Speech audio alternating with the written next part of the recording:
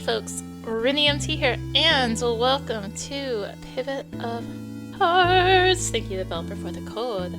Let's dive in and try to not press extra buttons, so skip text. Yeah. This game contains sequences of flashing lights. You can disable the effect in the options menu. I believe it's disabled. I believe. Yeah, so this is a second go at this. So I do have a save from before, but I'm starting fresh from the beginning. So let's go. Chapter 1. Old Friends. Here, my last healing spell. I've run out of mana. I appreciate it, friend. Sorry for my blunder back there. Don't worry, we can't win this fight without you anyway. Hey, I know it's important to harness the power of friendship and all, but can you give me a hand here already? It's fine. I can hold it a while longer on my own. The Archer and the warrior desperately fend off the attacks of the gigantic creature in front of them.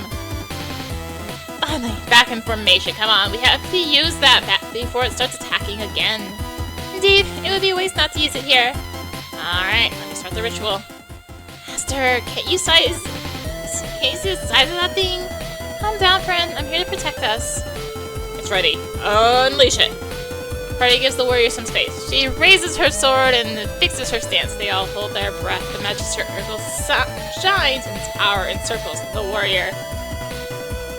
Begone, queen of slime, by the power bestowed upon me, I shall banish you to the dark world. Omni slash. Oh shit! It crashed again. It's the third time in a row now. I almost know the whole dialogue by heart already. Why did this bug have to happen at the end of such a long cutscene? I pushed myself away from the computer, and it's well past 10 o'clock. Well, I guess I'll quit for now. Lay on the back of my chair and sigh. Although there is not a single cell in my body doubting that I love developing games, times like this I honestly find myself wondering if programming was the right career choice. It makes sense. I didn't even touch this part of it makes no sense. I didn't even touch this part of the code. I scowl at the screen. Healing Quest was supposed to be a simple RPG that our indie studio started 6 months ago. It's our original take on a classic genre that scratches that itch for the good old times. Letting my arms drop beside the chair, I conclude that it's time to wrap up the remote work for today. I want to fix the bug now because tomorrow will be a busy day at the studio. We'll meet the new artist who's been hired to work on Healing Quest, and just to show how small we are, they appointed me, a programmer, as the new artist guide for the first few months. I have no idea who they are, though. I didn't even have time to skim through the resume. Hopefully they're patient enough to tolerate my humor, or rather, the lack of it. Huh? I reached for my cell phone and spotted a new message from an old friend. Barbara? Wait, I haven't seen her in a while.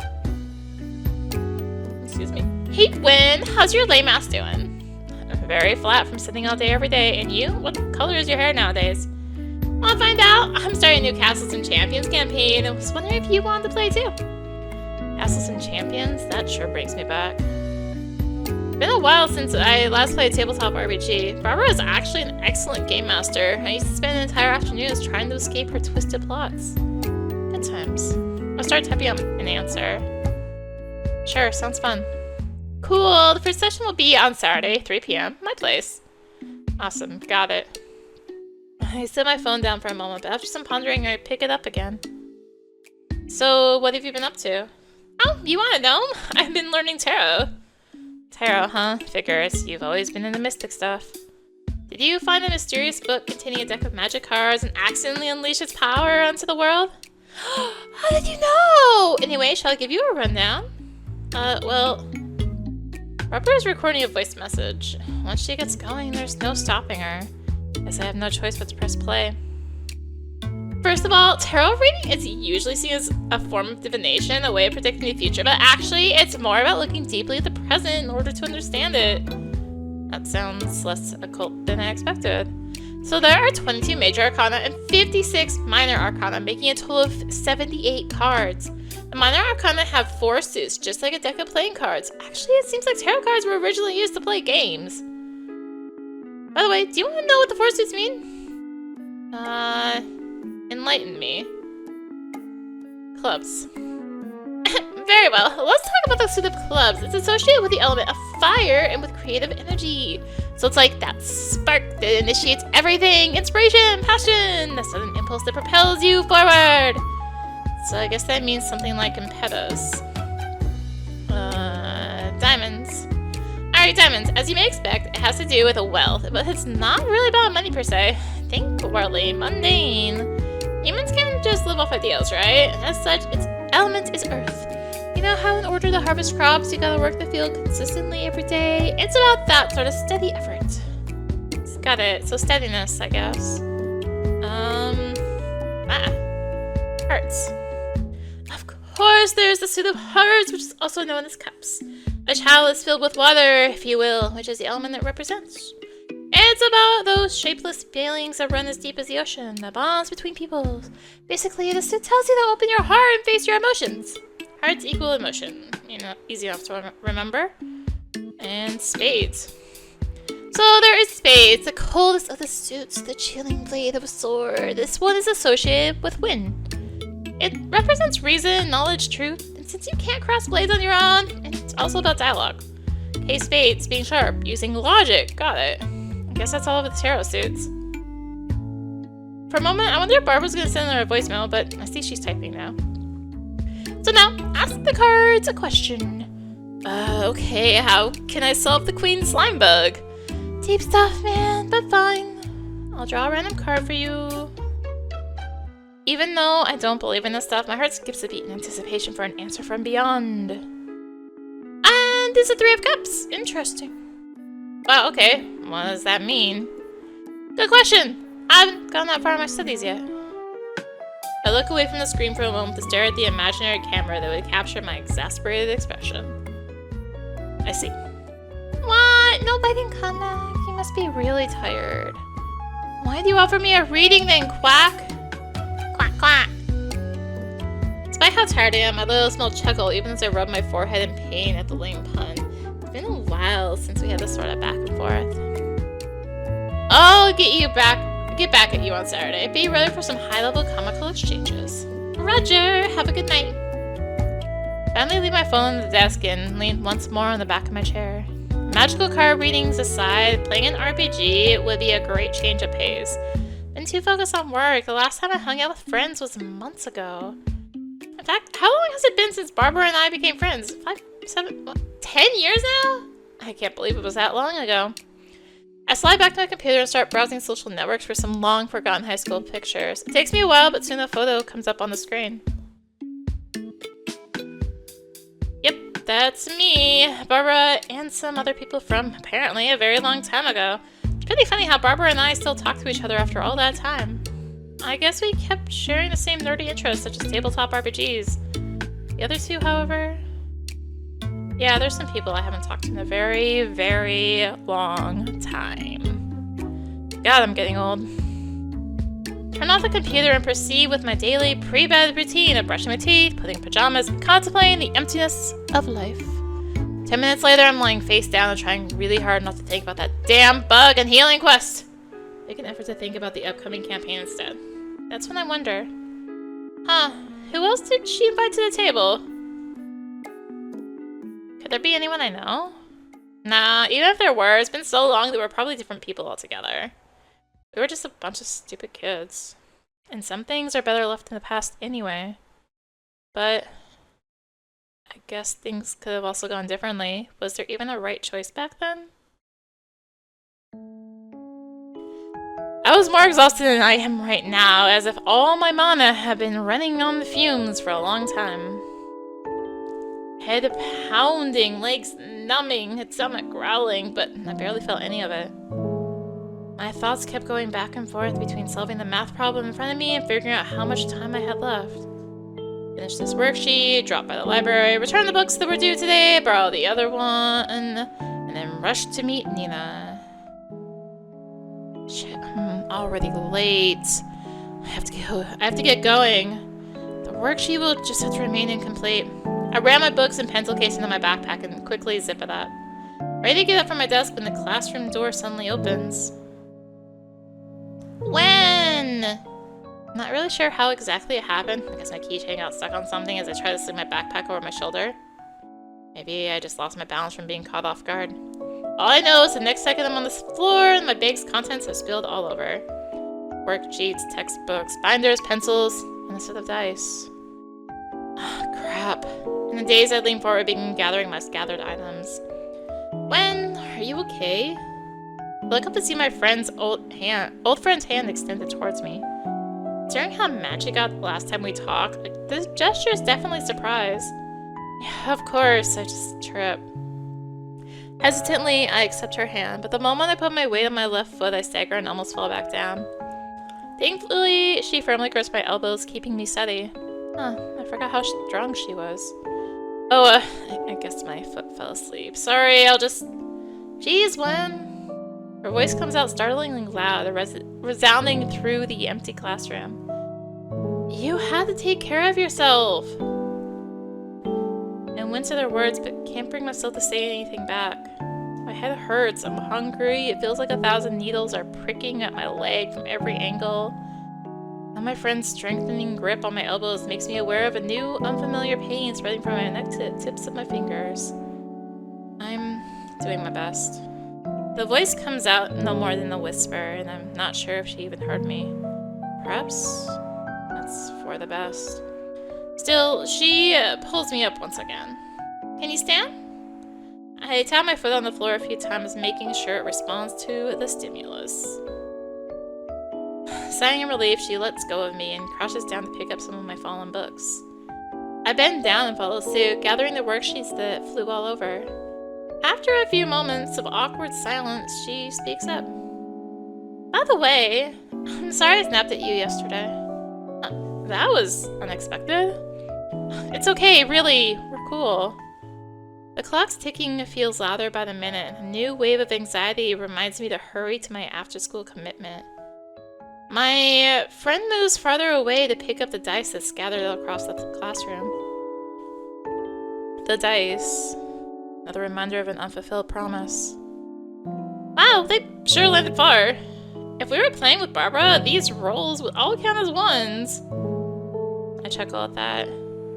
You're right. She's strict about that, but has no qualms about chucking dice at people. You're right about that. Look, a natural 20.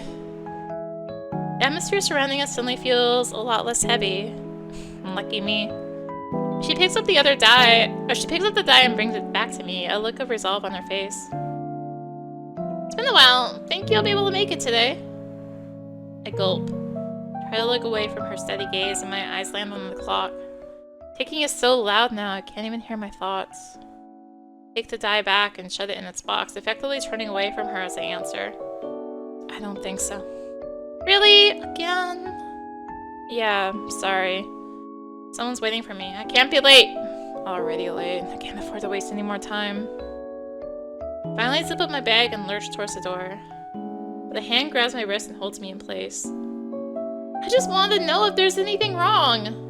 No, there's nothing wrong. There's a lot wrong, actually. For one, when did I start feeling so guilty just talking to one of my best friends?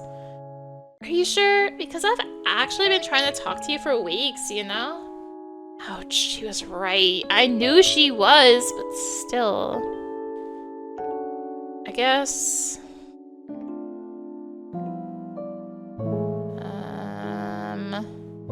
Is it logic? Blame it on upcoming exams. We were in our 3rd year of high school after all. College entrance exams were always looming over us.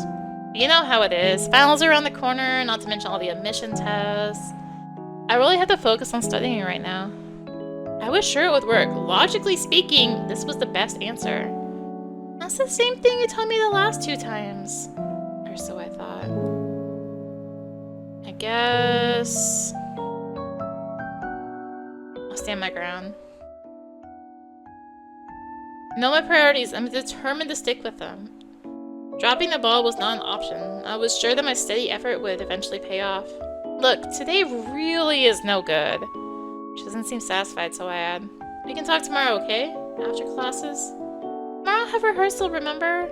Alas, that was not an option. Guess... I'll make a run for it. Remind myself of the very reason why I was in a rush. Nina. That was the impetus necessary. All the impetus necessary to get me going. Sorry, I'll catch you later. I twist my wrist, pulling away from her grip, and head for the door. Surely this will have consequences, but my mind is elsewhere right now. However, she's much more agile than me and quickly circles around, blocking my way. You're never really here anymore. Ouch. It'll only be a couple of minutes. Can't you spare that much? You're right. I'm sorry to have left you hanging like that. In the end, when I thought about how she must have felt, I knew I had to give in. You did leave me hanging. A lot. I'm glad we can finally talk. My friend stares intently into my eyes before asking, has anything happened to Nina? Is it that obvious? No, she's fine. In fact, she's waiting. If everything's fine, why have you and I been talking less and less to each other? Which, again, she had a good point. Me and Barbara used to hang out every other day. But things weren't so simple. If only I could explain it. It's just... I really can't say the truth is. I do not have. I think that's just in your head. We're okay, it's fine, really. In the end, I had no idea what she wanted me to say, and I didn't want to let anyone down. I tried to smile and sound as confident as I could, despite the burning doubts consuming me from inside. I could feel her expectations being thrown out as she sighed in disappointment. I'd hope you'd at least be honest with me. In the end, the past cannot be changed. I was too young to even understand the situation I was in.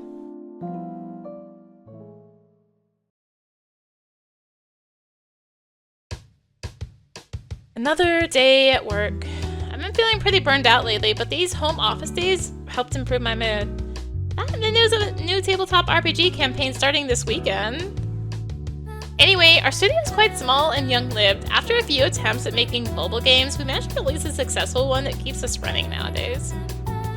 It was a very compelling clicker game about bunnies. Even I had to stop myself from playing it after 2 months of intense bunny civilization grinding. Anyway, now we have some money to spare. We're able to invest our time and effort into games with more creative freedom. And so, Healing Quest came into being. Good morning, Wen. Oh, hey, morning, Via. Yo, Wen, my dude, have you heard? Heard what? Sure, it's fine to have a little chat before diving right into work. The new hire, they're coming in today, right? Yep, I don't know anything about them, though. Anna from the art team was raving about it. And it'll definitely be a load off her back to have one more person on board. Yeah, but that's not all. Seems she's been following their work for quite a while. Oh, you're in the know. Give me the deets. Augusta slides his chair over to our side of the desk. Is the girl?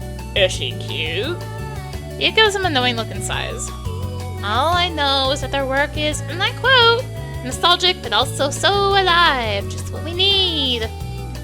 So try not to scare them away, alright? Me, I'm so friendly though. When's the one they should watch that scowl? So cold. I'm in power saving mode.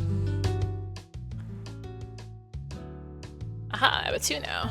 That said, I unintentionally crack a smile at the programming team's morning banter. Makes me feel like some of my worries are not that bad after all. However, one glance at the glitched screen of Healing Quest brings me back to the harsh reality of work. Hey, Wen, I just found another bug. I feel my veins twitching on my forehead. Is it game breaking? Because I'm still working on that Queen Slime Crush. No, just some matter physics work, so I'll put it on the backlog. I struggle not to look at the whiteboard with the backlog cards. Every time I glance at that pile of work, I feel my heart skipping a beat. As my colleague returns to her desk, I whisper to myself, focus, Wen. Focus. Spend some time tracking down the Queen Slime bug. Before I know it, it's already time for the meeting with the new artist. I'm expected to grade them at room 3, if I recall clearly. Hey, Wen, take a seat. Caua.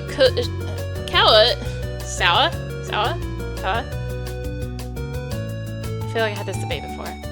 Caua? Caua? Caua should be here shortly. I do as I'm told. As soon as I land my butt on the chair, the project manager starts with its usual talk. It's so nice that we're spending our team. We can finally make bigger games. With even more passion. You remember how it was when we started, right, Quentin? You've been here since the beginning, after all. I feel like I had this conversation 10 times already. Yeah, sure. Hard times. I remember when Too Short knocks on the door. There we go. I can kind of pick up on my desk. It's Too Short knocks on the door and interrupt me. It's the newcomer. Thank God. I like him already. A slim and tall guy walks into the room. His stylish looks give him a strong designer vibe. Hey, Caua! Welcome! Have a seat as well. This is Andre Wenjian, but we all call him Wen. He's our lead programmer, one of our oldest employees around. Oh, hey. Excuse me. Approaches me and extends his hand. After giving me a firm handshake, he says, Nice to meet you, Wen. I heard you're gonna show me around the studio today, is that right?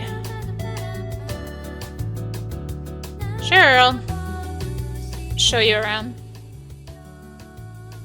Nice to meet you too, and sure, I'll show you around. Feel free to ask me anything. Things can be overwhelming at first.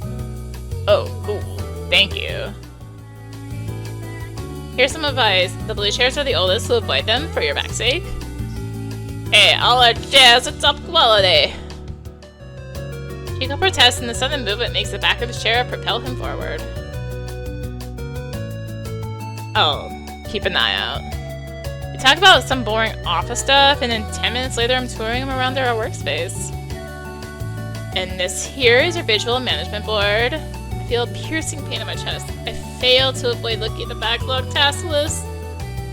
Now that's a long backlog. A second pain crosses through my veins. I visibly flinch. Yeah, I suppose? I quickly take him to the artist section to avoid further questioning. And last but not least, this is where you'll be working. Anna and Beto will be your teammates. The artist section consists of 2 joint desks where 2 pairs of people can seat across from each other. Anna and Beto are bent over their drawing tablets. They stop to stretch and exchange greetings with their new lead artist. Before I know it, they're already discussing Healing Quest art style. Oh my gosh, the pixel art in this game is so cute. It's so heartwarming and nostalgic. I remember staring at the screen for hours when playing my favorite RPGs to try and reproduce the characters and monster sprites pixel by pixel on the computer. Anna and Beto chuckle along with Caua as they exchange stories about their career's origins. I see that as my cue to end the tour and swiftly leave them talking. I go back to my desk to squeeze in some work before the next meeting. As I go about the other meetings of the day, I keep seeing the artists talking and laughing warmly. I'm very impressed by how fast Caua befriended them, considering he's effectively their new boss. It's not that simple to start a hierarchically bound relationship like that. Maybe it just makes people feel comfortable around him? Guess we'll find out.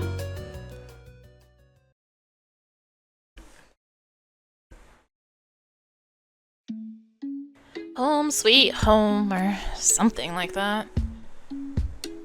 These days have been so hectic, I barely had time to clean my place. It's gotten to a point where Queen Slime might sprout out of a corner. I shudder at the thought and begin picking up and folding some shirts. Pull open a drawer to stuff them into, but realize it's already overflowing with haphazardly thrown in pieces of clothing. And when did it get this bad? Am I becoming a workaholic? Sighing, I kneel down and start pulling out the messy shirts to fold it properly. Just think of this as Tetris, Wen. You'll be done in no time. This takes me back. It's an old t-shirt in front of me. I hold an old t-shirt in front of me.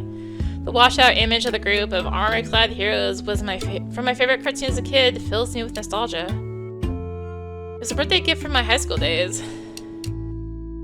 If I'm not mistaken, the day I got this. Move over to my PC and quickly look for the old photo I had uncovered the other day. Yep, I got the shirt from her that day. I haven't worn it in years, but the attachment still lingers, despite the fact it's been years since we last talked.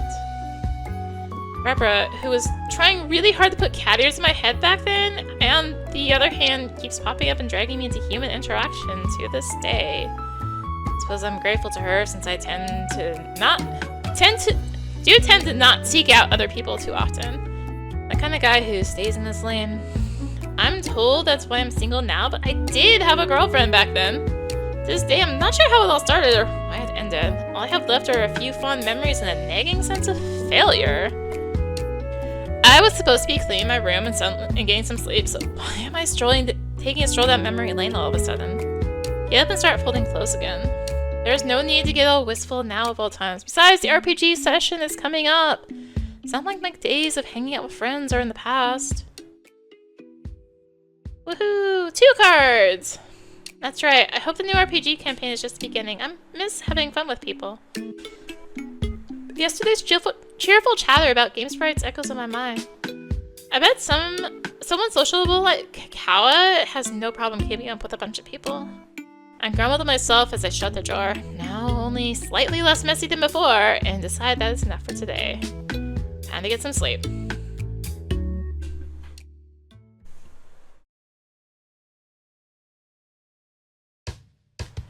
It's been one hell of a week, but thanks to Caua, we've made significant progress with the visual aspects of the game.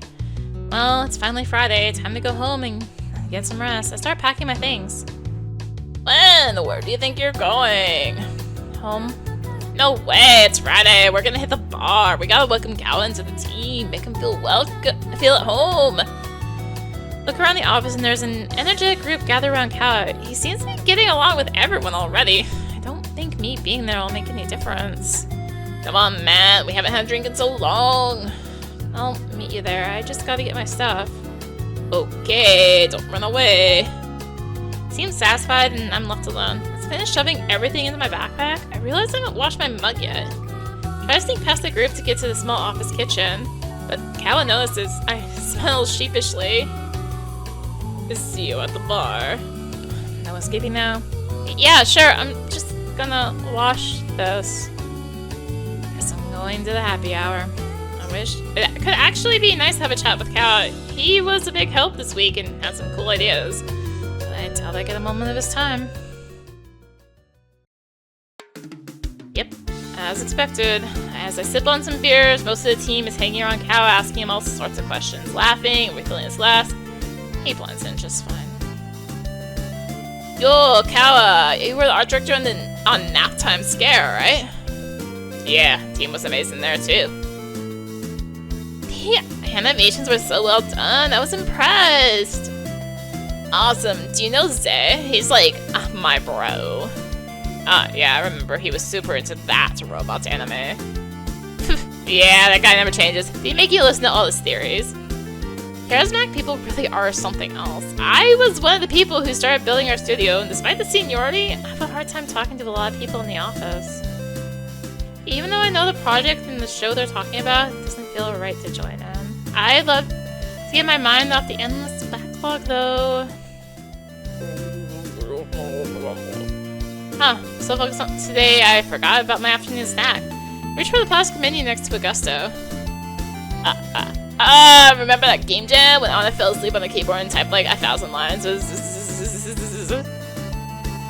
Oh yeah, and the Nacho Rita thing?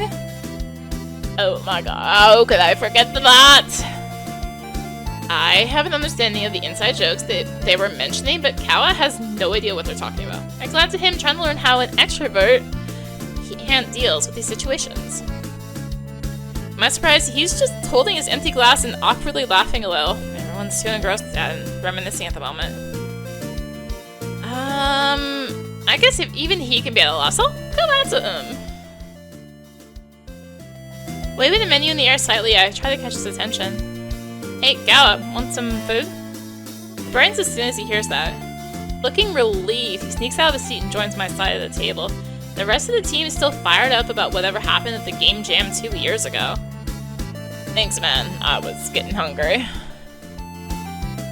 Same. I'm pretty weak with alcohol, so I gotta eat. Wanna share some fries? Hell yes! No, I'm craving some fried polenta. That's even better. Last time I ordered polenta instead of fries, my pals berated me for it. This guy's alright. He calls out to the waiter in a friendly voice. Excuse me, Chief. Could we have a big portion of fried polenta? And glances at the empty bottle on the table and then looks at me, awaiting approval. I nod. And another beer, please. Sure thing. Caua leans back on his chair and places his phone on the table. I can't help but notice something familiar about the strap hanging from it. It's a helmet shaped like a dragon's head. Could be. Hey, is that from Warriors of the Horoscope? Oh, there is. Caua picks up the phone and lets the strap hang between us, showing off the detailed charm attached to it. Sure is. I'm a huge fan, even now. Really? Me too. Caua rolls the little helmet between his fingers. This guy was my hero growing up. He always had everyone's backs. Yeah, he was cooler than the main guy anyway. That's what I always say. You know that arc when... Suddenly a beer bottle and a tray of fried polenta appear in front of us. Here you go. Thanks. Caua fills up our glasses and holds his up with a smile.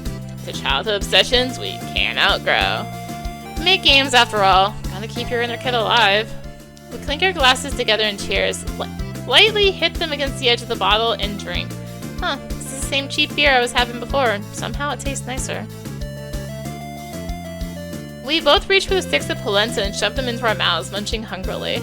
It sure has been a while since I had this. I can't help mumbling with my mouth full. Polenta was a good call. Caua closes his eyes and nods enthusiastically, savoring the taste. Right? I just can't help myself. I keep grabbing more polenta and washing down with a beer in an endless cycle interrupted only by my need to talk about my favorite cartoon. We keep on discussing what was the most intense battle, the craziest moves, some questionable adaptations. Surprised at how easy this is. I'm kind of having a great time. By the way, I have no idea what time it is now. Yo, Wen! What you doing? I realize I'm standing up, precariously balancing myself on one leg while undulating my arms like wings, imitating the Swan Warrior's signature move. All that while holding my cup of beer. It's not that bad though. Caua is striking an equally dramatic pose. Eyes closed, stance wide, one fist thrown up in the air. At least he hasn't lost his shirt into it, like an accurate reenactment of the dragon attack would require. We're just having an important conversation. Try to regain my balance. I don't see you like this often. Come on, man, I need your help. Grabs my wrist and drags me into the bar. What? Well, maybe I'll order more polenta at the counter. Sure is crowded in here, though. Augusto places me next to the TV and puts something in my hand. He takes a couple steps away and starts waving his hands in the air from side to side. A familiar, tacky melody reaches my ears. I was going to see if what's on the old CRT TV would give me any hints as to what's going on. Oh no. At the same time as my brain processes that the words on the screen are lyrics, I realize I'm holding a microphone. It's that song. That one song you can't escape from if you step into a karaoke in this country. The one people sing loudly, drunkenly, cathartically.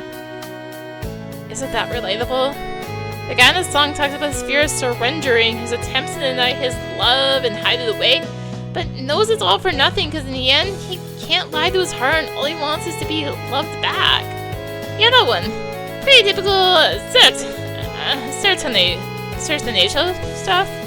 I'm gonna butcher the Portuguese, I'm sorry. As I mused about the cheesy lyrics, I noticed something on the screen.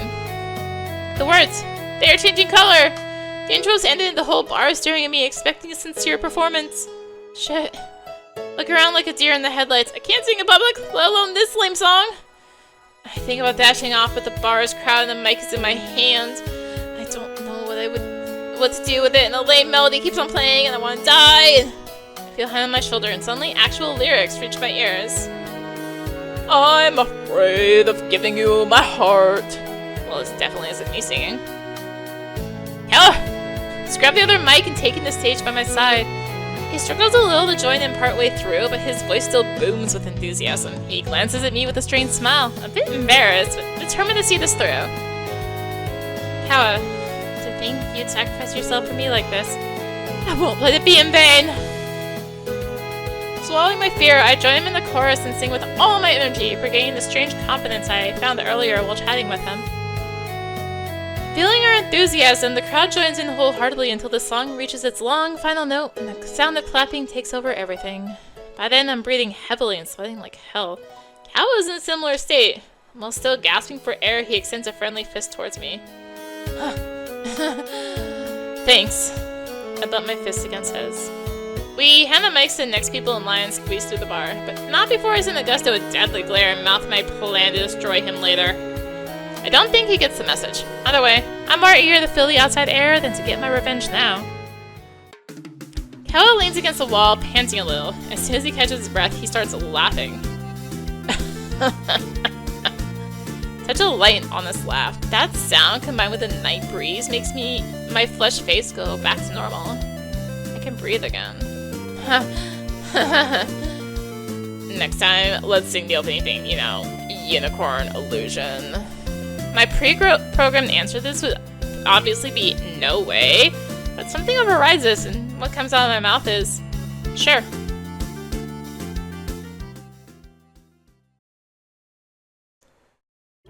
Ugh. I'm not sure what woke me up, the persistent headache, the dryness in my throat, or the sunlight shining through the window, as I clearly forgot to close the drapes last night. Sitting up, I noticed that Drunk Win was smart enough to leave a glass full of water on my night table. Good job, Drunk Win. Grab the glass and gulp it down faster than the beers I had last night. Ah, that's right. I embarrassed myself in public singing that lame-ass Sartenacio song. The memory makes me want to crawl back under the covers. As some relief sets in from hydrating myself even slightly, I recall that I wasn't alone then. Right, Caua backed me up there. I made it a lot less terrible. I guess it wasn't all bad. He's a pretty cool dude, and we gotta talk a lot about warriors of the horoscope.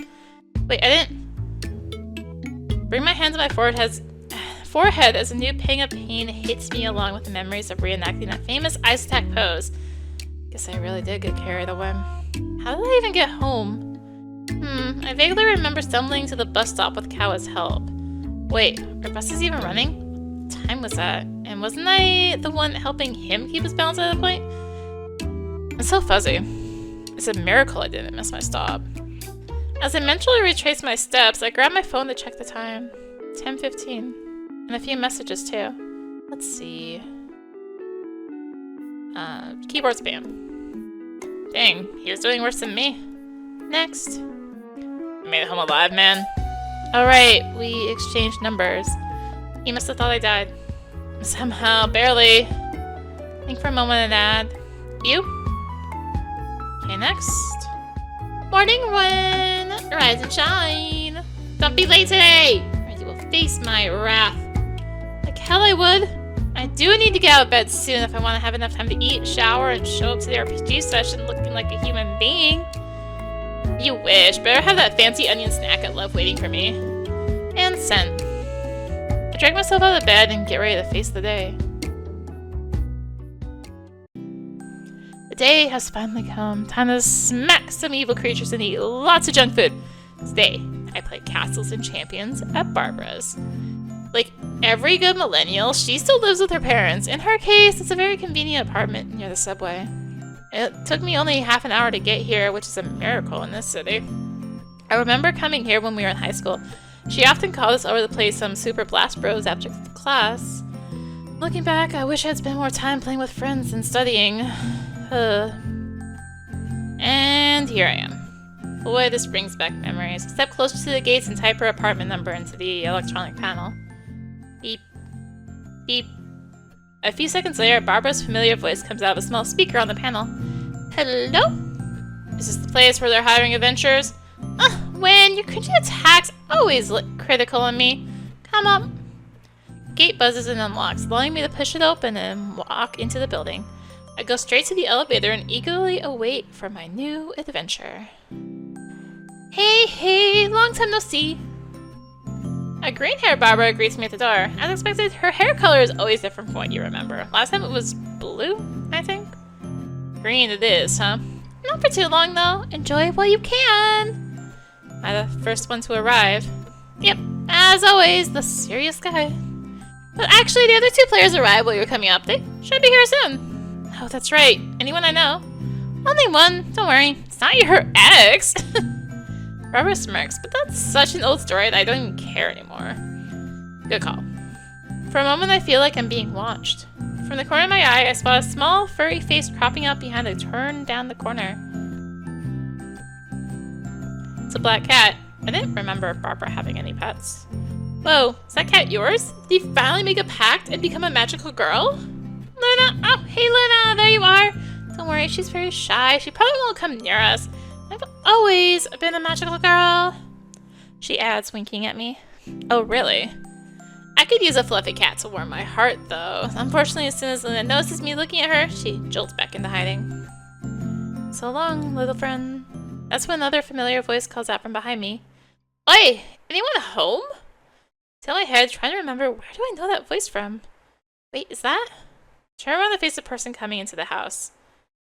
Is that you, Andre? To my surprise, a friend I haven't seen in ages is standing in front of me.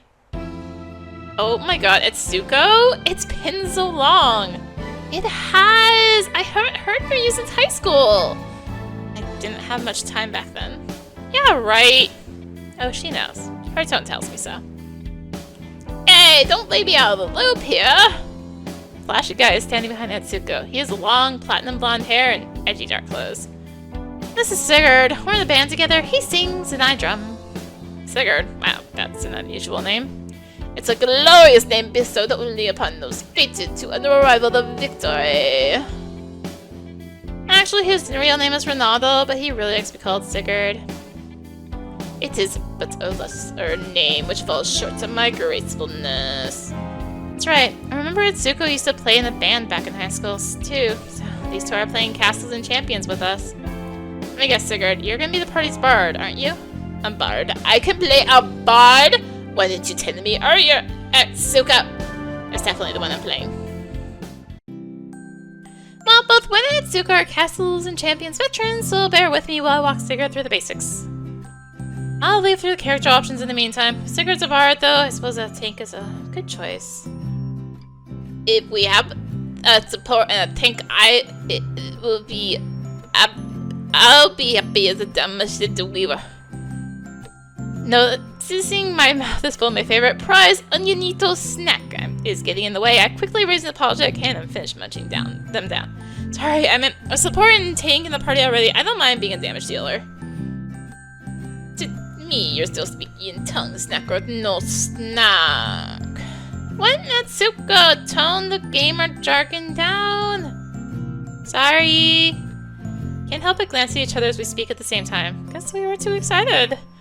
Tabletop role-playing games, or simply TTRPGs, can be very daunting for newcomers after all. We don't want to overwhelm Sigurd and turn him off. That's fine. I know you're super excited to play my game, as you should. Now, Sigurd, let's start with the basics. Barbara goes on to explain the general premise of TTRPGs. In summary, someone acts as the game master, a mixture of narrator and arbiter, then other players what their characters see and hear. Then these players explain what they want their characters to do. The game master narrates what happens after that, and the cycle repeats on and on and on. That's it. It's a fun kind of game because you get to be and do things you never could be in real life.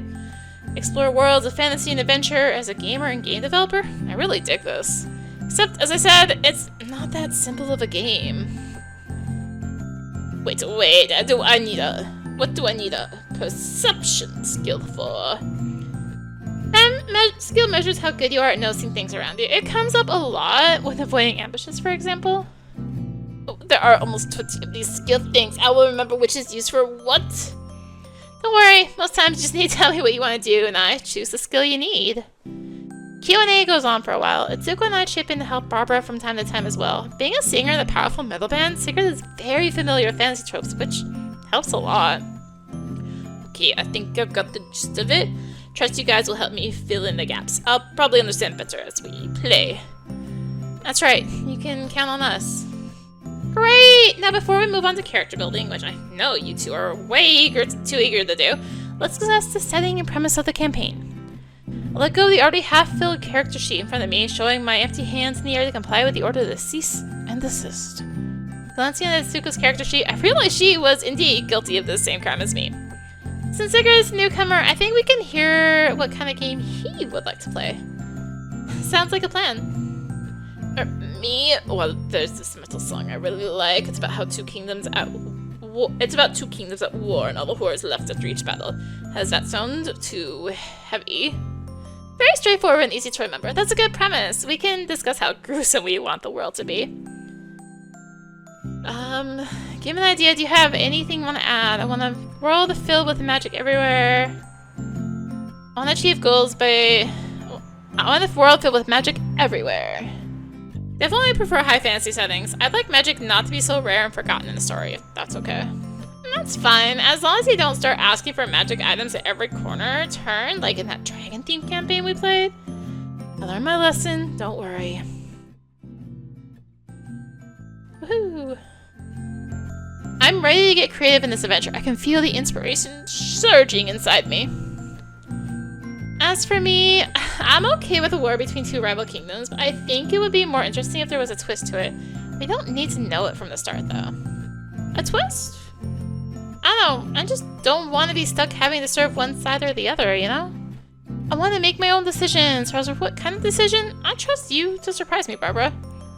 No problem. I'm on it.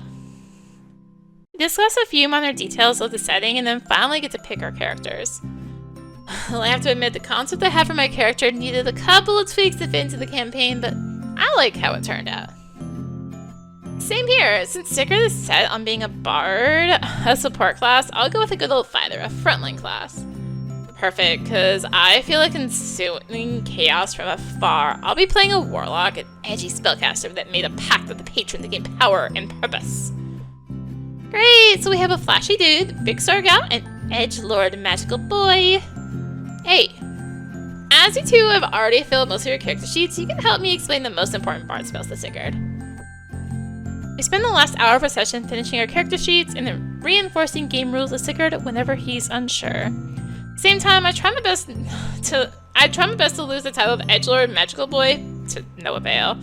My deep knowledge of castles and champions lore is nothing compared to Barbara's shenanigans.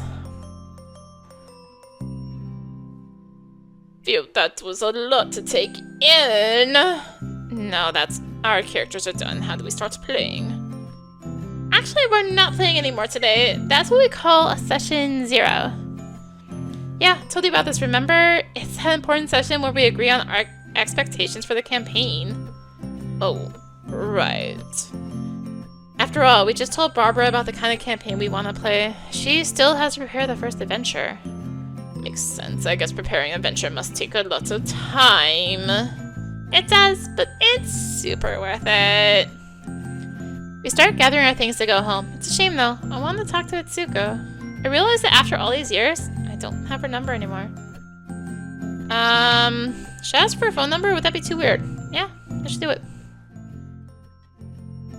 Hey Etsuko? Yeah? We haven't talked in so long. Can I, like, message you? I don't think I have your number anymore.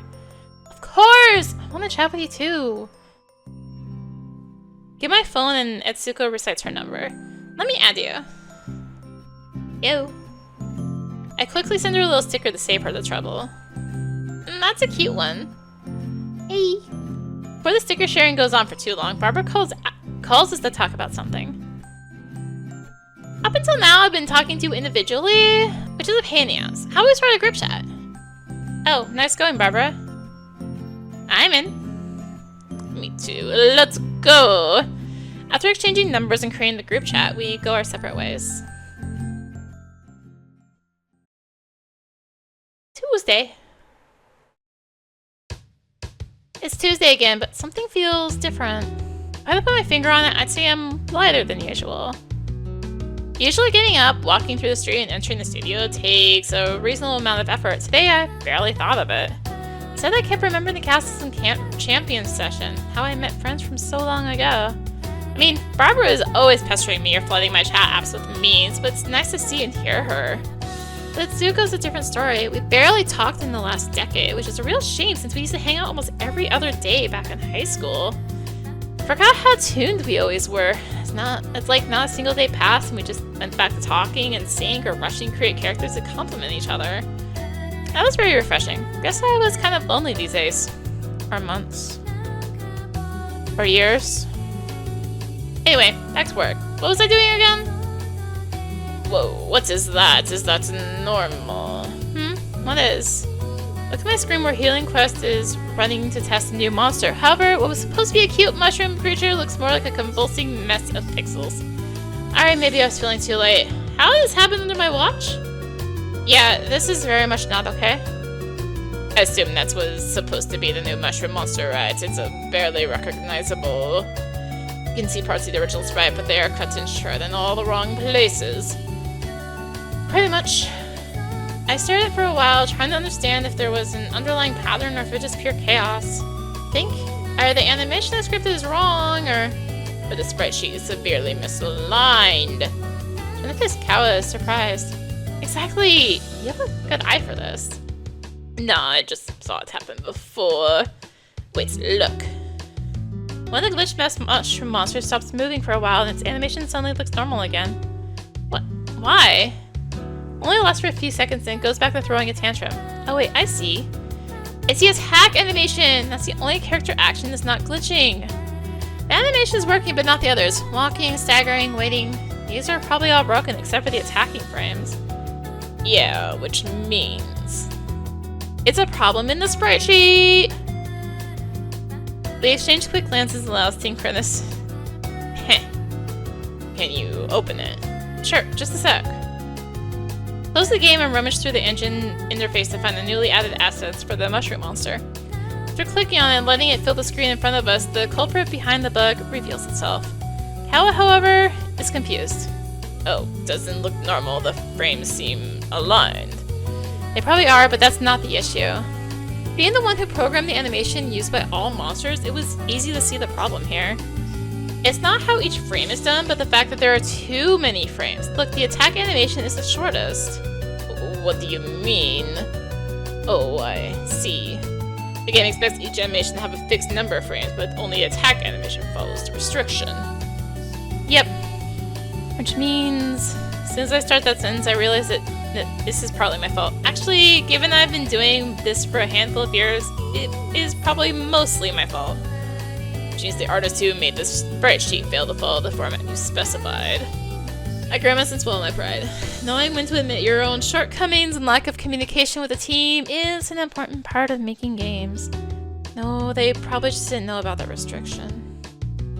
Close the mushroom monster sprite sheet and open another containing a hideous stick character animation sheet done by yours truly. When we started doing monsters, I showed the artist this template and told them the monster sprite sheets had to fit this format. The sheet contains sample animations using my very poor art skills. My rationale was that the artist would only ever draw sprites using the exact same number of frames I showed them. I thought showing was the best way to explain it and didn't even consider the possibility that they might want to create longer or shorter animations. I see, it makes sense. I also felt too restricted by how our RPG creator fixed the number of frames I could use to animate my characters. It's naturally important to vary the sprites and make each of them feel unique. I hadn't thought of that. Then again, I'm a programmer, not an artist. How should I have known? Maybe if we had a lead artist to voice the artist's concerns back then. Now what? How are we going to fix this? Indeed, how? This affects both programmers and artists, since changing how the animation works to fit the sprite sheet could impact all other animations. Well then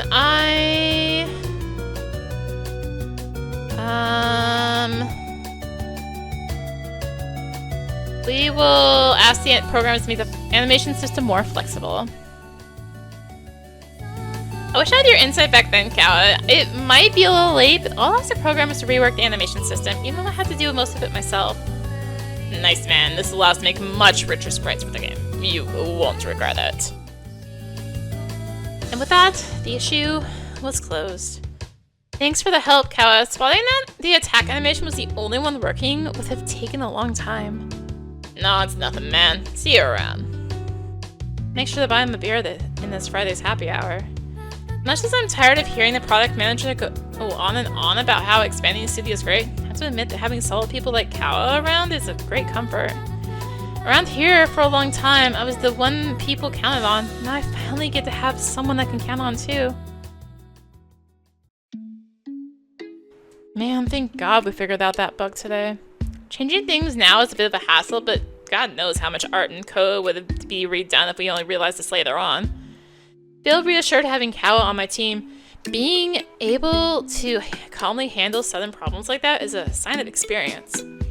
I wonder what kind of stuff he's done before. If I'm not mistaken, while everyone was hoarding Caua on his first week, they mentioned a game he worked on before? Yeah, Nap Time Scare. Guess I'll check it out. Type the name into the search engine and quickly find the studio's page. Pixel art is really nice. It looks childhood and at the same time gives a game with a simple concept of creepy edge. It seems to be a puzzle game about turning off the lights in several rooms before going to bed. The animation of the character jumping into bed is endearing. Guess I'll download and have a go later. I scroll through the rest of the page and sure enough, Caua's name is on the credits. Caua Reyes da Costa. Kind of an impressive name when you see it like that. Maybe I'll look him up, see what else he's posted. Never mind. On the game's info page, a link leads to Caua's portfolio. Good. As soon as I click, I'm greeted by his many colorful creations. Posts quite often, yet every piece looks lovingly crafted. Keep scrolling, do a double take of the small animation. Is that a Warriors of the Hope gif? Pixel sprite of the famous dragon attack moves smoothly and the character is recognizable even in the simplified state.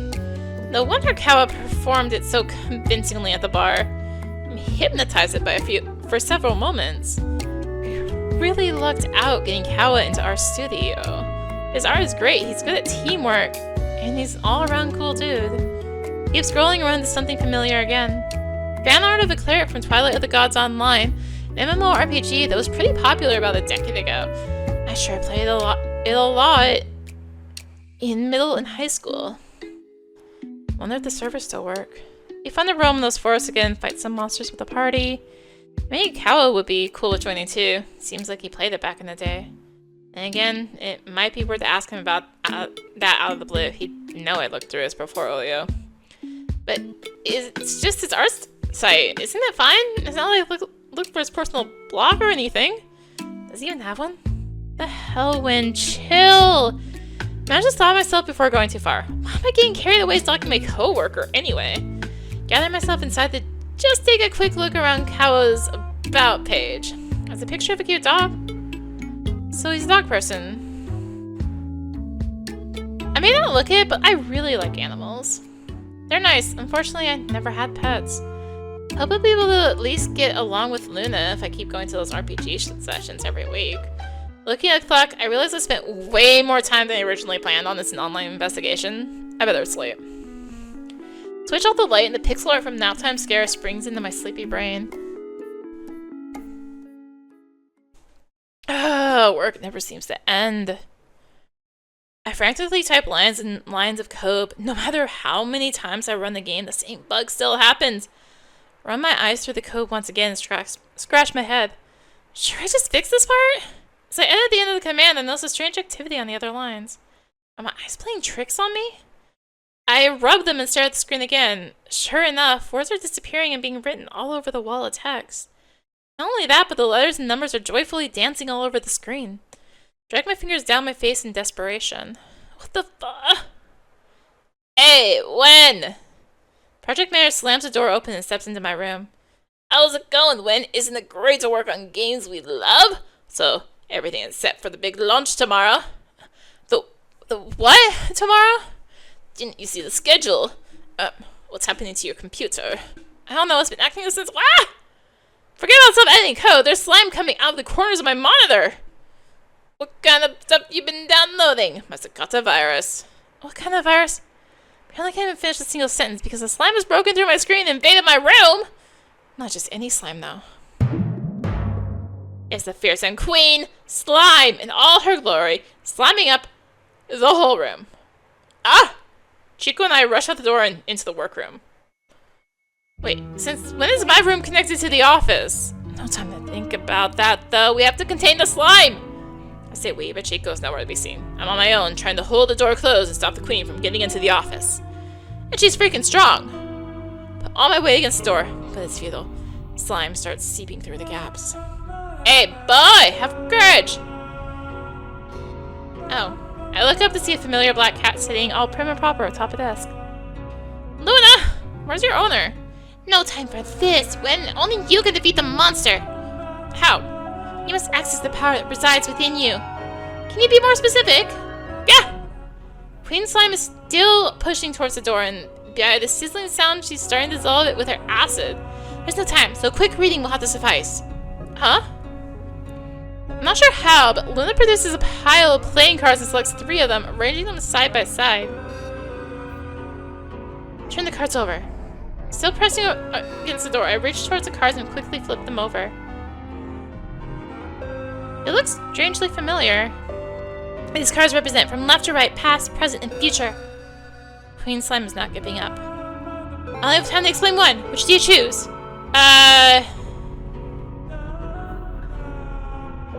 Past. Queen of Spades. You've run away from the duel before, haven't you? There was something you couldn't face. Someone you couldn't face. That does ring a bell. You refused to draw your own blade, but that in turn may have caused more suffering. Back then, that was the best you could do, but you are wiser now. Pierce through the noise and confusion and arrive at the truth. Okay, that was enlightening, I guess. Now what? Now raise your arm and repeat after me, magical boy, when Jean... Download! Download? Right in front of me emits a bright light and a cheerful tune starts playing. I'm suddenly engulfed by colorful light. It feels like I'm no longer in this world, but in a sparkly, faraway galaxy.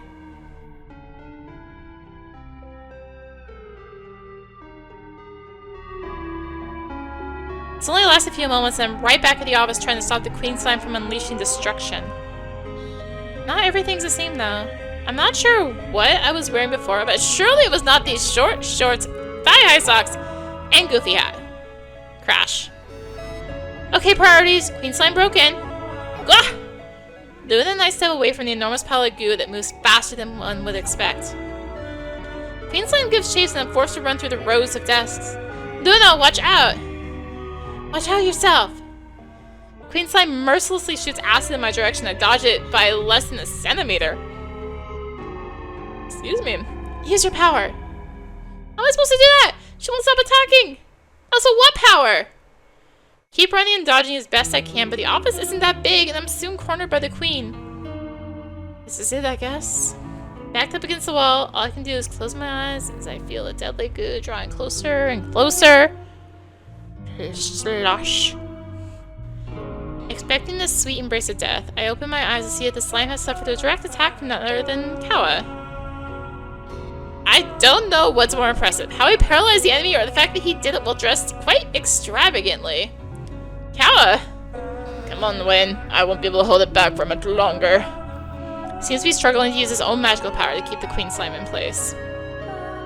Now, Win! Attack! Attack?! What attack?! Quick, Win! Quick! Fine!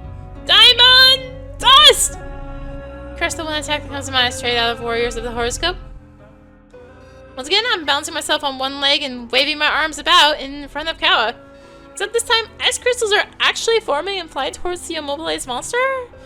I keep at it for a little while until I'm losing balance and Queen Slime seems to be safely frozen in place.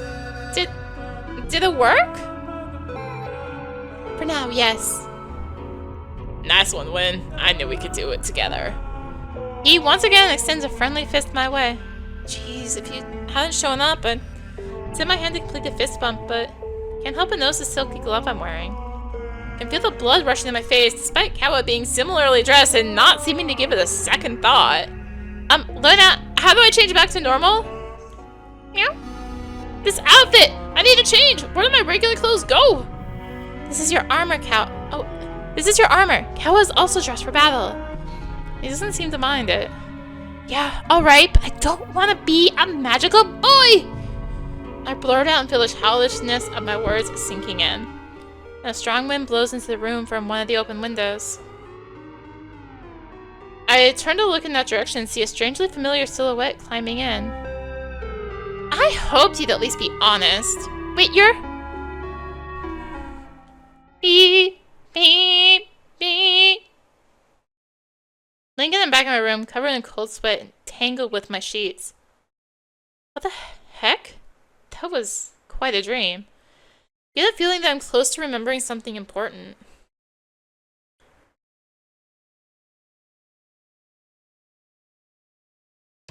Yin? Oh. Yo, Wen! Huh? You alright, Wen? We've been calling your name for a while now. Yeah, dude, you are totally spacing out. Ugh, sorry, I'm kinda tired. Not enough sleep? Were you up all night gaming? Actually, I had the weirdest dream. I did sleep. I had the weirdest dream. I ended up blurting out before I can stop myself. Oh, want to share? Oh, weird. How? I was debugging Healing Quest. Jeez, lame. How workaholic are you? And the project manager Chico showed up and the Queen Slime broke out of the screen. That Queen Slime issue is really getting to you, huh? Yeah. And then I had to fight her and my friend's cat showed up. And then I don't really want to get into the magical play aspect of it. And then I guess I don't remember the rest. That's all. What color was the cat? Anna pops out of nowhere, jumping right into my dream analysis. She was black. So is it like a sign of bad luck? Not really. Dreaming of a black cat has to do with your independence and creative energy. It can mean you're afraid of trusting your intuition. My intuition? I've also read it could mean you're refusing to acknowledge your feminine side. I'm reminded once again of my flashy costume. Why is her analysis spot on?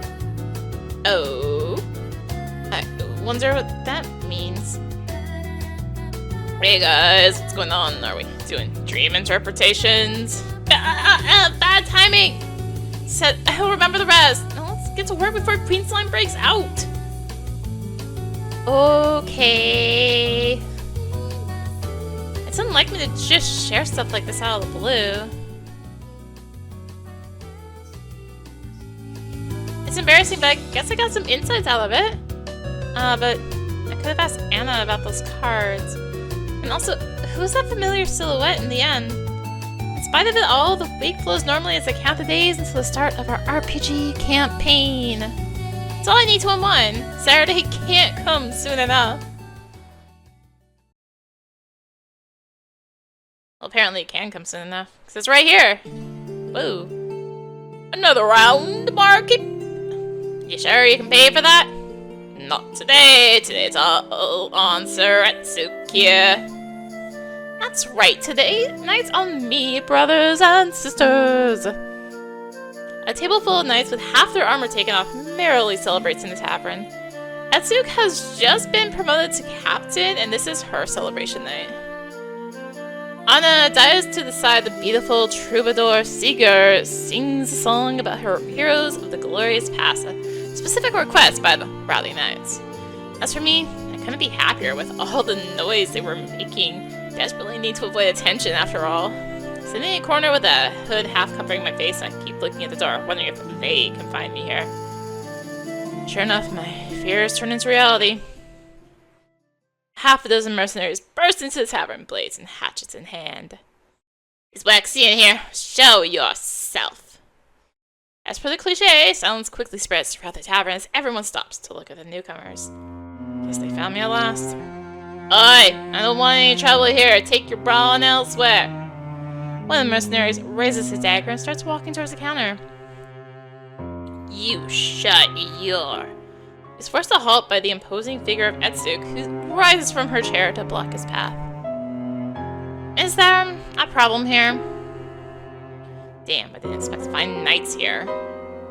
Look, Lady Knight, our business with Waxy, our boss has some unfinished business with him. That goes both ways, but I'd rather not be captured here. Alright. Knight Captain motions around the place, waiting for a response. Obviously, I keep quiet. Well, since no one named Waxy is here today, sorry, pal. I wouldn't be so sure until I was pretty confident on this spot. I'll tell you guys if I see any Waxy, alright? You should leave and let my customers enjoy themselves after a very tiring day. That's it! Impetuous mercenary tries to find a way around Etsuko so he can shut the barkeep up for good. Can I try to stop him? Of course! Make an athletics check. Alright, let's see. 17! Nice! Etsuko raises a firm hand and holds the mercenary in place. And hisses at her and prepares his dagger. Then I guess I'll just have to get rid of you first. Congratulations, Etsuko. Your interference has angered the mercenaries. Enough. Roll for initiative. Sound of dice hitting wood fills the room, followed by quick notes and verbal confirmations. Inside the tavern, the clatter of dice translates into the clang of metal on metal as Etsuko's squad confronts the mercenaries. One of the mercenaries throws a knife at one of the knights who dodges it. Instead, the knife flies towards Sigurd on the dais. He gracefully moves aside and the blade sticks to the wall behind him. How unpleasant! These ruffians come in here and wreck my performance! Let me show you not to cross the board. As he joins the fray, all the other customers flee the tavern to the barkeep. It's dismay. I stand up so as to leave, but I can't let these good knights bleed for my sake. I wait for the right moment. I can't let them bleed for my sake. So much for keeping a low profile. I grab my staff and promptly position myself in line of sight with one of the mercenaries. You see, even with half her armor off, that Etsuko knight can still withstand at least double the number of strikes I could. Thus, it is in my best interest to fight from this distance, especially because this will be very flashy. Hey, look behind you! Too late. Still greatly distracted by the knight, the mercenary in front of me fails to defend himself in time. A beam of crackling energy blasts from the tip of my staff and pierces through the mercenary's leather vest. Falls to the ground as the air fails to gather in his lungs. So that's where you were, Wexium. After him, everyone! Cover is blown, all the mercenaries turn to you and... Good to know you are safe, though it seems you might be in for a lot of trouble, Mr. Wexian. Yeah, thanks for covering for me. I owe you knights one or two. That was all we could say to each other in the heat of battle. As the mercenaries advance, the tables turn on me and I find myself cornered. I'm not so fast, a scoundrel. Bardus managed to stab one of the mercenaries with a dagger and, after climbing on top of one of the tavern tables, opened his mouth wide. Mystic words unknown to me filled the room. I could feel the power in them flow into me. Suddenly, the three mercenaries in front of me looked no scarier than little rats shrieking with little teeth. Guided by the magic of Sigurd's song, my spells become quicker and more lethal. I zap another mercenary down. Ready for more, though they were now too close for my liking. I can't let everyone else take the glory on the very day I'm named captain. With impressive surge of strength, the knight captain swings her sword in two consecutive arcs, putting down the two remaining mercenaries. There's only one left now. Damn, Wexian, this won't be the last you see of me. With trained maneuvers, the enemy leader dodges his way out of our reach and leaves the streets outside. And so, it comes to an end.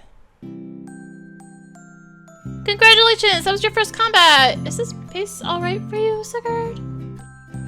It takes me some time to find the right spells during my turn, but I feel like I learned much more in the last hour than I did reading those walls of text in the rulebook. That's right, you'll learn much faster by playing.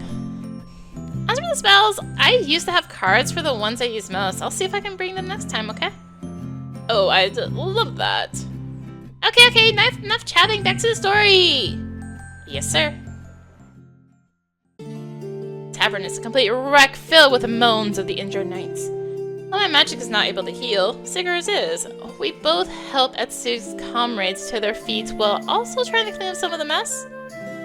I wonder where those mercenaries came from. I'm usually familiar with sellswords from around here, but I'd never seen those guys before. I'd heard some rumors about them, but as far as I knew, their turf was usually over at Burmos Empire. We all turned to the entrance where the voice came from. Is that you, Commander Rexus? The sound of heavy-plated boots prefaces the entrance of a tall woman, even more menacing and stronger looking than Etsuko herself. Check an axe on her back is all the evidence I need. I heard about your promotion today, Etsuko. Please accept my apologies for only being able to congratulate you in such poor conditions. Etsuko and the knights promptly stand at attention despite whatever pain their entry still causes. Commander, the honor is mine. At ease, all still off duty. Please rest and relax. Good to see you, Commander Rexus. Is your old man still ruining every other meal over at the fort? Indeed he is. At least he doesn't charge as much as you for it, old friend. Because I actually know how to make food. I'm sure you do. Of course, the barkeeper is never just a random NPC, is he? Shh! Andre, let her continue! Etsuko lightly slaps my arm, smirking. Robert raises an eyebrow at us. However, before I can process the implications, she continues narrating. Anyway...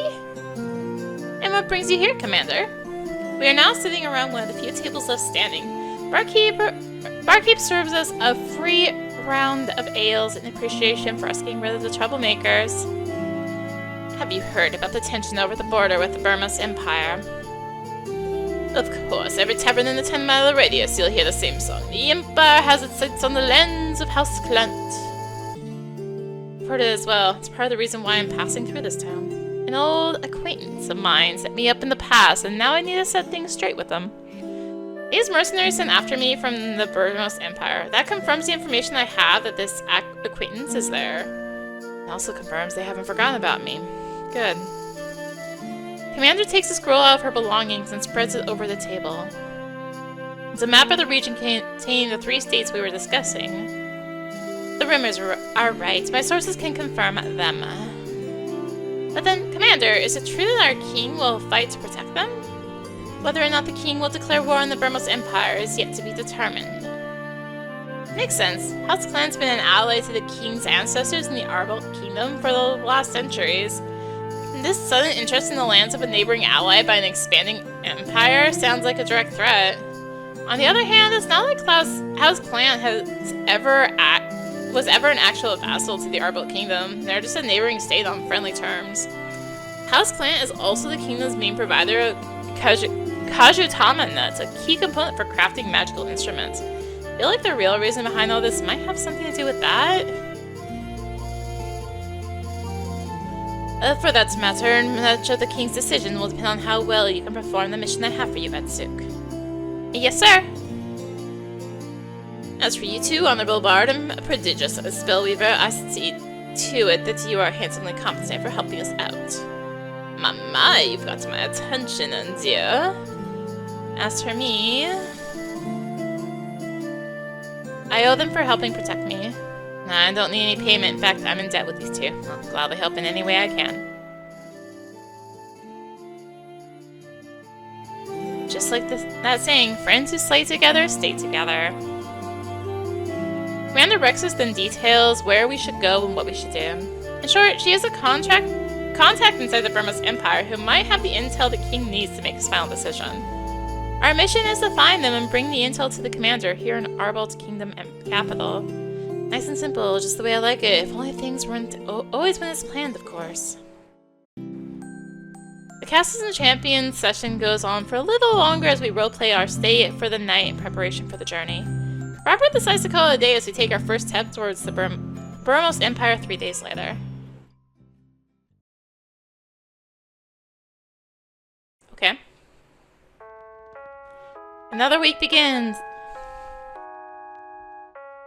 Excuse me. Another week begins. It's still only Monday and I'm already excited about the next RPG session. I wish I could just jump through solving bugs and completing tasks from the unending backlog this week. If only life had a skip button. Just as I'm thinking about Castles and Champions, I hear my phone's message ringtone. See a message preview on the screen is from our RPG Tables chat. Hey guys, Zero Absoluto is playing next Friday. The show will be at Mutsugi Fish Shop, 8 o'clock. Sigrid and I will be very happy if you come and see us. Each and every soul will add to the burning flame of our glory. A power metal concert? Never been to one. Part of me feels like going, but the other part is feeling a little lazy, intimidated. It's kind of out of my comfort zone. Wow, that sounds super fun! I'll check my schedule, but I'm pretty sure I can go. Probably wouldn't go by myself, but if Barbara's going... Okay, I think I can make it too. Yay! We'll see you there! Throw myself on the bed, cover my eyes with my arm, and close them for a bit. That's right, Etsuko used to play in a band in high school too. Start reminiscing about our school days when a particular memory comes to mind. My eyes snap open and I get a little flustered from remembering what happened at the time. Oh boy.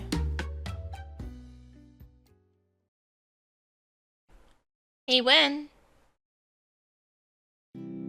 Let me copy your math notes.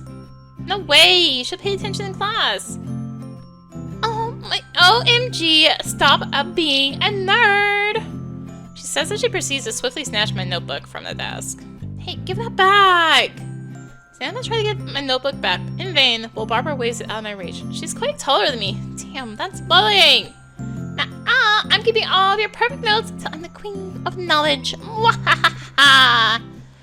She runs away and I'm left alone in the classroom. The school bell rang a few minutes ago and everyone was already gone while I was writing down some final notes. I fell down to the chair again and muttered under my breath, "That obnoxious girl." I hear the sound of the door hitting a desk as someone who clearly isn't from the classroom walks in. Andre. I break my silent tantrum to see a girl calling me. Oh, hey, Etsuko? I think that's her name. Have you seen Barbara? I feel a vein in my forehead twitch. Oh, yeah, I've seen her. She just stole my notebook and ran away. Etsuko sweat drops. Sorry about that. Want to invite her to come see me at the school's talent show later after lunch? She looks down for a moment, seeming disappointed. If you see her, can you pass on the message, please? I remember that if I'm not too pissed off to even look at her face. Okay. An awkward silence fills the room. Hey, you can come too if you want. I'm playing the drums on my friend's band later. Wait, what? Did she just invite me to a random show or something? I blank out a little at her invitation. Yeah, sure. The words come out of my mouth before I can even realize what they mean. Really? Cool, thanks. I can almost see sparkles coming from her eyes. She sounds like I'm the only person who's agreed to go see her in the whole school. Great, now I can't even back out of this. After a couple of hours studying, I drop by the cafeteria and order a soda and a sandwich to keep me company. Since it's a bit loud to study there, I bring my snacks back to the classroom. Never been to a talent show. This kind of event scares me. I fear the people on stage are going to fail so miserably that I feel like burying my head in the ground out of sheer cringe. It's too late. That Etsuko girl seemed to be really counting on me. Wait, at what time is the show supposed to be again? I look at my watch and then glance outside the hallway, searching for any external movement. To my demise, no one walks by. Then I remember. Oh right. They had those posters about the talent show stuck all over the school. Should be one around here somewhere. Turn my eyes all over the walls until they finally locate the nearest poster. According to it, I'm 40 minutes late. Shit. While spilling my drink, I stuff my textbooks back into my bag, grab my sandwich with my mouth, and dash towards the school's auditorium. Half a dozen bumps into passerbys later, fully accompanied by complaints and cursing, I managed to arrive at the auditorium. To my surprise, the place is packed, enough to make it hard to find empty seats in the front rows. While I try to find a place to sit, I wonder if Etsuko's band has already played. However, as soon as I catch a glimpse of vibrant pink hair with the corner of my eye, I forget all about that. My rage returns. Barbara! There you are! Stride towards my nemesis, ready to demand my notebook back. I grab her shoulder and turn around, only to find a slightly sick-looking Etsuko behind her. It seems Barbara was trying to comfort her. She already played. Was it that much of a disaster? Hey, what's the big idea? Can't you see she's not feeling well? Barbara snaps at me. My mouth opens and closes without saying anything. I look more closely at Etsuko and know she's actually crying a little. I feel at a loss. I'm gonna mess everything up. I'm sure of it. No, don't worry. You've rehearsed a lot. You'll know what to do. Yeah, but what if I disappoint everyone? My hands are shaking. I can barely hold the drumsticks right. I have no idea what to do in this kind of situation. Etsuko looks like she could pass out from pure nervousness at any moment. Something about this makes me feel very frustrated. Thinking back about how happy she was when I said it was coming, it's pretty obvious she really wants to play. I know she wants to be on stage. As I come to, my face is less than 1 foot away from hers. I'm holding her hands in mine. Don't you want us to hear your music? Didn't you invite me here to watch you play? Please, let me hear that awesome song of yours. I'm sure it'll be amazing. I spelled this cheesy crap with unprecedented determination. I have no idea what came over me, but I can hold on to this confident facade if that's what's going to take to calm her down. Etsuko looks at my face, astonished. Even though I can't see Barbara, I can just imagine her jaw dropping at the situation. Etsuko slips one hand out of mine to wipe her teary eyes. Yeah, I really want to play! Just then, the announcer calls the next participants to the show. And now, our last participants. Coming to the stage is Etsuko's band! So a round of applause while Etsuko pulls her other hand and walks hurriedly to the stage, along with her band's vocalist and guitarist, both from her class. Watch nervously as she arranges herself by the drum set. It's pretty weird feeling this anxious for another person. Barbara also looks pretty nervous for Etsuko. Good afternoon, everyone! Thanks for coming, and I hope you enjoy the show. The vocalist greets the audience. The band members all take deep breaths, and Etsuko claps her drumsticks together. Then the music starts. I'd never heard the drums live before in my life. It is totally different from listening to a recording. Feels like the whole auditorium reverberates the song's beat. Damn, I've got to admit, this is much cooler than I expected. Then plays a famous national rock song, one of those that, no matter how old you get, always makes you want to jump around.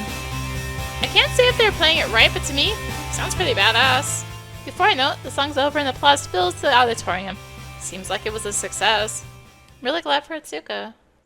Speaking of which, I better see how she's doing. I quickly grab Barbara's attention. We both go towards the stage to meet our drummer friend. Etsuko, you were amazing!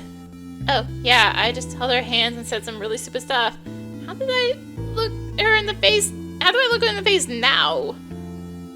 Andre, Barbara, thank you so much for your support. I couldn't have done it without you. Who the hell is Andre? Etsuko turns to me with a slightly confused face. Is that your name? That's my Brazilian name. I also have a Chinese name, Wen Jian. Yeah, I call him Wen because that's shorter and easier. And wrong, but okay. Oh, I'll be sure to remember that, Wen.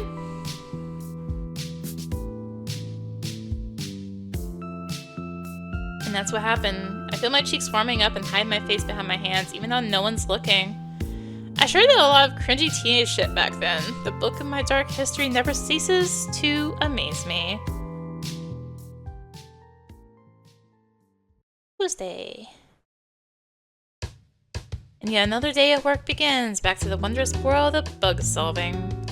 Some time of programming passes by. I realize how much I was slouching in the chair, so I pause to stretch my back. Stretch break! It makes me think about an article on programmer health problems I read the other day. Back pain, carpal tunnel, neck and eye strain. Am I getting enough sunlight? So I start to feel sudden tinglings in my wrists and doubt my workstation's ergonomics. The product manager pops into the room. Listen up, everyone. We've chosen the release date for Healing Quest. By the way, things are progressing. Our aim is to have a beta version ready in time for a huge festival. Ooh, nice. That's the biggest game showcase of the year. That means we're submitting our game to the event, huh? It's the first time a game I work on is getting featured on such a large-scale competition. I guess our workflow is only going to get more intense from now on. Things aren't going to look much better for my newfound programmer pains. A couple hours later. Yo, Wen, want to grab some lunch? No thanks, I brought a marmita from home. Want to join us then? Caua and the other artists, Beto and Anna, are just about to leave for lunch break. They all have marmitas with them. Sure, why not? Let's go. Get to the office's pantry. It's small and a little shabby, but comfortable at the same time. Bringing lunch from home is good for our pockets. Oh, yeah, living off of freelance work has taught us that saving every real is worth it. You said it. Thank God we have a regular job nowadays. Here's being an artist isn't easy. Poor guys. We discuss Healing Quest release for a bit and go on to talk about nerdy video game stuff. As I keep shoving food into my mouth, I hear them chatting about games they played growing up. I used to play a lot of MMORPGs. I can't conceive how I'd spend hours killing thousands of the same monster to get a rare item drop. Yeah, I did that a lot on Femur Online. We're talking about online games, huh? Could be my opportunity. The other day I found that fan art of Twilight of the Gods while stalking Caua's online profile. Let's throw some bait. Hey, did you guys play Twilight of the Gods? I used to love it. Seems Seems to have gotten Caua's attention. His eyes sparkle with the mention of the game. Oh my god, that used to be one of my favorite games. Remember the sewer under the main city? I spent so many hours down there. Should I mention that I've seen Caua's fan art? Yeah, he'll be happy. Actually, I brought it up because I saw your cleric fan art on the internet, Caua. It looked amazing. Caua looked surprised for a moment, but then smiles. Excited little thing. Glad you liked it. Cleric was my favorite class to play as. Seems a little embarrassed, but happy to have his art praised. Beto and Anna seem to have also played it and are very excited. We start reminiscing about our favorite parts of the game, and the conversation quickly turns to an exchange of, hey, remember this or that thing? It was a pretty darn fun game. Getting a serious urge to play it again. I wonder if there's still some private servers around. Caua suddenly slams his hands on the table and stands up in excitement. Let's play it! Everyone seems astonished with Caua's reaction, but join in agreement in a matter of seconds. I think this sounds awesome. Great idea. I'll search for servers and we can set up a group chat to arrange a time to play together. Spend the rest of lunch this break deciding which class each of us will play as. Oh yes, I see a godly twilight ahead of us. Thursday. It's early morning. I'm on my way to work. Thanks to yesterday's talk about... wasn't 2 days ago? Whatever. Thanks to the recent talk about Twilight of the Gods, I ended up staying up late researching character builds for the game, which made me wake up just late enough to meet the subway completely crammed with people. So crowded, gotta go fast. It still fascinates me how a few minutes can turn such a big difference in traffic in this city. It doesn't even matter if you're riding a car or the subway. Rush hour is no joke. Oh, here, looks good. Yep, slightly less people in this part of the platform. Finding what seems to be the best line to wait in, there's finally some time to catch my breath. Phone chimes to alert me of new messages.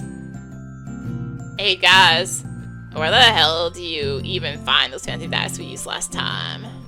LMAO. Yeah, you're not gonna find them in just any shop. You can order some online, you know. Yeah, but I like to see the products before I buy them. Fair enough. In that case, we do know a place, don't we, Barbara? Yep. Oh, I think I know where they're talking about. Used to go there all the time. It's decided then. Let's go to Realm. Oh, what's a nice name. I like the place already. Great. I guess free this evening then. What, today? Please remember your poor friends who have to work. Fine by me. Actually, I'll be in the area since noon. So I'll probably go earlier and wait for you guys there. What about you, Wen? I've been singled out! Though if Etsuko's gonna be there by herself, might be a good chance to talk to her. During the RPG session, things seem fine, even more than fine. I can't help but worry about what she thinks of me after all these years. Problem is, we have an important deadline at work this week. As the lead programmer, it's usually up to me to make sure we finish our tasks in time. Which means I spend less time managing the team and more time coding myself. Since I have more experience with our code base, that usually ends up being the fastest way to make ends meet. I can always make up for leaving early today and the rest of the week, but it's already Thursday. Oh no! I don't have enough! Give up and find Etsuko by herself. Damn it, I don't think I can handle it. I'll be there. Just not so early. Sorry, guys. Hey, don't sweat it. I know you have to work. Still, it's such a shame. Well, at least I'll see them a little. Gotta look forward to that. Just wonder when another opportunity as good as this will show up. It was only after I finished today's worth of work that I left for the store where we'll buy the dice. Realm, an edgy name for an edgy store. Actually unsure about what to call this kind of shop. I guess we could call it a game shop that usually refers to console and retail products. In Realm, you can find just anything from silly exotic dice to ultra expensive collector's editions of board games, but the actual bread and butter of the store are card games. The kind you open packs of random cards and hoard them until you manage to build a deck to play against other players. I tried getting into it, but the sheer amount of money I'd have to spend made me quit real fast. Do like the games themselves and always pay attention when a friend talks about them, though. In the end, tabletop RPGs ended up much more accessible to me. Isn't that? When the praise of gods, I finally found one of you. Sigurd, you alright? Now I am. For though the way to the arena of mythic battles is lost to me, fate would not forsake this lone wanderer, and had Sir Wynn crossed paths with. You mean you don't know the way to the board game shop? Also, sir? It is as you say. Are you guys LARPing or something? Huh? Someone called us from behind. Barbara, since when have you been there? As always, I'm an omnipresent existence. I beg your pardon. Don't mind her. She makes fun of us for allegedly LARPing, but she's the one with middle school syndrome. Says the adored magical boy. Why are you people speaking tongues again? Anyway, Etsuko should be there already. Let's not make her wait any longer. Before our endless slap comedy act overstays its welcome, I start walking towards Realm, leading the way. Ooh, right. So you guys are just going to leave without explaining anything? Wait for me! As I leave and strides towards Realm, Barbara sneaks up to me. So, you missed the incredible opportunity to meet Etsuko alone, did ya? Why she have to notice every little thing? What do you mean? What opportunity? When, hang in there. She gives an encouraging tap on my shoulder. Barbara then allows her pace to match with Sigurd's. Seems like she's explaining all the lingo we used a few moments ago. I feel like we might taint Sigurd's purity if we keep exposing him to Barbara's nefarious humor. Anyway, I'm just glad she's off my case. Dang, it's been a while. It's been quite a streak of nostalgic moments for me lately. Shelves filled with colorful board game boxes, the soft sound of cards being shuffled, the click-clack of dice hitting a table. This is a place most game geeks would feel at home, as I did in my youth. And that is why Gap Mo is a fundamental part of... There's Etsuko! Allah be praised, I regret asking anything at all. Some things are clearly better left unknown. Hey everyone! Hey, I'm sorry I couldn't come earlier.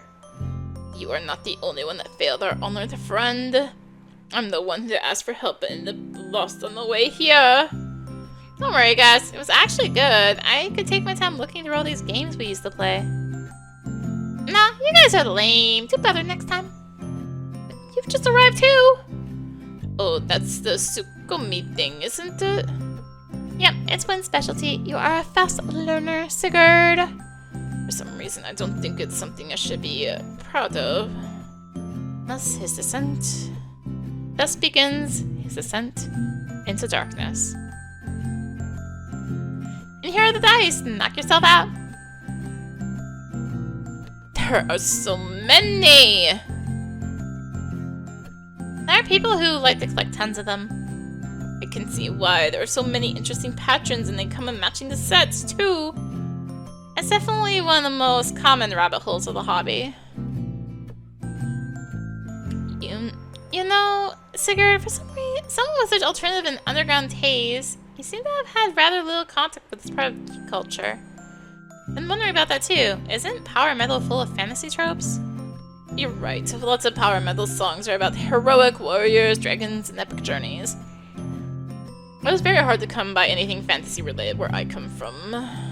What? Really? No anime events and such? I actually discovered many years later that there were events and even a few geek-oriented shops, but I had no way of knowing back then. It was the countryside, you know. Broadband internet services couldn't reach most places, and my family liked to turn the TV on to watch soccer. I had no way of interacting with other like-minded enthusiasts. But if it's different now, why are you still catching up? It's all a matter of bad timing, Sir Wynn. Bad timing? Yeah, I moved here when I got into college. Smartphones were really getting popular by then. I was too busy adapting to everything else in the big city and the college lifestyle itself. When I was in school, if there was a group project, there was always the kid with a computer, usually their parents. Then in college, it was the other way around. Everyone had a PC except that one person without a computer. Guess who that was? I see what you mean. He's come a long way, though. If you guys think Sigurd looks kind of lost now, you should have met him back in the day. Thank the gods I had this wonderful friend to teach me the ropes. Things like the best subway stations to switch trains routes and all that. And now I have all of you too. Then prepare yourself, we're just starting. There's so many very interesting things I can teach you about the darkness of humanity. Excellent, for facing the darkness is a legacy my ancestors bestowed upon me. No, it's not that kind of darkness. Barbara, please don't corrupt him just because you are a lost cause yourself. Almost everything in the store is new at the Sigurd, so we spend some time showing him around. We show some of the board games we like, but he still has to stifle a small scream when he sees the prices. Should I explain that we normally don't buy them, we just play them at shops that lend them? His eyes sparkle once again with fascination. In the end, Sigurd buys 2 sets of dice because he can't decide which one he likes best. I can definitely relate. We spend some time looking around the shop, commenting on the board games and other tabletop stationery. At some point we notice it's getting late and decide to part ways. I might not have come early enough to see Etsuko alone, but I can't leave without telling her at least this one thing. Right, before we leave the store, I see an opportunity to call her aside as the other two cross the doors. Hey, Etsuko! What's up? Alright, Wen, you just have to tell her, no time to be a timid kid. So, you know, it's been really good to see each other again. She ever so slightly freezes and widens her eyes, but almost immediately relaxes and gives off a faint smile. Yes, it has. It really has. Look, I know we probably should talk about this properly, and now isn't the best time. I thought at least this much should be said. I'm getting awkward feelings really fast here. You know, I learned from work that it's important to express our appreciations out loud. People assume the worst far too easily. I just wish I had the maturity to have talked to you properly when we were young. You're not the only one. And it does make me feel happy to hear how you feel. I also think we shouldn't be that hard on ourselves. We were just kids after all. For better or worse, both good and bad decisions make up who we are today. And who we are today is what allows us to be here together again. She looks straight into my eyes as she says all that. I've forgotten how intense she can be. It makes me feel warm and hear my heart pounding loudly. Yeah, you're right. More importantly, now that we are seeing each other again and have become savvy adults, we can talk about everything we want whenever we want. So feel free to call me anytime. It does feel very empowering. I'll be sure to take you up on that offer. Me too, just you wait until I flood you with funny stickers. Because that's the privilege of being communicative adults. You got that right. With that, we both leave the store laughing and talking about our favorite chat stickers as of late. Friday. It's been a few years since I've been to a concert. I guess you could say I'm not compatible with crowds and super loud music, as you have previously witnessed. I'm not the tallest guy either, so visibility is also an issue. That said, I do get the appeal of seeing your heroes in the flesh and the fleeting sensation of the music that exists only at that moment being hit directly by the sound waves. I fidget with my phone on the metro platform as I wait for Barbara. Showing up alone at the venue is a little beyond me, even if Etsuko and Sigurd are already there. Before I can get more caught up in my nervousness, a cheery voice calls out, "Lally ho!" She skips right out of the train waving her arm. Yo. You're looking like a normie. Didn't you have anything with spikes or leather? Oh, yeah, of course, silly me. Let me just go get my collar and harness. You're no fun. You could at least put on some guy liner. Get on with the times when... What even is that? Never mind. She strides towards the gate of the station. Come on, you're gonna be late. I was the one waiting for her. Take a deep breath and follow Barbara, who seems to know the way even without checking any maps. Guess it's not her first time going to a show there. After a few blocks and turns, Barbara guides me into a dark gallery, at the end of which there's a bright neon sign that says Mitsuki Fish Shop. Here we are! She goes through the motions casually, greeting the girl at the reception like an old friend, and I silently follow suit. As the name implies, this space really does function as a fish market most of the time. The walls covered in light blue tiles and the lingering smell of fish are constant reminders of this, despite the colorful party lights and the sound systems set up around the makeshift stage. To my relief, and perhaps to Zero Absolute's disappointment, there isn't really much of a crowd. Everyone there looks like they're in their element though, even an old lady in a leather jacket who is cheerfully sipping a drink at the bar. Ah, our loyal fans have arrived. Hey guys, there you are! Wait, no. What am I doing not? I don't want either. Ah! Etsuko and Sigurd approach us. Hey, hey! How are you guys doing? Zero Absoluto is ready to destroy. He throws his long platinum hair over his shoulder. He means we're doing good. Sigurd is always pumped after Metal Oba greets us. Etsuko waves at the old lady at the bar. Oh, is she your grandma? It's nice that she supports the band. No, not at all. Metal Oba is a regular metalhead, a real veteran of the scene, and thankfully she has taken a liking to our sound. She is a wise sage, and as per her wishes, I will be going all out tonight. We always go all out. You sure do. I wonder how this all started. How did you guys start this band? While studying the ancient tongue, we found some common ground. We were in the same Latin class. From the moment on, I knew it was our destiny to fulfill the prophecy. We were assigned to do a group project together. We conquered countless challenges, and even when it seemed hopeless, we managed to make it through with our bonds of steel. And we got a passing grade, even though we had to pull a couple of all-nighters. I think we became pretty good friends then. I'm no stranger to all-nighters. I see. Tough group projects like that will really strengthen the bonds, huh? By the way, Sigurd, you're already sounding like a true medieval bard. Be it the world of power metal or RPG, getting a character is essential. You guys better prepare yourself for our next session. Don't go easy on me just because I'm a beginner game master. You're gonna wish you hadn't said that, Sig. Eh? Etsuko chuckles as Sigurd looks truly worried. Hearing Etsuko's laughter so many times these last few weeks makes me feel like we never stopped hanging out, despite the 10-year leap in time. I can't help but smile as well. In the corner of my eye, I noticed Barbara glancing back and forth between Etsuko and myself, a grin spreading across her face. Somehow that makes me sweat a little. Sigurd! Isn't that the Scarecrow Killer's vocalist? Huh? Oh, yeah. I'm a big fan! Introduce me! You know her, right? Of course, I know her from way back when.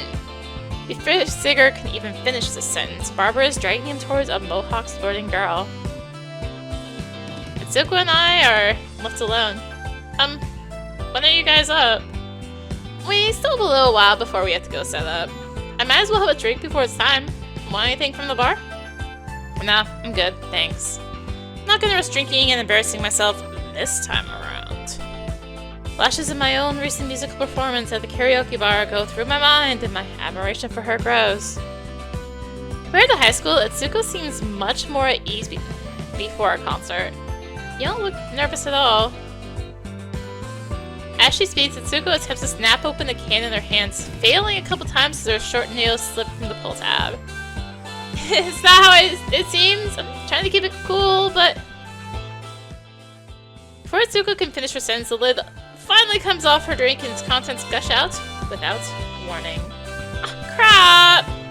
Etsuko stares hollowly at the can fizzing out in her hand, dripping onto the floor. What a mess! I got it. Don't worry. I snatch a few napkins from a nearby table and offer them to Etsuko, taking a drink from her hand so she can dry herself off. As she does so, I take the opportunity to kneel down and quickly dry the small puddle with another handful of napkins. There we go. I look up to her to see an unexpectedly timid expression I hadn't seen in years. Almost fooled you. I guess I'm still nervous after all. To be honest, my heart is racing. I get back up to eye level, taking the damp napkins from her hands and balling them up along with the ones I ideas. I quickly toss them away. We've been doing this for quite a while, playing together as Zero Absoluto, but this is our first concert since I got back from my time abroad. Even though we rehearsed a lot, who knows if we'll all be on the same page when it's the real deal. Abroad? First time I've heard of this, so Etsuko was out of the country and I didn't even know?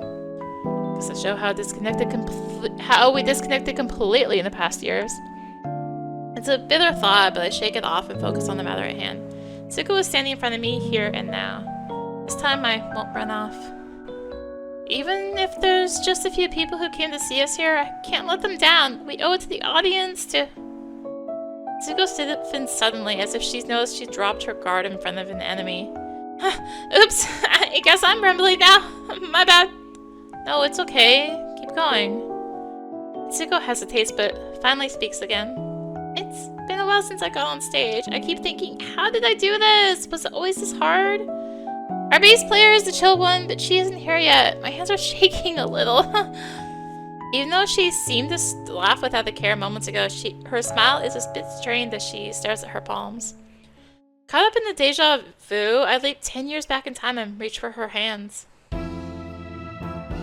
They're cold and a bit unstable, also callous just below the base of her fingers.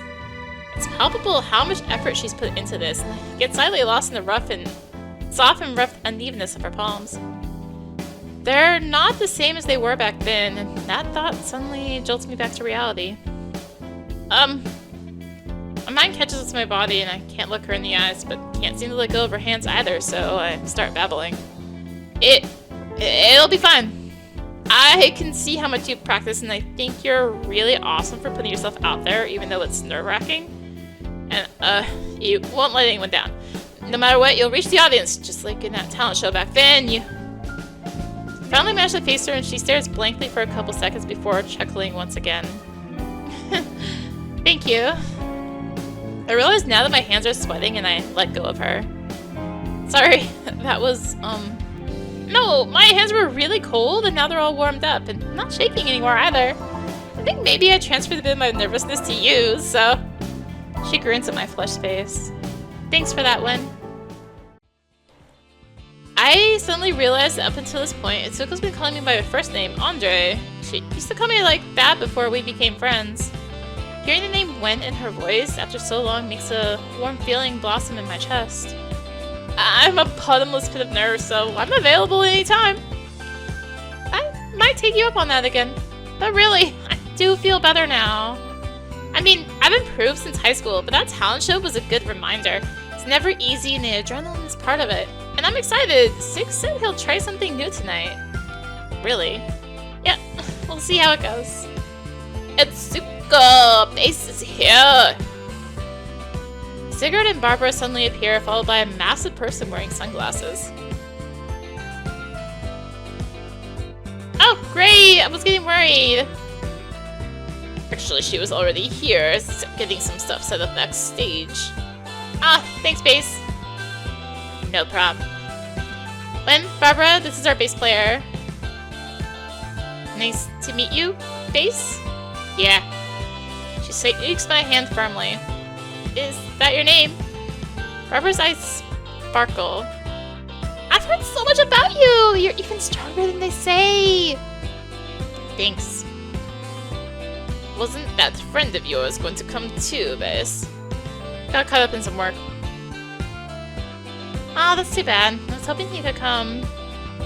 Guys, isn't it almost time? Etsuko glances at her watch. You're right! Let's go! Good luck. You're gonna do great. When you're supposed to say break a leg! Etsuko chuckles once again and scurries away with the rest of Zero Absoluto. Okay, Romeo, let's get a good spot. Bro. She grabs my wrist and drags me towards the stage. Doesn't take as much effort to get a good spot. After all, the venue isn't particularly full. Perfect! this way we can be really close to the band. We're in the splash zone! This is an ocean world. Where are we gonna get splashed with? Sweat? Yeah, and emotion! That's a good thing. When you're silly. Guess you'd rather be at the base of a tower just admiring your beloved from afar? What? The microphone interference squeaks through the venue, making everyone flinch. Brave warriors who have made your way here tonight, and the battle begins now. Hope you brought your jackets because we're zero absolute. Yeah! I get the joke, but it's actually kind of warm in here now. Sigurd is right on the center of the stage, his flashy guitar hanging from his shoulders as he dramatically grips the mic stand. Bass is holding, well, her bass guitar, with the same unreadable expression from earlier. Etsuko's eyes are fixed on her drum set. She looks deadly serious. Closing her eyes for a second, she takes a deep breath and brings her drumsticks together for the countdown.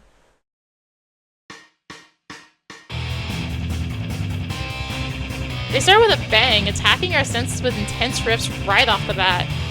I can't fully grasp the melody or the narrative right away, but something about it feels nostalgic.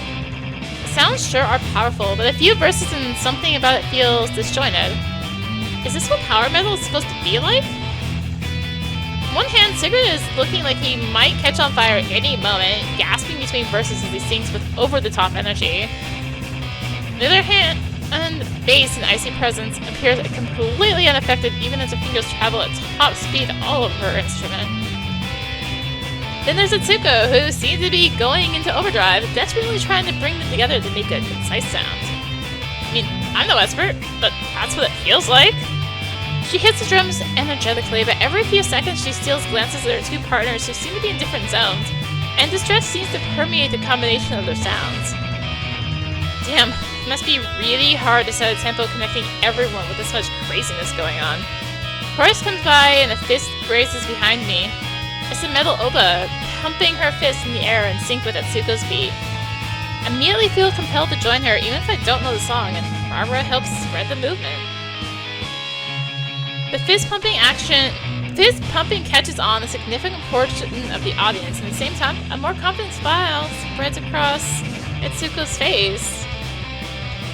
Taken in by the crowd's reaction, Sigurd and bass seem to have settled on the same tempo, and Zero Absoluto is in total sync. With renewed enthusiasm, Etsuko's drumming becomes more powerful.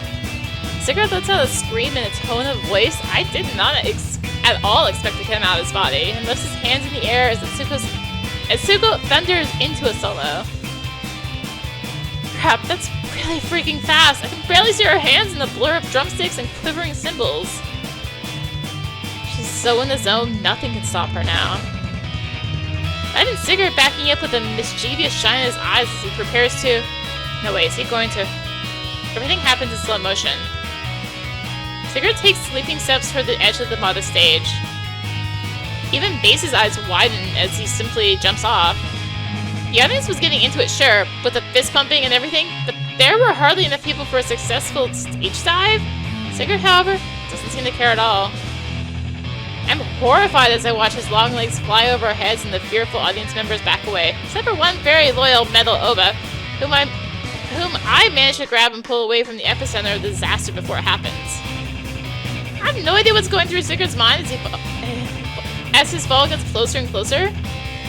But somehow he changes plans in mid-air and lands, albeit painfully, I guess. It's on his beat, dramatic pose included. Despite the surprise, Etsuko carries on with her solo and manages to grab everyone's focus. Sigurd takes the opportunity to quickly crawl his way back on the stage in time to join the band for the final verses. It's amazing how he still has the heart and lungs to sing his final words, but bringing the number to its end. This roller coaster of a show gets the applause it deserves, as well as enthusiastic whistles from their oldest fan, who doesn't seem to care about her near-death experience. Etsuko wipes the sweat off her brow and exchanges relieved glances at her mates. She turns this way and waves at us. Concerts really do get the adrenaline going, huh? My heart won't calm down at all. Finish the first chapter. Ripples in the water. I'm making my way up those familiar steps. There seem to be way more of them than I remember, but it doesn't matter. The certainty that she will be waiting behind that door, the promise of a cloudless sky, the sequence of yesterday's idle conversations, it all compels me forward. I reach for the door handle. Who could it be? Hello? Help me! There's some weird interference, but I immediately recognize the voice. Where are you? I do a 180 and start scrambling down the staircase. Hurry! I'm waiting at the place we promised. Place we promised? Has to be there. The place we spent the most time together working on that project. I almost slip as I make my way down the steps, which are wet for some reason. Is there a leak in the ceiling?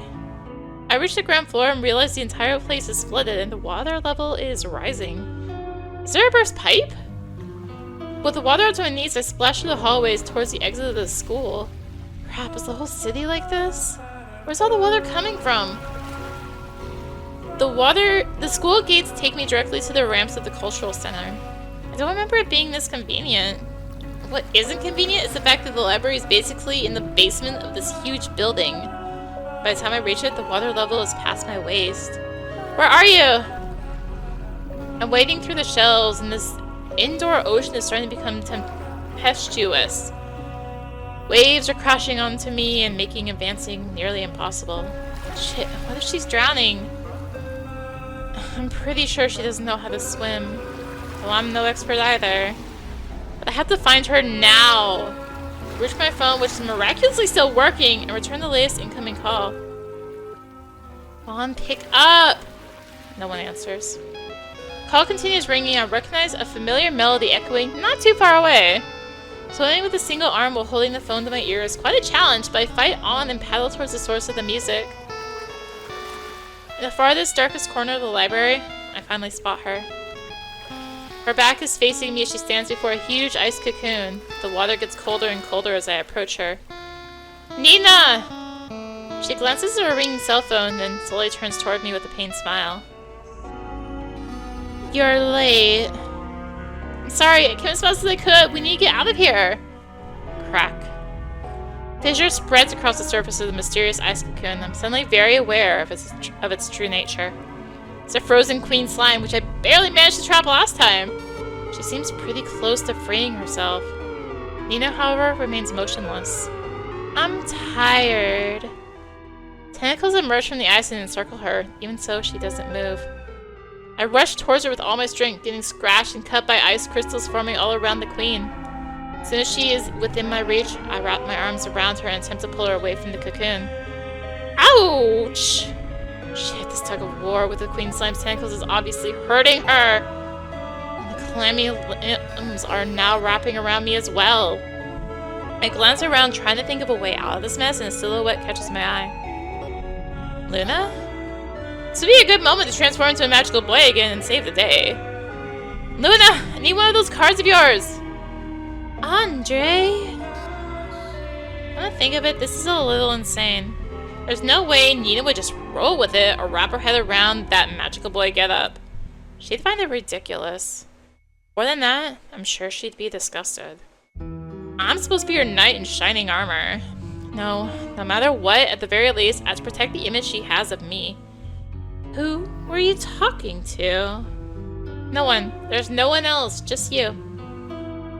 Nina is slowly being dragged into the cocoon as Queen Slime frees herself, as if they are switching places. As I hold her, I'm also pulled in. Finally, her arms wrap around me gently as well.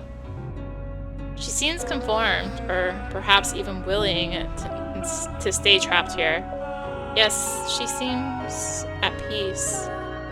I stop resisting and let myself be taken in. If this is what she needs, then so be it. A voice in the back of my mind tells me that letting the queen slime run free will be dangerous, but the priority is staying with Nina. The water level keeps rising, and we are completely submerged. I close my eyes and accept my fate, hugging Nina tightly. This is the right choice. Something feels off. I open my eyes, she's nowhere to be seen, as if she melted away like ice. I'm alone. It's dark, I can't breathe. I wake up tangled in my sheets, drenched in cold sweat. A chilly breeze flows in through the window I forgot to close, and I shiver. The obvious thing to do is get up, close the window, take a shower, and face the day. Instead, I lie in bed in a daze. As the minutes pass, it seems harder and harder to move. Come on, Wen. Get up. My body feels heavy and refuses to obey. My heart skips a beat at the message alert, but that finally brings me out of my stupor. At least enough to look at the screen. Morning! Thanks for coming to the show, Wen. Hope you're still alive for today's session. I guess I still am.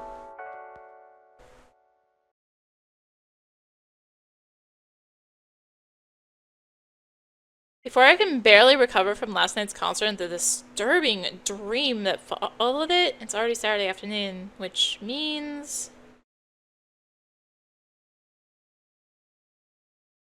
it's time for our next RPG session. The fact that I get to talk and see Etsuko and my friends 2 days in a row somehow manages to draw from a reserve of energy I didn't even know I had. I'm here! Let's get the show on the road. Thump. Thump? Feeling my foot hit something, I hesitantly looked downwards. What are you doing there, Barbara? She's just laying there on the floor, maybe unconscious. Hey, Barbara, are you okay? I crouch and start shaking her. Hey! Her eyes are closed, lights completely out. Barbara! Wait, she's fine. She's just sleeping. Huh? Check my surroundings for the source of the voice, but I'm too desperate to find it. Instead, I turn back to Barbara only to hear, just 5 more minutes. This little... Hey, you are here! Etsuko? Where'd she come from? Was she already here? She stayed late preparing for the session after the show. Just give her a few minutes. I'm making some coffee! Whoa, don't just stand up with me beside... Sniff, sniff. Hey, listen to me! She just darts to the kitchen. I knew that would wake her up. God damn it, Barbara! That scared the hell out of me! Yeah, I heard it. You sounded pretty desperate. Oh, come on! I found her knocked out on the floor. What else was I supposed to assume? No, I'm not making fun of you. It actually reminded me of how serious and caring you are, you know? Eh? Me? Damn, how can my heart not skip a couple of beats when she says that with such a sweet smile? I mean, that is... You arrived here quite early, didn't you? Basic maneuvers, engage. Actually, we spent the night here. I see. Wait, we? Oh, what is this ruckus? Ah, that's the we part. So what's now? Oh, it's Sir Wen. You are finally here. I mean, finally. I arrived right on time. It's you guys who had an unfair advantage. Relax, Wen. You didn't miss anything fun. We crashed immediately after arriving while Barbara went on to prepare the session. Right, gods, I love performing, but after a show all I want to do is crawl back into the darkness. Really? Okay, there's just noises outside. Oh, makes sense. What are you all waiting for? Barbara comes back shouting with a mug of coffee on her hand. Let's get this show on the road! I said it first, you know. Also, you were the one sleeping until 5 minutes ago. Yeah, that's the way to go. Wen, good to see you are in high spirits. Why do I feel like I'm already spending all my energy before the session even begun?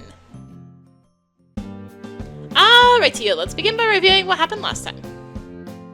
You got into a bar fight, then you met Commander Rexus. She's cool and badass, and she gave you a job. Locate Arbol Kingdom's informant who infiltrated the Burmos Empire and retrieve the intel they uncovered. We begin our session today with 3 of you setting out from the Arbolt capital. Spend the first chunk of the session preparing our gear for the journey. Segura gets quickly overwhelmed by the several spells and items he can choose to take with him, but we chime in to help smooth things out. Not long after, Barbara starts narrating our travel to the Burmos Empire, the nation suspiciously interested in the land of our kingdom's old ally, House Clant. You saw towards the east. hiking past the rolling farmlands that surround the capital. This is one of my favorite parts. Barbara's really good at setting the tone, and her descriptions of the landscapes and people are the meat of it. Though we don't do much while she describes what our characters see, hear, and smell, it helps us understand what they feel and think. Since we were still close to the capital, the first day of the trip was mostly uneventful save for the waiting signs of civilization. After crossing a large bridge, we were finally in the open wilderness. A distant dark strip in the southeastern horizon reveals the Terramin Woods. Aha, that is where I shall sate my craving for adventure. For the Arbol Kingdom, I'm pretty sure it'll be night when we arrive, and I'd rather not trek through an untamed forest in the dark. Attaboy, Win! Keep that grumpiness coming! Yeah, this is Terramin Woods you saw on the Commander Rex's map. It's the most direct route to the Burmos Empire, making it a natural border for it. The Arbol Kingdom to the west, the House Flint to the south. Should take 1 or 2 days across if you don't wander too much. Which is why we shouldn't be too hasty. Aww. Indeed, when we are close enough to peer into the woods, there's not enough light to see anything in there anymore.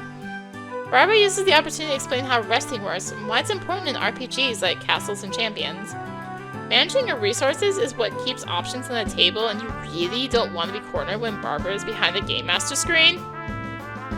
We broke camp at First Light and finally ventured into the forest. The Burmos Empire is right beyond these woods. My objective?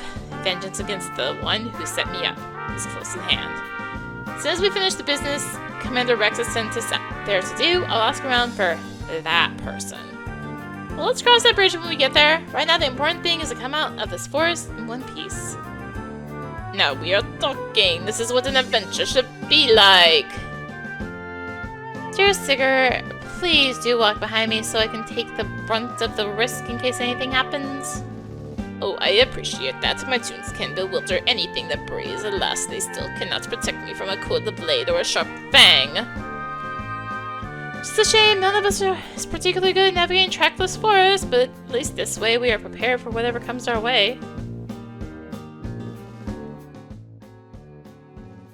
After walking for the first half of the day, you come to a halt. To the south, a large flock of birds takes flight suddenly, clearly distressed. That can't be good. Finally, the time has come to weave my tail. Do we hear anything coming from the direction the birds flew from, besides the birds themselves?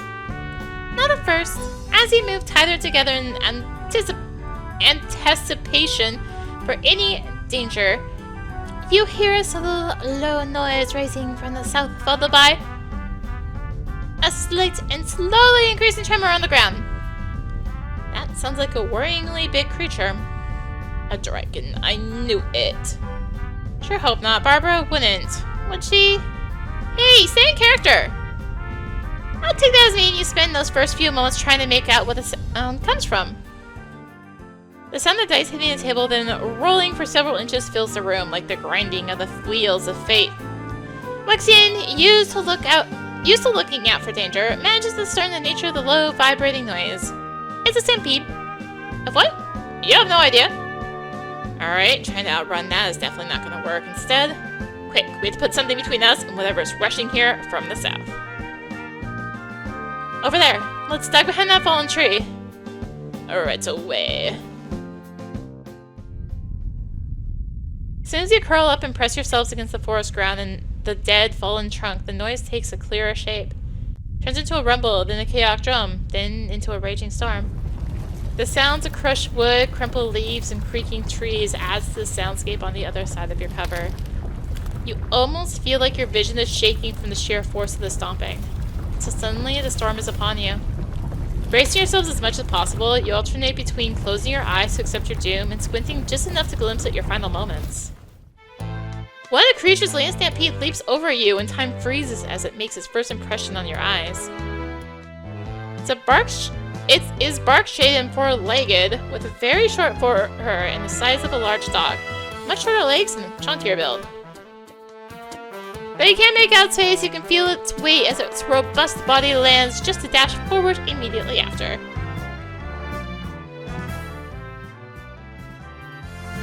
In an instant, what was a single leaping creature becomes several dozens, hundreds of chonky beasts passing like comets over your heads.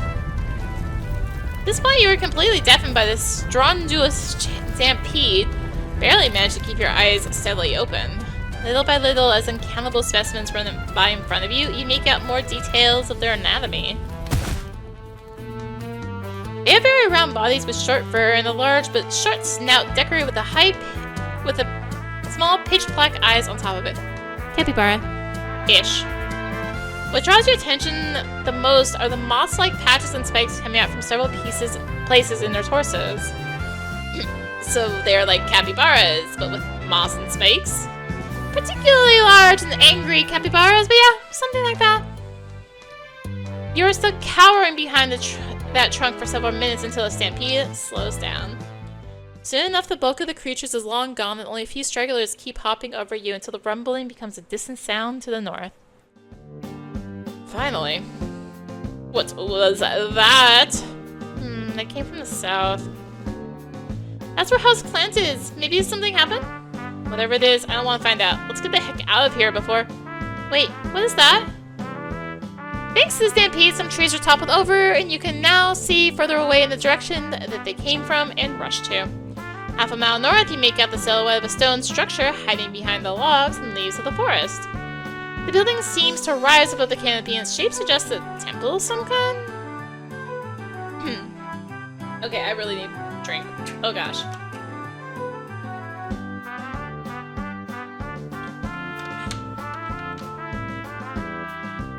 I am not sure if I'm shaking because my body still thinks we're in the middle of the stampede, or if it's anticipation for exploring whatever that is. Now hold your horses. It's definitely not part of our job, and quite out of the way. Lexington's got a good point. It might be risky, and getting out in one piece will probably cost us spells and items. That said, I can't help being curious about what's in there.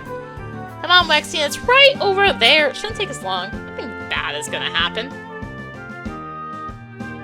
Even though I chose the role of cynical strategist for this campaign, I have to admit the temple has piqued my curiosity. On the other hand, Barbara loves dangling shiny baits in front of us, only to corner us later on. Look for clues in her expression, but it's futile. Her poker face is unreadable. In that case, the question here is whether I'm ready or not to push forward into whatever unpredictable side plots Barbara has in store for us. I can't do it! I don't have diamond. I haven't got any diamonds. Carry on with our journey. Nah, Barbara's clearly trying to lure us. I don't bite it. Aww. We can check it out on the way back. Don't worry.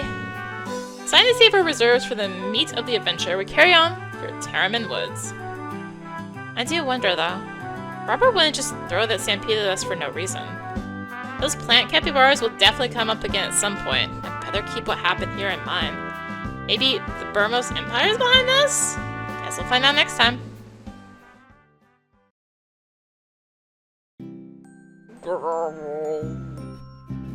Look up from my character sheet, suddenly brought back to reality by this strange noise. That growl sounds like a dangerous creature. Better roll perception. A die hits me right on the forehead. Ouch! Receive that! The game master's getting hungry. We better wrap this up before she takes it out on the party.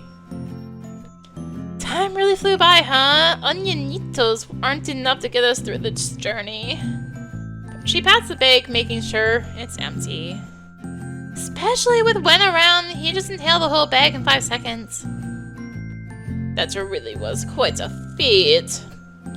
Sorry, I'll bring more snacks next time. Should we order a pizza for now? We've been cooped up here all day. Maybe we should just go out for a change of pace. I'm in. Where are we going then? Stretches his limbs, unaccustomed to sitting still for so long. How about some burgers? The other day I went to a place that's nearby that's pretty good. Alright, let's go! Barbara gets up, unbothered by the dice and papers and pens scattered on the table, and skips towards the door.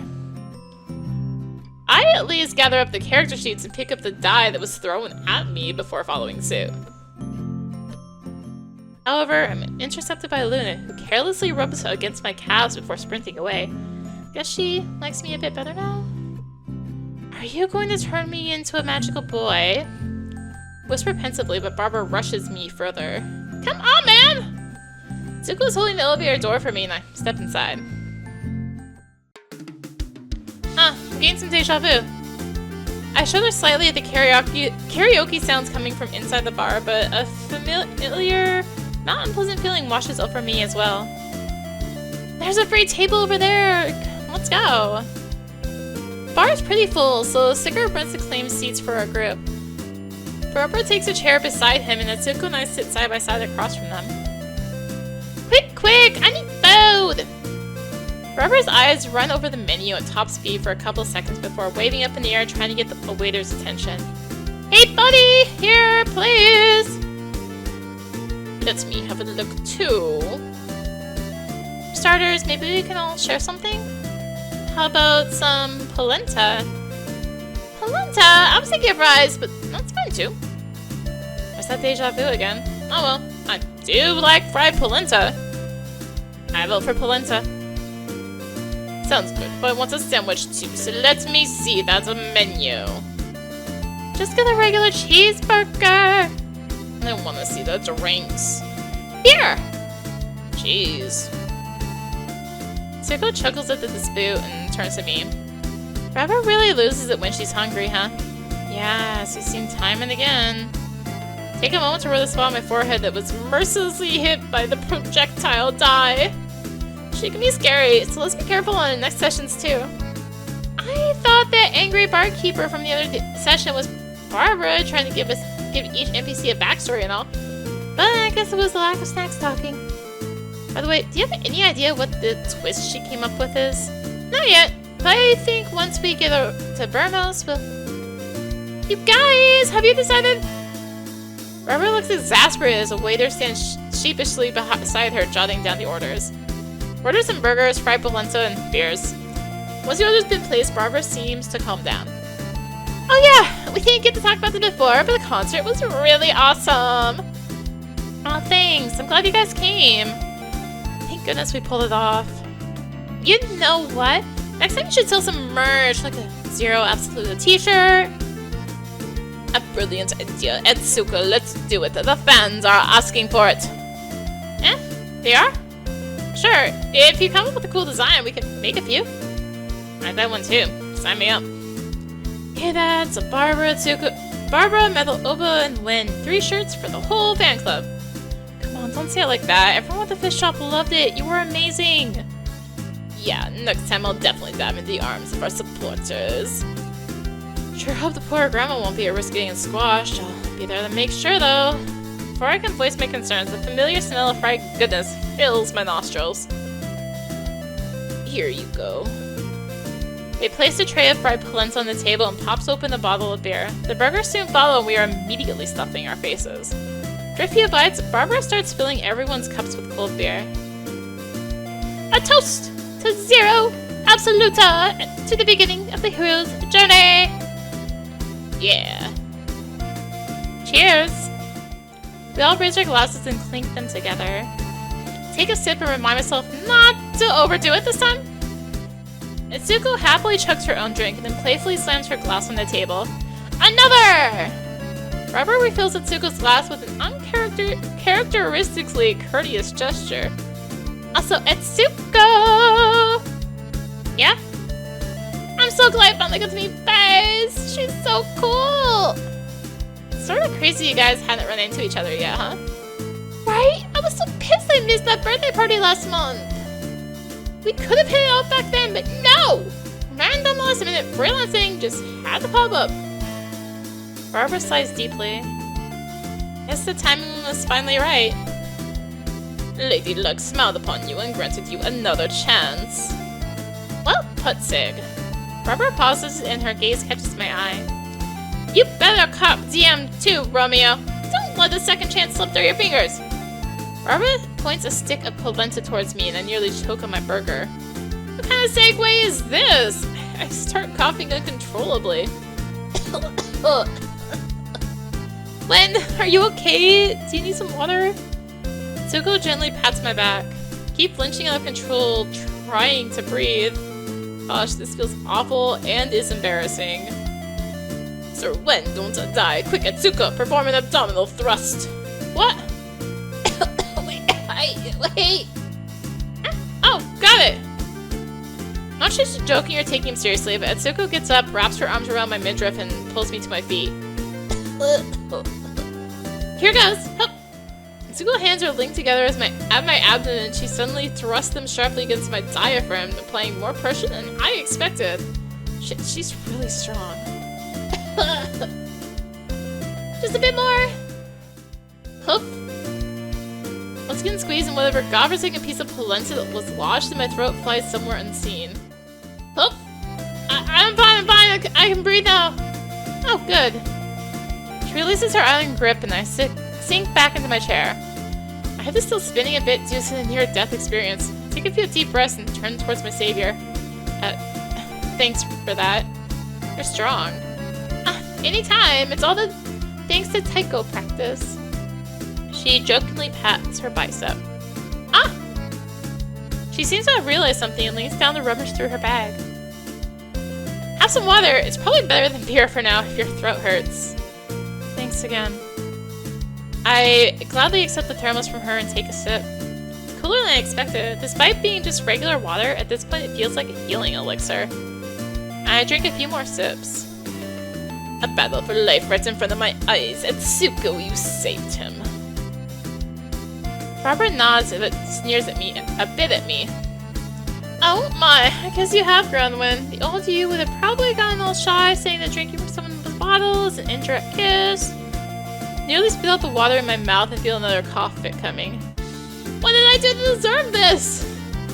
Come on, Barb, go easy on him. If you're nice, I'll give you Base's number. Really? Okay, deal. I can be nice. She immediately sits right up on her chair and politely offers to refill everyone's cups. What about you, Sig, my pal? What info can you give me? Spill the tea. Let's see. You probably already know this, but Base also studies literature with us. She's been playing, well, the bass since she was a kid. The last time she was dating someone was, Barbara sure can be assertive when she sets her eye on something, or someone. Openly asking questions like this and making no secret of her interest? Going about it like that is beyond me. As she's never been one to mince words, for better or worse. As the subject shifts to Sigurd's own love life, I grow more and more apprehensive that the questions would soon be directed towards our side of the table. On one hand, it's a good opportunity to hear from Etsuko. Wait, is it? Wait, come to think of it, the topic makes me anxious. Crap, what if she's seeing someone? I didn't catch any signs of that, but then again, I have been told I'm rather dense when it comes to this kind of thing. The thought alone has my heart beating faster. Whether she's single or not, perhaps we don't open that box for now. Same goes for my desire to talk about myself. Do I really want to get into the very unromantic years of my life? Regarding my inner crisis, Etsuko seems to be at ease, chiming in with comments about Sigurd's dating patterns, so I try to keep keeping the focus on him as well.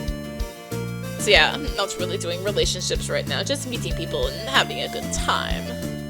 I see. Do they ever get jealous? Some do, I guess, but I'm pretty upfront about it. My love belongs to everyone after all. What are you gonna do if a yandere falls for you? Geez, Barbara, bringing otaku terminology to the table at this point isn't really helpful. Andre? Who's Andre? Technically that's my name, but... It's yandere! So, never mind, never forget you're a normie. Me, a normie. Seems deeply offended by the accusation. I'll be right back. Toilet. She stands up and disappears into the bar. I watch her go. When I turn back to the table, I realize all eyes are on me. What is it? Hydration break. When? What are you gonna do about Etsuko? Huh? You two suit each other rather well. You should ask her out. Or someone else might beat you to it. Ooh. Sig, what's the goss? You see, on Base's birthday party. Wait. This is exactly the sort of info I'm not ready to handle. Ah, wow, look, at this empty bottle. Should we order more? Excuse me, waiter. Desperately tries to deflect from the subject at hand. Regardless of that, are you gonna make a move, Len? She Please, there's no running away from these two. Well, I don't know. It's not like... Barbara and Sigurd are leaning over the table with inquisitive eyes. I was not prepared for a direct confrontation. Taken by surprise, I have nowhere to hide. Suddenly feeling very hot, I take a long sip of beer and muster the courage to say something. I do admire her and think she's really cool. Glad we managed to meet again. But we were friends for a long time, and then we didn't speak for years. Don't think she sees me that way at all. Barbara lets out a long sigh. When? What? Did I say something weird? Should have more confidence, Sir Wen. You are quite cute, after all. What? Desperately look away in embarrassment. It's definitely unusual to be referred to as cute. He's really clueless. Barbara slips onto Etsuko's seat beside me and begins poking my side. Feels ticklish and I start squirming, trying to get away. See? Adorable! Come on, show us your face! Cut it out! Easy now, Lady B. He's going to short circuit. Fine! She finally backs away. I return to a normal sitting position and hope the redness of my face fades away. Who would have thought Sigurd would be the one to put brakes on her? Barbara is still staring at me intently, though, with her hand on her chin as if she's deep in thought. Hey, Wen! What? Have you ever considered dating guys? I've been cornered so much tonight the question barely phases me. Maybe? I guess if I found myself having feelings for one, I'd give it a try. Would you? Nah, I'm only into 2D guys. But wait, this is news to me. Do you have someone in mind? It's not like there's anyone in particular. I'm speaking hypothetically. Besides, in that moment, Etsuko returns from her bathroom trip. Well, it was so long. What did I miss? Not much, really. She keeps standing next to the table and looking at me questioningly. Barbara suddenly stands up. Oh, oops! Sorry, Etsuko! I stole your seat for a sec. Barbara quickly sits next to Sigurd. It's okay, but don't leave me out of the loop. What's up? Etsuko takes her seat next to me. We were just telling Wen he's cute and he turned into a mess. Aw, too bad I missed that. Not to worry, Etsuko. Surely I will turn into a mess many more times in front of you. But for now, I'm just happy to have her by my side again. Monday. Sunday is the usual blur of emptiness it tends to be, followed by a rushed Monday morning of meetings and debugging. Things only seem to settle down around lunchtime, during which I absent-mindedly munch on my plain sandwich. Mind if I join you? Caua waltzes in, a marmita in hand. Go ahead, I figured you'd eaten already. He smiles and places his Tupperware in the microwave, followed by a few beeps. We got pretty fired up at the art department. I kinda lost track of time. You guys are working on the animations for the special moves, right? Yup, I want to go all out with the healing spell animation. So we got all excited talking about how the wind should blow, how the clothing and hair should move, what kind of pose the character should strike. I was thinking something like... Closes his eyes and stretches his right arm forward with 2 fingers pointing up, and twirls his fork on his left hand and makes a circular movement, bringing it next to his right hand. Beep beep. His food is ready. Caua breaks his pose sheepishly. It's just an idea though. Looking slightly flushed, he takes his lunch out of the microwave and sits down. It's pretty solid. I can imagine the magic circles appearing at your feet. By the way, do you always try acting out the movements you're gonna animate like that? Yeah, I mean, the best way to understand movement is to try it yourself. Recording using that as reference really helps. That's right, this makes me feel better about drunkenly acting out those Warrior of the Horoscopes moves back then. Then I end up with a lot of weird footage on my phone that makes 0% out of context. I chuckle, imagining Caua dramatically posing by himself. I'd like to see that. No way. I'd rather show you spells actually work. I found a server for us to play Twilight of the Gods. That was fast. I'll send you a link when you want to play. His eyes sparkles, he shoves some broccoli into his mouth, typing away on his phone.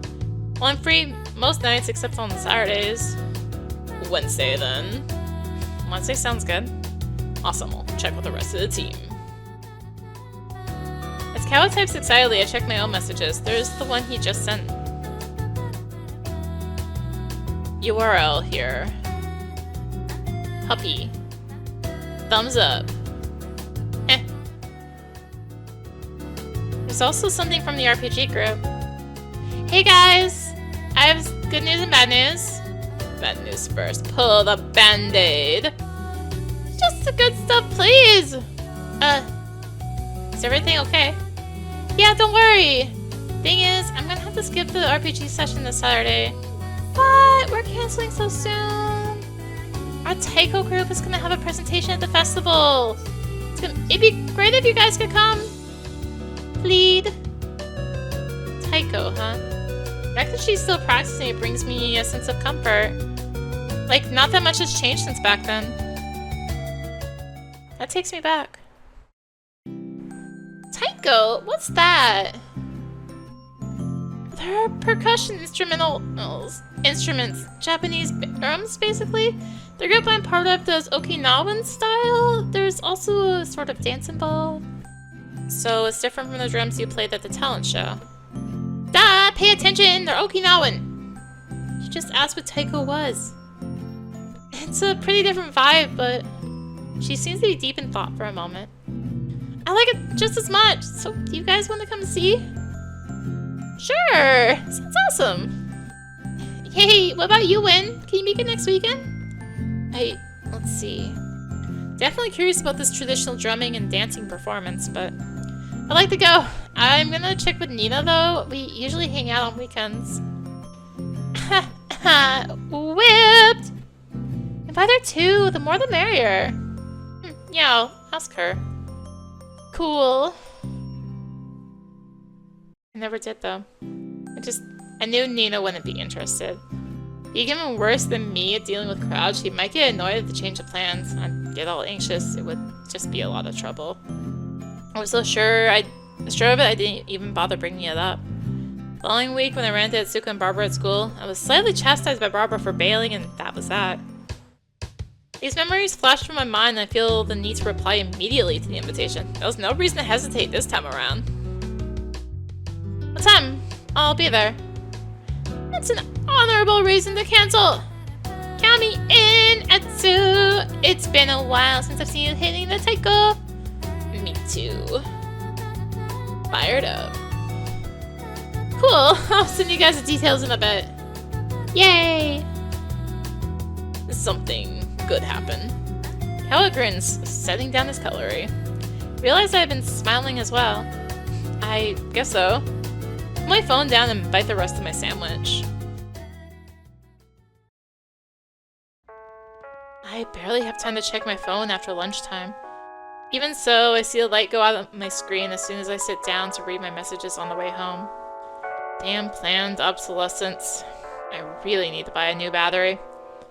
My own energy is running low, so as soon as I get home, I prioritize eating and showering. Only when I'm ready to collapse in bed, I have a chance to look at my phone.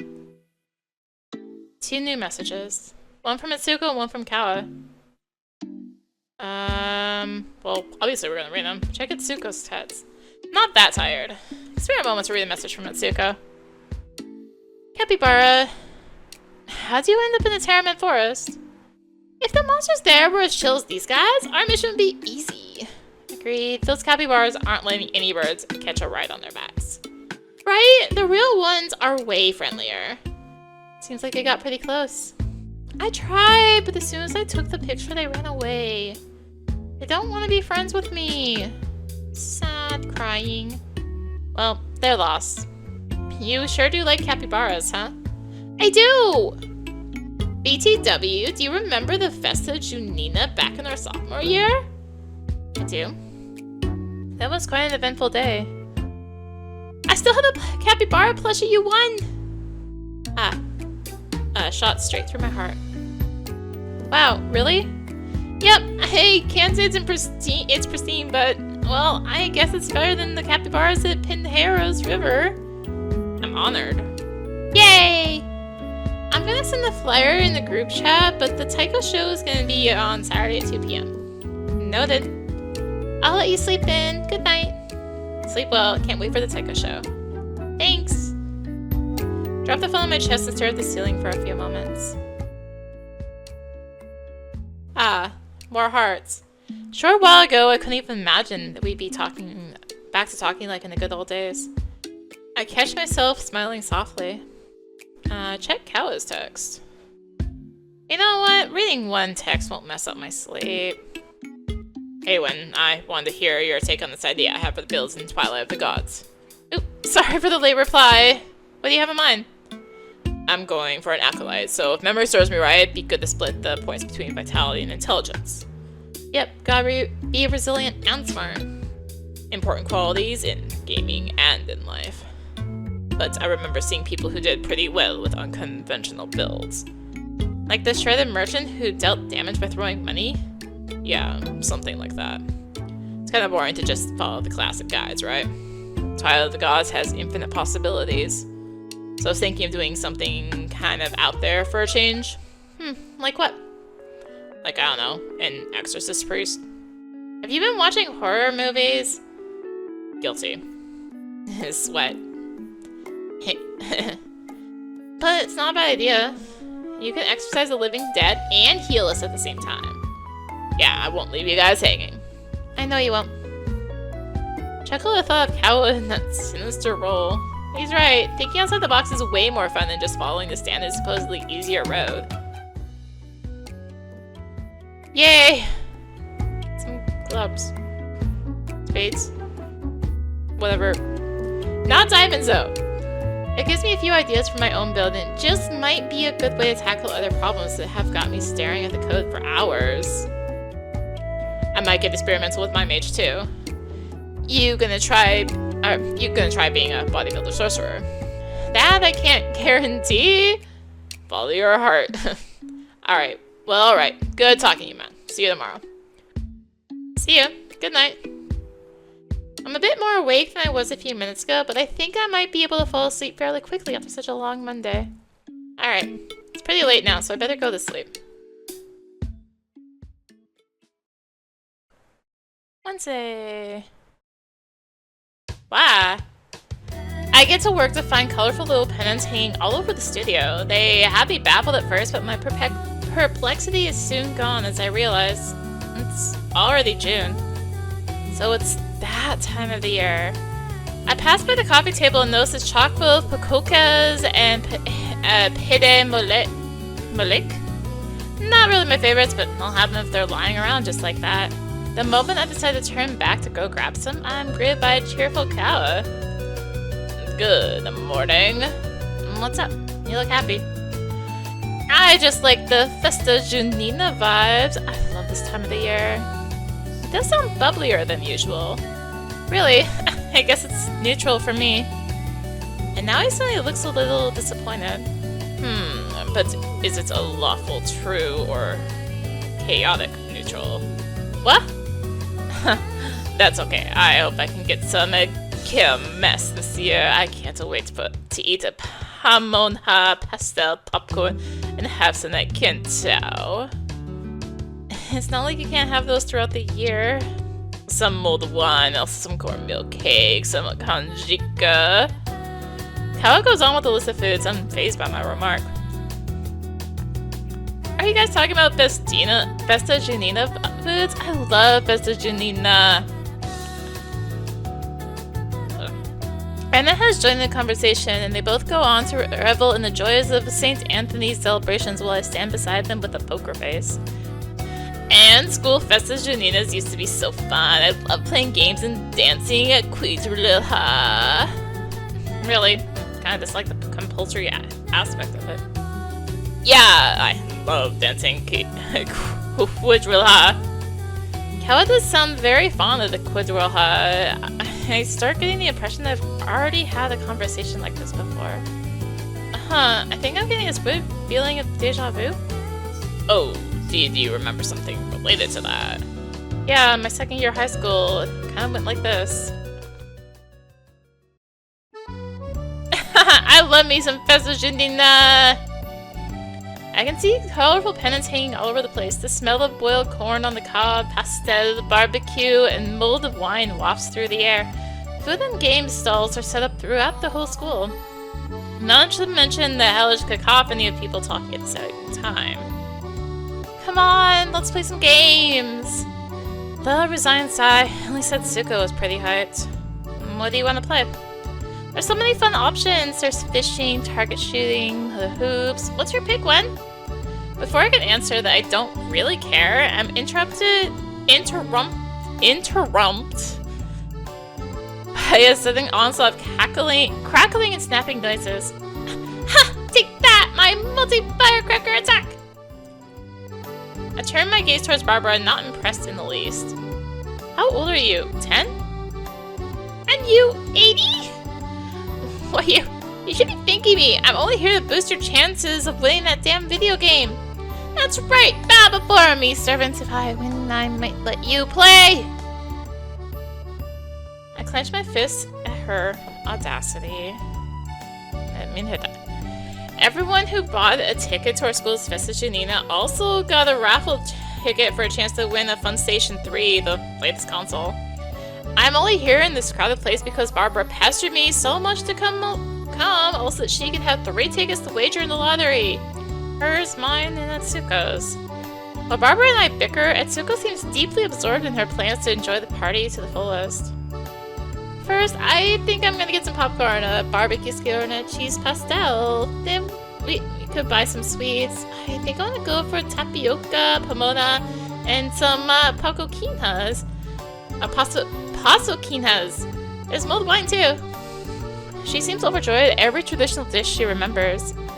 I love Festa Junina food. I personally don't get what's so special about it. It's not like you can't eat this stuff during the rest of the year. I said not to rain on her parade and say nothing about it. I don't get what's so great about it. You can eat that stuff anytime if you want. Well, at least I wasn't the party pooper this time. That's way more fun when it's Festa Junina. It's more special.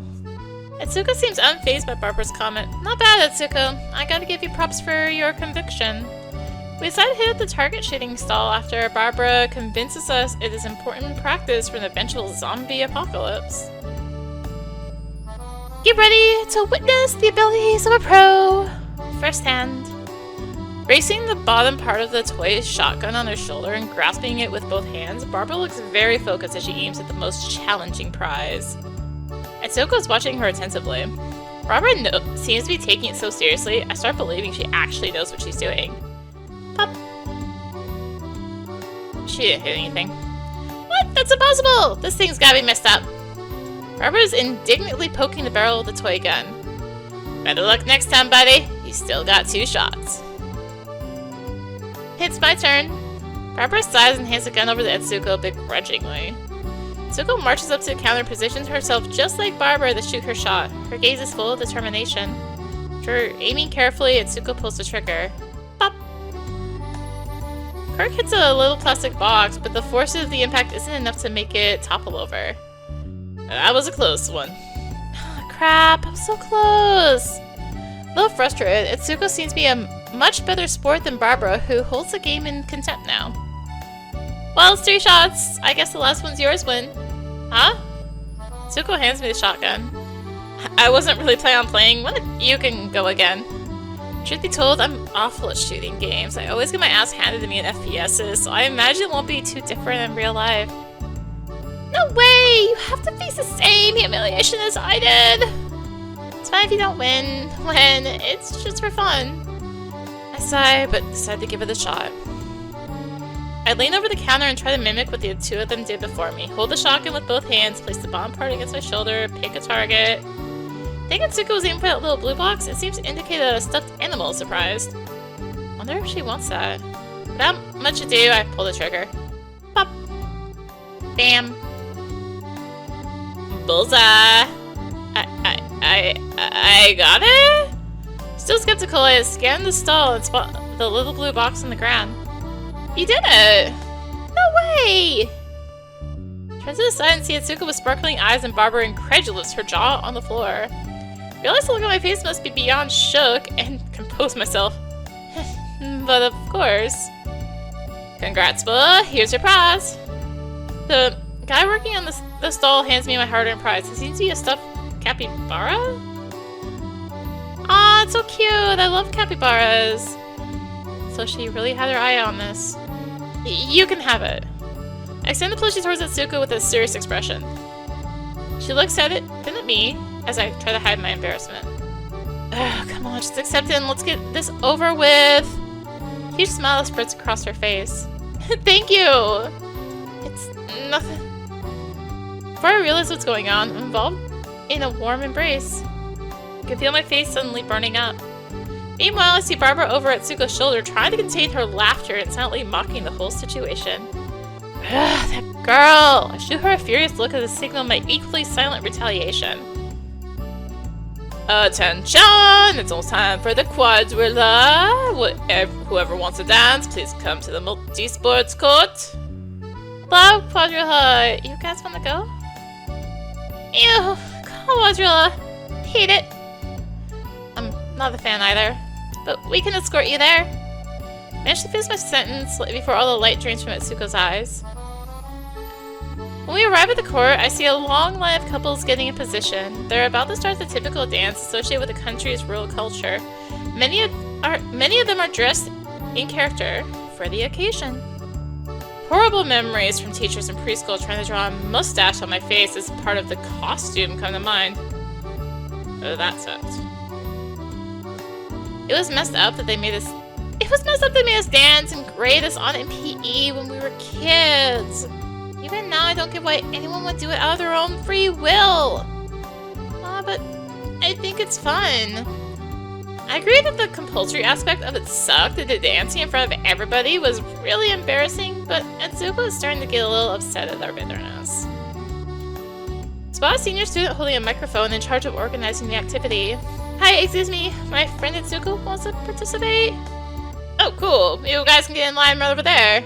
It's just her. I'm not joining. But she needs someone to dance with, and everyone else is paired up. Well, you or Barbara go with her. Oh, wait. You gotta step up, Turn around and see that Barbara is nowhere to be found. Where did she run off to? It's okay, Win. I get it. You aren't into it. We can go do something else. Can't help but feel guilty looking at Etsuko's sheepish smile as she says that. I think we're being kind of douchey. Sorry. She seems so happy to be here up until now, and I think seeing her happy makes me happy too. Will it really be so bad putting my sourness aside for a bit? I'll dance with you if you want to. That came out by accident. For real? Now I'm done for. Not like it'd be such a huge sacrifice. Yay! It's gonna be so fun! You'll see when. Etsuko pulls me by the arm towards the quadrilla line. I catch a glimpse of the senior chuckling and glare at him in return. For the last pair in the long line of people, I see some girls wearing plaid shirts and pants to make up for the lack of gentlemen participants and grimly remember Barbara's timely disappearance. I also notice that we're being watched by a considerable amount of people and wonder whether I've been making the right life choices. Turns out I have no time for regrets because a positively June-ish song busts through the speakers and I can see the first pair skipping towards the center of the court. Attention everyone, step right in, ladies and gentlemen. The student we spoke to a while ago announced into the mic. But wait a minute, I remember that back in preschool we would usually rehearse the dance before actually dancing. What am I supposed to do?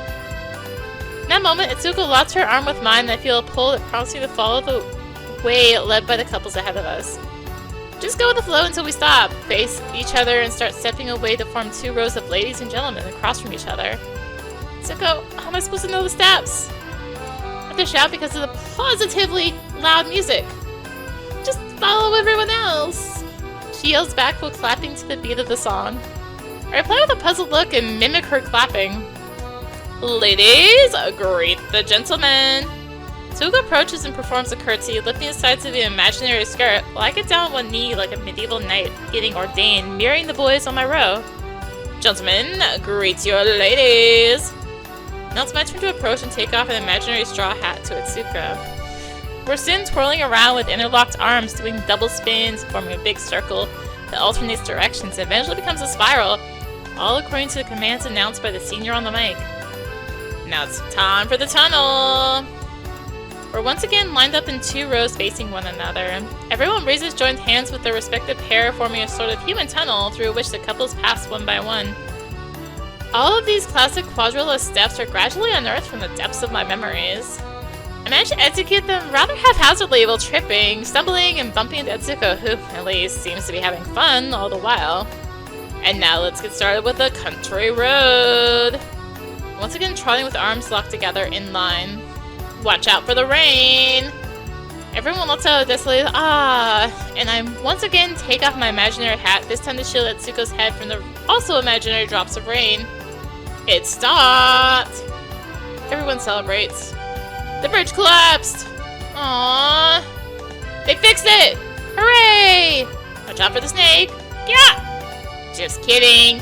Yay! Everyone pair up! What a lovely ball! The couples disperse throughout the court. I'm face to face with Etsuko and she holds my left hand while placing the other on my shoulder. We're quite close to each other while we perform a sort of ballroom dance. I look into Etsuko's eyes and know she's smiling. Can't help but smile back. I feel my face growing hot again. Huh. It's time to say goodbye! Thankfully, the oncoming embarrassment is muffled by the next part of the quadrilla, and we're once again marching in line, this time waving to the audience around the court. I've barely savored the triumph of having survived all of this when I spot Barbara amongst the spectators smirking with unmistakable mockery. Now she decides to show up? The quadrilla music comes to an end. Ah, that was so fun! It wasn't so bad. I'm hungry! Let's get something to eat? Yeah, let's go. Moments later, we're sitting at a plastic table with a checkered tablecloth, eating pamonha and drinking mulled wine. I'm usually not a big fan of pamonha, but this one's pretty good. You're not a big fan of Festa Junina in general, huh? Well, this one's kind of fun so far, but Game Me at Home is still more my speed. What do you play? Lately, I've been playing Femur online a lot. I just learned how to make a private server, so I've been spending quite a few hours on that. That's cool! I haven't played Femur much, but I really like Twilight of the Gods. Wait, you mean you can make a server from your own house and other people can join in and play? Exactly, and since it's my server, I can change up the game however I want. So, you know how to program? I'm learning. I can change simple things like how many coins and items the monsters drop, but I know that much more complex stuff can be done. Like creating maps, adventures, spells. It's almost like you're making your own game, right? I never thought about it like that. I guess so, in a way. Can you imagine making games for a living? It must be awesome. I'd love to play a game made by you. A game made by me. Doesn't sound like a bad idea. Hi there! Are you Andre? I jump from my seat at a sudden approach. I turn around and see a girl dressed as a cupid carrying a wicker basket filled with colorful cards. Yeah? You've got cupid mail! She hands me a hot pink heart-shaped letter while I stare, stunned. What's this? An anonymous person sent it to you. See ya! She waves goodbye and disappears into the crowd before I can ask any further questions. Etsuko leaning curiously towards the card in my hands, and we exchange anxious looks. Okay, let's see what this is all about. Andre, thank you for coming to my rescue in the literature project. Having you by my side turned a boring assignment into one of the most anticipated hour of the day. Even when the project's over and we don't have that excuse to spend time together anymore, I hope we can still hang out because I like you. Lose my breath for a moment. This is about the lit project. It can only be one person. I like you. Likes as in the way I'm thinking? Is this for real? Is everything okay, Wen? Huh? Turn back towards Etsuko and notice I'm feeling a little dizzy. My brain takes a few seconds for the question to register. Yeah, I'm fine. I think someone sent a message to mess with me. Etsuko doesn't seem too convinced by my answer, but I don't want to talk about this now. Especially with her.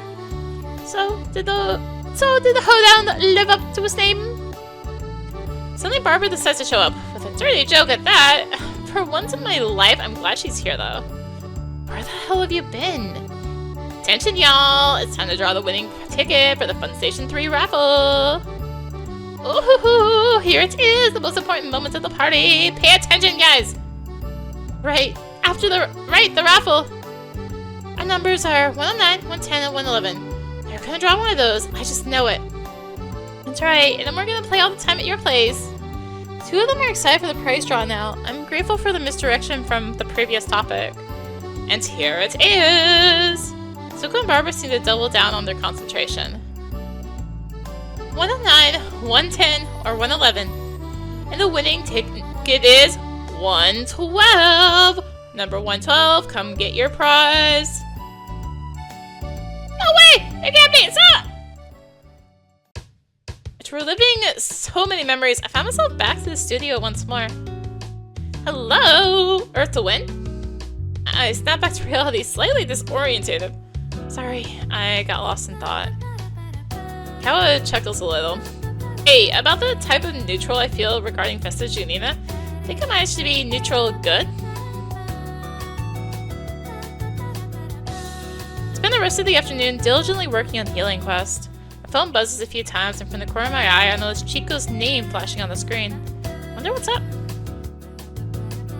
When you come by, could you come by the meeting room when you have a minute? Sure, I'll be there in a sec. Oh, this isn't an emergency of any kind. Chico finishes eating a crumbling pasokinha as I step into the room. Hey man, pasokinha? He offers me a few packets of the peanutty sweet, which I accept tentatively. Sit down and unwrap one of them, eyeing my colleague boss carefully. So, what's up? I need to ask you something. He rests his chin on his interlaced fingers, assuming a pose reminiscent of a certain unlikable dad. Just kidding. I know your schedule is very tight lately, but I wanted to ask. Just actually wanted to chat a bit. You know, like we used to, discuss how the studio's going and what we look forward to. It's been a while ever since we entered the late stages of Healing Quest development.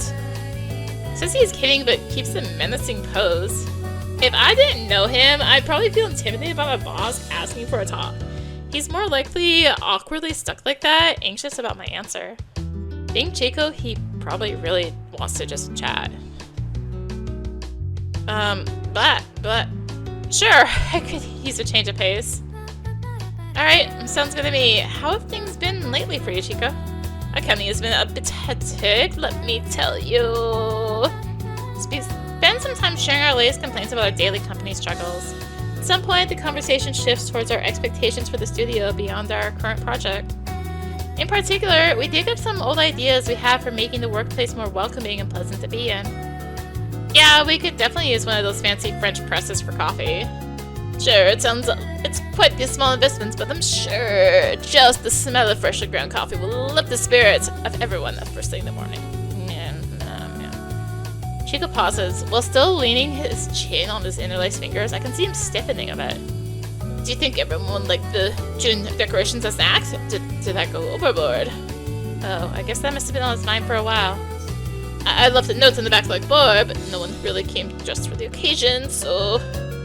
Despite the pose, Chico looks a bit like a kicked puppy, eyes darting here and there self-consciously. Notice the cowboy hat discreetly sitting on the chair beside him. Perhaps, is that smudge on his upper lip the remains of a fake mustache he drew on? Come to think of it, he's unusually wearing a checkered shirt. Does he really want to go out with his Festa Junina look? I think the team was into it. Pretty sure his note went unnoticed because of the overflowing tats on the backlog, but no need to remind him of that. Caua and Anna were really excited talking about Festa Junina earlier. Even I sort of got swept up in it. Really? Yeah, you went through the trouble of getting all those little pennants and decorating before everyone even got here, right? I'm sure everyone would appreciate it. These little details up the morale. That's what I was thinking. Thanks, Win. I know we're on a rush, but I don't want us to forget to have fun too! Otherwise, what's the point of making games, right? Yeah. My conversation with Etsuko from years ago flashes into my mind. Can you imagine making games for a living? Must be awesome. I'll remember to have fun. Yay! More. Still no diamonds. And look at me. I'm pretty good at it too. I'm glad. Thanks, Wen. No problem. Let me know if there's anything you need help with, alright? Got it. With renewed motivation, I head back to my desk to finish up today's tasks. The winter sun sets early, and soon I'm done for the day and heading home. Nothing's changed at all. Relying on muscle memory, I make my way through the city of Bronterra. Today is the day everyone from the office would finally get together on Twilight of the Gods. I guess I got a little overexcited and ended up logging quite a while before the scheduled time. Just couldn't help myself. As soon as the menu pops up and those nostalgic notes fill my ears, I'm brought back to simpler times. And again, was it really so simple then? Anyway, I have over an hour to waste. I decided to go ahead and try to level up to the mage class before everyone gets here. Though my fingers seem to remember the commands, I'm feeling a bit rusty after all these years. As I slay some low-level jelly creatures, a username catches my eye. Caua King has logged on. Seems like I wasn't the only one who got here early. Dark Wizard Wexian 999. Oh, when is that to you? Oh shit, without even thinking about it, I had signed up with a username nearly identical to my old one. Nostalgia is a powerful thing. It's me! You're here early, Caua. Notice this character has already evolved to a first class as well. You too, you've already become a mage. Busted, but the same goes to you, Acolyte. Before I knew it, I was making the usual rounds. Really, nothing has changed around here. I feel like I'm back to being a teenager. Same. I wonder, maybe we crossed paths here ages ago without even knowing it? Perhaps fate had a hand in this meeting. Oops, getting way too in character here. RPG sessions on top of this are really bringing out some old edgelord habits. Our heartfelt talk was interrupted by a swarm of monsters suddenly approaching us. We were quick on our feet to keep them at bay. Maybe I overestimated my skills. I ponder as Caua heals me before slaying another jelly monster. There you guys are! We've been looking all over! I should have known you wouldn't just wait at the mating spot. Gusto, Beto, and Anna enter the scene and finish off the last couple of jellies. Huh. Via isn't with you guys? Haven't heard from her yet. She hasn't replied in a while. Maybe she's wandering around letting nostalgia guide her way. Let's have a look around, hit the most memorable spots. We're bound to run into her. Party starts its way back into town, admiring the animations and intricately designed backgrounds. Yo! What's with this weird stick? Don't touch that, Gusto! It's a... Too late. He hits the unassuming twig. The odds of anything too bad sprouting forth are small. Of course, we are dealt the worst hand. Whoa, what's that? You summoned an orc. What? How about I just touch that stick? Even if Caua and I went ahead and leveled up, everyone else is still a novice. Our chances of defeating a monster this powerful are pretty much zero. Ah, never ran into one of these. It's so cool. It really is. Look at the dynamic. Caua! See about a monster is almost sent flying. I'm okay, I'm okay. Hey guys, it's not the time for aesthetic appreciation. You were the one who summoned it. Party struggles to attack the orc, but all we manage are a few ineffective hits that are returned with lethal attacks on our humble HP bars. We go through our potions in a flash, and Cow's healing abilities can't keep up. Everything seems hopeless at this point. It's brought by a gust of wind, an arrow flies across the fields and pierces the monster's back flawlessly. The damage it deals is significant. More arrows keep hitting the monster, and their source soon makes itself known. A high-level hunter enters the battlefield, drawing their bow at top speed. The monster can't help but focus on a new challenger who can definitely keep up. This gives Caua enough time to heal a few of us, and we soon join the brawl with our savior. The mysterious hunter takes a moment to prepare a powerful attack, and just like that, the enemy is defeated. Wow, thank you. Yeah, you really saved our butts. Hunting bee... Bia! Huh? Hi guys, sorry I'm late. You say that, but it looks like you're way ahead of us. Yeah, judging by the tech she's used, Bia's already a much higher level. I ended up doing some stress relief jelly hunting before I knew it. Now the party's complete, we can go explore. Hey, we still got level up in just a class, unlike you early birds. Oh, right. maybe we can all bubble up around the forest for a bit and then split to go do our class tests. Sounds good, Bia. Can you come with me for the swordsman test later then? I don't remember where it is. Bia? Her sprite is still standing there, unmoving. I'll try giving her a call. Suddenly, Bia's hunter moves slightly. Sorry, guys. I gotta go. She disappears into a pillar of light, logging on. That was weird. Do you guys think she's okay? I'm struck with a bitter, familiar feeling. Something about Bia's brief presence and sudden disappearance makes my stomach churn. Buried memories come flooding back. Somehow it was just like this. Dang, these zombies just keep coming! You're the one who said we should go dungeon crawling here. I know, but back then we had a healer. How was I supposed to know Nina was gonna quit? Guys, less talking, more attacking. We can make it if we focus. I'm down to my last potion. Here goes nothing. That time, I'm sure my avatar wasn't the only one running out of energy and options. The voice in the back of my head wouldn't shut up. This is gonna be bad. This isn't where you're supposed to be. Aren't you forgetting what's most important? Who's most important? She needs you. You can't have it all. You're already being indulgent enough as it is. There are rules for this sort of thing. It's common sense. There it is. We're almost there! When now? Cast a spell! Sorry guys, I gotta go. My hands feel cold. I have to pull away from the mouse and keyboard for a second to rub them together and get the blood flowing. It's weird how a couple of coincidences can pull you right back into another time. It's okay. That's not where I am right now. Bia's reasons have nothing to do with my past problems. Get out of your head, Wen. Messages are piling up in the chat box. I want to get a cool hat. Can someone help me with the swordsman test? I kind of wanted to hang around the courtyard and see if anyone familiar is around. Wen, what do you want to do? Just spaced out a bit. Help with the swordsman test. Alright, Anna, let's go ace that test. Yay, thanks! The details have come back to me surprisingly quickly, and after a few attempts, Anna is a certified swordsman woman. Nice, I'm feeling sharp. The party's enthusiasm is contagious. The bitterness from minutes ago melts away, and I can focus on the fun of playing together with my friends. Huh. Guess we're all well past being mere co-workers now. Feels nice.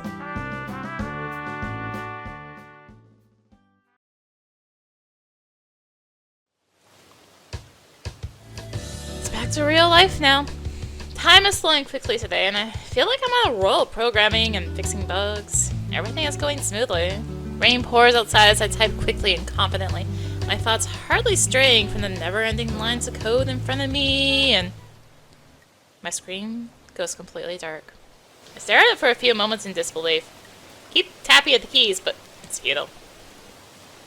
I look to my side and see that my neighboring coworkers are also frozen in front of their screens. I look up and realize the lights have gone out too. No! I lifelessly bang my head on the desk. Wen, are you okay? I hadn't saved in a while. Oh crap, how long? Probably since lunch. Always save often! That's my motto! Save often! Did you save your stuff, Augusta? Oh yeah, I am not a daredevil like Wen. Besides, I didn't get much done in the last hour, so even if I didn't, it would be okay. It's nothing to brag about. What about autosave one? I don't remember if I had it turned on. Well, I'm gonna go take a break. I was sitting here. He gets up and heads to the pantry. Meanwhile, Bia looks at me sympathetically. I'll go try to figure out what happened with the power. She leaves, leaving me alone to ponder my loss. It's unlike me to be careless like this. I'm usually a cautious type. I tend to save and back up multiple times to make sure nothing is lost. What's gone into me? I lean back on my chair, staring lifelessly at the ceiling. Completely blank. Just like my save files. All that for nothing. At this rate, are we even gonna make it in time for the launch? Shit, I don't even want to look at those incomplete source files anymore. How pointless and fleeting everything is. Hey, you okay? Caua is standing next to me with 2 mugs in his hands. Not really. Did you lose much? My only response is to rub my temples and grumble. Want some tea? It's chamomile. It's calming. Caua sits down beside me and offers a mug. I accept it automatically. It's hot. I blow on it a few times to cool it. As I do so, I notice the color is fainter than I expected, and the smell is sweet. I didn't even know we had tea here. I usually only have coffee. Yeah, I know. I figured you weren't in need of any more caffeine, considering how fast you were working today. I guess I was in the zone. I take a sip. That's good sometimes, but take care. This tea is nice. Thanks. My dad actually grows a bunch of plants to make tea from, so I brought a whole jar of leaves. Feel free to brew it any time. That's cool. So you live with your family. Sounds like you get along.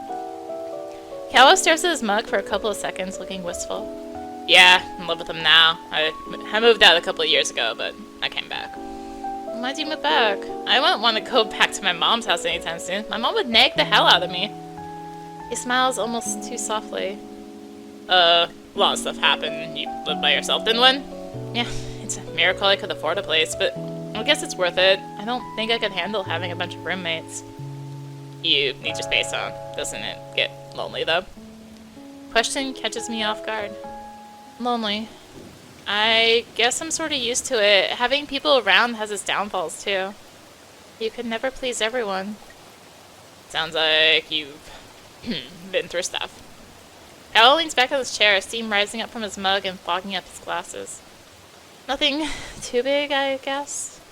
He looks curious. Fine, let's see. My mom's the controlling type, so it was kind of a pain having friends with my girlfriend over. I get that. And their home situation was even worse. So I figured if I had my own place, I'd have more freedom, and I could offer her some solace, too. I tried hard to keep up with college and get a job, but by the time I managed that, I no longer had a girlfriend. Oh. Come to think of it, during that time I ended up drifting away from my closest friends. I can hardly remember what I spent the last few years doing, other than working. Maybe this is a bit too much to share over tea? Caua looks unsure of what to say, but before he can try, I blurt out. But things are better now. I'm actually in touch with them again, with my friends from back then, I mean. That's nice. Seems everyone here seems to really like you too, so I'm a bit surprised you were sort of isolated. Eh? Yeah, everyone in the art team is always saying good things about you. Like how you're good at explaining things and incorporating their ideas into the programming. Jeez, first I hear of that. Look away embarrassedly. Even if you don't realize it, I'm sure your friends missed you. Oh jeez, why is Mr. Popular Guy saying all these nice things? I'm not used to this kind of stuff. Well, who can say? Human relationships are complicated, huh? They sure are. So, what about you? Any stories you want to share? I can't imagine you being lonely. I do get lonely, though. He says this casually, but there's a hint of melancholy in his voice. I see. Is that why you moved back? Kind of. There were many reasons. Since I've touched a sensitive topic. I have hearts. Do you want to talk about it? You want to talk about it? No pressure, though. Sorry, I made you tell me a bunch of stuff, didn't I? That's okay.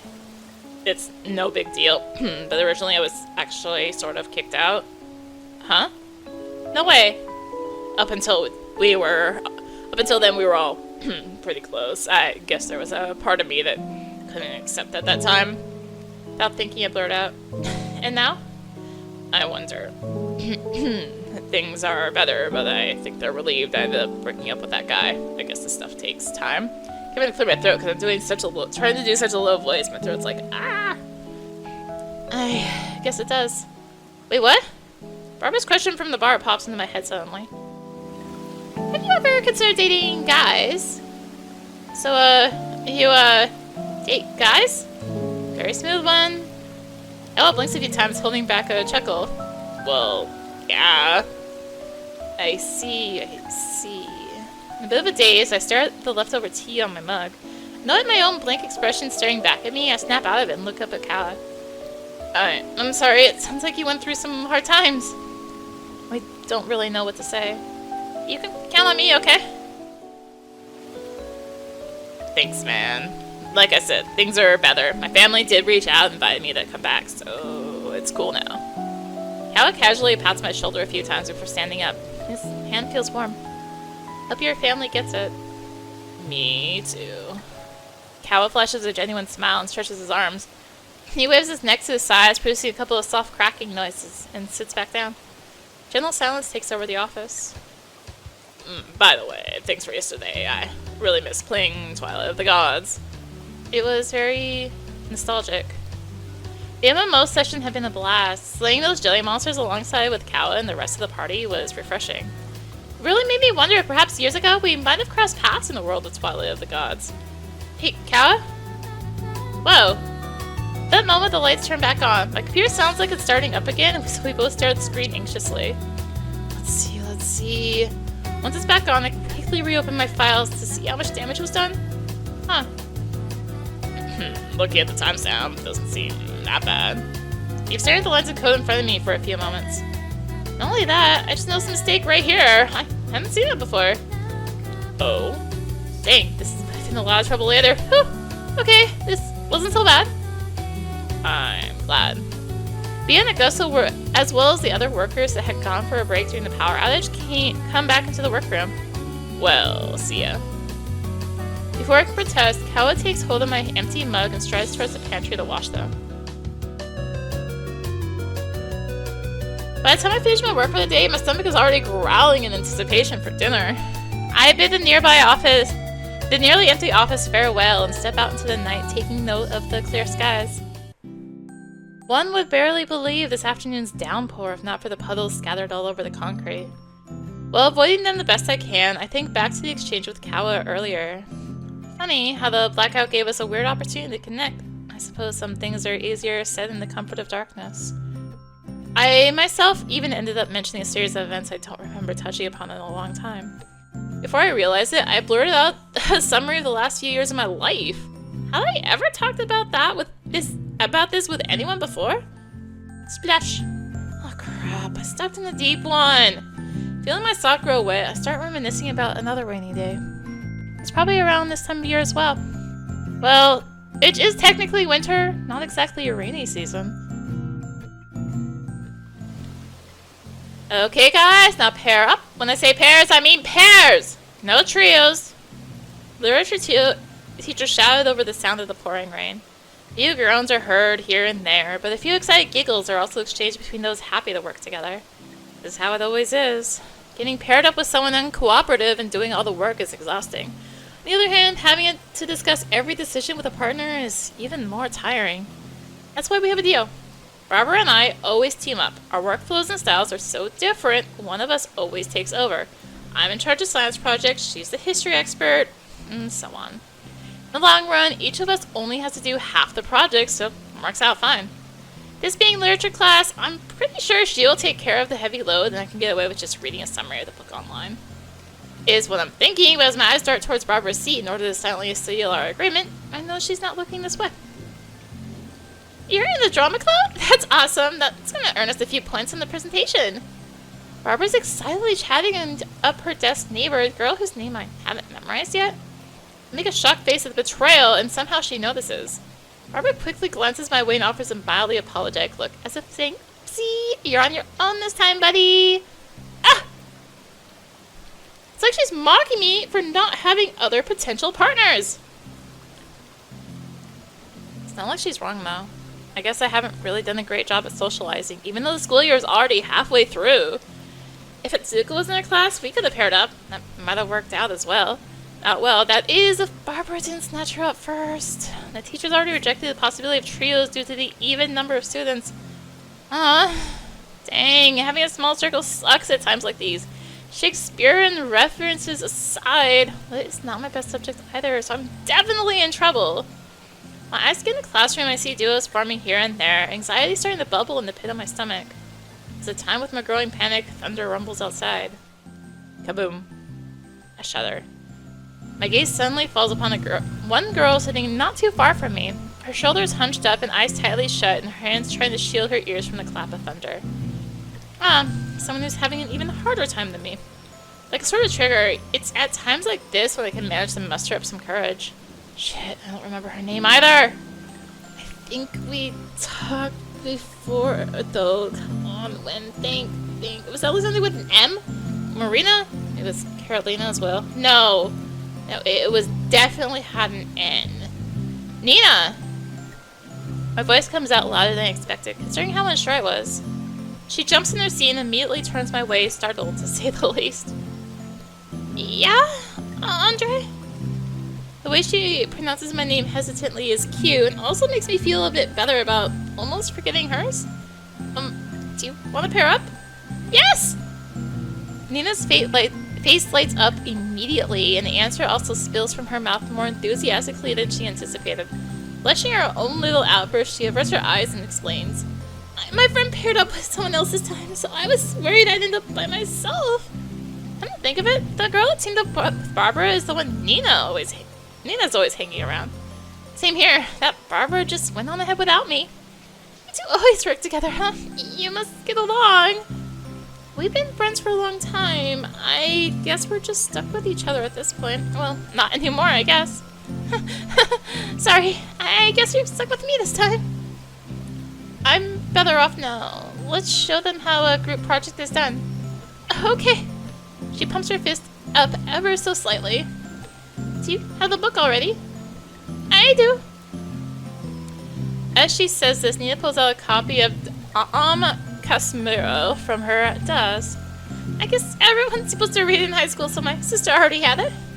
That's lucky. I'm an only child, so I don't have that advantage. Maybe your sister can give us some pointers too? Huh. I am not sure she actually read it, though. Nina leaves through the novel, which, sure enough, looks rather new. Not a single note. I guess we're on our own then. All I know about the book, though, is the whole Capitu controversy. Yes, that's all everyone ever mentions. Well, guess we'll find out. Yeah! Nina seems like a perfectly nice partner, so maybe this project won't turn out so bad. I noticed Barbara staring at us to confirm if I'd survive without her support, and I loudly stick my tongue out at her. See, even I can find someone to pair up with.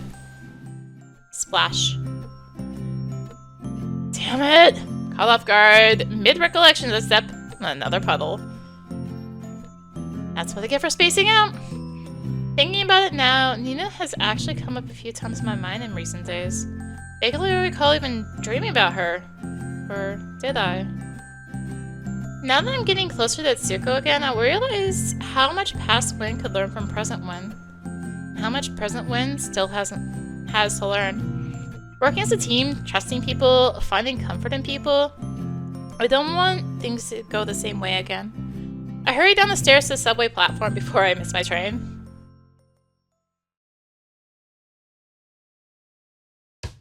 I finally managed to fix some bugs and reduce our endless backlog. The sounds of people shuffling about, computers shutting down, and backpacks being zipped tell me the day is about over. There's still plenty to be done though. Queen Slime has given me more trouble than I expected. No wonder she even showed up in my nightmares. That was one weird dream for sure. I considered mentioning it to Caua at some point, but sharing our magical boy adventures was not on the top of my bucket list.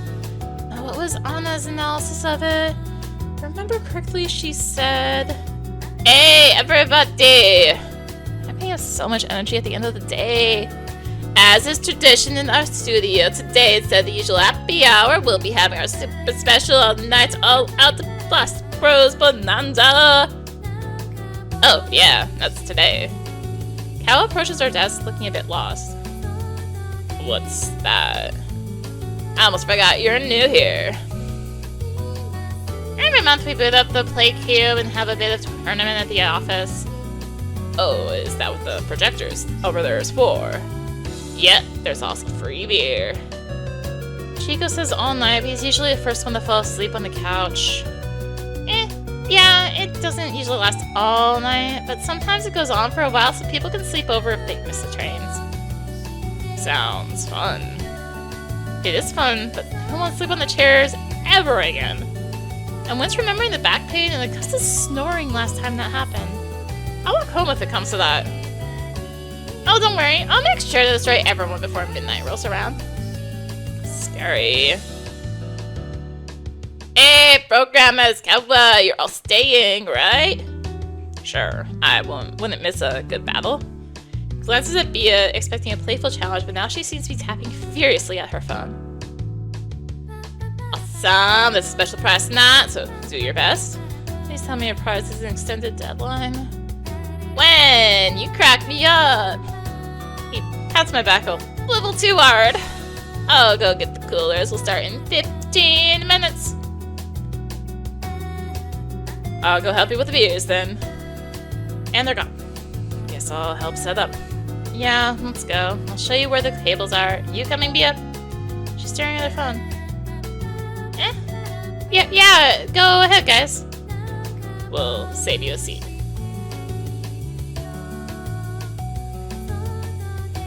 This corner of the office has been repurposed for the super special all-night, all-out Blast Bros Bonanza. Cushions and beanbags are spread around and old projectors connected to a play cube. I'm sipping on a can of beer and watching the current battle after advancing in the previous round. Caua is showing everyone what he's got. Since he's a dog person, his choice of character comes as no surprise.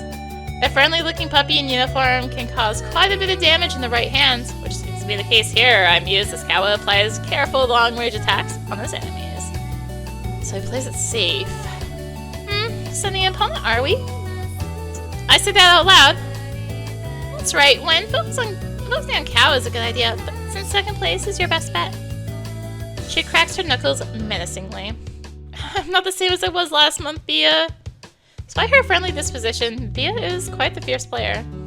When she's on our side, like when she saved our asses in Twilight of the Gods, it's very reassuring. As an adversary, scary. I hope so. I don't want to be bored. No way!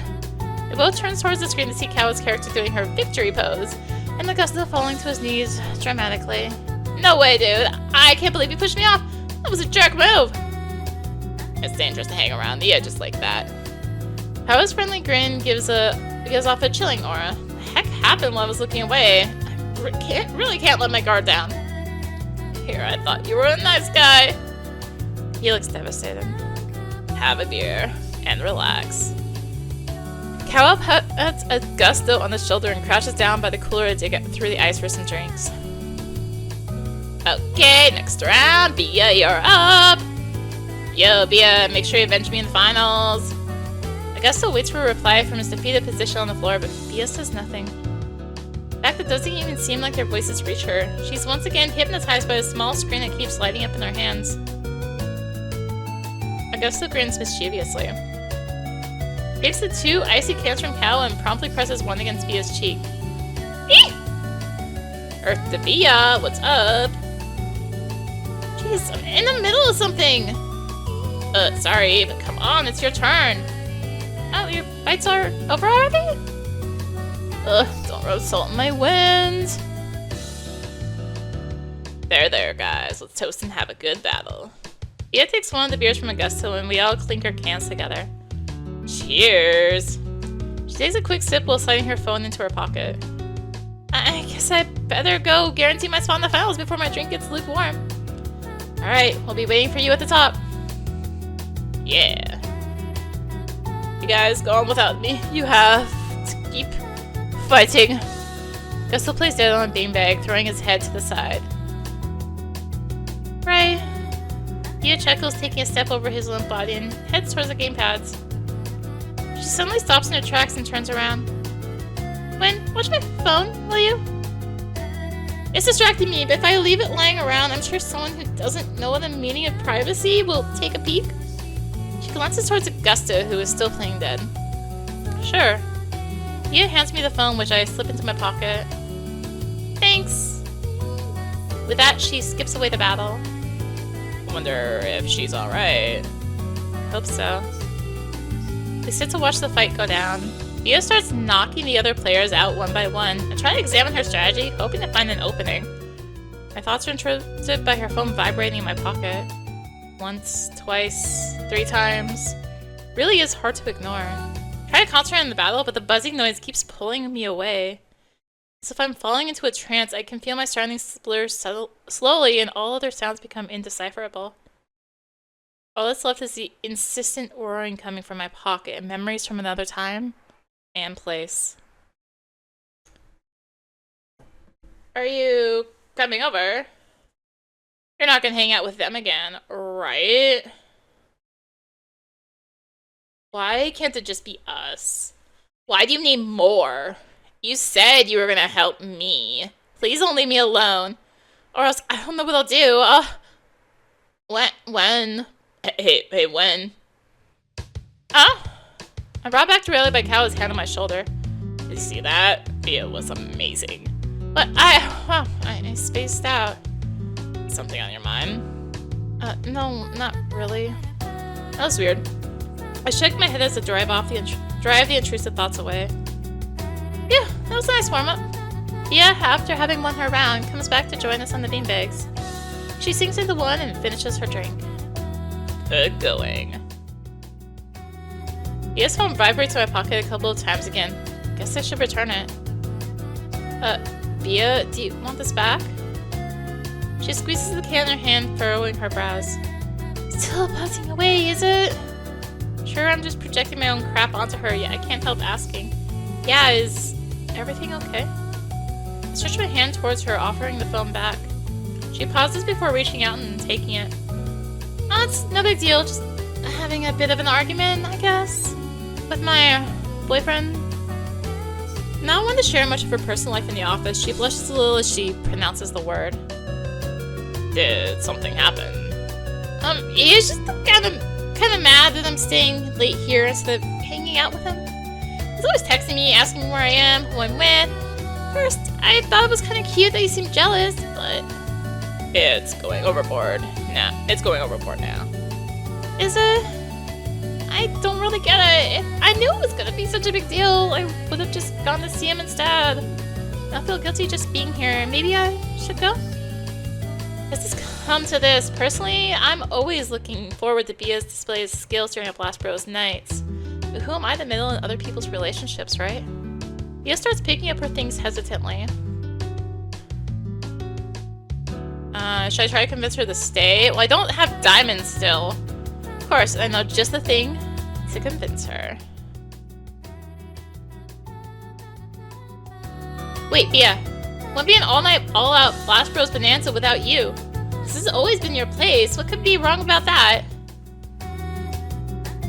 That's right. You have nothing to feel guilty about. Thanks, guys. Just when we're together, everything's great. Whenever we're apart, it seems like he starts questioning everything. You can't be together all the time, though, right? The bond's supposed to keep existing even when you're in different places doing different things. It's like object permanence, you know? When you put it like that, it sounds like he's a baby. She chuckles a little. Caua's words sound like they come from experience. Stark contrast with my own makes me wonder what sort of partners he's had in order to come to such conclusions.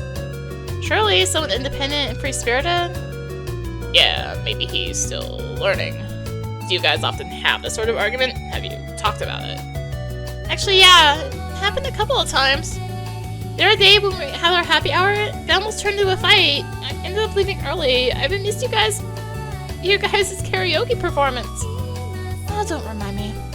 Anyway, it just becomes a whole thing every time our plans don't line up if I don't choose him. Hey, Bia, pick one! Anna appears out of nowhere, suddenly crouching before Bia and holding out 2 fists towards her. Not sure how Anna manages to sneak up on us considering how tall she is. Okay, this one. Ta-da! Anna opened the hand chosen by Bia, revealing a candy wrapped in colorful paper. Lucky me! Bia accepts the treat, immediately unwrapping it. While she savors the yogurt candy, Anna pats her head gently. He's at it again, huh? But it's gonna be okay. How about you tell him you've got a tournament to win and you'll take him somewhere nice once victory is yours? Or the first prize is tickets to the aquarium. Really? My sources say so. It's actually a good idea. Right? As Bia types one final message, Anna casually opens her other hand, revealing another candy. She places it on top of Bia's head. Ah. Oh, I can have both. Of course, don't underestimate my candy stash. Now, let's go. It's time for the final battle. Cool. Who's the last finalist? Me. Ah.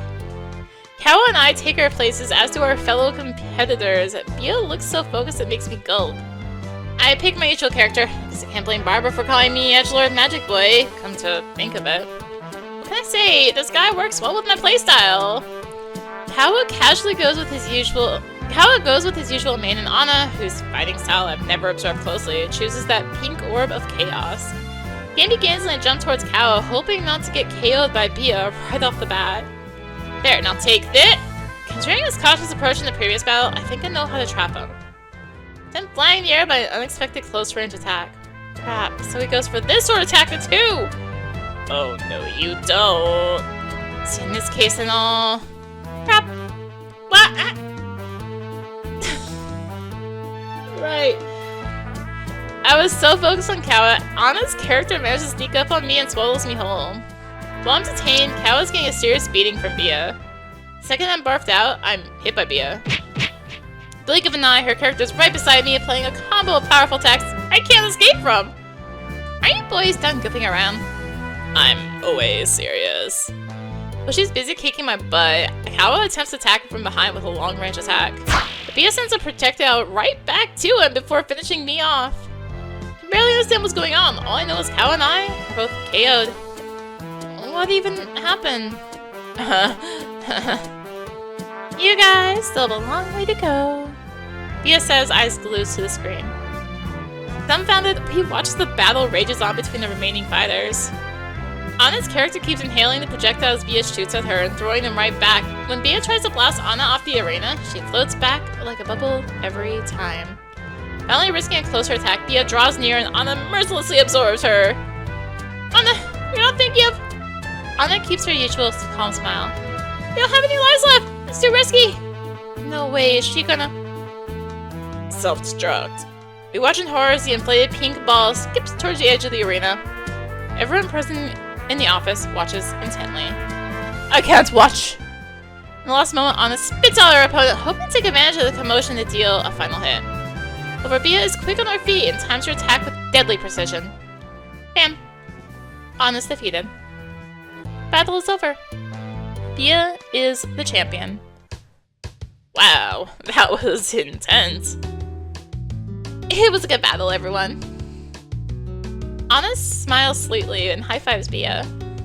Bia finally smiles as she stands up and stretches her arms. I feel refreshed. Congrats, here's your prize. Penguin! Project manager hands her a pair of tickets. Guess Anna was right. Thanks. How did you even get these tickets, Chico? They're pretty expensive. Anything for my dear co-workers, and also my cousin works there. Bia chuckles, but holds onto the tickets like they're something precious. Fills me with relief to see her back to normal. I'm about to go congratulate her, but I feel a pat on my shoulder and turn around. Good fight, man. Yeah, I guess. I was hoping to battle a bit longer before getting obliterated, though. It all happened so fast. Should we try going one-on-one next time? Sure, maybe we could do it like that next month? Well, actually, if you don't want to wait that long, I've got an old play cube at home, too. Oh, really? No wonder you had fast reactions. Yeah, still play the old version pretty often. So yeah, if you don't mind an old console, come on over sometime and we can brawl it out. Maybe get some practice in to last a bit longer next time we're up against a genius like that. Glances in Bia's direction. She's cheerfully chatting with the art team now, like a stormy cloud has dissipated from above her. Yeah, let's do it. Okay, that came off a bit too eager. I'm a sucker for old consoles, though. I mean, yeah, good idea. I'm cool with the old version. Alright, so when's a good day for you? Let me see. Yo, we gonna do mini games now. You guys up for it? Sure. Message you later so we can set a date. Yeah, okay. So our traditional super special all night all out Blast Bros bonanza goes on peacefully. Till I realize It's almost time for the subway to close. Remaining members of the team storm out into the cool night wind and wave goodbye as we part ways. Yeah, I'm so tired. I hope I want to fight monsters in my dreams tonight.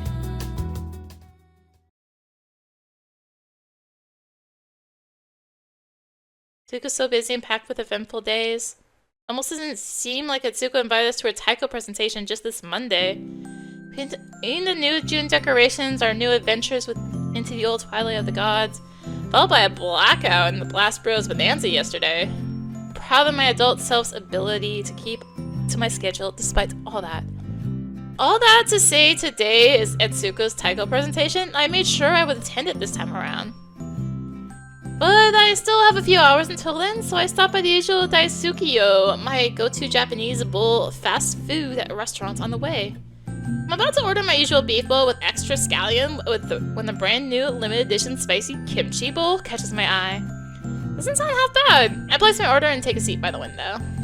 Back in high school, I used to be self-conscious about eating on my own, though I was initially determined to be the loner who scoffs at chatty groups of teens. Soon found myself becoming one of them as Barbara snagged bits of my lunch and dragged me around during recess. I got so used to it when her friends from other classes came around, I had no clue how to proceed. No matter how much my edgelord persona had lost its edge by then, asking to join them was beyond me. Before I could confirm whether my presence was welcome or not, I'd casually wander off to find a place to eat by myself. That actually reminds me of Etsuko and maybe something I dreamt about recently. This expectation that I'll be able to see her later today is also strangely familiar. We did make a habit of meeting there whenever possible. Alright now. Where can I eat my lunch in peace without looking too uncool? Slip by the cafeteria and take note of the lack of available tables. The outside patio is too rowdy, and if I go to the soccer court, I risk taking a ball to the face. That didn't sound right. Anyway, no food is allowed in the library or in the labs, so as I make my way down the hallway, the sounds of recess gradually fade away as I wander through the older portion of the school building. Oh. Stairway that leads to the school terrace. The sacred territory reserved for main characters. Rather suitable. Why didn't I think of this before? I eagerly start climbing up the steps to my newfound haven as I turn the corner of the staircase, I realize I'm not alone. Etsuko. Unaware of my presence, she silently reaches for the handle of the door leading to the terrace. I hesitate to call out to her, mesmerized by the unexpected scene. But she catches sight of me from the corner of her eye and yelps. When? You startled me, showing up out of the blue? Etsuko, what are you doing up there? You know... She looks away for a second, twirling a lock of hair between her fingers. I want to try having lunch on the terrace? Guess we thought of the same thing. Is it open? That's what I'm about to find out. It's usually locked. I've been coming here to check every day. Such determination. You really want to go there, huh? Her eyes light up and she balls her hands into excited fists. Isn't that where the main characters eat lunch? Yeah, it is. Who would have thought another protagonist wandered here on this very day? Why did they lock it anyway? Are we not supposed to go there? No idea, but someone's bound to forget eventually. Maybe today. Perhaps. Will you be my accomplice? Sure. Etsuko finally reaches for the knob once again, grips it with determination, and turns it. It's unlocked! Look, Gwen! It opened! She beams at me, throwing the door agape. Without a moment to lose, we both step out onto the terrace. Not a single cloud in sight, just an impossibly blue canvas. Has the skyscape always been this vast? Somehow it feels like the tall buildings surrounding the school never existed. But even in my reverie, a nagging voice in the back of my head warns me we could get in trouble for just being here. Awesome! The weather is perfect too! Come on, let's eat before recess ends! Etsuko's joyful voice rings louder than my thoughts. I let myself get swept up and sit next to her in a sunny spot. So what do you bring? I open the lid of my bento box, revealing a pair of fluffy abauzi. Nikomon? Well, I guess they're the same, but I call them baozi. Oh, that's a Chinese name, right? Are you just gonna eat them cold? They still taste fine, it's just leftovers anyway. You say so. Me, I really love the big ones they sell at Liberdade with a little karashi. It's so yummy. Do you want one? Okay, I'll trade you then. She opens up her own bento box, revealing a set of round, deep-fried sweets. Bolino de Chuava? I take one of them and inspect it closely. There's Sata and Dongi in Okinawa at least, but I guess it's sort of the same. Come to think of it, you could also call them donuts. But donuts are supposed to be ring-shaped, no? Huh? But there's also donuts with filling, right? Like cream or jelly. So not only a donut if it's got a hole in the middle? She seems to be giving it some serious thought. Hydration. Very important. I take a bite of the Bolino de Chuava / Santa Andagi / donut and ponder. That is that which we call a donut. By any other name would taste as sweet. Etsuko, who had just taken a bite out of the baozi I offered, suddenly brings a hand to cover her mouth, checkily and nearly choking on the steamed bun. Shakespeare? I blushed up to my ears. Was that lame? What? Shakespeare is just common knowledge, right? Despite my ego taking a blow, I give her a couple of pats on the back, trying to soothe her coughing fit. Her coughing subsides, but the laughter goes on a bit longer. I steal another Sata Andaki in the meantime. No, you're right. Shakespeare has everything to do with snacks. In fact, now I really want to eat some Romeo and Julieta. I chuckle. Alright, next time I'll bring cheese, and you bring Caua Bata. Deal? Deal! A secret meeting in the Forbidden Terrace. Exactly. I find myself grinning, looking forward to the next escapade. Somehow, it doesn't even occur to us that the door might be locked the next day. But that didn't matter right then. All that mattered were the clear skies, the taste of Sata Andagi, and the promise of something starting.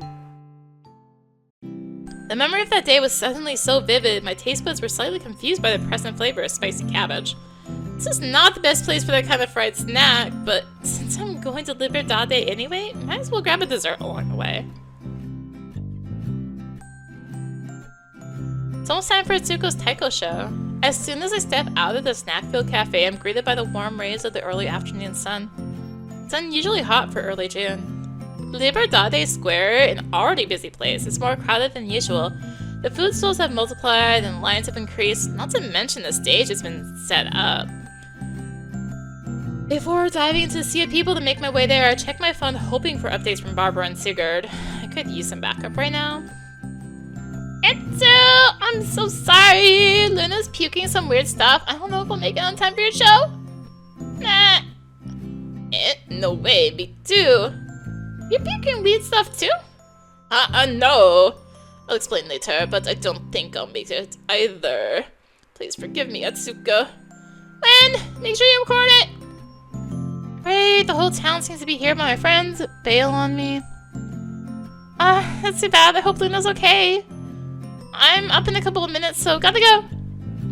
She goes offline. I wasn't even able to tell her I was here. Guess I'll head to the stage then. The sun is blazing, and every couple of seconds, someone eager to get close to the stage bumps into me. Ow! Oops, my bad. Look down and notice someone dropped a whole tray of yakisoba on my shoe. Just my luck. But before I can even say anything, a loud voice blasts through the speakers. Thank you! That was an amazing dance. Next up is the Okinawan Taiko group. Oh, that's her. The announcer steps aside and people in colorful uniforms take the stage. Etsuko is right there in the center of the stage. A huge red drum hangs from her shoulders. Yikes, that looks heavy. I raise my hand to wave at her, but she looks dead serious. She closes her eyes and everything is silent for a moment. Dodon! I almost fell over from the reverberating thump emanating from her taiko. A sound this powerful could probably make a heart start beating again more efficiently than a defibrillator. What is this? As the sound grows with the whole group joining in waves, it's as if everything is swept into its beat. I no longer hear any chatter or city noises around me, only the rhythmic drumming reverberating through my body.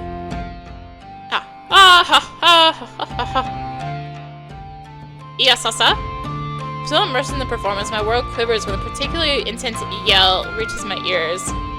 Despite the momentary shock, I'm enraptured by the ground-shaking choreography. What the? I kind of feel like shouting along with them. The experience fills my mind with mysterious images, and throughout all that, I manage to look directly at Etsuko. Not only is she beating that drum with complete control and total sync with the group, but she is also doing some tough-looking choreography, raising her feet high in the air and turning with every few beats. She turns again, droplets of sweat fly off her bangs and her brows furrowed in deep concentration, and lands with strength and precision. The ground seems to shake with the group's powerful steps. Wow, she really is so cool. The song continues and I let myself be taken in by it. The beat is cheerful and optimistic, and the way the drummers move makes them seem otherworldly. Everyone seems to be deeply connected in a way I can hardly understand. At this point, I can no longer tell the difference between my heartbeat and the drumming. I'm only reminded of my mundane existence in the middle of a crowd when the song ends, and surprisingly, my heart still beats. The audience around me cheers and claps, and for a second I almost forget to do the same. I still don't have diamonds! Keep quiet. Can't really bring myself to join in the jolly vibe. I also don't want to distract her. Stand there and try not to stare too much. Etsuko's group plays a couple more songs and bow deeply to the energetic audience. They exit the stage and another group pours in. I'm super thirsty and imagine Etsuko must be even more so. I quickly slip into a shop and buy 2 big cups of bubble tea. I stumble back towards the stage, desperately hoping I didn't miss her. There she is. I catch a glimpse of her bright yellow uniform and she soon spots me and comes my way. Ugh. Here. Great job. Hand her one of the cups. Oh, thanks. She glances at the lavender liquid inside. You remembered I like taro flavor with peach bubbles. Well, yeah, that's the unusual combo you always got back in high school. I was craving for some of this. It's super hot today. She leans back on the railings beside me and sips her drink. Hey, thanks for inviting me today. I mean, you invite everyone, but I'm really glad I came. I started apologizing for not going to her taiko show back in high school, but my gut tells me to focus on the present. I'd never heard something like this before. I was kind of nervous and full of things in my mind before I came, but now I feel so refreshed, like I was reset. Really hits the heart, huh? There I go, spilling random cheesy crap again. I truly felt that way, though. Etsuko is silent for a moment, then smiles. Thanks! I know it's really hot and crowded today, but I'm glad you came. This is something really important to me. I can see that. It's also really different from the sound you guys make with the band. It is, isn't it? She looks up at the impossibly blue sky, then turns to me. I want to try bringing them together, though. I want to incorporate the taiko into power metal. For a moment, I don't know how to reply. I guess it's kind of hard to imagine that sound, huh? Taiko and power metal. No, I think you can definitely do it.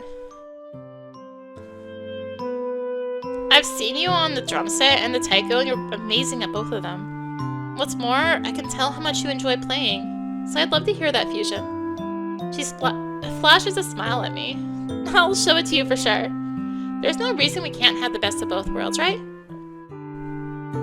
Right. We're silent for a moment. She looks me up and down. By the way, what happened to your shoe? Look down and, yes, of course. There are some noodles tangled with my shoelace, accompanied by mushrooms and some lovely brown sauce covering my sneakers.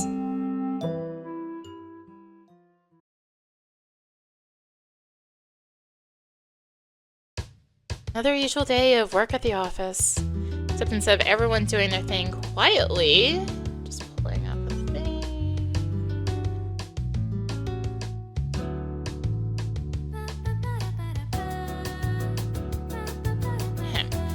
Except instead of everyone doing their thing quietly, the morning started with Chico giving a motivational speech. So that's the plan, guys. We've got a lot to look forward to at that huge game festival. I know the schedule is tight, but we're all in this together. Let's watch each other's backs just like our heroes in Healing Quest do. Defeat the final boss.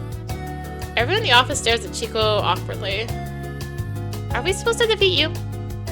No, I mean, I'm not the actual boss, the metaphorical one. I see. Then what does the final boss stand for? The hardships. The deadline, I think. You guys, it's the final stretch, so let's keep it up. If anything comes up, let me know. Most of the team chuckles good-naturedly at Chico's attempt at a motivational speech and gives some affirmative responses. Everyone gets back to their seats and quickly start typing or drawing.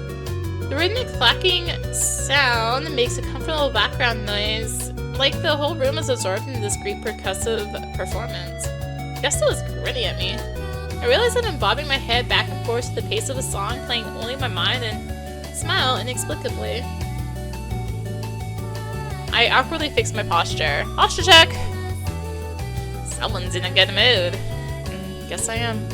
The technical performance I got to experience in the weekend really left an impression on me. The way every member of the group seemed to be connected, the unity in their sound, that's ideal teamwork. You could say that. However, team can do something like that as well. I try to focus on my screen, which is Healing Quest running, and notice something seems to be missing from my hero's movements. Right back. I gotta check on something with the art team. Get up and make my way towards Caua's desk. Morning. Hey, good morning. Anna and Beto also look up from the tablets to greet me quickly. Sorry to interrupt, I just saw the new Queen Slime Idol animation. It's looking great. Thank you. Anna had some pretty good input on the colors. Awesome. My gaze falls on Caua's desk, decorated with a few figurines and an open notebook filled with sketches. Sorry, my desk's a bit messy.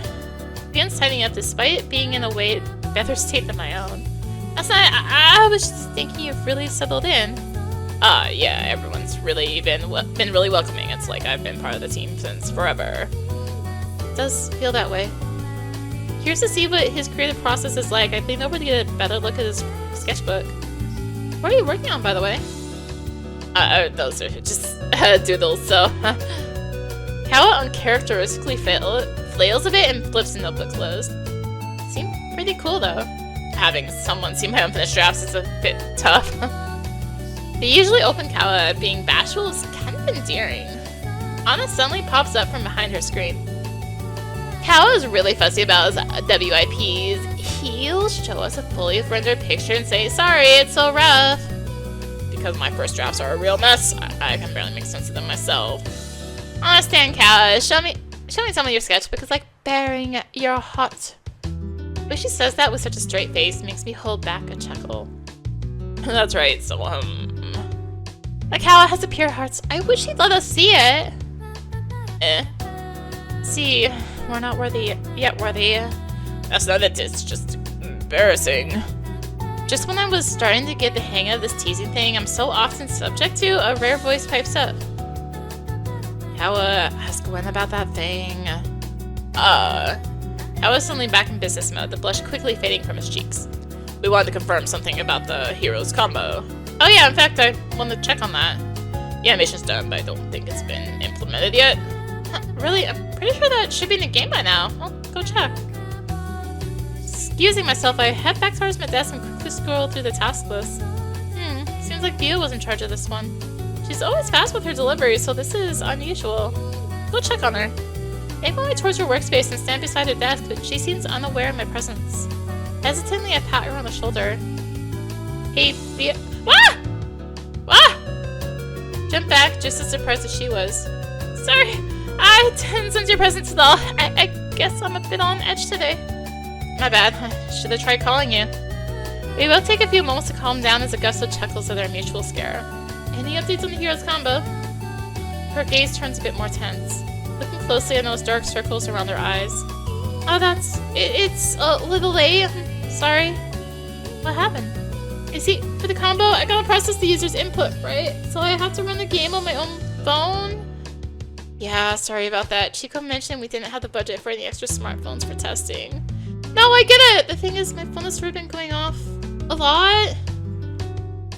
She looks away, gesturing towards her phone, which keeps buzzing with incoming calls, even as Healing Quest runs. Is it him? Yeah, I tried putting on Do Not Disturb mode, but for some reason calls, the messaging apps still come through? That's not ideal.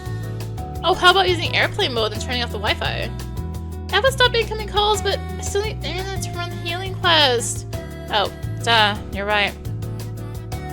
Well, in that case... Well, I have an idea. If the problem is your phone... I got it. Oh! If you're okay with just getting away from the calls, use my phone to run the game. Is that okay? Don't you need it? It's fine. I assure you that not as many messages are gonna pop up. Take the device out of my pocket, unlock the screen, and offer it to her. Just in case the password is... I signal her a sequence of numbers using my fingers. Bea accepts the phone and looks wide-eyed at me for a moment before breaking into a small smile. Sure do, trust me. Yeah, I mean, why not? It's not like I have anything particularly scandalous to hide. Bea also trusted me with her phone the other day. I wouldn't expect her to go rummaging through my files unnecessarily. Thanks, Wen. What's this now? We're looking through Wen's phone. I want in. No. Bea chuckles. Don't worry, I'll keep it out of his reach. And if you don't mind, could you take care of that for me then? Bea points to her own phone sitting on the desk. Of course, deal. By the way, if you ever get stuck like this, let me know, okay? For some reason, the invisible sound of the taiko drum seems to grow louder in my head. Technical stuff or otherwise, we're a team, so let's support each other however we can. Caua's foggy glasses and the smell of chamomile flashes into my mind. I know, if we could have some tea, it's calming. Are you guys having a touching teamwork moment? Don't leave me out! Augusta skips towards us, wrapping his arms around our shoulders and tries to pull us into a group hug. Programmers! You can count me for everything! Jeez, alright, I get it! Bea can't help but laugh at the exaggerated display of affection. I feel like I can get some work done now. Let's have tea during coffee break? Augusta slowly releases us. Let me know if there are any bugs. Yeah, me too. We'll fix it together. Yay, a friend in need. Alright, let's do this. Thanks for the trust, Wen. I nod and head on to my next task.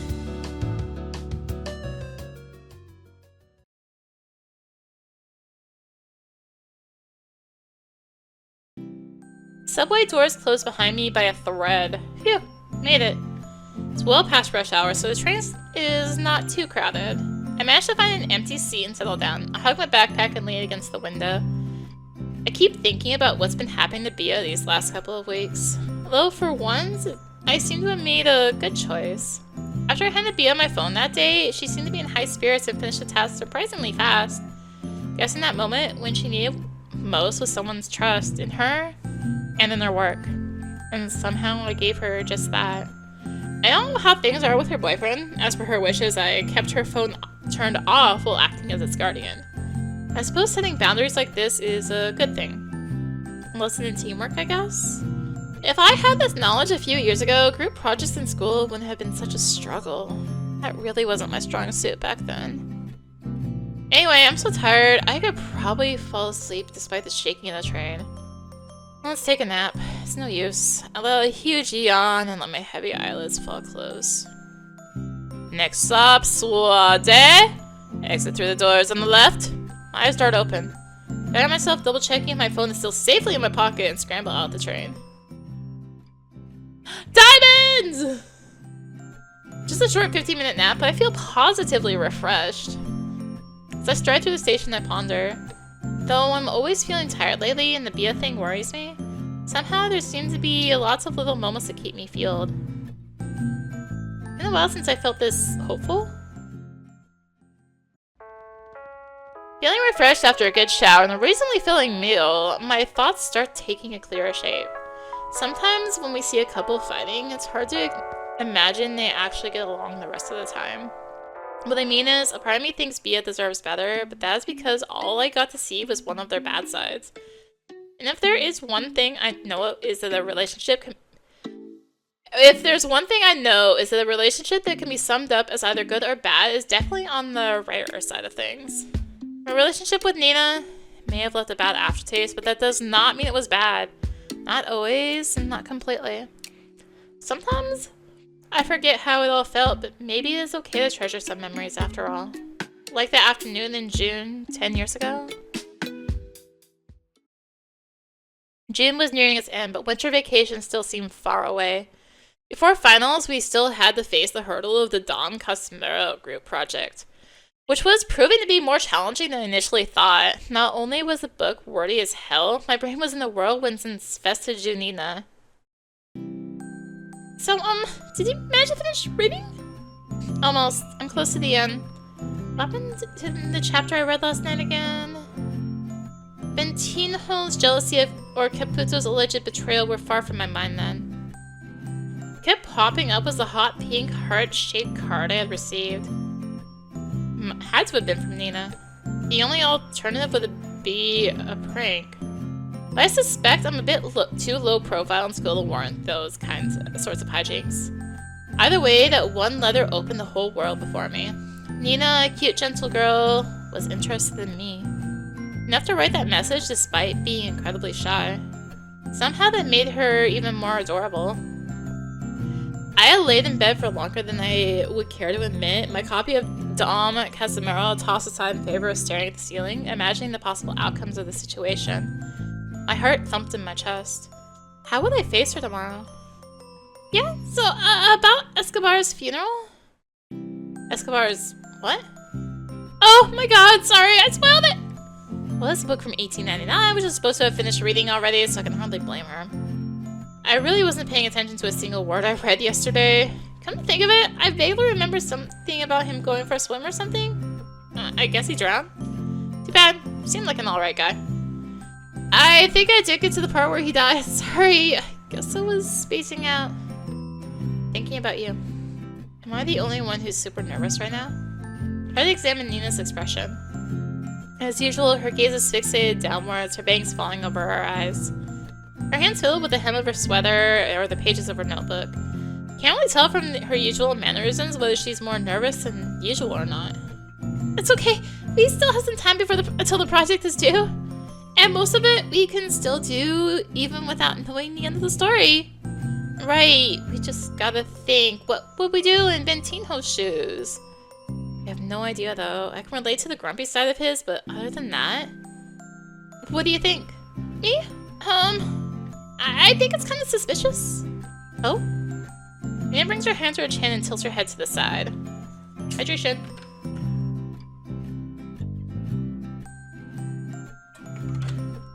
Well, there was that scene in which Bentino went to the theater alone and ran to Escobar at his house when he came back early.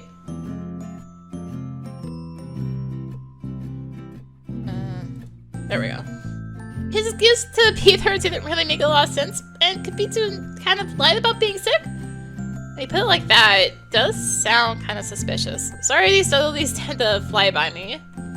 But the biggest thing is Ezekiel, I think. The way he looks so much like Escobar is proof that Bentinho is so obsessed with Escobar that he is projecting his own attraction to his childhood friend onto his loyal wife. What? Come on! You didn't think I noticed it? You didn't notice that Bentino's wholly in love with Escobar? Barb, the librarian's gonna get mad at us. It's Etsuko. The librarians are about to censor me for speaking the truth, and it's over for Brazilian literature. Hi, Win. Hi, Nina. Sorry for barging in. I knew we'd find you here. Hi. Nina greets my friends in a small voice and shrinks into her chair. As expected of you, Barbara, putting your yaoi goggles on for a lit project? There's no need to put on any goggles. It's all there, in the text. How they hug back in the seminar, I bet, much to the priest's dismay, how Bentinho feels up Escobar's arm muscles. Bentinho is canon. I rest my case. I raised an objection, but to be honest, I didn't read deeply enough to argue. I'm excited to see how that presentation is going to turn out. Too bad I'm in a different class. Are you guys here to work on the lit project as well? No, we actually came to escort you. It's Blast Bros Friday! Nina, would you like to come too? Barbara's house is pretty close by. We're just gonna walk there. I'm not very good at those. It's super easy. I'll teach you how to beat Wen's butt. Hey, that's Rich coming. I come back as a retort by Nina pinching at the fabric of my sleeve. She seems awfully uncomfortable with Barbara and Etsuko's sudden appearance and clearly not very excited about playing video games with them. In a soft voice, she whispers, "Can we talk?" My eyes widen and butterflies make a flurry on my stomach. Maybe this is it. Okay. You guys, go on ahead without me today. We gotta focus on the project. Alright, join us when you're done. And heed my hot take, Etsuko Bentino Israel. My AU fanfic is gonna blow your mind. Got it. With that, Etsuko waves goodbye and drags Barbara outside with her. Then silence fills the library. Not sure how to proceed, and I'm a little hesitant to face Nina. I'm about to reach for my book and pretend to skim through it for important information when I realize she's still got the hold of my sleeve. Finally, I turn towards her. So... It's about the Festive Nina? My heart skips a beat. You probably already realized this, but the letter you got from the Cupid? I was the one who wrote it. Suck my breath and my eyes widen. Oh my god, it's happening. Keep calm. Keep freaking calm.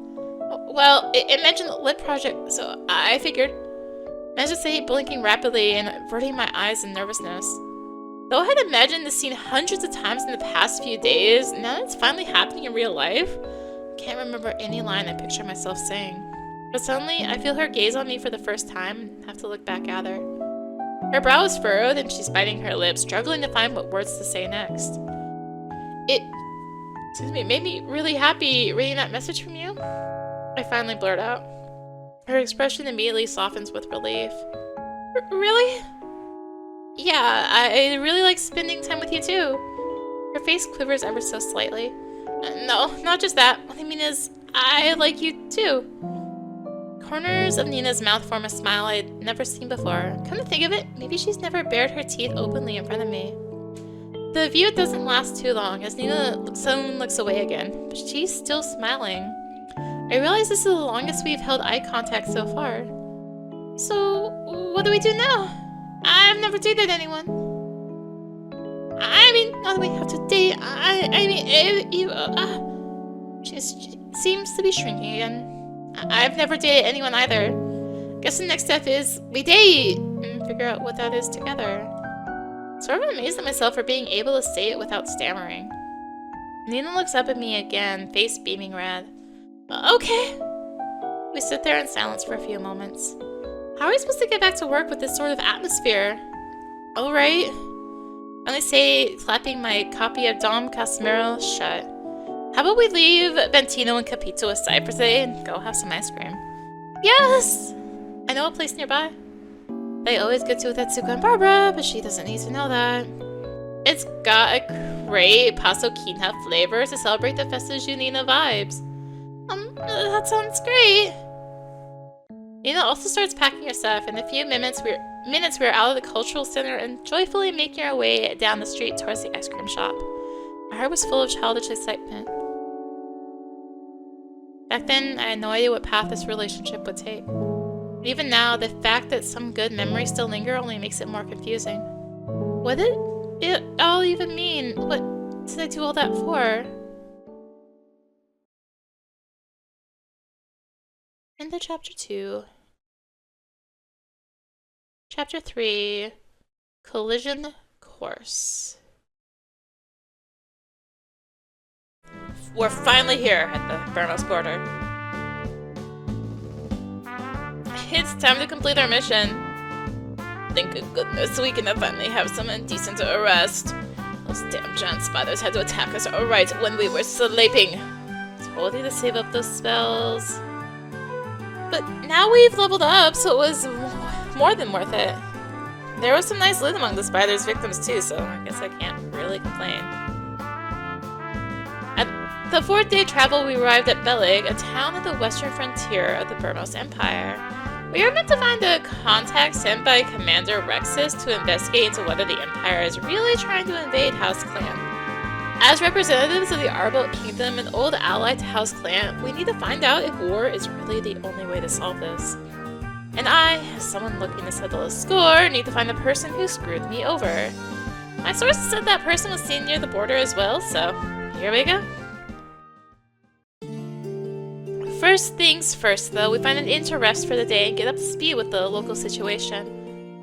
The smell of boiled milk and carrot cheese fills the air, and this dairy-focused country town, the variety of ruminants sharing the streets with humans.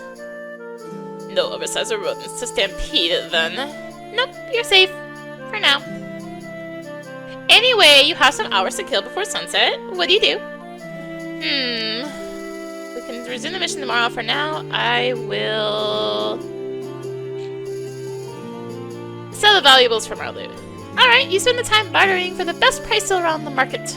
When you return to the inn, the added weight of silver and gold in your pocket is immensely satisfying. Diamonds! Catch myself grinning as I update the coin count in my character sheet. Nothing beats the gratification for a job well paid. At the end of the day, you talk to each other about what you did and learned during the free time. Of particular note, you realize that most people in Belek and Bermosi, save for a few merchants and travelers whose attire is typical of House Flint, the nearest state. Well, I guess it is the nearest foreign state, but isn't House Clan about to be invaded by the Empire? Either they have no idea of the danger, or something is not right here. As a matter of fact, Etsuko, as a trained soldier, Etsuko notes a distinctive lack of military preparations in town. Definitely strange. We ought to find Commander Rex's contact as soon as possible and figure things out. Agreed. Next morning, the first thing we do is ask around, trying not to mention our suspicions about the invasion.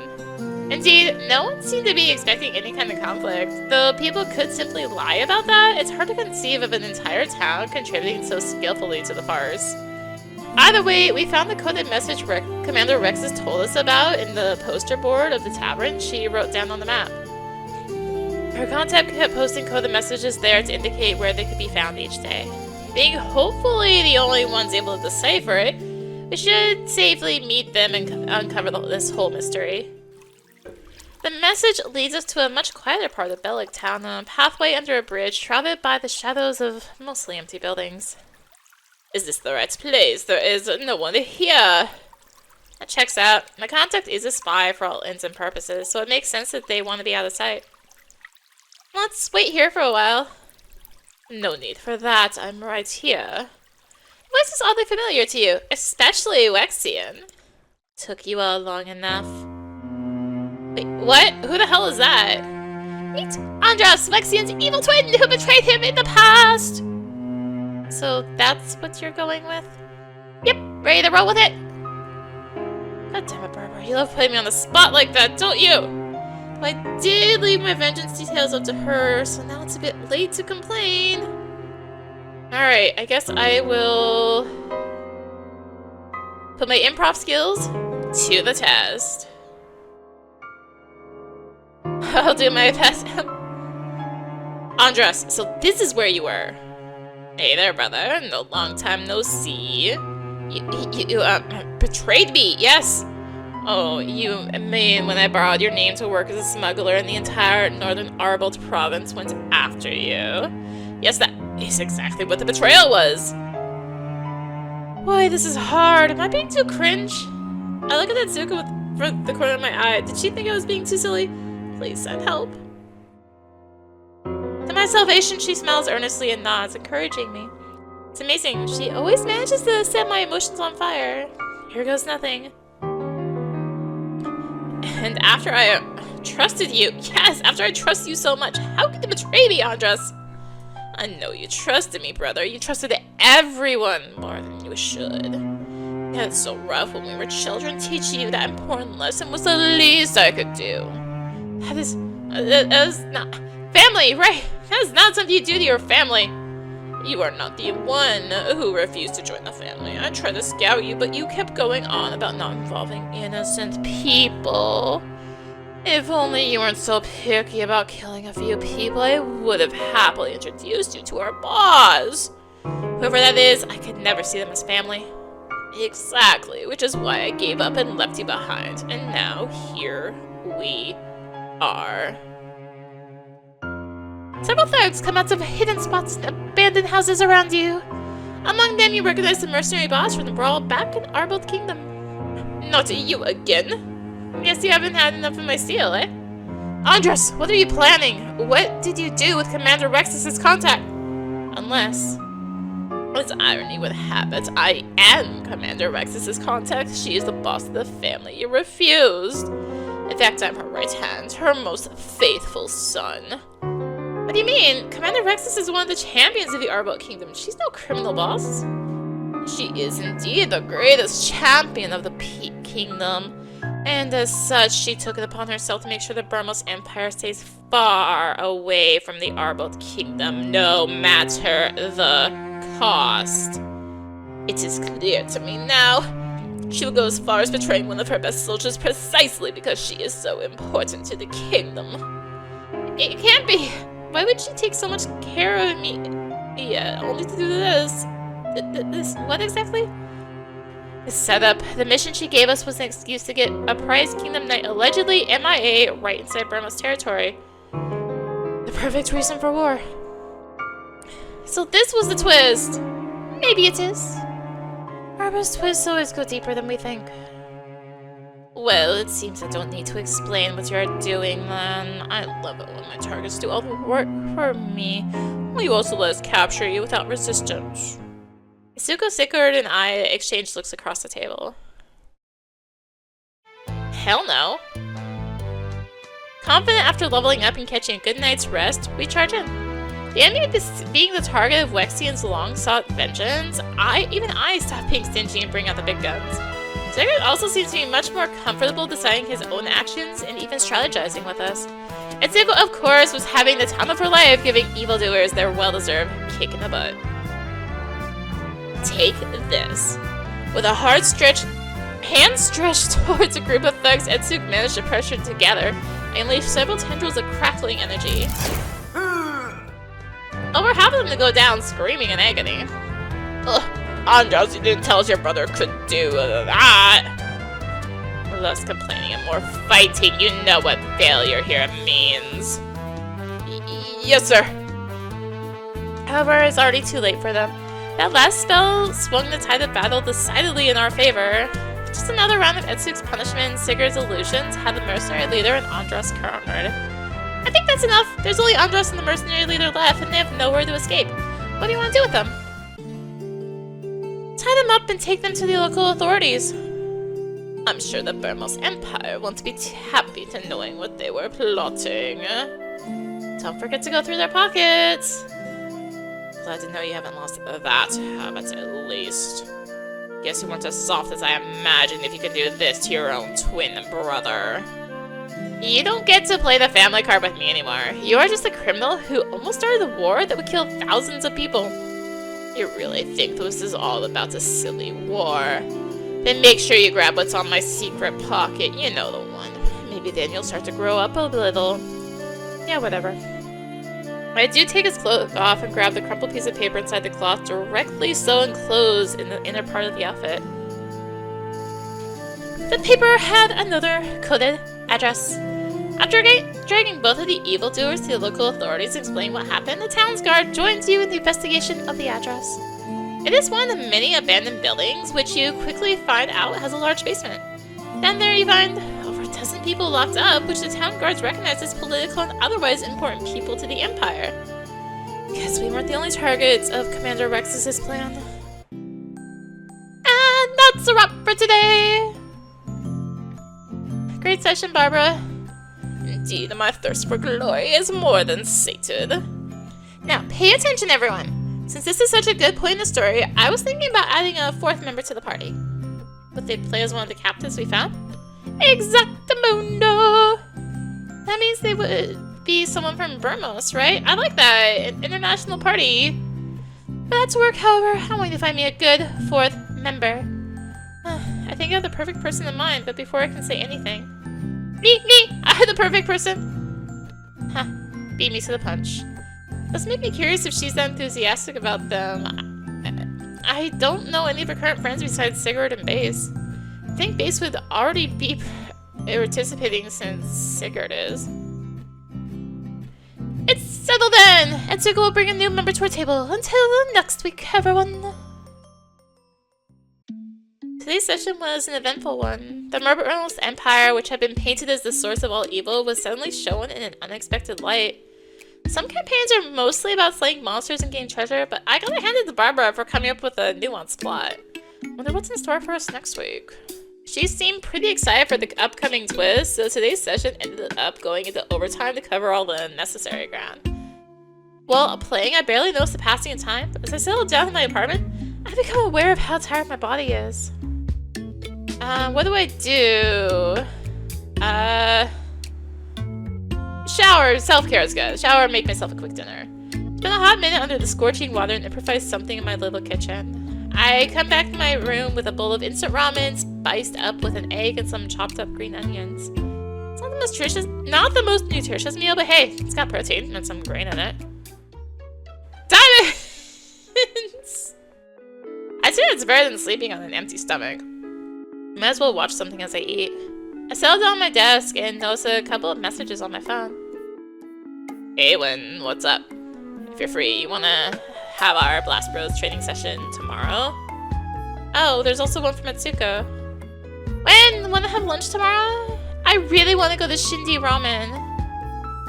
Suddenly I'm a popular guy. Not one, but 2 invitations? Only one win, though. Who do I want to spend time with? I kind of want to go with Etsuko. I can't resist Shindy Ramen, especially if it's an invitation from Etsuko. Sure, I haven't been there in a while. Yay! Let's meet up at Liberdade Station. You know there's always a line as soon as it opens. Yeah, sounds good. Next I sent Caua my reply. Hey man, sorry, I just made up plans. Can we do it another day? No problem, my old play cube isn't going anywhere. So settled. Mr. Popular over here. I've been coming to Liberdade quite a lot lately, huh? I guess I used to come here pretty often with Etsuko and Barbara when we were in high school. Being teenagers, we had a lot of time to kill. We'd usually go to the galleries and look at action figures, comic books, anime DVDs, cosplay apparel, nerdy stuff to sate every otaku's needs. The store's contents remain pretty much the same over time, with the appearance of new merchandising being brought on by the emergence of new popular shows. We rarely bought anything though, aside from an occasional keychain, since not having a lot of money is also part of being a teenager. Etsuko and I agreed on meeting in a very Palista way, by the station's ticket gates. I must be the first one to arrive, since she's nowhere to be seen right now. I was really happy with Etsuko's invitation. I'm really looking forward to catching up. I can't help feeling a little anxious. I wonder if we'll get to talk more about what happened in our high school days. Things have been really great since we started hanging out again. I definitely don't want every encounter we had to turn into a DTR thing, but I also can't say we haven't got any loose ends to tie up. As I'm having these thoughts, I spot a familiar face emerging from the escalator. It doesn't take much time for her to notice me as I see her popping a smile. Hey, Wen! Did you wait too long? Nah, in fact, I just got here. That's good. Shall we get going then? Yeah. Shindy Ramen, here we are! Even though we got here pretty early, people were already lining up outside the restaurant to get a table at the famous Shindy Ramen. We're finally in after a long wait, but hopefully it will be worth the wait. I haven't come here in like forever. Last time was probably with you and Barbara. Really? It's actually been a while since I came here. I last came here too. Not as long as you, but I still hadn't come after I got back from my time abroad. Abroad? Now I think about it, she did mention something about an exchange program that day at the concert. I suppose you haven't heard about this yet? I went to study abroad in Japan last year. I had absolutely no idea. What were you studying? Studying Japanese! I'd say it was quite a life-changing experience. That's right. Etsuko's major in college was Japanese. I remember that much. She first enrolled in music, but after a year, decided to switch majors. I can only imagine. I mean, I hope to hear you say it was awesome, but getting by on your own in a different country seems tough. You've pretty much summed it up. It was awesome, yeah, and it was also tough in a lot of ways. Etsuko stopped to think for a bit. First of all, the food was amazing. I got to eat so many delicious things. I missed that. Japanese food is just so good. I chuckle while picturing happy Etsuko surrounded by delectable treats. Just then, the waiter brings in our orders. 2 bowls of ramen and a portion of gyoza. We'll eat these for your old time's sake then. Sure looks good. Take a first bite and yeah, it's damn good. Etsuko also chuckles while splitting her chopsticks apart. I got to see so many incredible places as well. I'm staying in Tokyo, so I got to visit all those famous locations such as Shibuya, Shinjuku, Akihabara, the full tourist experience. The city is very crowded and it could get pretty chaotic, but overall things were so neat and tidy. I know it's weird, but I kind of miss Sao Paulo's messier approach. It's messy, but it's our mess after all. Right? Anyway, the people are very different too. Sure, I expected things to be different in another country, but you're actually there. It's different in a way that's hard to describe. She stops to slurp some noodles. Oh, this is good. Not the same as the Japanese ones, but delicious nonetheless.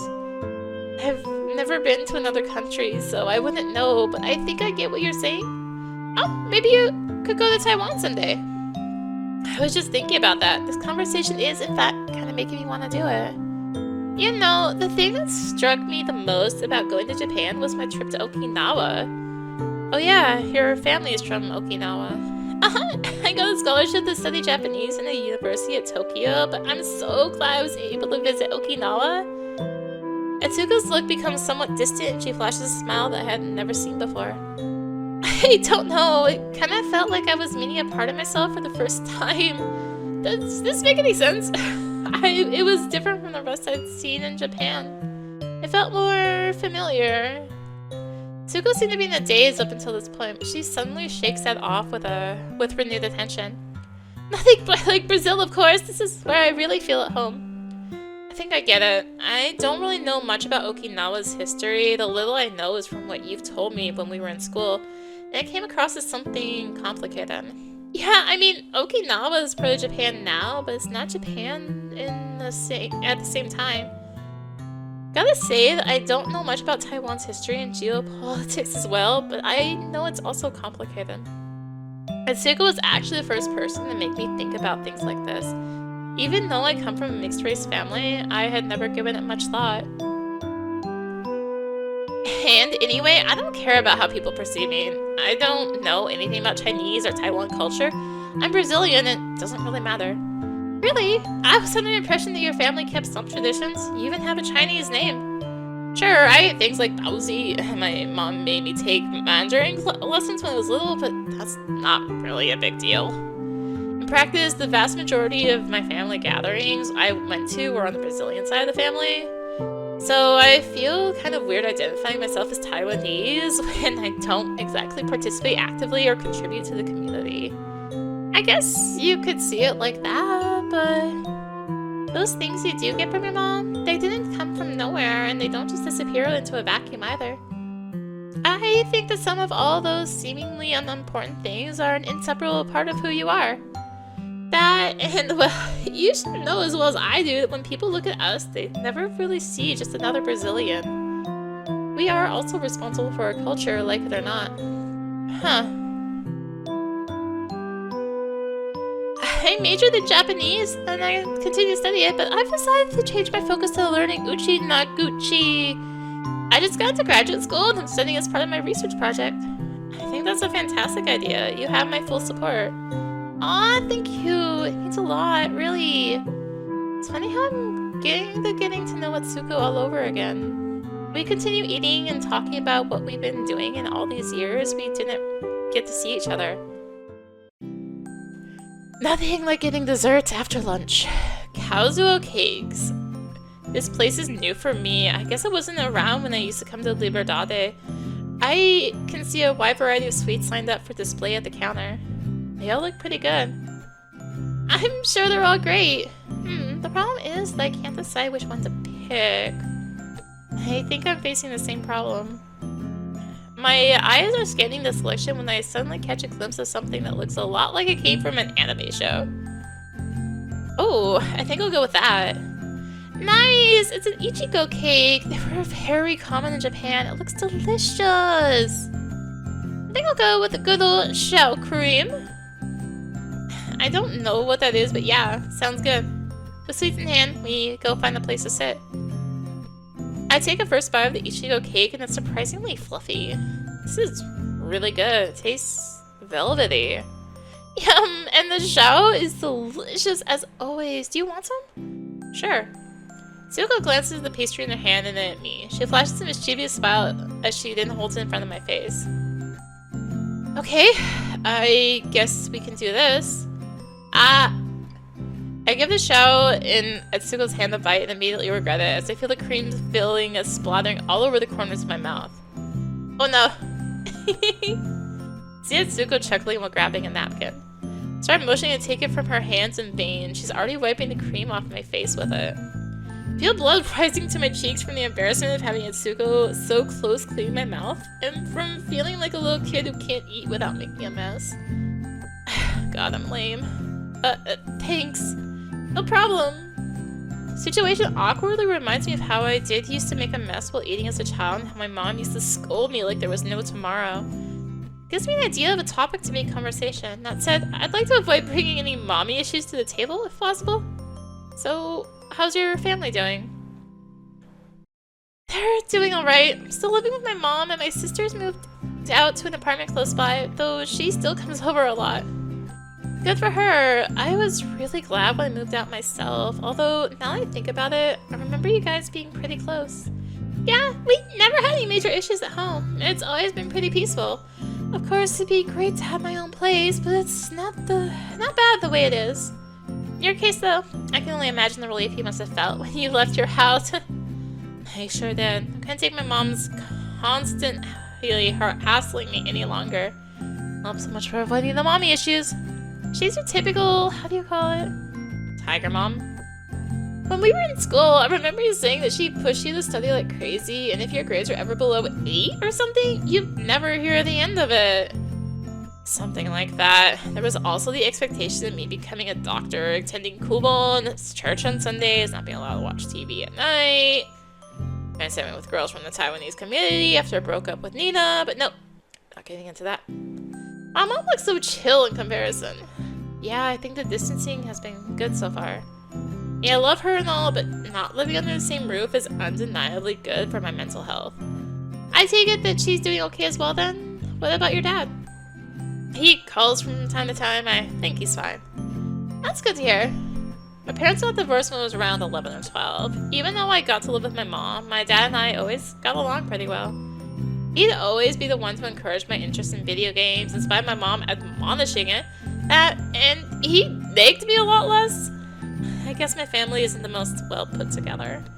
But what would that be anyway? There's no such thing as an ideal family.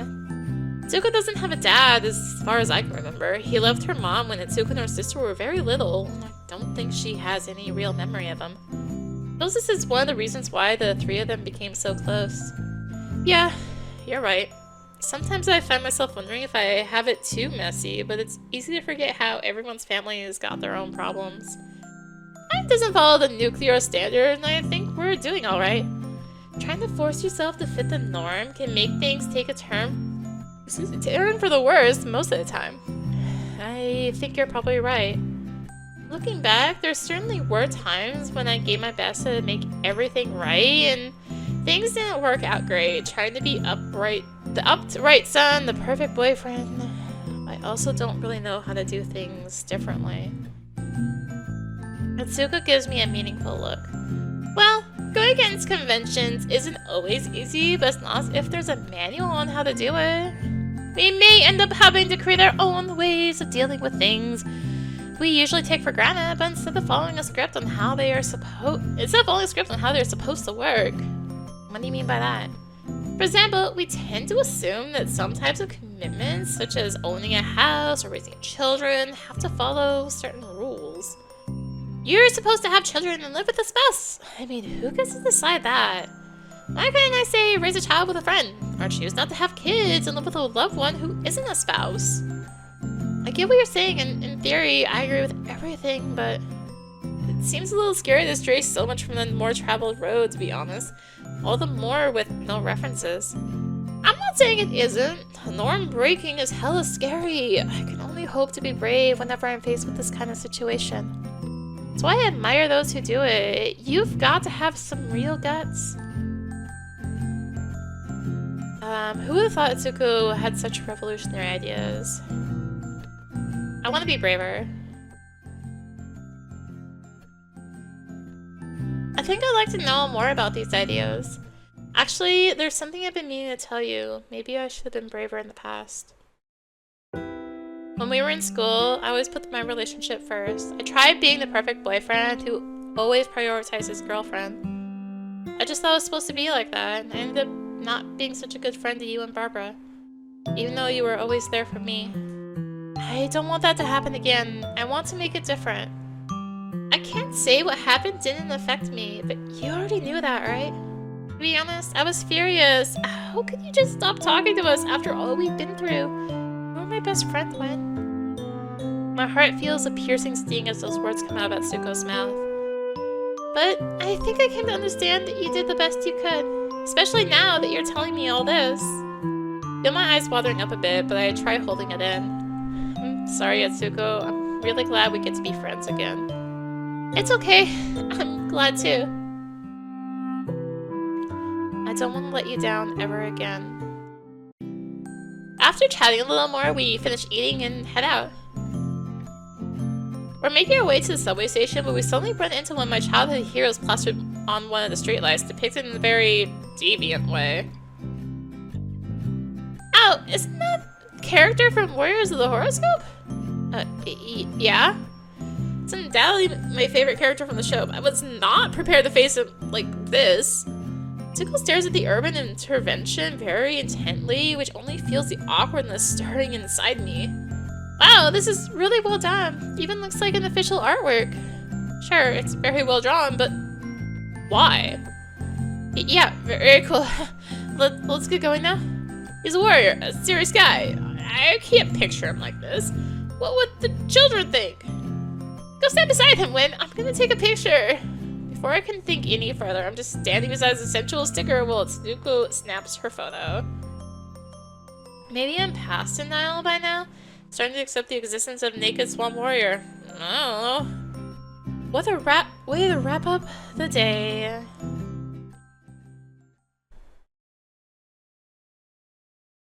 You failed the subject again?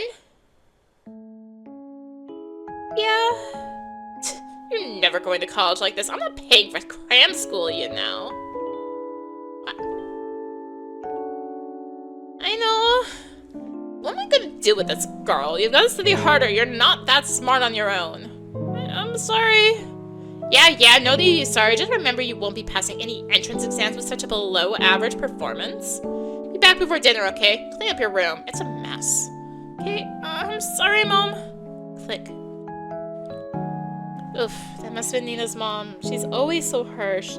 Nina's parents are always fighting from what I've gathered, and I think her mom takes it out on her. And it just makes it all the more difficult to go into any other topics that might cause her more stress. But I have no choice. I need to talk this through. Hey, Nina? I think I'm sweating, and it's probably not from walking. The subway isn't that far from the school. Why does it feel so hard to bring this up? So, Barbara invite us to go play video games at her house tomorrow? I gotta chill. This should be no big deal. And I think that it... So why does it feel like it is? Etsuko's going to? I managed to say it somehow, but Nina's still silent. What's up with this uneasiness? So, do you want to go? I think it'll be fun. Didn't she only invite you? Well, technically, yeah, but I'm pretty sure you can come as well. You probably don't want me there. What? No, of course they do. They're my friend. But why do you need them? What the hell do you mean, why? I don't know, because it's normal to have friends? I mean, it's normal, right? Just because of a girlfriend doesn't mean I can't have friends. Am I not enough? What the hell? Of course she is. Wait, is she crying? It must be more fun to hang out, right? What have I done? Maybe I shouldn't have female friends? No. This can't be right. Am I a bad person for thinking this way? Etsuko and Barbara are just as important to me. If I told her that, she'd probably misunderstand and feel hurt by those words. I can't risk making this any worse. I'm sorry, Barbara. Sorry, Etsuko. Nina is my girlfriend. She should always come first. I'm not supposed to make her suffer because of this. I should have realized that having female friends can make her insecure. right? Right? This is probably gonna sound corny as hell, but I'm a committed man. Gotta start acting like one, I guess. I'm so sorry, Nina. Please don't cry. You're more than enough. We can hang out tomorrow if you want. Just the two of us, okay? She's still sobbing a little, but I think she calmed down. Whew. Okay. I'm sorry, Andre. I don't want to be clingy. It must be so annoying, but I keep thinking about how you could be having fun with having more fun with another girl that's not me, and it really hurts. I keep thinking about how I'm probably not good enough, not interesting enough, not pretty enough. Whenever you are not with me, it's like I'm not worthy of being loved. God, this is heartbreaking. I never imagined dating someone could feel this heavy. I don't want her to feel like this, ever to feel like this. Carefully reach out for her hand. It's okay, Nina. You're definitely worthy of love. You should never have to doubt this, and I'm sorry I made you do that. Try to give her the best smile I can. She is sobbing again. Thank you, Andre. I think you're all that I have. Carried the weight of those words ever since that day. And buried that weird feeling that something was wrong deep, deep down inside.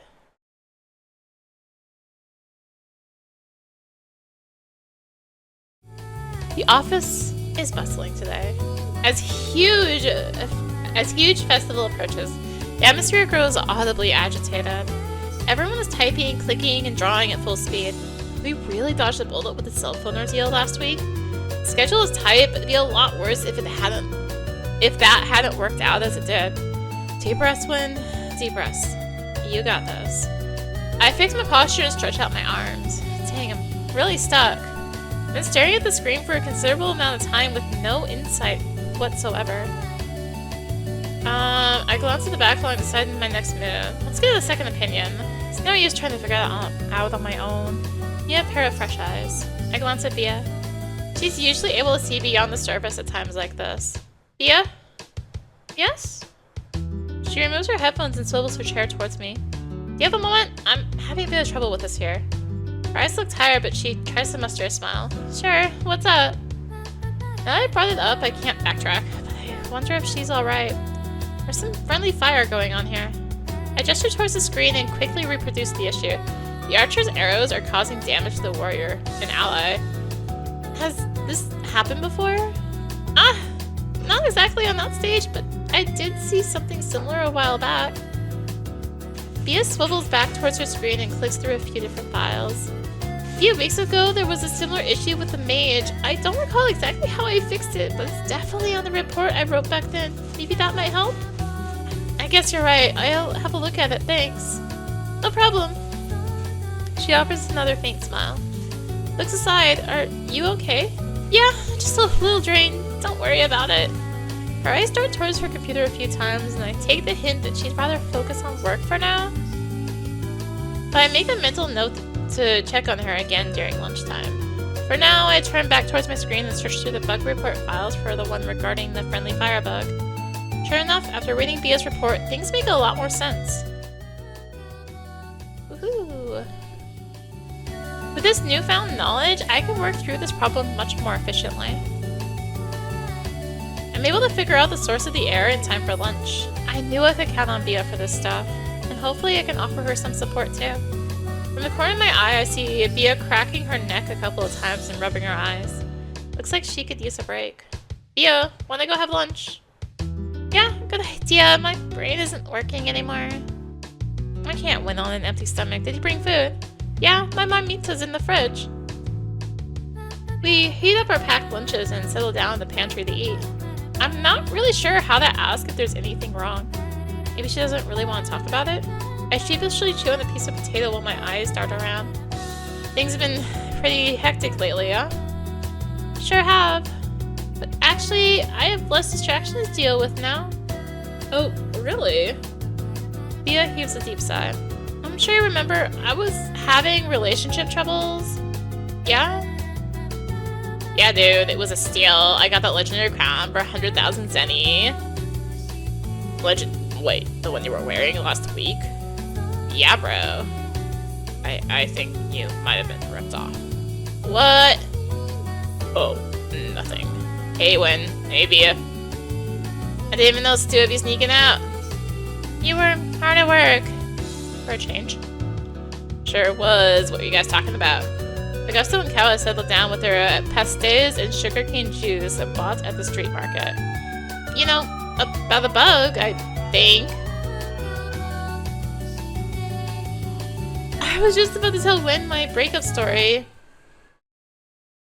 What? Huh? Are you okay? I'm managing, I guess. How did that happen? My stomach churns. Bia was trying so hard to make things work, and despite it all, does it have anything to do with the cell phone stuff? This was my fault, then. To be honest, I think this would have happened either way. The same pattern kept repeating itself. I had plans that didn't involve him, and he was not happy about it. Then the next time we hung out... Do you even like being with me? What do you mean? Of course I do. Don't you trust me? I'm always your second choice. Always the one sounding desperate. You're like an idiot. You're not an idiot. You just have to believe in me. We hang out every week. I just can't be here all the time. It's not enough. Ouch. And that was that. We decided to take some time, but don't think we're gonna see eye to eye on this. Don't you think he might come around? He's gonna miss you for sure. I don't think I can give him what he wants. I think it's good you stood your ground. You did nothing wrong after all.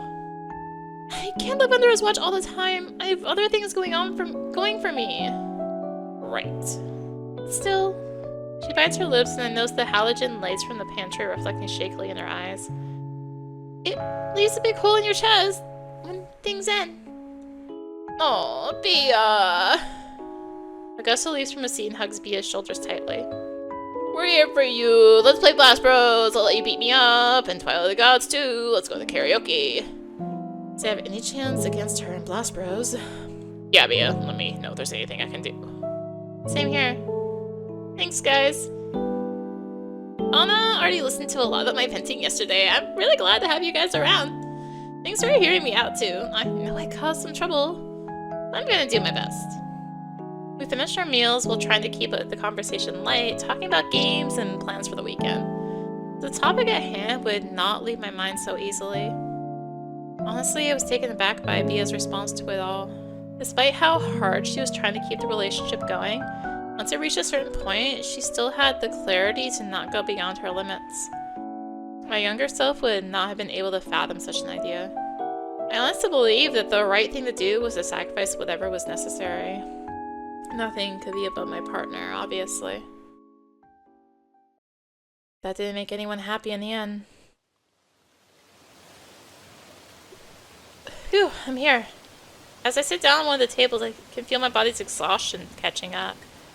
Close my eyes briefly while rubbing my thumb and index finger together against them. The weariness makes me a little dizzy and my brain feels foggy. I've been so busy with college and work lately, I barely have time for anything. Well, it's what has to be done if I want to move out and live with Nina. She's the one who called me here today. I wonder what she wants to talk about. We used to come here all the time when we were in school. It sure takes me back. It's not the most romantic place out there, but it's great when you want a quick bite to eat. Rain just started pouring down. Good thing I brought an umbrella with me. Look at my surroundings, I'm suddenly struck with something of a bad feeling. I'm a little bit early and Nina still hasn't arrived. I wonder if she got caught in the rain. Is everything okay? Keep looking around anxiously for any signs of her while rain keeps washing down the windows. A few minutes of waiting later, I see a girl by the door. She enters the building and her image becomes clearer. I can see that she's completely soaked. I get up quickly and run to meet her. Nina, are you alright? Oh, Andre, it's okay. I forgot to bring an umbrella. Poor thing. How about we get you dried up with some paper towels from the bathroom? Sorry, I'll be right back. Go back to the table I was at before.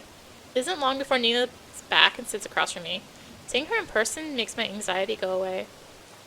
We usually see each other every weekend, but I was so overwhelmed with work last week that we didn't meet. I'm glad we could meet today. Yeah, you've been really busy lately. Working and studying at the same time really takes a toll on you. There's no helping it. I'm doing it for us. Nina casts a distant look through the rain-splattered window and I feel a little pang of guilt. But what is it you want to talk about? She turns to face me with an unsure expression, opens her mouth as to say something, but then looks down at to her lap. Something feels off. Next few moments of silence are enough to make my anxiety creep back. I think we should break up. Wait, what? Huh? My brain is drawing a blank when it struggles to process the meaning of those words. Why? Is all I managed to spurt out. Nina is clenching her skirt. I'm sorry, Andre. It's just that you're always so busy. I feel like we barely hang out anymore. Her voice comes out shakingly. I can tell if you're having fun when we're together. But we don't have to break up because of that. We should talk this through. No! Nina's sudden outburst takes me aback. A sinking feeling starts bubbling in my chest. I'm sorry, Andre. Her trembling voice sounds as if she's about to start crying at any moment. I like someone else. As this information is being conveyed to me, and my mind keeps drawing a blank. What do you mean? I finally see tears trickling down Nina's cheeks. We can't be together anymore. But everything I've been doing is all for you. I know. You're a great person. I'm really grateful for everything. We can't keep going like this. I'm sorry. It'll be better for both of us. Tears are running furiously down her face. The dizziness is back again. I feel as if it's getting harder to breathe with each passing moment. Nina, we should work this out. Even though I want to work it out, the truth is I don't really know how. Shortness of breath makes me struggle for air. Now without effort, I add. Please. Nina shakes her head. I'm really sorry, Andre. A growing emptiness starts to take over me as I run out of things to say. We sit in awkward silence for a few minutes, with it only being broken by the occasional sound of Nina sobbing. This is it then? All of it? Or nothing? The rain keeps falling outside. Maybe we should go. Nina nods while sniffling slightly. We both stand up and make our way to the exit. I remember that Nina forgot to bring an umbrella, so I open my own and hold it over her head. Here, we can share mine. Nina quietly accepts the offer and we walk together to the subway station. I reach for her hand as we do, but I retract it just as soon as a realization comes to mind. Guess I'm not supposed to do this anymore. We go our separate ways at the station. As I stand on the platform waiting, I can see Nina on the opposite platform just across from me. The train arrives before mine. I see her boarding it and sending along the crowd of passengers. It isn't long until the train is gone and I'm left to wait by myself.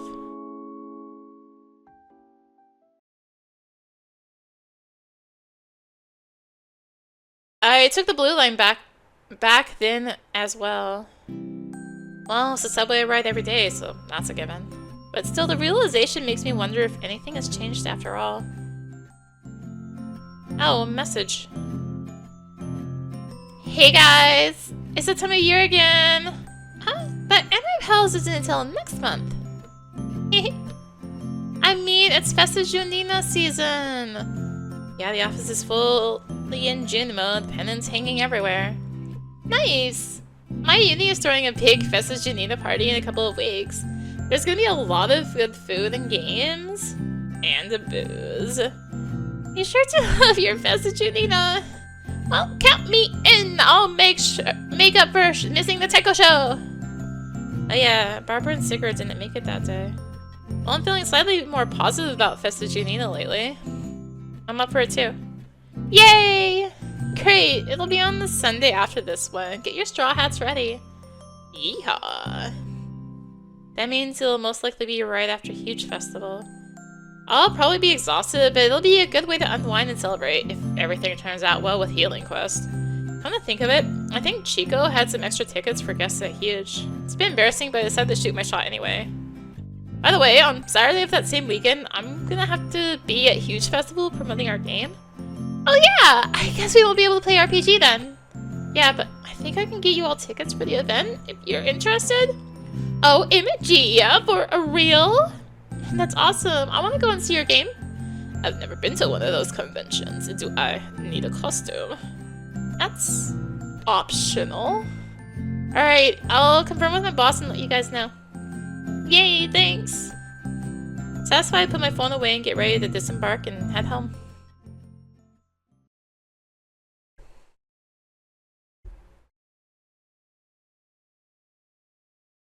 Polista Avenue is swarming with people.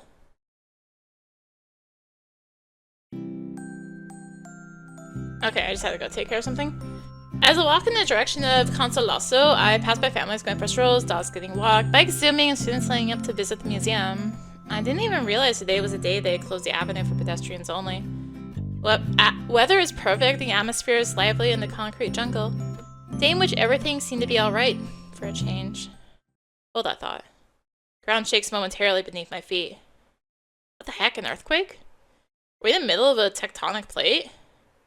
Rumbling repeats itself and I try to gauge people's reactions. Everyone's running the opposite direction, as if the source of the chaos is around Consolaso. I'm nearly carried away by the stampede. Maybe it's not an earthquake? Maybe a protest gone wrong? It always happens when the cops show up. I'm not too eager to get stomped by the crowd or inhale tear gas, so I decide to cut sideways through the waves of people. However, immediately becomes clear that this is no earthquake or political manifestation. Emerging from between the buildings is...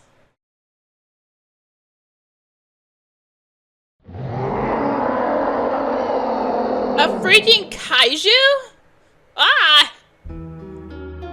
The bluish monster with icy spikes jutting out of its body is destroying buildings left and right. It's big and heavy enough that its stumps make the ground shake. Holy crap, holy crap, holy crap. What the hell, what the hell, what the hell? My mind goes blank and my body refuses to move. Everything is happening in slow motion. Is this how it's gonna end for me? My body feels heavy. The only part that I can freely move are my eyes, which dart around helplessly in every direction. MASP, one of Sao Paulo's most famous museums, is by my right side. Wow, I haven't been there in many years. I guess I should have visited more often. What a shame, the building looks like it won't survive this attack either. Back the area below it, moments ago filled with art enthusiasts and street vendors, seems like it's one of the worst spots to be right now. The elevated structure collapses, it's bye-bye. As this thought crosses my mind, I notice something from the corner of my eye, right there. The brain sure focuses on weird things when danger abounds. My vision locks onto a small ball of fur sitting near the elevator to the museum. No, it couldn't be. Before I can form a coherent thought, I manage to break out of my inertia and dash in this direction. Great survival instincts when... Luna! I cross the sea of people and reach my friend's cat. How can I tell in this situation? Don't ask me. Luna, we have to get out of here. If something happens to you, Barbara's gonna... Took your sweet time. Quick, follow me. Oh, this is talking Luna. I should have known. What? Try to pick her up to no avail. What's the big idea? Get on! The museum's elevator before us opens its doors and Luna leaps right in. I have no choice but to follow. The doors close and I wonder if there's some sort of evacuation side or a special shelter in MASP's underground floors. Technically, it's not underground since it overlooks 9 de Julio Avenue, but... I walk into a sort of control room that looks suspiciously like my workplace. Huh. Not what I was expecting, but I haven't been to the museum in years, so I can't say much. Alright, Gwen. You're gonna have to get in this robot. What? What robot? Mecha Mask, obviously. Okay. Why'd I have to get in the robot? Because you're a programmer. You're good with computers, right? That's not how it works. If you won't pilot, Augusta was gonna have to do it. Luna points with her nose towards the corner of the room suddenly lit up by a spotlight. Augusta is sprawled over a beanbag, looking very lifeless. He weakly raises an arm. What? Please. What the hell happened to you? Got beat up real bad and blessed bros. Right. If Augusta's no good, then how about Bea? She's a programmer too, right? But the vocalist just thought, but then I remember. She's going through some stuff. I guess we better let her off the hook. I'm gonna have to pilot a mecha and save the city from total destruction. Fine, I'll do it. That's more like it. You'll have to transform first. Magical boy mecha pilot, huh? Wouldn't be the first, I suppose. You remember the drill, right? Lulu presents a card to me, which I take begrudgingly. Yeah, Magical Boy, Magical Boy, when Jion, download.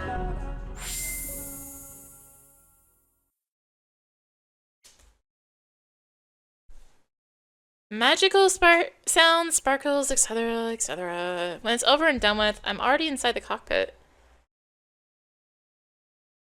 Initializing Mecha Masp. All systems are a go. Starting pilot synchronization. Pilots prepare to activate. Pilots? Roger that. All set. What? Etsuko? Caua? When? Good thing you made it. Ready to go? What are you guys doing here? I didn't hear anything about this robot being operated by 3 people. Is that even possible? Initiate launch sequence. What? With no further explanations offered, I feel the structures surrounding the cockpit swivel and realign. I have my doubts whether this was in Lina Bobardio's initial design. The main box structure of the museum becomes the robot's torso, and the red supports take on the role of a beam cannon? Essentially, a museum of art of Sao Paulo itself has turned into a Mecha Masp. Launch successful. Mecha Masp, go forth.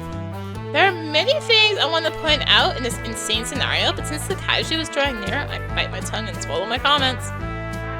Alright, let's go. Etsuko attempts to take a step forward, but only one of Mecha Masp's legs seems to obey her commands. Huh? Wait, let me try. Caua seems to be in control of the other half of the body, but when you try to take a step forward with both legs at the same time, the result is usually landing on your butt. Ah! Mecha Masp almost tumbles over. This isn't working. Wait, if they each control one leg, what do I control?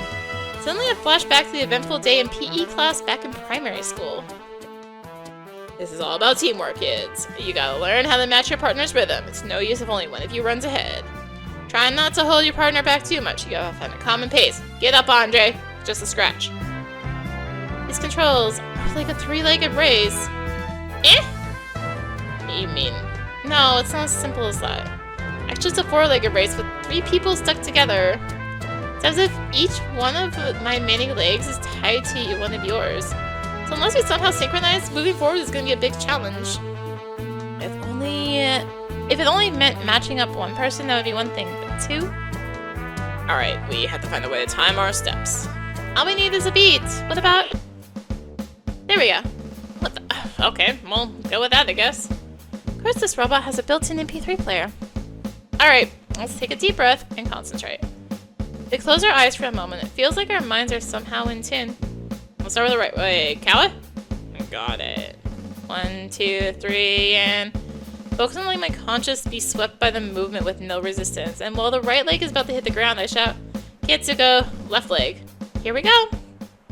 While Caua completes his first step, Etsuko's left leg is raised and somehow we manage to rotate the robot's hips and move forward in a series of controlled falls. Yes, it's walking! We got it! Roar. No time to celebrate, baby steps! Gotta figure out Mecha Masp swaps. Weapons. Maybe it's just built for hand-to-hand combat? Etsuko tries to throw a punch, but the rest of the robot's body has a hard time following the movement. Doesn't reach far enough. Let's see this. I press a button that seems to indicate a laser beam. Zap. What? A ray of light shoots right out of the robot's red cannons, hitting the ground and creating a crater. Hooray! Like these streets don't have enough potholes. So that's where it shoots out of. K1, seems like you control the cannons. Try to aim at it. Here goes. Zap. Take aim and press the button again, but the monster easily evades the laser beam. That thing's fast. Oh, damn it. I'd figure out a way to slow it down. Thinking on my own in this triple pilot robot isn't gonna do me any good. Let's ask Etsuko for help. Any ideas, Etsuko? You know, sometimes you just gotta try everything that's within reach. What do you mean? Etsuko fiddles with the controls, pressing a bunch of buttons rather haphazardly. Ah! We cover our ears when a particularly high-pitched frequency plays. Sorry! Roar. Jeez, that was shrill enough to break glass. Even the ice kaiju seems to have been affected by it. Wait. That's it. Thanks to Etsuko's deafening beep, I've been struck by inspiration. Etsuko, can you put on a really low frequency? Like the kind that makes you feel like your eardrums are vibrating? Probably? She tries a few more switches and levers and suddenly... Roar? The monster struggles. The low frequency is apparently having a strong effect on his body. Seems disorientated, and the ice pillars shooting out of it start cracking. It worked. It slowed down. Now I can definitely hit it. But let's get closer. Mecha Mouse waddles towards the beast, and as soon as it's within range, I aim the laser cannons at its heart-shaped core. 3, 2... Few drops of rain start falling around us. 1. Are you really going to shoot? Huh? Something familiar deep within the agonizing kaiju. See her reflected in its fractured icicles. Nina? What is it, Win? Are you okay? Win! Zap. Rain pours harder. Did I? Crash. Ah! For a second I thought it was my own misfire. As soon as I looked to my left side, I see Mecha Ma's arm has fallen on the ground and realized the scream came from Etsuko. Etsuko! What the hell happened? Zap. What? Mecha Mas tumbles sideways after taking a shot to the right leg. Ugh. Caua? Etsuko, where the hell are these shots coming from? You're way too naive. An overly familiar voice speaks from behind me. You don't have the courage to destroy anything. That's why you're unable to build anything. You're able to move the robot's body on my own. I can only brace myself. You won't let go of anything, so you can't grasp anything either. But don't worry, I will take care of everything, dear brother. Strange circle lights up underneath me. You really think you're a hero of justice, aren't you? And you're fighting for a rightful cause. But look at all the damage your little game has caused already. You're gonna say it's the monster's fault? Tell me, who is responsible for creating it? Don't listen to him, Win. Yeah, Win, it's not your fault! Caua and Etsuko's screens suddenly fade. Etsuko? Caua? How unfortunate, you're all alone. But at the end of the day, that's what it means to take the path you're about to choose. Path? That's right, your selfish little ways. You're in luck, it's not too late to turn back. So to make sure you won't regret it, I'll make it very clear for you. The ground shakes once again and buildings all around us start crumbling down. What's going on? This is what it means to swim against the current. Zap. Andras destroys the kaiju with a single shot. To betray the wishes of those who gave you everything you have. Stop! What are you talking about? To effectively relinquish a comfortable place that was reserved for you. The circle beneath my feet turns into a sort of portal that feels like quicksand, and I feel my weight sinking in. It's not just me. Etsuko! Caua, can you hear me? Think it through, Wexian. Looks me in the eyes, mockingly extending a hand like a phantom on the other side of the mirror. You'll thank me later. Ah!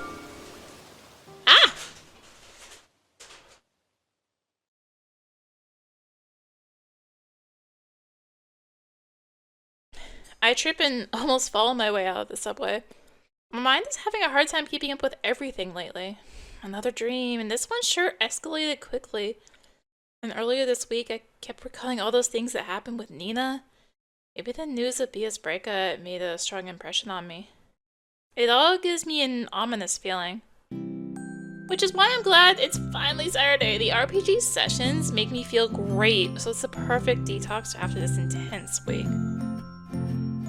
And might help me prepare for the healing quest deadline next week. Oh, God. Don't think about it, Win. Focus on the RPG. Today's session is bound to be exciting. Etsuko will bring another friend to join the party. Can't help but recall all those horror stories about problem players you find in every RPG-related discussion forum. Barbara's table is my safe place. Please don't let it be spoiled. That's it. Sigurd was also brought in by Etsuko, and he turned out to be super cool. I actually trust Etsuko to bring only the best of the best. Maybe today will be super fun after all.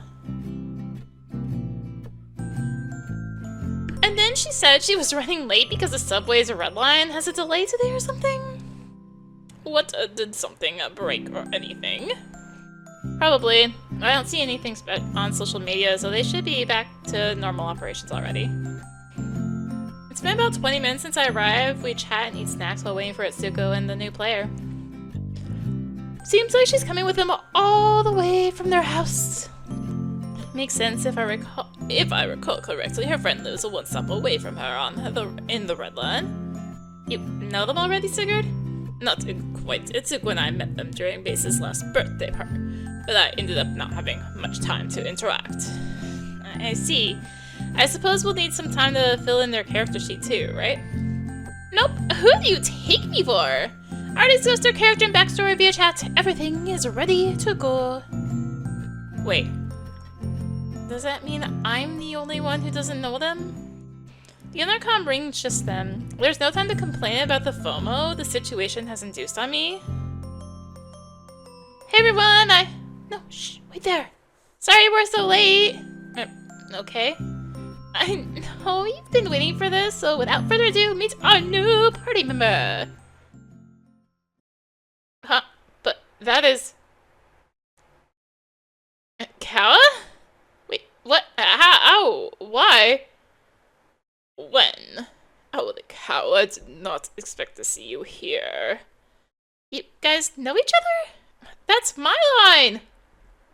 Well, this is a surprise. Surprise does not even begin to describe it. What the hell is going on here? This is so cool, right? We get to play RPG together. Yeah, it's awesome. This is awesome? But yeah, why wouldn't it be? So, you two know each other from work? I'm so happy you're already friends. I didn't even have to do anything. Wait, Etsuko's friend was Caua. They came here together. He's gonna play RPG with us. I was actually going to invite him myself if Etsuko hadn't offered to bring a friend first. She was really excited when she did that. Nice to see you again, Caua. Base sends her regards. Now, where did I put my dice bag? My precious little click-clacks. Oh yeah, Sigurd did say he knew him. How long ago did they all meet? Did they have, like, a friend group or something?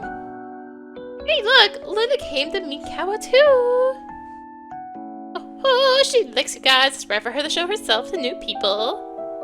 Wait, what, even Luna? Is this one of those weird dreams again?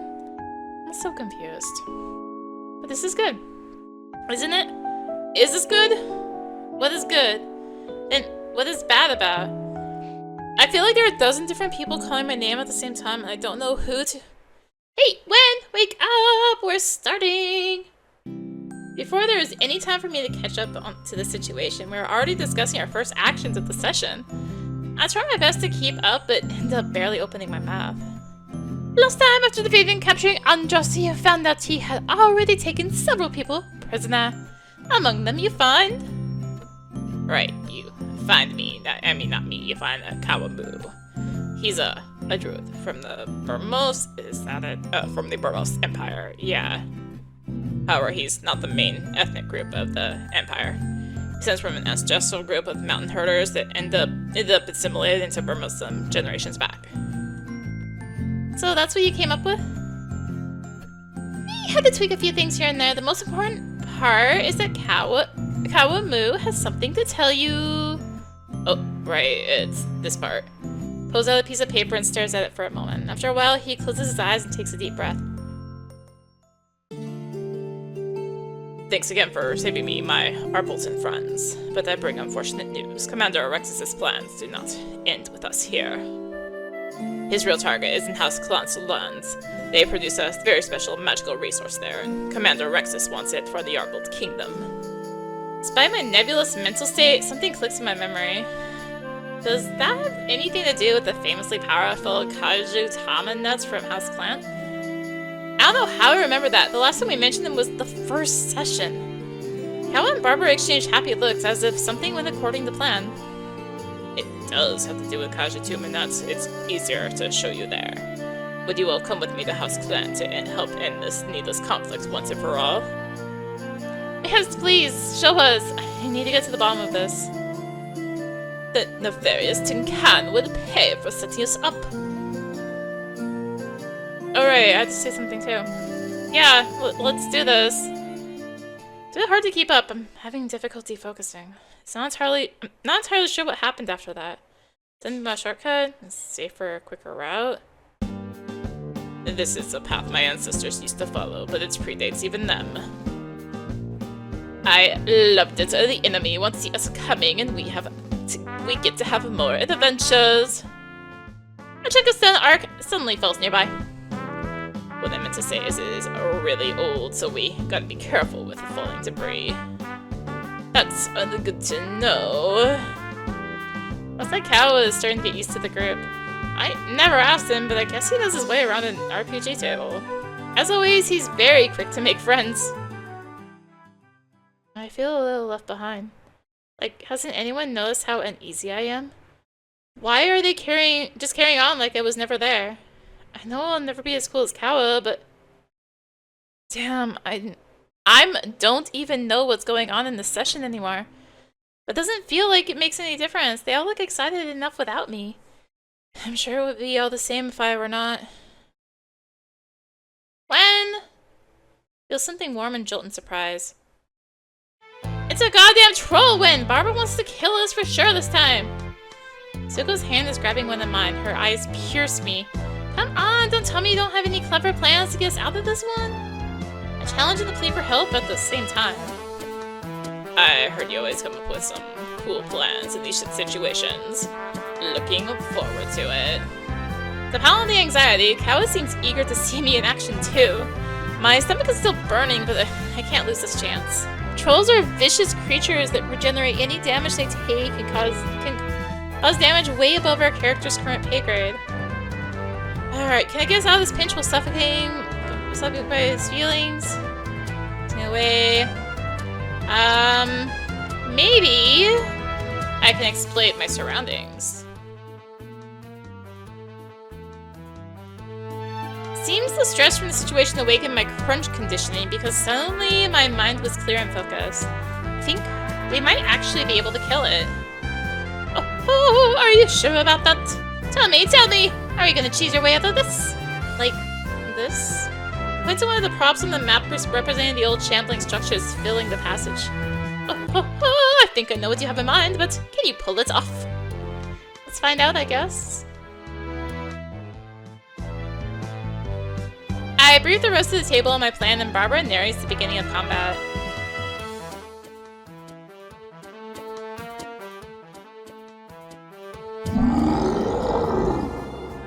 The troll roars and fills the air with its horrid breath as you take positions to engage at Etsuko's turn.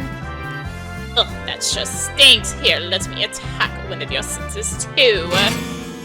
The bard strokes his instrument, producing a disturbing melody that drains the troll of its might. Just, the dice are too soft on you. Excellent, now it's more susceptible to our other abilities. Particular. Waxian points at the troll and voices a command with an eldritch-empowered voice. Come. Compelled to fixate its gaze on the warlock, the troll is forced to run after Waxian during its turn. At which point it ends up right under one of the stone arcs from the ancient structures of yore. As usual, you know how to squeeze the odds in your favor, eh, Wen? Of course, I know you can't wait for the die to justify your sudden and complete demise. My turn, right? Then take this.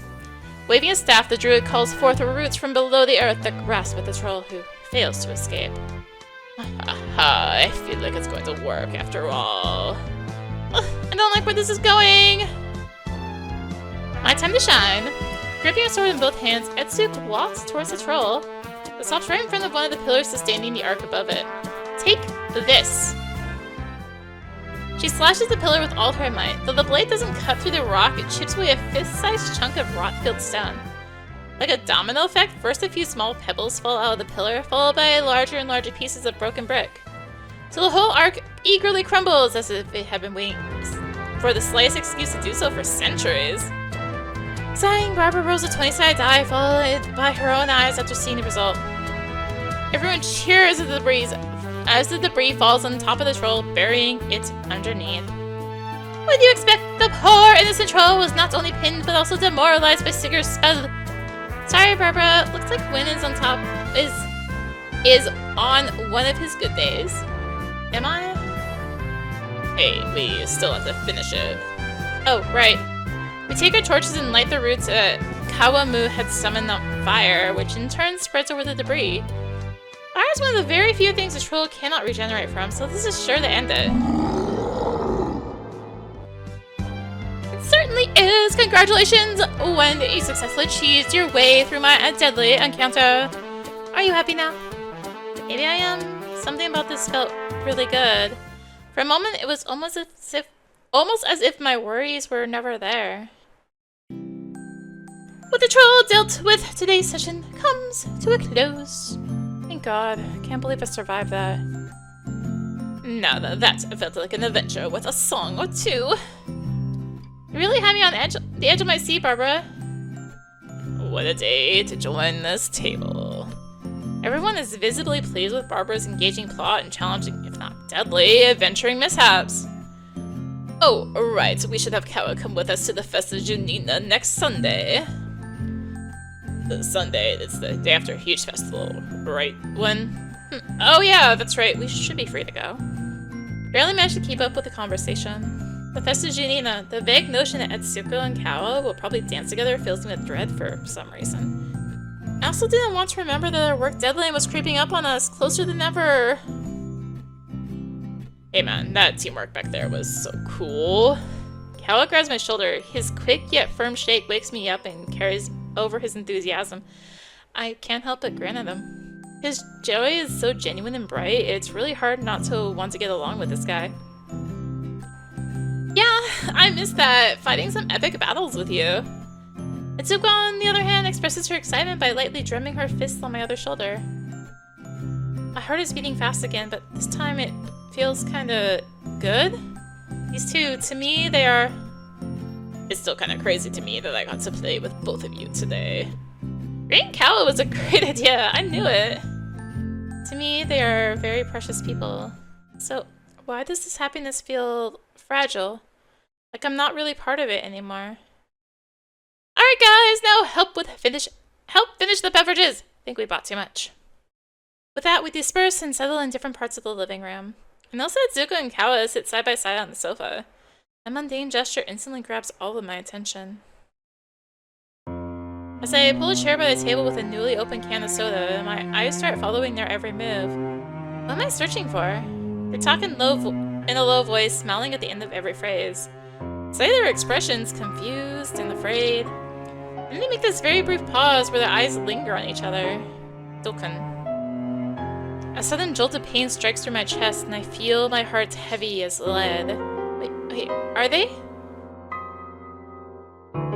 A barbed hand strangles my stomach, twisting it and burning it with a sizzling acid. And counting the fingers of one hand the times I felt this. This is the first time it left me at a loss as to why. Why does seeing them smile at each other hurt so much? Sitting across from me on the sofa of Barbara's living room, two of my dearest friends look into each other's eyes. Unintelligible words come and go between them, too loud for whispers, but soft enough to grate on my heart like a rusted razor blade. What is wrong with me? You guys gotta watch this show. I ship these two dudes so much. Barbara starts talking about yet another show she recommended, pointing to a colorful and serious character on her phone. Oh, I heard good things about that one, but haven't seen it yet. Looks like you're kind of ship indeed. Everyone else tries to keep up, but after the 10th combination of anime boys, it gets a bit hard. Even for Barbara, monopolizing the conversation for so long is kind of odd. Is it just me, or is she buying time? What for, though? There is this chapter in which he forgets his gym clothes. Oh, right? See, Etsuko. And you're not... Wait, did it just... Say, Etsuko. You're not gonna guess what happens! Man, I really need to catch up on to my anime queue. Did you say something, Sigurd? Yeah, have the queue! Here, everyone! I pressed that. Let's share my anime queue Nix and him. I was asking... What's up with you and Caua? Share the anime queue. Oh shit. Us? I mean... I'm wildly spacing out listening to Barbara talk endlessly when lightning zaps from my spine and my stomach collapses onto itself. Hey Sigurd! You're the furthest behind in the anime queue! Show me your phone! There are dozens of series to put in there! Sure, here, knock yourself out. And all those animes you'd like so much from me with you. His silent, curious eyes glued on Etsuko. Sigurd softly throws his phone on Barbara's lap without a second thought. What? No, of course! Let's fill dozens of anime. With Barbara charged with fiddling through Sigurd's phone, the mood of the room converges on the other three. So, what's the deal between you two guys, huh? You know, Caua and I, we... Etsuko turns around a few times looking between Caua and Sigurd while stealing glances at me. When inquired by Etsuko's pleading eyes, Caua shrugs awkwardly and scratches his head. It's okay, Etsuko. He gestures with his chin, encouraging her. My hands tingling and shaking from lack of blood, I lock my phone screen and start swiping through the dashboards aimlessly. I don't want to know. I feel Etsuko looking at me a couple more times before deciding to give Sigurd an answer. His eyes furrowed, she sighs and straightens her posture. We're going out. I feel like the floor under my feet is gone, and the last second before the free fall stretches to infinity, slowly crawling up and freezing my spine. Yet it all happens in the blink of an eye, like the few moments of uncertain darkness before the backup, bare minimum life support only power source goes online. All it takes is a moment and I'm back. Eerily lucid but completely absent, my thumb idly resting on the screen of my phone. Whoa, you guys really hit it off at the basis of party then.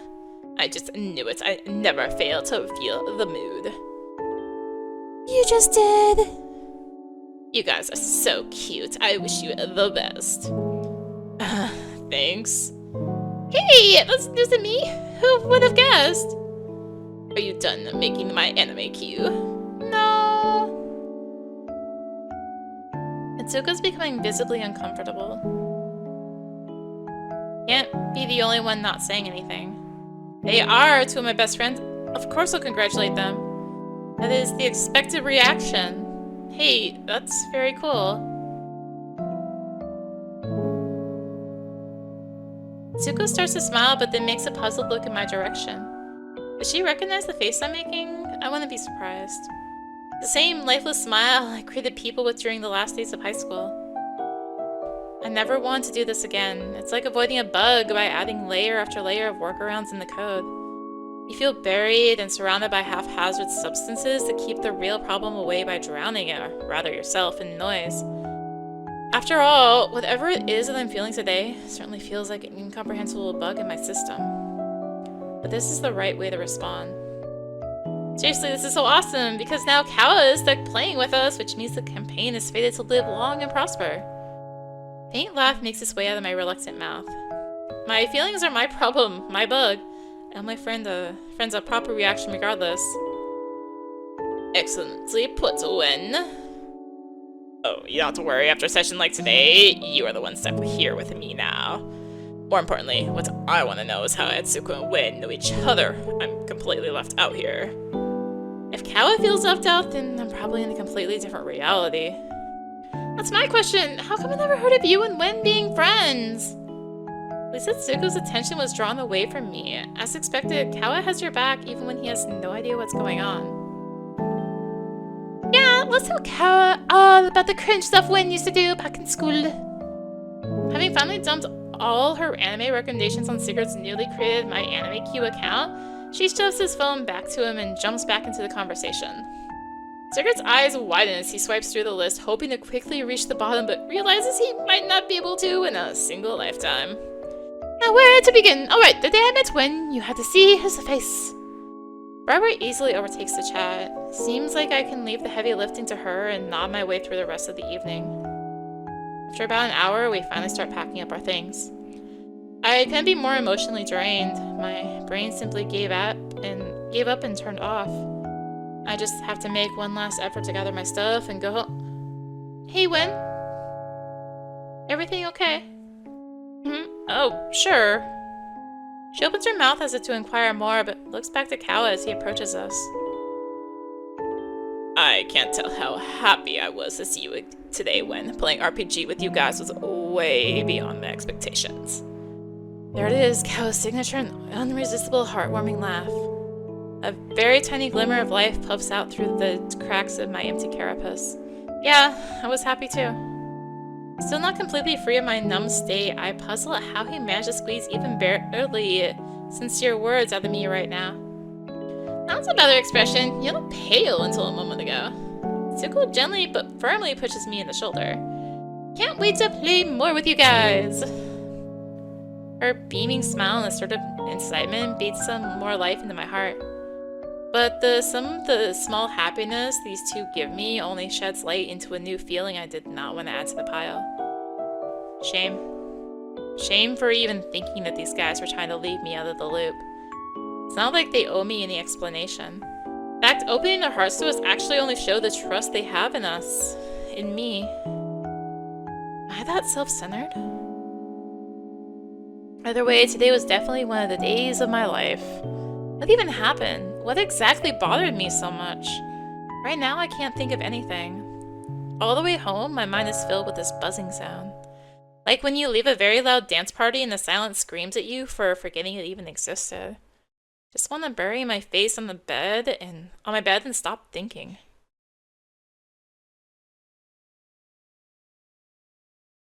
The buzzing in my head wouldn't stop, even as night came and went. I suspect the only reason I didn't have another one of those insane Luna dreams is because I didn't sleep a wink last night. I feel lightheaded, almost feverish, but at the same time, it is as if cold metal is coursing through my veins. Every once in a while, my stomach tightens into a knot, and another wave of chills spreads through my body. Am I sick? The thought comes as a relief. Maybe it's that simple. Maybe the way I feel has nothing to do with the events of yesterday's RPG session. But at last, I checked my temperature with the thermometer, and it's now a degree above 36. Damn it. Thus, I spend most of my Sunday as a zombie, oscillating between staring at the ceiling, doom-scrolling, trying to gather my thoughts, and avoiding them altogether. Ugh. Despite the state of my stomach, I guess I'm still able to feel hunger. Just hope I have something edible in the kitchen. Not even instant noodles in the pantry. I wince. Damn, I was supposed to go to the grocery store today. Why have I been sulking all day to the point of being unable to sleep and get food? Such an idiot. Rummaging around, I finally find a single apple forgotten in one of the refrigerator drawers. Better than nothing. I bite into it, hoping it isn't mushy by now. Ah, I get it now. How can I be so dense? I let my back hit the wall and slide down to the floor. Apparently my brain had been too depleted of sugar to form a coherent thought until now.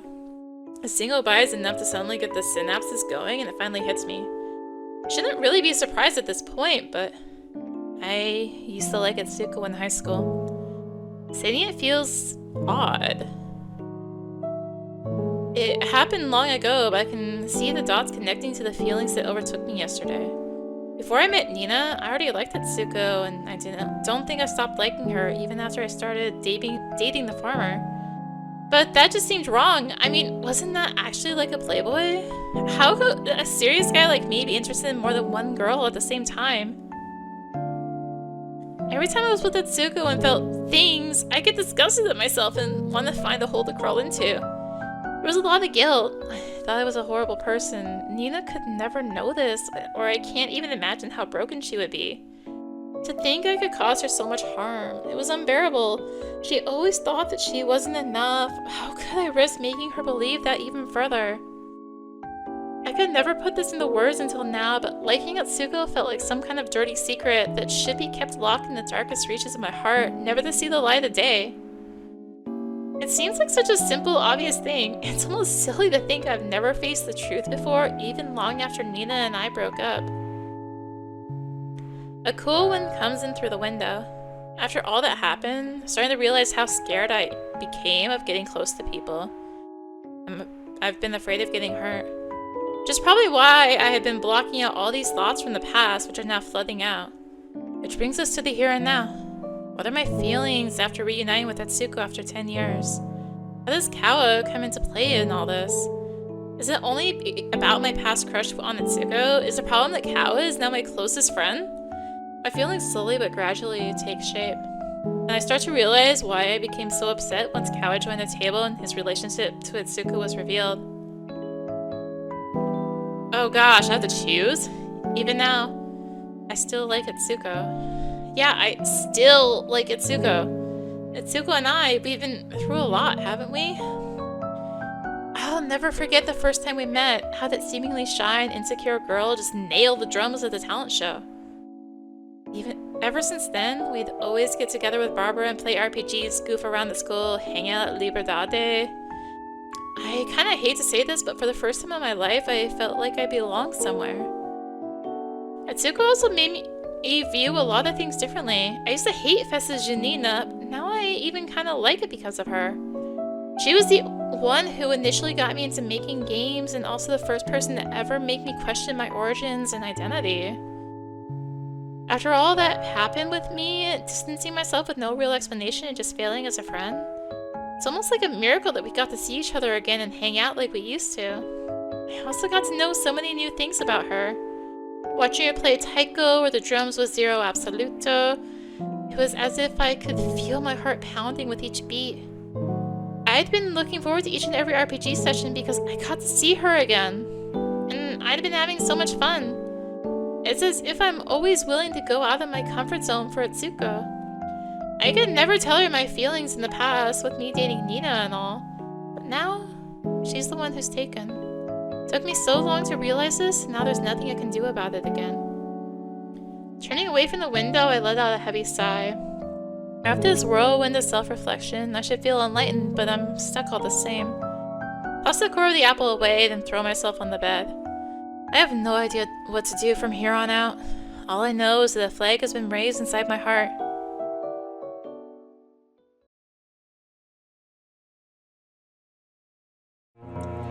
I've never dreaded the commute to work as much as I did today. Mondays are usually when I get to work from home, but in the current state of production, we've had to restart the servers all the time, and I need to be there in person to make sure it all goes smoothly. God, why didn't I take the time to make it so I could do that remotely? At this point, I was even hoping I'd come down with something and be able to call in sick, but alas, my mind and heart feel like they've been run over by a stampede, but my body's still moving regardless. What an inconsiderate sense of duty my immune system has. You could always lie, my dark side whispers. Yeah, right. Abandoning my team because of personal reasons is out of the question. Heaps Festival, aka the deadline for finishing Healing Quest, is this Saturday. It's the final stretch. I can rest afterwards. Except there's the Festus Junina the following day, which is sure to be another roller coaster of emotions. One day at a time, Win. One day at a time. The train shakes abruptly, and I try to grab onto a railing for support, accidentally bumping into the people squeezed close to me. I whisper quick apologies and hold my backpack against my chest, trying to become as small as possible. Maybe there will be a problem in the tracks and the subway will conveniently stop, but it doesn't. The train continues on. I'll just have to suck it up and hope the art team doesn't need much from me today. I heave a heavy sigh and accept my fate. Morning! Drag my feet into the office and give a very general greeting directed at no one in particular. Rather, I particularly try to avoid looking towards the art team's workstation. I still manage to catch a glimpse of Kaua's red-clad figure, and I feel a knot in my throat and my stomach churning. When? Holy cow, I did not expect to see you here. Come on, don't tell me you don't have any clever plans to get us out of this one. I recall that very brief pause when their eyes lingered on each other. It can't be, right? But it was. For how long?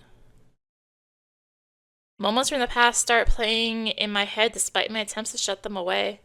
Damn it. Damn it! Damn it! Damn it! It's not like they owed me any sort of explanation, but despite knowing this, I feel betrayed. All this time we've been growing closer, Etsuko was... I shake my head. No, that's not right. To her, I was just a friend this whole time. I was the one getting ahead of myself and thinking we could be something more. I was the one feeling things and imagining that. Oh, damn it, if I'd known she was seeing someone, I wouldn't have... Crap, what if she's seeing someone? Didn't catch any signs of that, but then again, I have been told I'm rather dense when it comes to this kind of thing. The thought alone has my heart beating faster. Whether she's single or not, perhaps we don't open that box for now. Yeah, I guess I didn't want to know. I never tried to learn anything about Caua's current love life either. God, no one even knows, but I feel so humiliated. I know I have no right to feel any anger towards either of them, and that makes me hate myself even more. I myself only realized I was falling for Etsuko, like, yesterday? If only I'd noticed those feelings earlier, could I have done something differently? Either way, it's too late now. Nothing can be done. When, even staring at that one line of code since you got here, is everything okay? Huh? I was really dumb and just realized something a bit too late to the game. Now it is what it is. Was it something important? Something game-breaking? Game-breaking. I recall Etsuko and Caua smiling at each other in Barbara's living room. Actually, everything seems to be working just fine. Except for me. You don't seem fine at all. I guess. Look, I don't think our code is so set in stone to the point that you can't fiddle with it a little bit. She smiles gently. Something breaks, we can find a way to fix it. Yeah.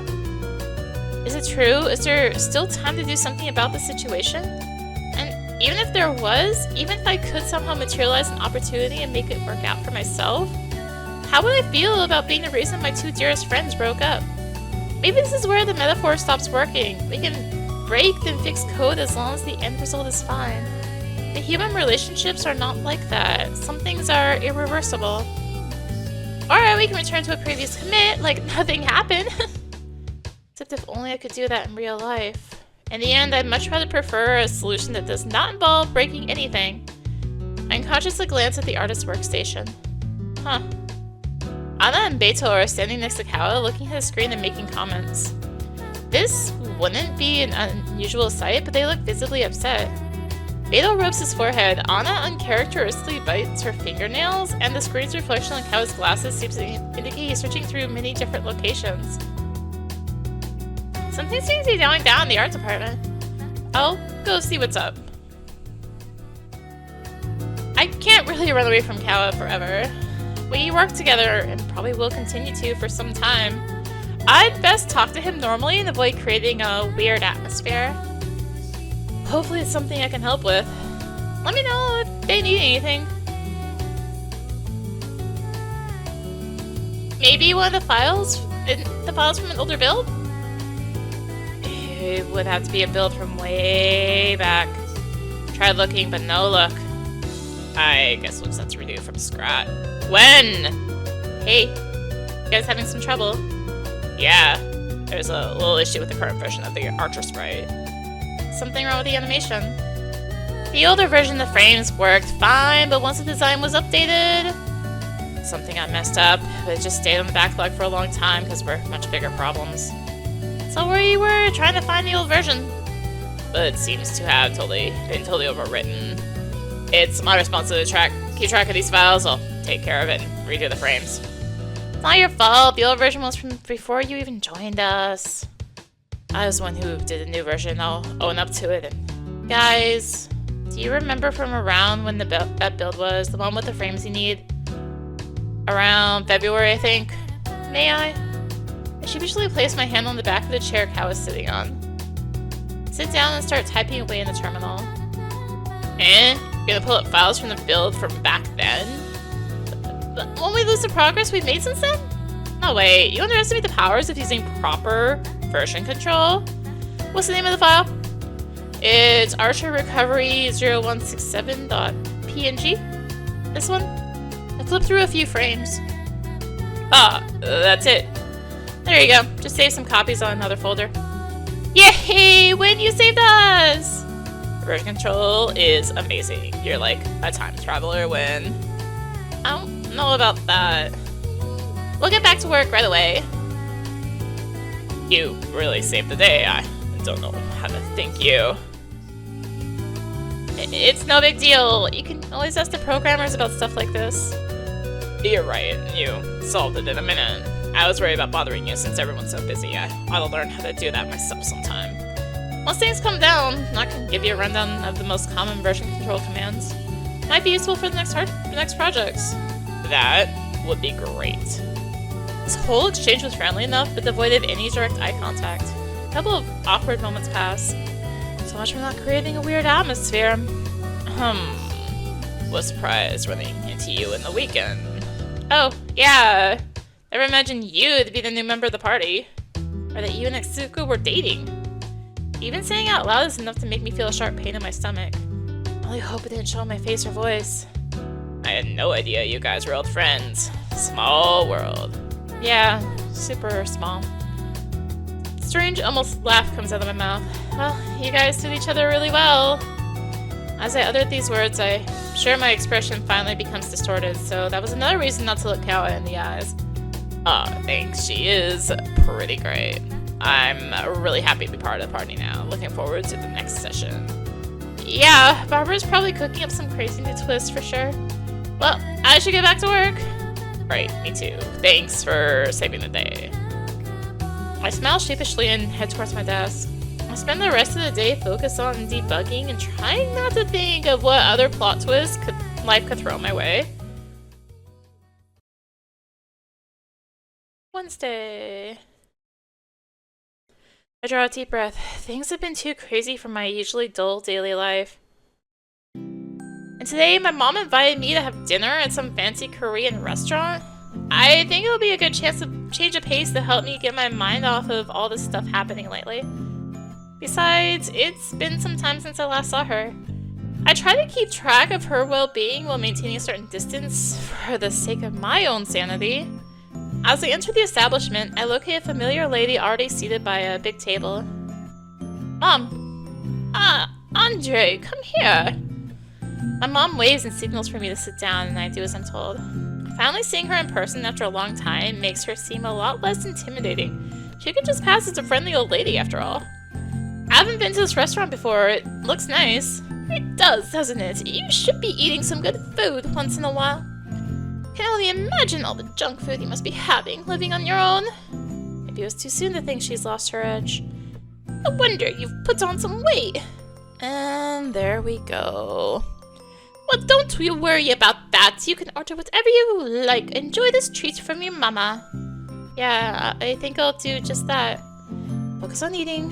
Food is always good. I'm just waiting for my friend to arrive. We can start ordering as soon as she gets here. I didn't know there were other people coming. Oh, it's just Auntie. You remember her, right? Auntie from the church? Yes, that one. In fact, I think she's just arrived. I turn back to look at the restaurant's entrance and I see Auntie waving as she walks to our table accompanied by a girl that looks just around my age. Daughter, maybe? Inviting someone from the Taiwanese community without telling me, and a gossip nonetheless? I suddenly get the feeling that this could be a recipe for disaster, but I try to shake it off. Andre, long time no see. You remember my daughter Jennifer, right? Auntie casts me a wink and I start wondering if any kind of insinuation in the sentence is just a fruit of my imagination. I don't, actually. Glance at the girl standing beside her. She's got her arms crossed and a not very happy expression on her face. I stopped going to church a long time ago. It's no wonder if you can't recall me. Well, pleasure to meet you then. Yeah. Silence takes place as the exchange wanes off, broken only by the happy chatter initiated by my mom and auntie as she and her daughter get seated. Of course, it was supposed to be a laid-back dinner with my mom, had to have a surprise socialization element. A whole bunch of bulgogi and side dishes arrive, and I feel thankful for being able to occupy myself with grilling and eating. Oh, but did you know Andre is a programmer. My mom's apparent boasting of this makes me cringe. Always criticizing but showing me off when it's good for her image, eh? Wow, really? Isn't that amazing, Jennifer? Being a programmer means a lot of financial stability. Then my body attempting to crawl under the table once I realized what this is all about. Good for you, Andre. The annoyance on Jennifer's tone makes me feel even more uncomfortable. Actually, working with indie game development isn't really that stable. My mom glares at me with a look that says shh, which I actively decide to ignore. Andre does live all by himself and pays all the bills. You see, he's got his own apartment and a car. No, I don't have a car and my apartment is rented. Mom, I don't care about this shit. Stop being inconvenient. Jennifer has her face on her palm as she says this. Now, don't be so grumpy. Auntie turns to face me with a whispering hand motion. I know she's a little sulky today, but Jennifer's actually a good girl. She's been to culinary school and helps out with our family restaurant. She's a really great cook. How wonderful! Being a good cook is such a gift. I mirror the whispering gesture as I answer. Mom, Auntie, I think Jennifer is sulky for a reason. Besides, I believe she could speak for herself just fine. Despite my symbolic effort to keep the conversation private, Jennifer perks up at hearing what I said. Yes, thank you. Thinking I was in for a chill Korean barbecue and suddenly finding out some weird-ass My Eyes shit has completely ruined the mood. Guess I'm not alone on being caught off guard with a matchmaking attempt. I'm not the least bit surprised. I hear my mom and auntie's whispers of, ooh, I think they're finally hitting it off in the background, and after some more mothering, they start getting up from their seats. Their ability to sustain their delusion in front of outright denial frightens me. Andre, me and Auntie are going to freshen up. You two go ahead and talk some more. Go, go! He gives me some pats on the back before leaving with Auntie.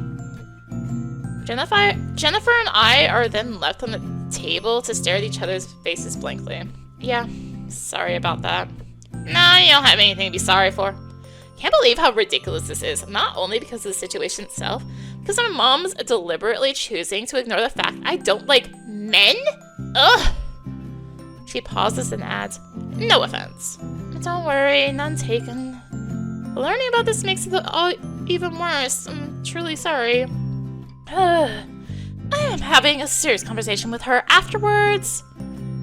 It's just ridiculous to set us up like this. Didn't it occur to them that to maybe take our thoughts into consideration, or at least telling us beforehand? Yep, I've heard from a friend that her mom set her up on one of those these surprise matchmaking encounters, even though she was already dating someone. Yikes. Despite my expression of disapproval, the already dating part strikes a pang to my chest. I mean, yeah, perhaps I could use meeting new people, but definitely not under these circumstances. Well, my mom wants me to meet a man. I can't rely on that.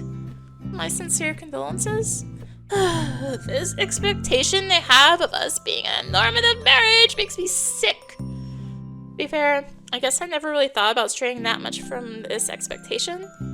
Jennifer chuckles with a somewhat bitter tone. Never had to, eh? Well, no. Suddenly feel dumb. I've always been a conventional guy following the conventional social script. Date a girl, move in together, get married, maybe have a kid or two. It just seems like the natural course of life. But obviously, it's not like that for everyone.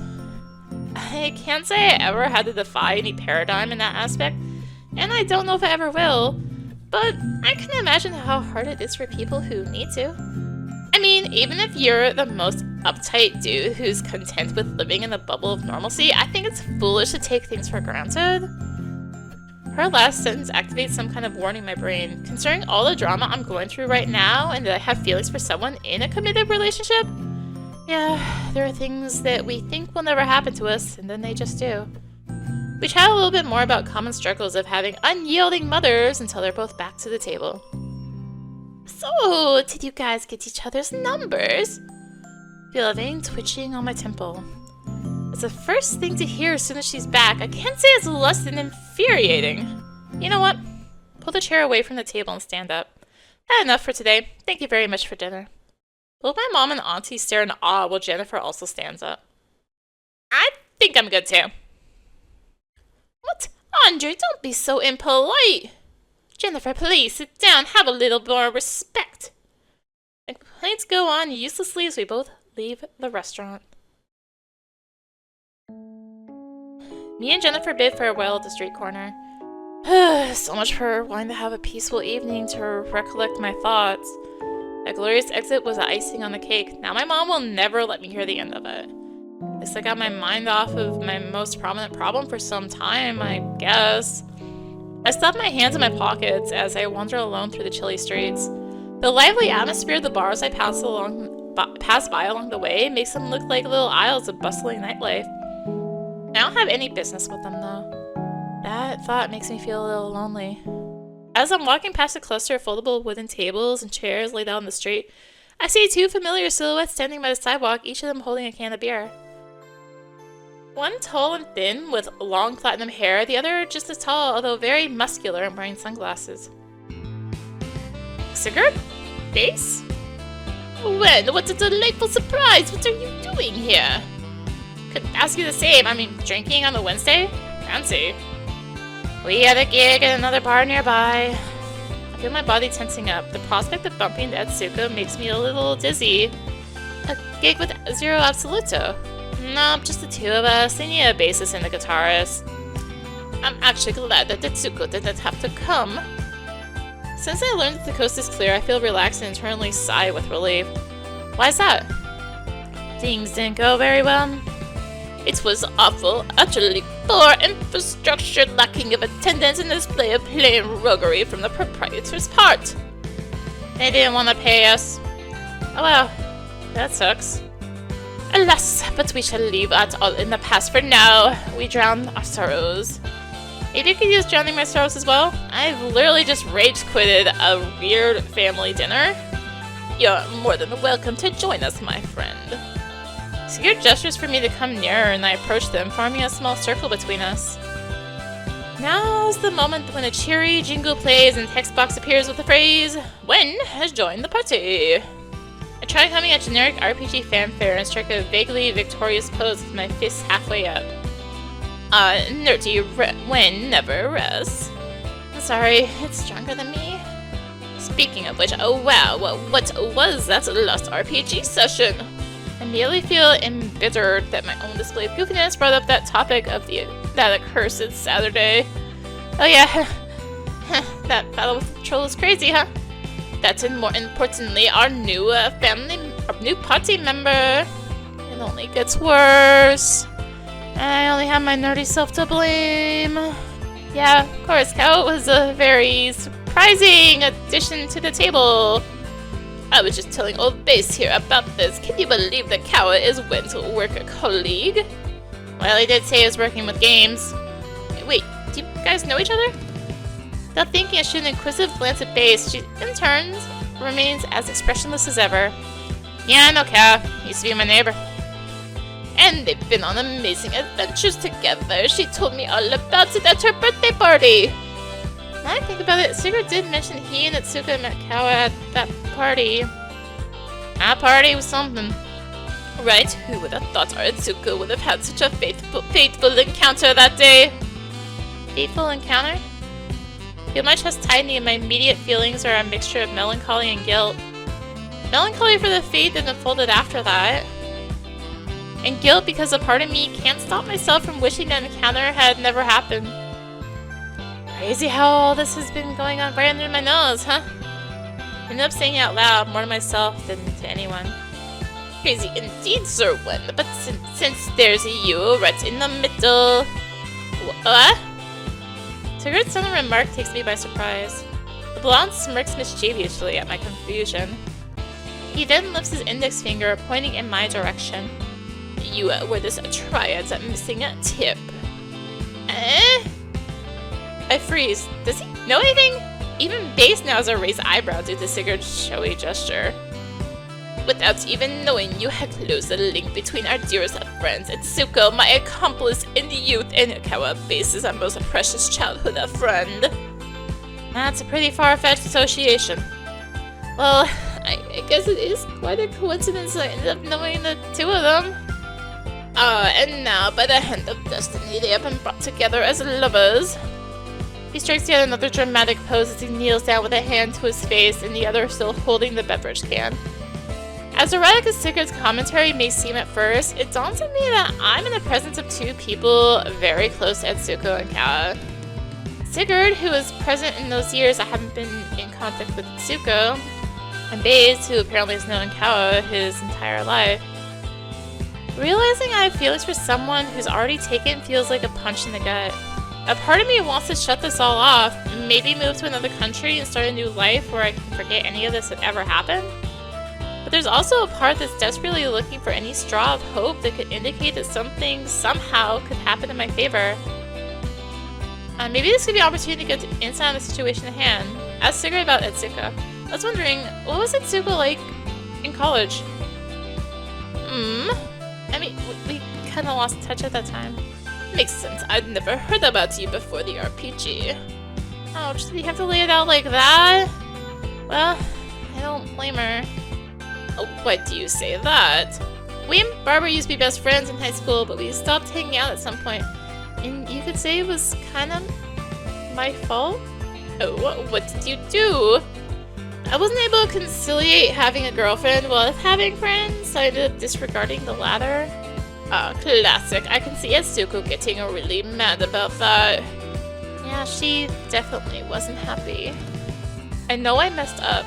Still feel bad for all the time I spent isolated, directing all my attention to someone I thought was the most important in my life, only for it to end. But if I were to conjecture, I think by now she's had her share of struggling with dividing her attention between things that are important to her. For real? It's hard to imagine Etsuko being unable to handle the things she wants.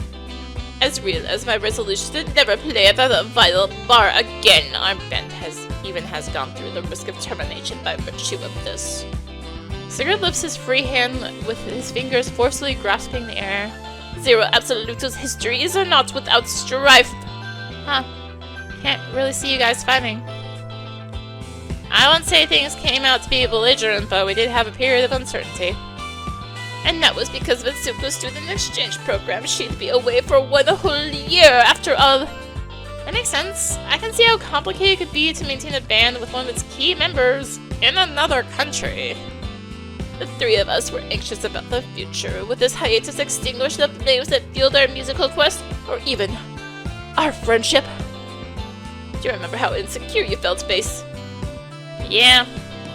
Of course, being Etsuko, she wasn't willing to give up on anything.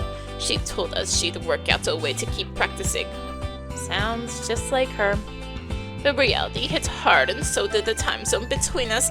We saw that keeping our band active just wasn't going to work. It was tough, but we ended up accepting the situation. So even Etsuko finally resigned herself. However, I think the distance did us good in the end. How come? Helped us mature and broaden our horizons, you see. Eventually Etsuko returned to Brazil and the day came when we finally reunited to play. It was a little awkward at first, but we had a lot of catching up to do, and it was as if new layers of greatness had been added to our sound. Baze nods silently at the affirmation. Zero Absoluto rose from the ashes with more intensity, more potency, and more passion. It's almost like a time skip. Pardon? You know, it happens in anime when years pass mid-series and the characters come back with a new level of badass. That's precisely what's happened! All this time I've been thinking that I'd wasted years of my life with Nina. That it took me too long to open myself again to other people, and that now it could even be too late. But if I think of it as a time skip from which we all came out stronger, it's actually not that bad. Whew. Looking at things in this light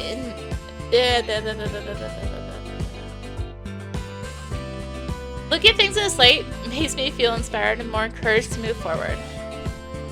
I'm glad things worked out between you guys. As am I, my friend. With renewed thoughts about my life's twists and turns, I try to piece together this mess that I find myself in. I like Etsuko, but there's no denying that. She's dating Caua. My first instinct still is to suppress these feelings as hard as I can and pretend that everything's fine. I hoped you'd at least be honest with me. But is it really the best thing to do? Are you okay, Win? You seem lost in thought.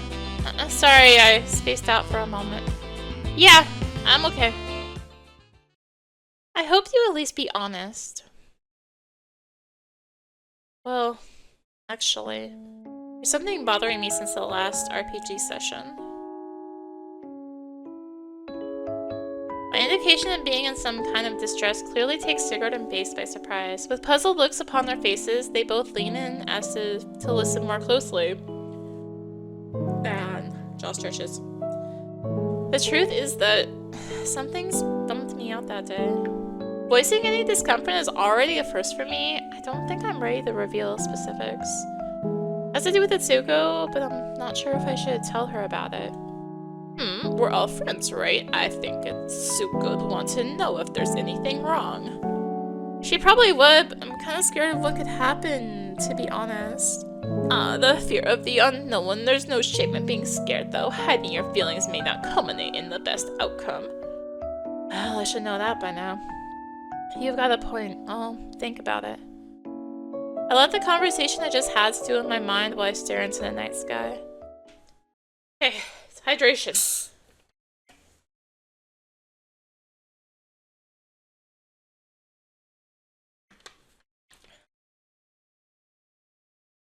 Whew. Okay. Something with... I think it's Sigurd's voice that makes me congested. I need a jaw stretch or something. This week is definitely trying to kill me. Being forced to face my feelings while realizing I might never be with whom I like was clearly not enough. The sun kept setting and rising mercilessly, inexorably dragging me towards this nefarious day. The deadline. That's right, today is not just another day at work. Today is the day we have to finish a working build of Healing Quest to showcase at the huge festival. Which is tomorrow! Are we on schedule, you ask? As if things ever went my way. Alright, the gameplay's fine up to the end of the 5th stage. Good, that means we get that crash you saw yesterday really only happens after the summoner joins the party. That's not all you had to report, is it? Nope, just in the first 5 stages there are a total of 22 monsters consistently spawning inside rocks or walls, along with entirely missing treasure chests every other encounter, and most amusingly, duplicate treasure chests only when you defeat the giant chickens. Let's try to convince Chico to make that last one a feature. One less bug to fix today. Alrighty-o! Rub my temples and not even a minute goes by before my attention is required again. I found another couple of missing translation strings. I'll send you details of where they show up. Sure, thanks Beto, keep them coming. And keep coming they do. When I fix the phonic plate, spray it again. Can you do that thing that makes it use less storage space one more time? Of course, I left the browser tab with the texture packer tool open just in case. Thanks, and keep up the good work! Is it over for now? I sense a pair of puppy eyes from the corner of my view. When? What a gusto. I force pushed my branch in the race with a maid I was not supposed to. Help me win, senpai! Fine, I'll pull over my chair. Don't cry. Yay! Senpai has noticed me! I spend the morning working on 10 things at the same time and helping everyone as much as I can. Caua in particular doesn't show up since, as leader of the art team, he is also flooded with demands from every side. And as the coffee in our veins burns away, replaced by the increasing hunger howls from our stomachs, voice cheerfully resounds through the office. Stop! Chico walks to the very center of the office, raises his arms up in the air, and licks out an enthusiastic shout as if celebrating something. Stop everything you're doing! I have a couple of important things to say! First is... raises a finger as he looks across the room into each of our eyes. We have done over 80% of the tasks required for the release build today, and we still have half a workday left. Great job, everyone. A round of cheers sounds across the room. Lend myself to a smirk at Chico's little stunt, but do realize my muscles become noticeably more relaxed. Chico sometimes has this intense uncle energy that is much needed at times like this. The other thing I wanted to say is that since we are so awesome, we deserve some comforts in this long and arduous day.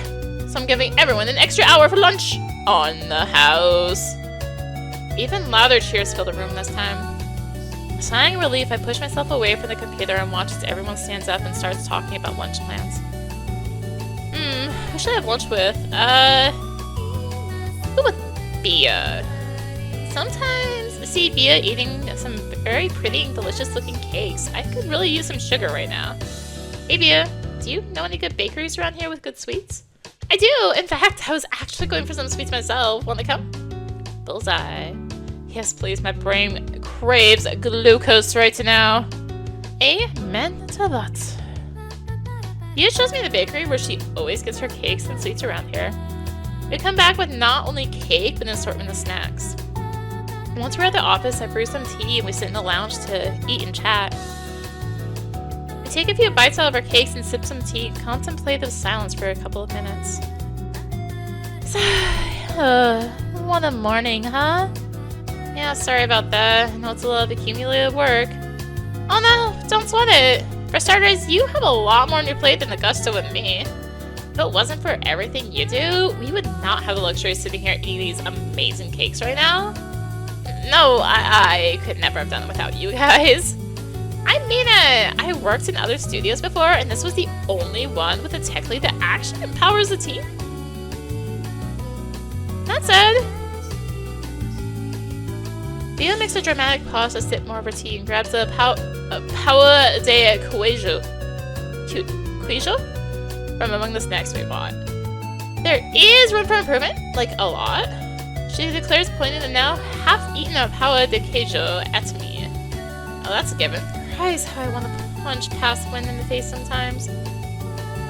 Don't even get me started on past Bia either. I'm sure we can double our work output if we just take some time to learn from our past mistakes. Agreed. In fact, want to brainstorm some ideas real quick here? Point to a nearby unused whiteboard. No time like the present! Bia then shoves the half-eaten Caua de Queijo in her mouth, grabs her cup of tea, and slides her chair towards the board. We start by jotting down all the decisions we regret along the development of healing quests as programmers, as well as the things that did work. Then we connect and group the issues that had a common factor, such as team communication, choice of technology, or architectural practices. Looking at these, I feel like we were not making the most out of the Miles engine. Yeah, the one time we relied on its open source nature, the hack and some development tools turned out to be one of the best investments of our time. We should definitely do that more often. Problem, however, is how much time that takes away from coding the actual game. I know some other studios that have more experience with the Miles engine. Maybe we can ask for some pointers? Actually, we can ask Chico if outsourcing some of these tools to teams with more know-how is off the table. Yeah, sounds good. Bia takes notes of the idea in the corner of the whiteboard we reserve for actionable proposals for future projects. What else? We discussed a handful of ideas between cakes, tea, and warm snacks. My brain not only restores its missing sugar, but also sharpens its edges for the work that is still ahead of us. After the extended lunch break, we all gather for a final talk before the last stretch. We all thank Chico for his consideration. He knows the toll the crunch is taking on the team. Alright everyone, let's do this. Yeah. With renewed energy after spending such a great lunch with my colleagues and friends, I face the rest of the day filled with determination to see it through. My fingers tap non-stop at the keyboard, my mind completely in the zone. Before I know it, everyone's gathered around me as I finish typing the last commit. And done! Everyone cheers as we watch a progress bar on the screen fill up, indicating our submission to the huge festival was successfully sent. Hugs and gentle punches hit me from all sides. However, the fatigue comes all at once and I barely register what is going on. Why does it still say morning, by the way? It all feels like a dissociated montage, but one filled with accomplishment and celebration. How long have I been working for this? It's finally over, which means All that is left now is to deal with the Etsuko and Caua situation.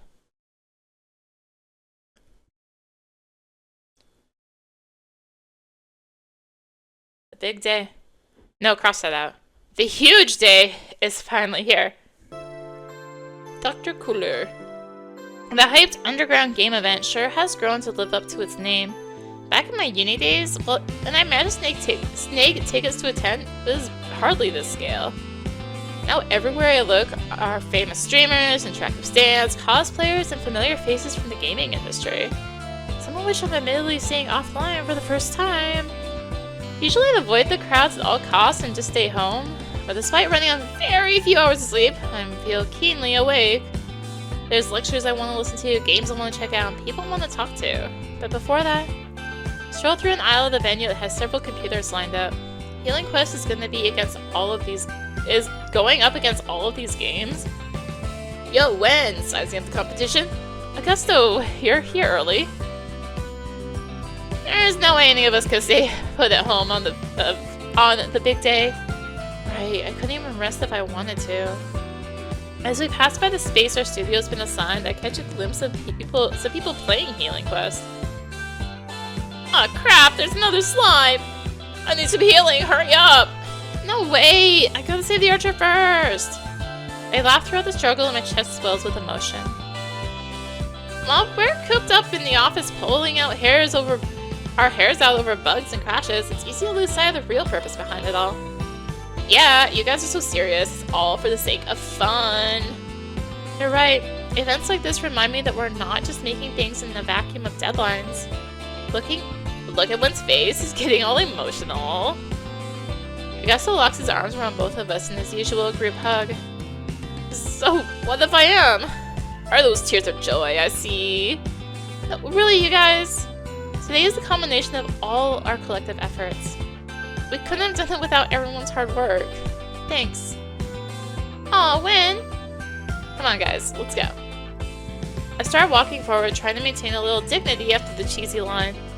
I'm done moping around. I don't want to carry any more doubts in my heart. Truth is, as expected, Healing Quest release was not the only thing that kept me up last night. It's been hours walking in circles inside my head, trying to figure out what to do about the fact that the person I like is already going out one of my closest friends. Today, everything will be decided. It has to. I can't keep spiraling into this anymore. I've already avoided both Etsuko and Caua the whole week. It's unsustainable and will very likely lead to me isolating myself from everyone. Again! They are my two dearest friends, for heaven's sake.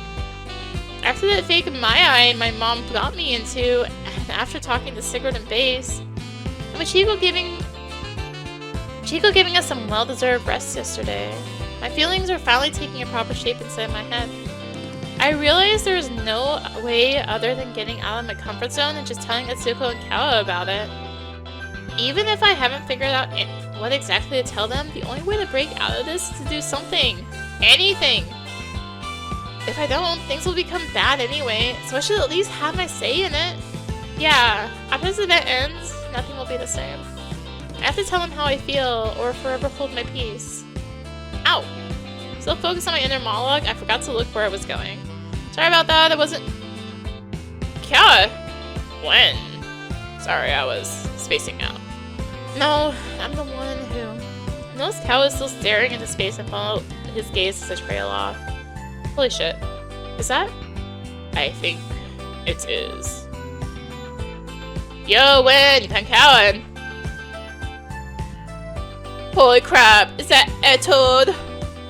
Shh!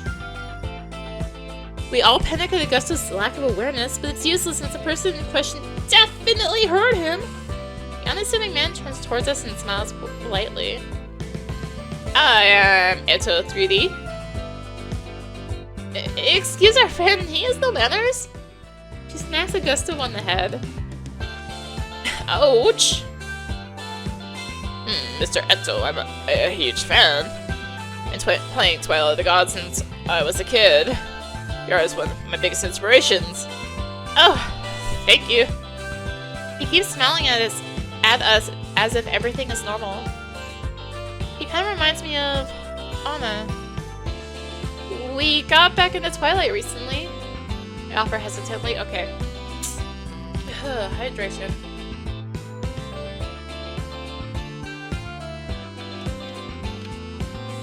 My congestion's coming on again. It's just when I do certain voices for too long. Yeah, we almost got wiped out by an orc that came out of the twig the other day. This one here saved our butts. He pats Bia's back energetically. I'm glad. He's not trying to run away, which is good, but what do I say next? Ask for an autograph? Are you checking out the games in the competition? Yes. Awesome! Our game is over there in case you swing by. It's called Healing Quest? Oh yes, I know Healing Quest. His mysterious, disarming smile grows, but he says no more. Caua's eyes are as big as saucers. Great job. I had fun playing it. Everyone's mouth keeps opening and closing, but no words come out. Etto, there you are. We were looking all over the place for you. I was playing games. Gotta get you ready for the stage. Let's go. Okay, bye. He waves to us as he's dragged away. Bye! He came and went like a storm. A very calm storm. What just happened? Well, he played our game. He liked it. Nice. Stand there in awe for a few moments. Oh, yeah, I almost forgot. When Etsuko got here a little while ago, she was looking for you. Good, she managed to get the ticket that left in her name. But more importantly, I do need to talk to her. Where'd she go? She was just headed for the artist alley, but I think she'll be back here soon. Okay, thanks. So go try to find her.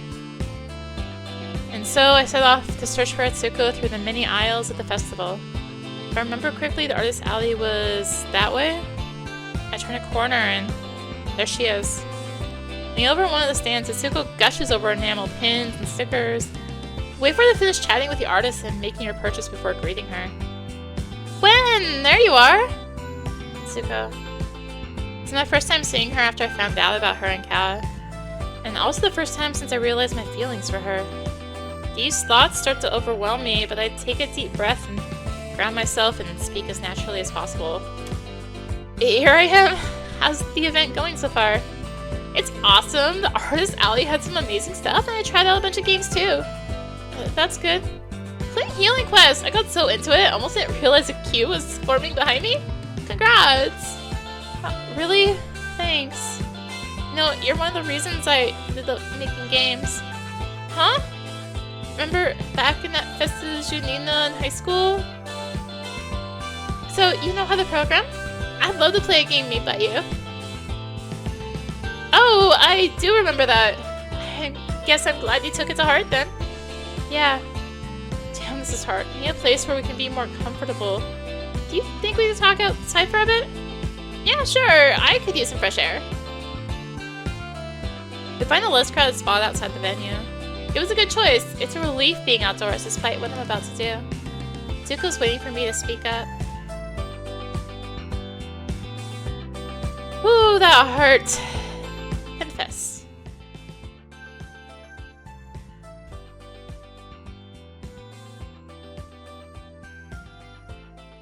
I've come this far. Even if I'm rejected, I've got to say it. I know I'll regret it forever if I don't. Etsuko, I've been wanting to tell you something for a while. Saying this may only be a nuisance for you, so for starters, I'm sorry, but I can't keep it in any longer. When? Shit, how do I even start? I'm really glad we ran into each other again after so many years.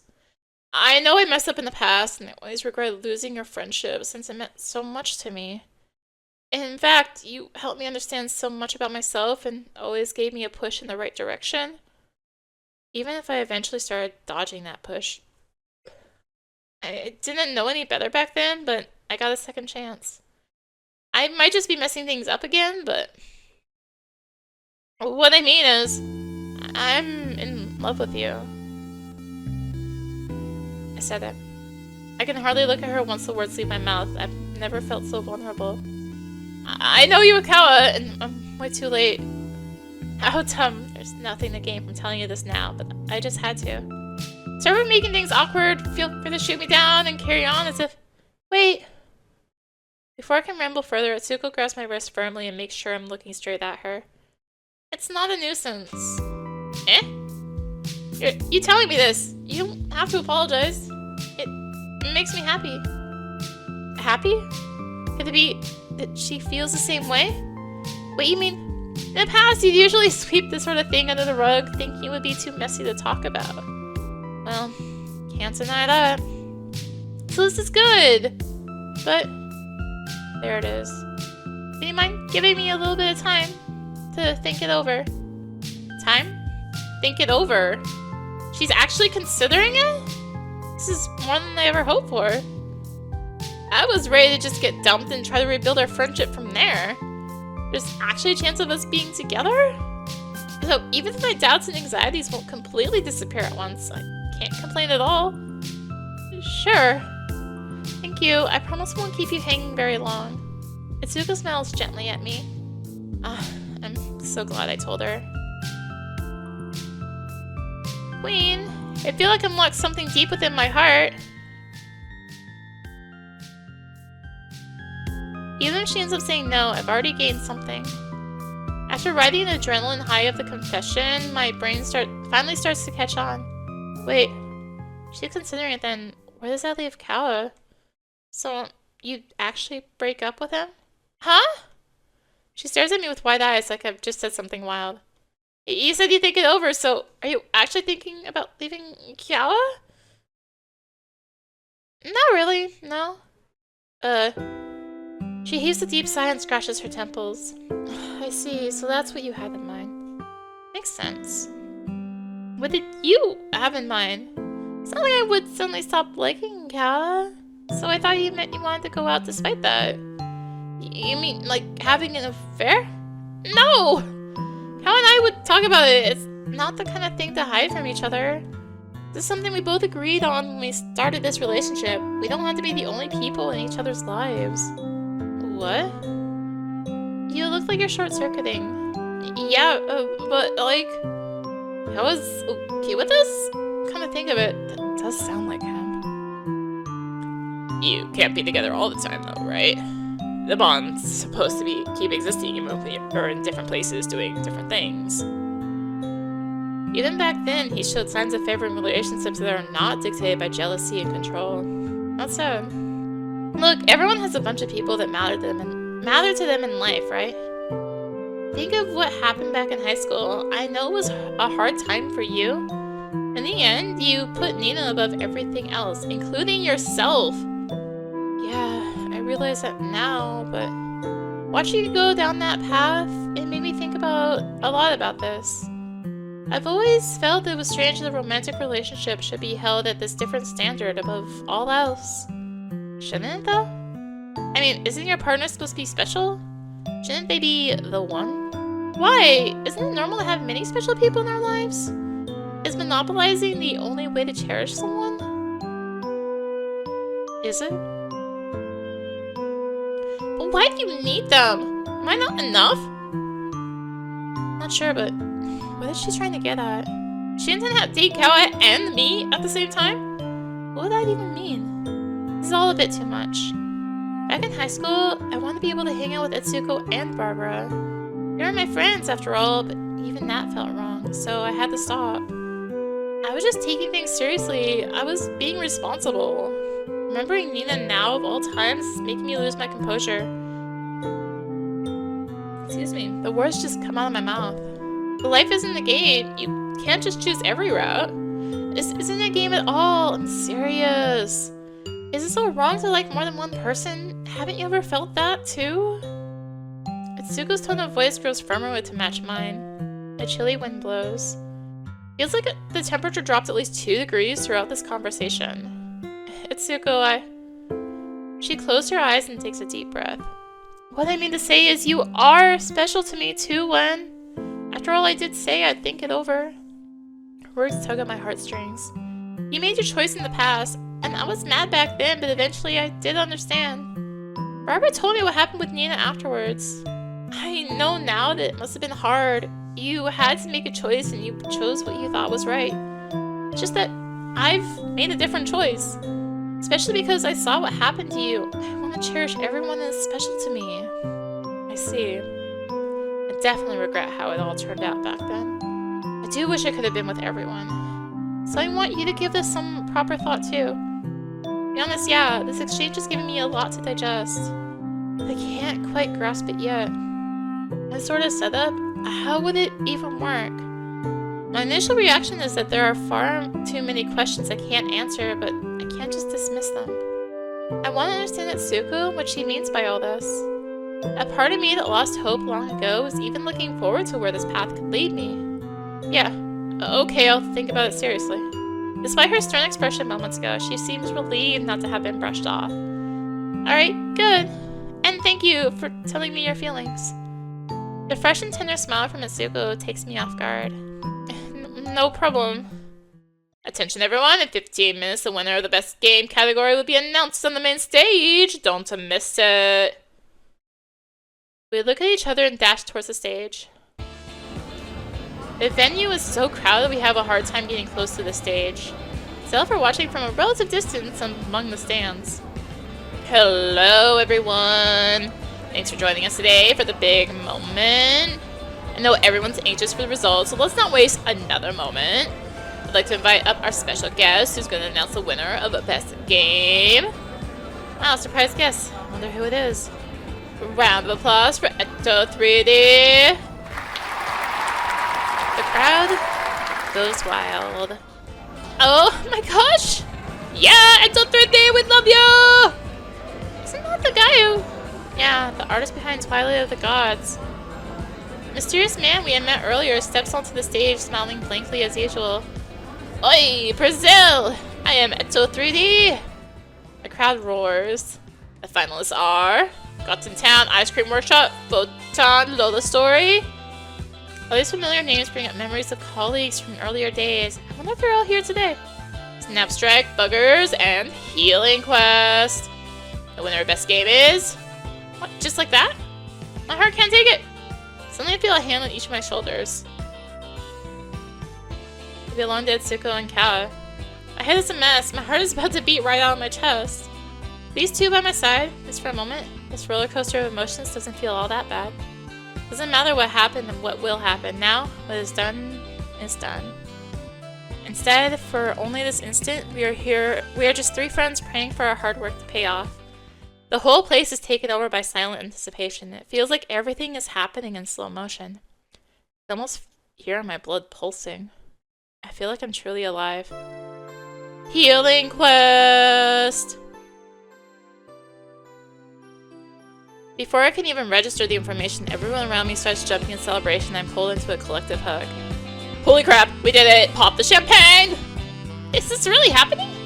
Congrats, you guys are amazing. Yeah, way to go, team. Well, members of the team, please come up here. Alright, everyone, let's go. As we waddle through the crowd to reach the stage, Seeker's attempt at crowd surfing comes to mind and I hold back a chuckle. We finally managed to reach our goal, everyone occupying the stage side by side. Here you go, congratulations. Ecto 3D hands over to Chico a symbolic trophy and a microphone. This is... He's feeling miserably and holding back tears. I'd like to thank you all for the support. And, oh my god, I can't even. Chico can't take it anymore and starts bawling. Before I can react, Augusto takes the initiative and snatches the mic from him. Good, he'll handle this. Y'all, this is amazing! And, looks like he's at a loss as well. No word from our star programmer. What? Of course he shoves the microphone into my hands. We've already put up enough of a lame show. I gotta step up and say something decent.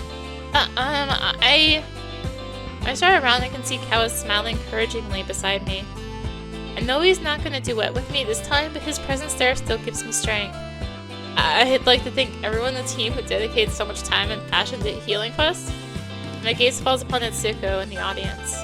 A few weeks ago, I was looking up at her on stage, and I'm lucky enough to have her cheering me on. and also those who supported this project along the way, gave us encouragement and inspiration.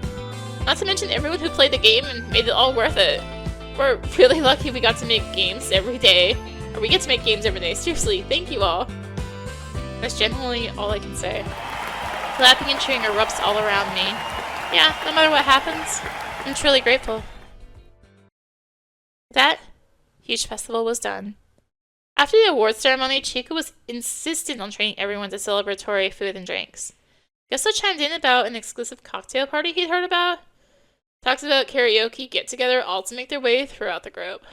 I was too drained to give much thought to where the after party would be, especially because we had Etsuko's college festa junina the next day. To my surprise and relief, Etsuko ended up extending the invitation for the festa junina to everyone from the office she met during Huge Festival. The idea of saving the celebration for tomorrow and heading straight home sounded wonderful. It seemed to be a popular opinion among our crowd of exhausted developers, so the group split up and I managed to get some well-deserved rest.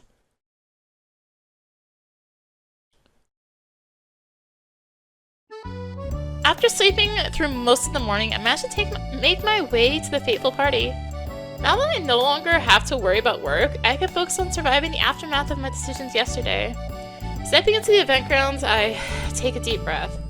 Powerful pennants, the aroma of corn and mulled wine, and the unmistakable sound of the accordion playing the same repetitive quadrilla song telling me this is the place.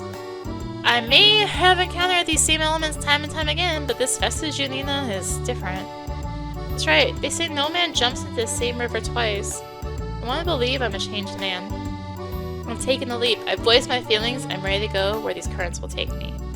Won't be wishy-washy anymore. What? Huh? Take that! Multi-firecracker attack reloaded! Jeez, how old are you? 10? And you 80? No wait, you were already 80 like 10 years ago, so 90? I guess you never change. Don't be silly, I'm a walking metamorphosis!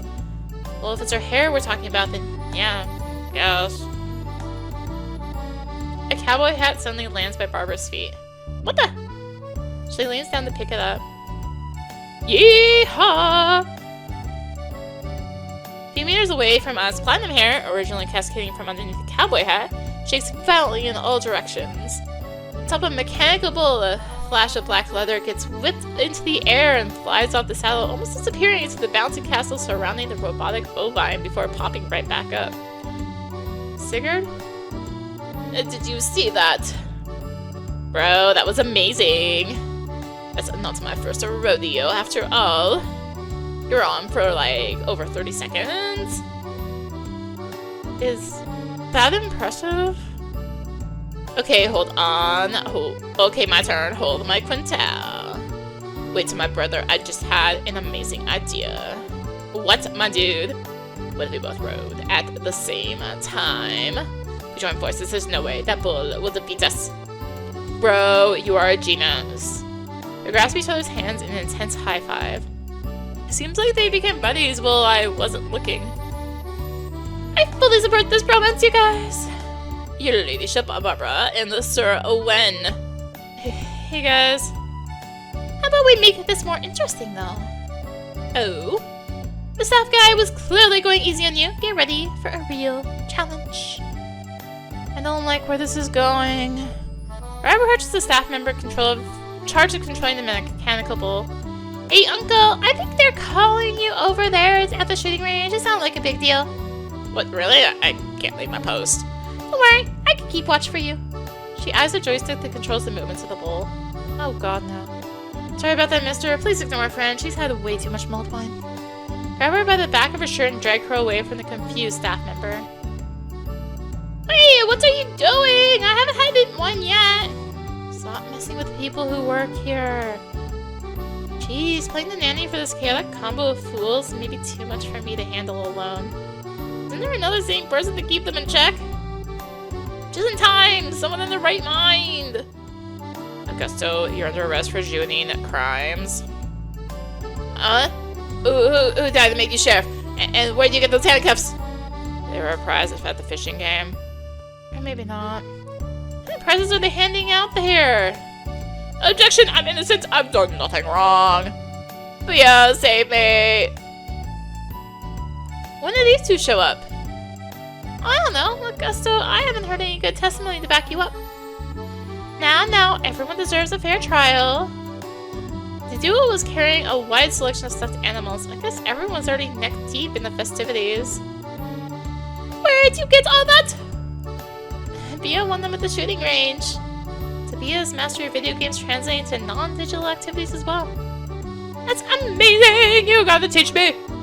More importantly, Barbara, I think as we saw her, your crush. Base is here! She definitely fit the description you gave us. How about sending her Cupid mail or inviting her to dance? Good idea! Where's the Cupid thing? I thought you hated all these Festa Junina shenanigans. Walking metamorphosis! Remember? Improvise! Adapt! Overcome! I will become the bride at this Festa Junina! Okay. Speaking of bride, have you seen Etsuko or Caua?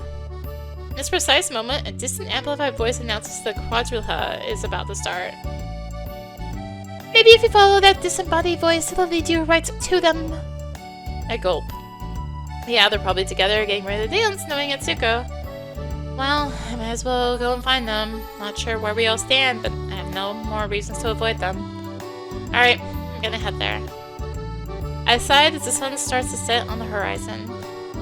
I stumbled through the mass of people carrying snacks and drinks, linking at their phones and talking excitedly.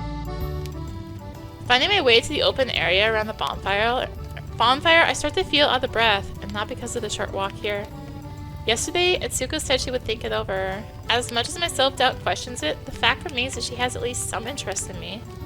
With Caua being another variable in this already complex equation, things are still very hazy to me. For now, I just want to see her.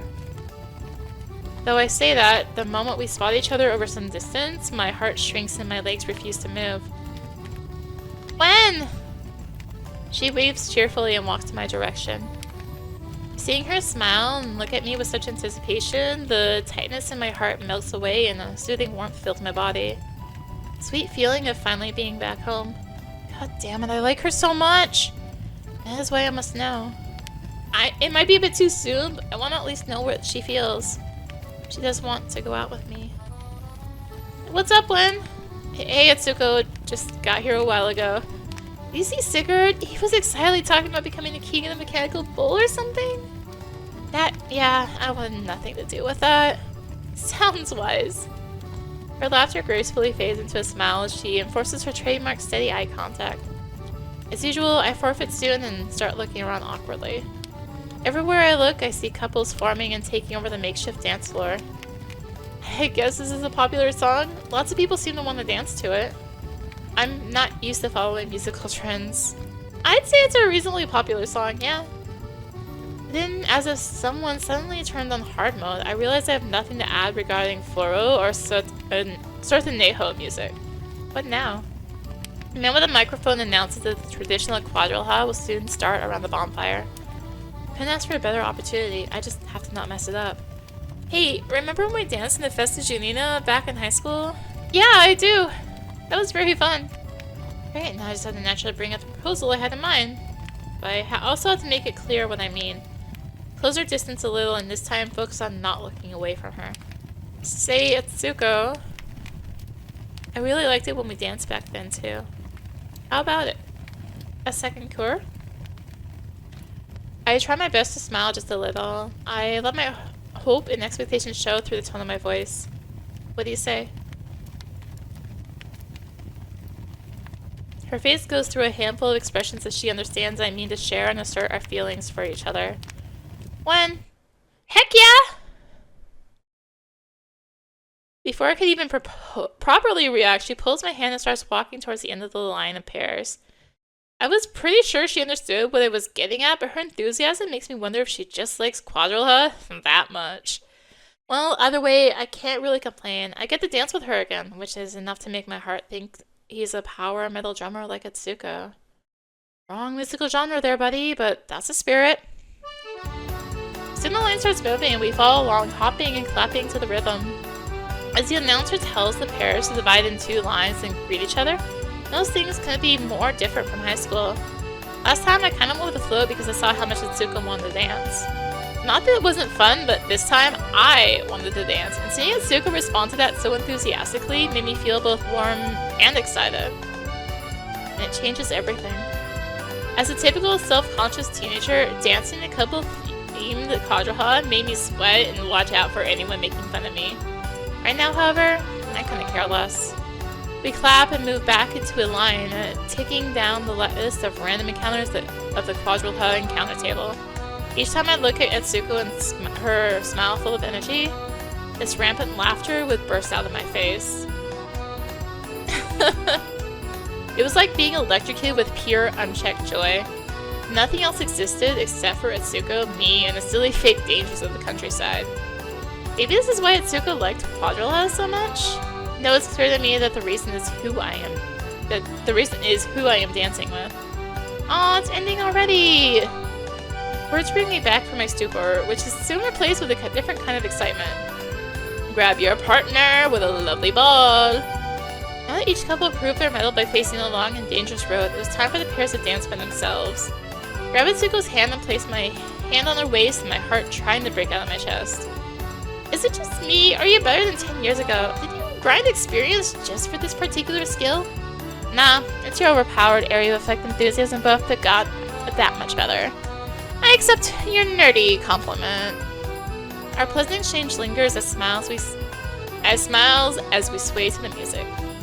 Some moments pass as we now quietly dance looking at each other.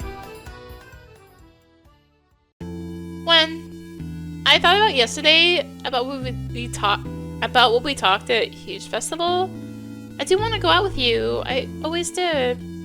Etsuko. My heart feels like it'll jump out of my ribcage for real this time. Each beat we spend looking at each other's eyes makes me wonder if this is the one that will break through my chest. Yeah, I simply cannot take my eyes away from her. I can't tell you how much I'm happy to hear that. Yes, hell yes, let's go out, Etsuko. Yay! Ugh, yay! Before I can even finish processing what's happening, Etsuko jumps and hugs me. No longer adhering to the traditional choreography of the quadrilla, we let ourselves go in the moment and spin a couple times. Once again, laughter erupts from both sides of us. I'm completely aware of how silly we look, and that just kind of makes me laugh more. We are totally off script now, though. Is that okay? Let them cringe! I'm not waiting another 10 years! Fair enough. The quadrilla's song reaches its end at that point. The couples gradually move away from the fire. A new Foro song starts afterwards, but we don't follow along this time. Holding both of each other's hands, we just sway softly. Not sure what to say next, a short silence fills the seconds until a familiar voice calls out to us. You guys seem to be having quite some fun over there. Hey! Caua! Perfect timing, I think to myself. He needs to know what just happened. For a moment, all I want to do is share the good news with my friend. That's when I remember. I didn't see you there. How long have you been watching? That's right, Caua is the one currently going out with Etsuko. And she just agreed to go out with me. What the hell did I just do? Just enough to see your blatant disregard for the tradition of the quadrilla. Those unorthodox moves made me want to dance too. Hydration. Ugh. Etsuko, wanna dance this next one? Huh? He's not gonna ask what's going on? Is it because they have already agreed to this already? Sure, I still have some dance left in me. Hey, mind if I have a go now? So, why is he asking for my permission if officially she's his girlfriend? Now the actual question is here is, am I alright with this too? Is it okay to just let them dance? What did I say to Caua? Queen Heart. I know Etsuko and I just agreed to go out, but I also remember what she explained to me yesterday. Caua is fine with her seeing other people, so I did nothing wrong. It comes as a relief to me. My dear friends get to keep their relationship. It means I haven't ruined anything and can still be happy at the same time. I guess this arrangement actually works for me somehow. In other words, of course, go ahead, guys. The words come out surprisingly easy. Maybe I'm feeling lightheaded, still riding the high of the dance just now. But for some reason, the idea of Etsuko and Caua dancing together doesn't bother me at all in this moment. See their hands joining and smiles growing on their faces, and I realize I'm smiling as well. It's a strange feeling, but their happiness is contagious. I guess this is what it means to simply wish for the joy of the person you love. I take a few steps back as another round of quadrilla starts up, settling by a tree to watch the two of them. Etsuko and Caua get into their positions in line, exchange greetings, and spin around. I watch them going through the motions of the dance, doing the same movements I did with Etsuko minutes ago. Even as the excitement from a moment ago passes, I feel at peace. Etsuko danced with me, and now she's dancing with Caua. One thing doesn't take away from the other, and Etsuko doesn't seem any less willing to do the same thing twice. I wonder if Caua felt the same way as he watched us. With this thought, my eyes follow some sparks from the bonfire into the night sky. It's so clear, I can even identify a few stars. If I'm not mistaken, that's the summer triangle, or rather the upside-down winter triangle since we're in the southern hemisphere. I vaguely remember Etsuko telling me the story behind the Tanabata festival and the stars way back in high school. A couple of star-crossed lovers, torn worlds apart, only allowed to meet once a year, represented by Altera and Vega. But then, what was the third star supposed to be again? Some sort of bird? I don't really remember. Come to think of it, Deneb is part of this Cygnus constellation. Thanks for trivia, warriors of the horoscope. And now it's time for the great ball! I'm brought out of my reverie by the enthusiastic call to action, and my eyes fall back upon Etsuko and Caua orbiting each other gracefully. Yeah, I'm alright. In fact, I wouldn't have it any other way. The dance comes to an end. The couple notices my gaze and starts walking towards me. Great dance, guys. You two are really in sync. What do you mean? Did you see the two of you before? You guys are so cute. Seeing Etsuko blush and smile at Caua, which once charred me from the inside, now felt much different. There are many things I still have to put in order inside my head, but what I know is that breaking these two apart would take away a part of Etsuko that makes her the person I like just as much as anything. Noticing my brief introspection, Etsuko seizes the initiative to bring up the hard talk. Hey, Caua, I think we should talk about something, right, what? Yeah. Sure. What's up? Chill runs down my spine. Despite all the rational process it took me here, I'm still afraid of seeing Kaua's reaction. I asked Etsuko out at Huge yesterday, and I thought about it and agreed just now. What? Oh, really? Takes a moment looking from me to Etsuko, then back again. That's awesome. Caua lays a hand on my shoulder, shaking it slightly in congratulations. Nice, man. Must be so cool going out with someone you've known for such a long time. There it is. I was really doubtful, but in the end, the simplest answer was the right one. Kaua's my friend. Of course he'd be happy for me. Like I am for him. For both of them. Yeah, thanks, man. Suddenly feel like I was taught everything the wrong way my whole life. You are both so great. Not to be anticlimactic, but when we get something to eat, dancing twice left me starving. Oh, sure. Before we could even properly respond, Etsuko grabs both her hands and drags us away from the dancing bonfire. We make our way to the food court, each of us on either side of Etsuko, as if it's the most natural thing in the world, the way things are meant to be. The smile on her face makes me feel like maybe it really is.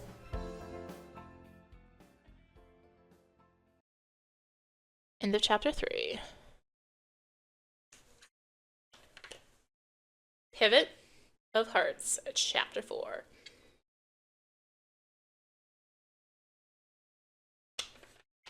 What you're saying is hydration. Ugh, this must be it. Take a look around. This fish shop bar is pretty alternative, huh? I hope I look cool enough for the occasion. I wonder where Base is. Good question. There's a lively group at those tables over there. I wonder if that's her party. To reserving a little more carefully, I can make out a tall, muscular figure in the middle of the crowd of people ahead. There she is. Sigrid and I go meet our friend. Base! Happy birthday! Base turns around and I give her a warm hug. She reciprocates in her usual inexpressive way, but I can tell deep down she's happy. Ah, Etsuko and Sigurd. Happy belated birthday, girl. May lots of joy and music come your way. Thanks for coming. I'll introduce you to the rest of the gang. Hey, the band people have arrived. This is Etsuko and this is Sigurd. Wow, so you play in a band with bass? That's awesome. I play the drums. Yes, and the one who uses the charms of the voice to make your eardrums and souls freeze with the power of Zero Absoluto is me, the vocalist. How about that? You should sing for us. I'd be more than happy to perform a demonstration. We've barely arrived, and there goes Sigurd. I think he's easy to get along with. As for me, so Etsuko, how are you doing? I'm fine. A lot of people came to your party, didn't they, Base? You're very popular. Nah, not as much as Sigurd. We both look towards Sigurd. He's singing some heavy metal song with guttural vocals to Base's friend. If anyone complains about the noise, we'll ask to make him stop. Base, you gotta see this! Come on, I think I'll sit here and order a drink. Alright, call me if you need anything. There goes Base too. Must be a lot of work to host such a lively party. Ended up being left out. Well, it happens. I sit down at the table and order a drink and some snacks. I spend some time observing the moment. Sigurd having fun, Base being requested in various conversation circles, even though she herself doesn't express many opinions.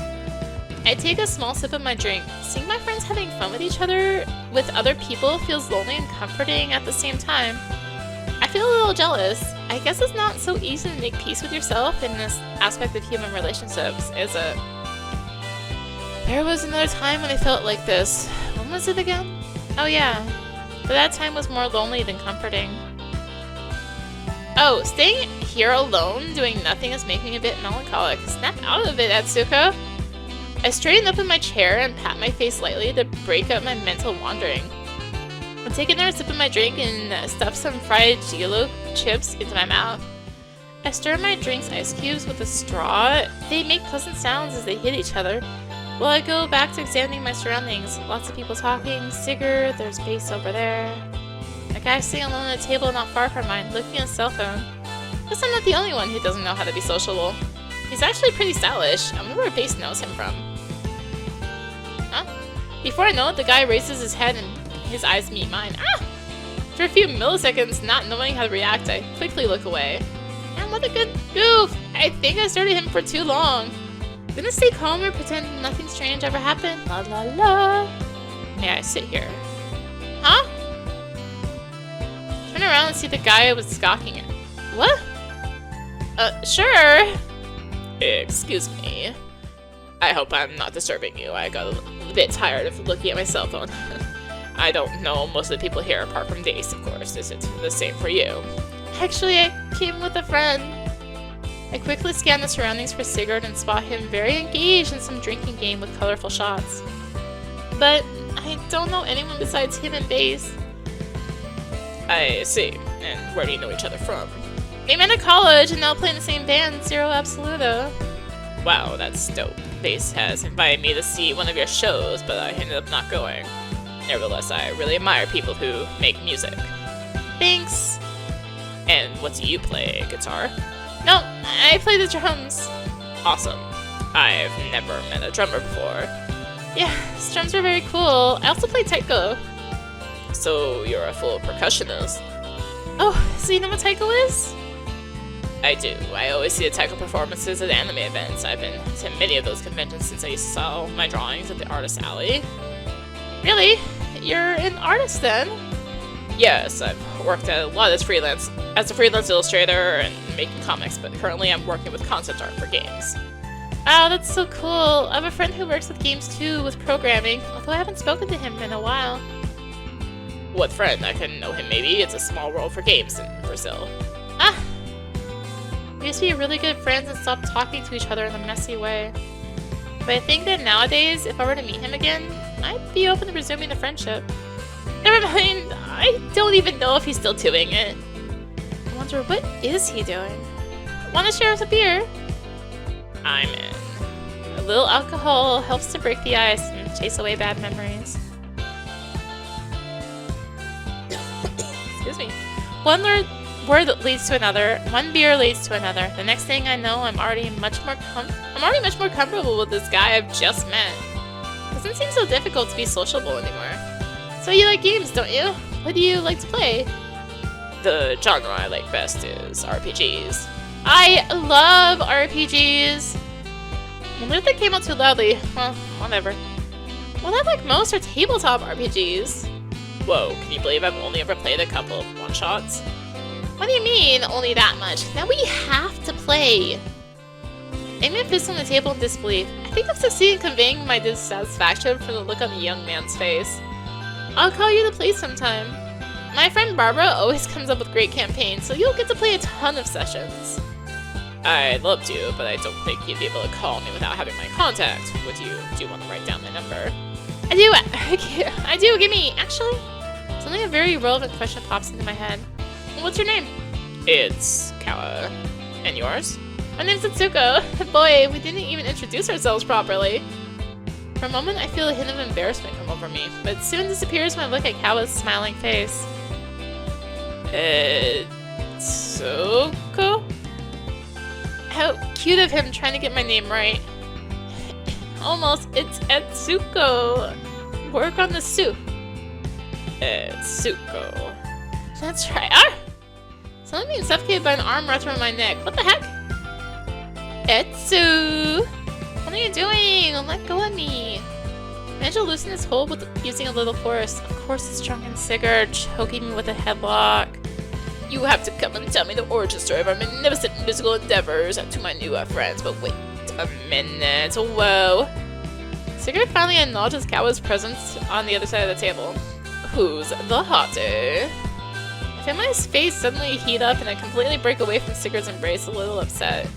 This is Caua, Base's friend. Caua, this is Sigurd, the other member of our band. Sigurd, like in Nordic mythology. Ah, I see you're a man of culture as well. His name is actually wrong. Shh. Sigurd puts a finger over my lips to stop me from revealing his inescapable Brazilianness. So you met Caua. Base. Came to see how you were doing. You seem to be getting along. Despite the inexpressiveness in Base's voice, I can recognize that she's in a good mood. Oh, yeah, I told Caua about the band in college, but thinking about it now, this doesn't tell me about how you know each other. True, we've known each other for a long time now, right, Base? Yeah, childhood friends. We've been neighbors since we were little. That was until Base moved out of her parents' house when she got into college. Wow, you really have known each other for a long time. I've got it. Tell us a story about the little Base, Caua. Tell me, has she always been this? See Base arching her eyebrows slightly. Mysterious? Caua bursts out laughing. Dude, yeah, she always had the serious, cool way about her. My dream was to be like her when I grew up. Slight smile sketches itself on Base's face. When we were kids, we used to play in a little park near our houses, and Base protected me from the bullies. I have some memories of them. There was that time they took your Warriors of the Horoscope doll. Ugh, that was awful. A boy took my Dragon Warrior and wouldn't return it. All I could do was cry, but Base went and got it back for me. Yeah, beat the shit out of him. Me and Sigurd look at Base a bit fearfully. I was good at resolving things through violence, but nowadays I'm not proud of that. In fact, I think it was your more sensitive way of doing things. It was admirable, Caua. We're all a little surprised by Base's humble and longer than usual speech. Oh, no, stop it. You're too nice to me. Caua does look a little disconcerted, despite the serene smile that remains on his face. Now I understand what's behind your nature, Base. You possess a dark past that condemns you, a vigilante in favor of the weak, a heroine haunted by an intricate moral conflict. Sigurd brings the back of his hand to his forehead, striking a dramatic pose. I'd say I was just a reckless kid. Don't underestimate your own complexity, Base. He turns back to me. Etsuko, we should write a song about this. I agree, I really like the story too. I feel like I know Base's mysterious world a little better now. I can perfectly imagine her protecting baby Caua. He does seem to be a sensitive person. I think I'd like to get to know his world better too. What am I thinking? Wow, will the song make it into the Zero Absoluto repertoire? Certainly, my dear Caua, and you should be there to hear it. After all, your role as the damsel in distress was extremely important for the character development. Right, I'll be looking forward to this release. Despite the disproving interjection, Base outlines a smile. I'll go check the other tables, call me if you need anything. Okay, see you. Base taps me lightly on the shoulder before leaving. Wait a minute, I'm going with you. I'm not going to be a third wheel here. Sigurd! Adios. Was there a need for that? Sigurd must like embarrassing me. This Caua doesn't seem bothered. In fact, I think he seems amused. So, where were we? Didn't want to make it so obvious, but I definitely remember him being about to give me his cell phone number when Sigurd appeared. Yeah! I think you said you were going to invite me to play tabletop RPGs someday. Ah, yes, that.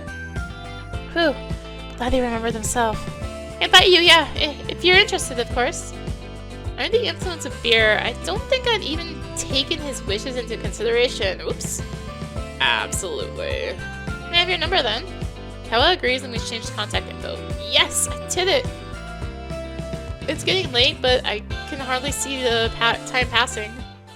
The party ended and I came to the metro with Sigurd. At first I didn't think I'd be able to fit in, but it turned out to be really nice. I think I even made a new friend.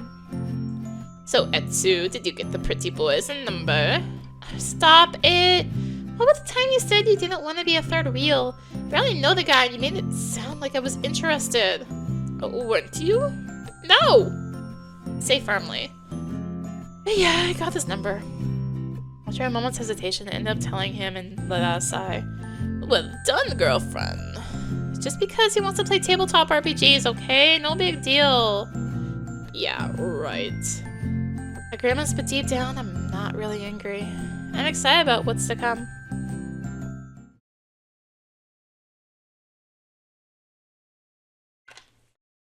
Oh, we're back. A week went by as I entered a new stage in my life. It reminded me of the action-adventure RP games from the late 90s and the early 2000s where you progress through worlds and areas of the game. Starting from a hill stage, and the beach stage, and the sewer stage, all the way through deserts, haunted mansions, even industrial cargo ships. The first time I entered each world, I felt this rush of excitement. What am I going to see here, I think? What surprises and dangers await me? Is this how I feel as I wake up each day now and remember there's a whole new world to live in and learn about? A new world where even the things I used to do all the time become entirely new experiences. So yeah, I guess I've been playing RPGs for over 10 years, for as long as I've known Barbara. This is my first campaign. I've played a handful of one-shots but never managed to gather enough people to play consistently. Well, now that we are seeing each other all the time, our RPG tables would never lack people anymore. That's right, the three of us are, one way or another, tied together by the relationships we now share. Definitely not how I saw myself when I started this hobby, or ever, for that matter. We exchanged some RPG war stories as we grabbed the elevator towards Barbara's place. Alright, dice check. Here, thirsty check, stats check, all set. Except, what were we doing again? That is what happens when you skip a week! But I know you had good reason. This time, you speak as if you weren't with us darting around that Festa Junina. Anyway, don't worry, Sigurd. We can always review before we begin. I am that generous. In that case, as the newest member here, I volunteer to help with that. Which happens to be great since a Caua Moo is the one guiding the party last time, so let me pick up from there. Last time, Caua reminded us the heroes met Caua Moo, who told them Commander Rexus still had a nefarious plan to carry out at House Client. To get there quickly, the druid guided them through an underground passage through the mountains where they faced the troll. The current session begins as we exit the passage into the afternoon sun. We find ourselves coming out of a mountainside, the terrain sloping down until it meets a simple settlement surrounded by pastures in the distance below. So that's House Clan, the source of so much tension between the Arbold Kingdom and the Burmos Empire. Hopefully, there we will find the answers to why Commander Rexus has gotten so far as to try to kidnap us to frame a foreign nation. I've arranged to meet with a local contact just ahead before we enter the estate proper. Let's just keep going. A contact? What for? Actually, I'm not completely sure. My superiors just asked me to make sure they got to House Clan safely because they will prevent the war. They have something that is at the center of this conflict, which I promise to show you all. But what will we be protecting them from? You trek for a couple hours down the mountain, finally finding a road to follow. And a mile or so into the road, you spot a small caravan parked by a creek. An old lady waves at you and approaches. She looks to be in good humor. How does a dragon fit into its nest? I beg your pardon. It coils into a roll. Caua steps forward and answers nonchalantly. I see, you must be Caua from the Burmos Empire. Oh, that was a code? I am Batan, a local Clanton shepherd. I just returned from a trip to the Burmos Empire myself. I was instructed to meet a druid who would safely take me back to the premises of House Clant. Indeed, you must be the contact I was told about as well. Greetings, I don't know who would dare harm such a charming lady, but you are safe now that we are here. In fact, if you don't mind us asking, isn't this your homeland? Who posed the danger in this very distant but undeniably audible fanfare echoes across the landscape, interrupting and answering my question at the same time. Near the rough and still vaguely shaped features of House Clant's estate, a mass of people approach from the west. Those colors, it's the Arbold Kingdom's army! That's right, thanks to our scouts, we already knew they were less than a day away, so we stopped here instead of approaching the estate and risking everything we worked for. But why would the kingdom... Your armor, you're an Arbolton soldier, right? I don't think they share such details with the bulk of their forces. Here, let me show you what is at stake here. The Clanton lady guides us through the wagons of the caravan, where other shepherds work together to partially open the doors of the nearest wagon. It is open in the way that we get to see inside, but whatever is in there cannot easily get out. Taking a peek, we find a handful of familiar critters inside. Whoa there. We all stiffen to the sight, taking a half step back. I gather you met some of these on your journey then, and not the peaceful ones like these at that.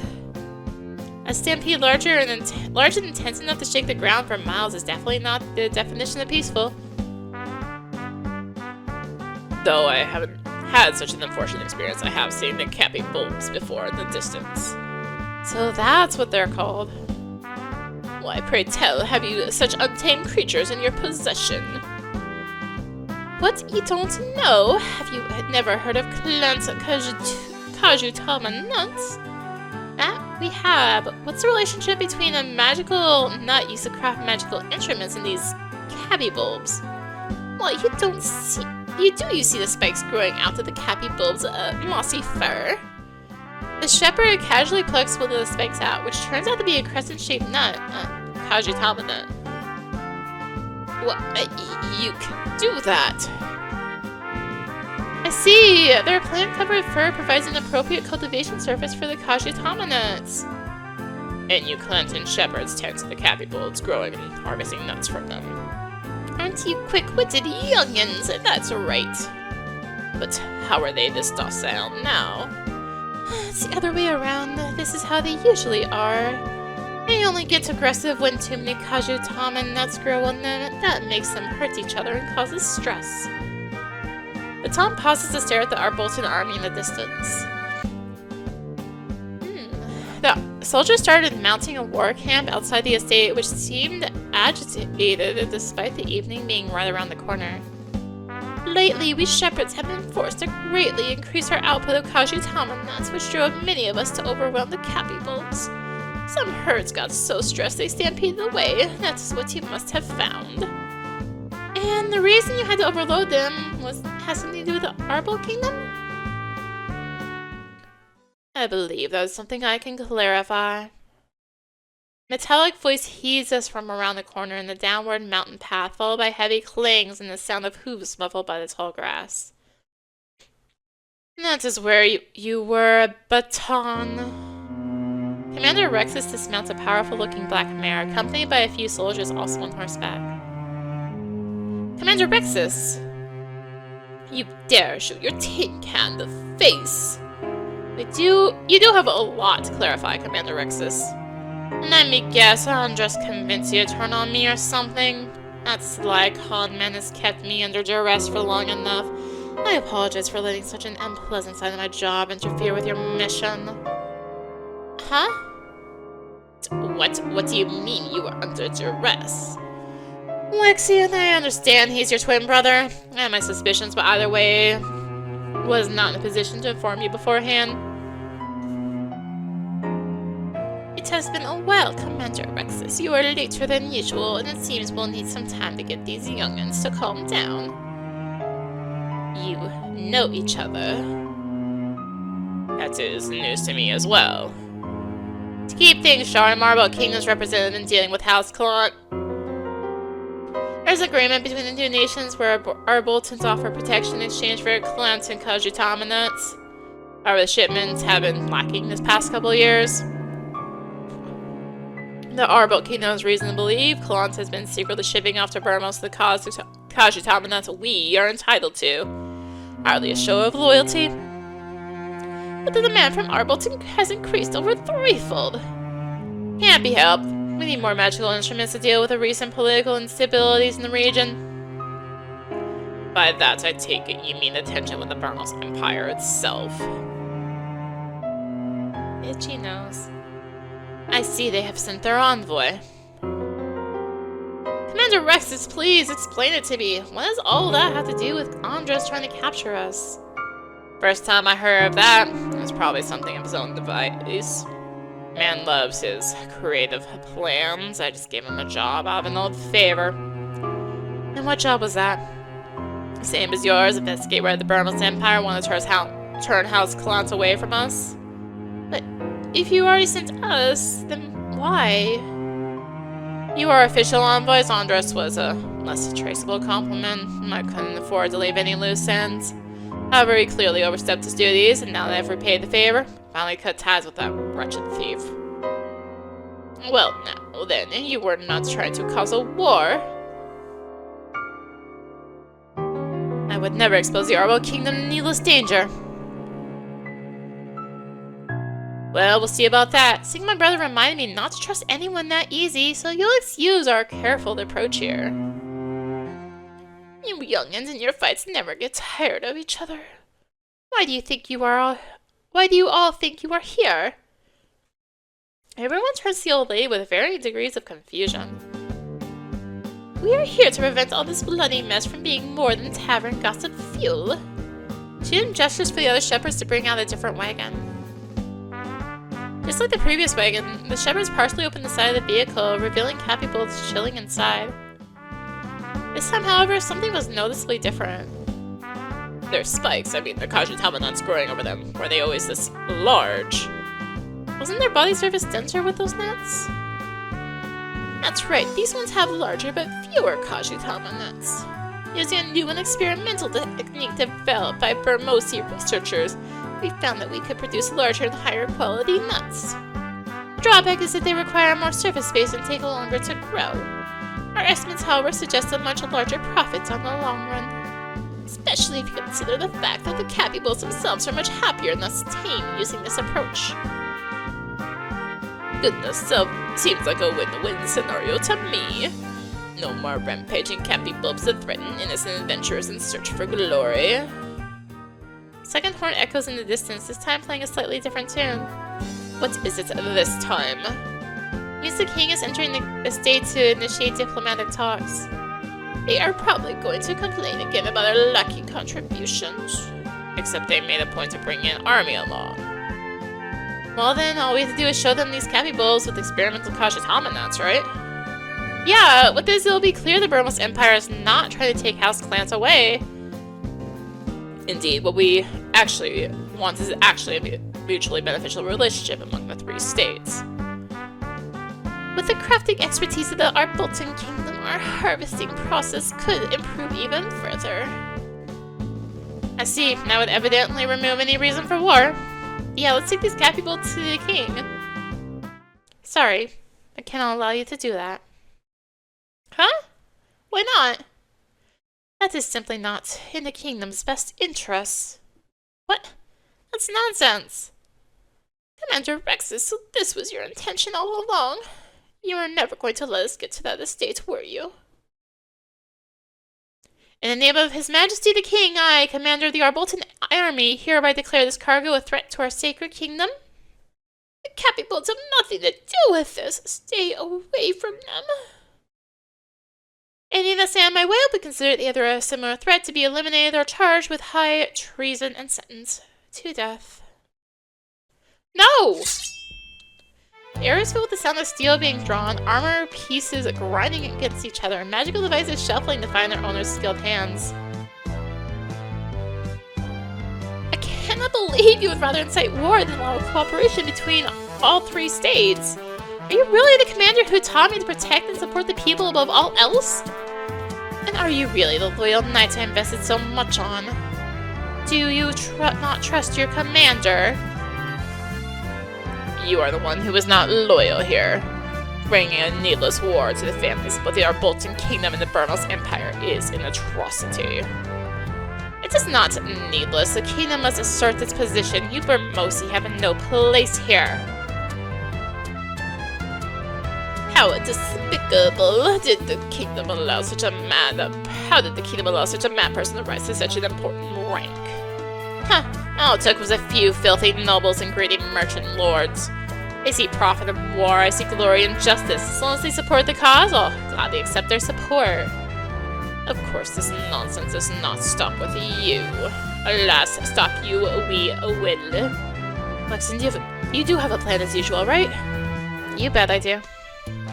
I'm all ears. Don't underestimate her. Her commander rank is not just for show, despite whatever underhanded methods she used to get there. Maybe, just maybe, we don't really have to face her head on. Oh? Miss Baton, is there any room left on any of those wagons?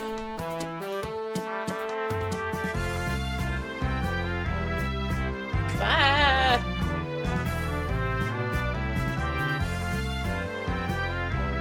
Ugh.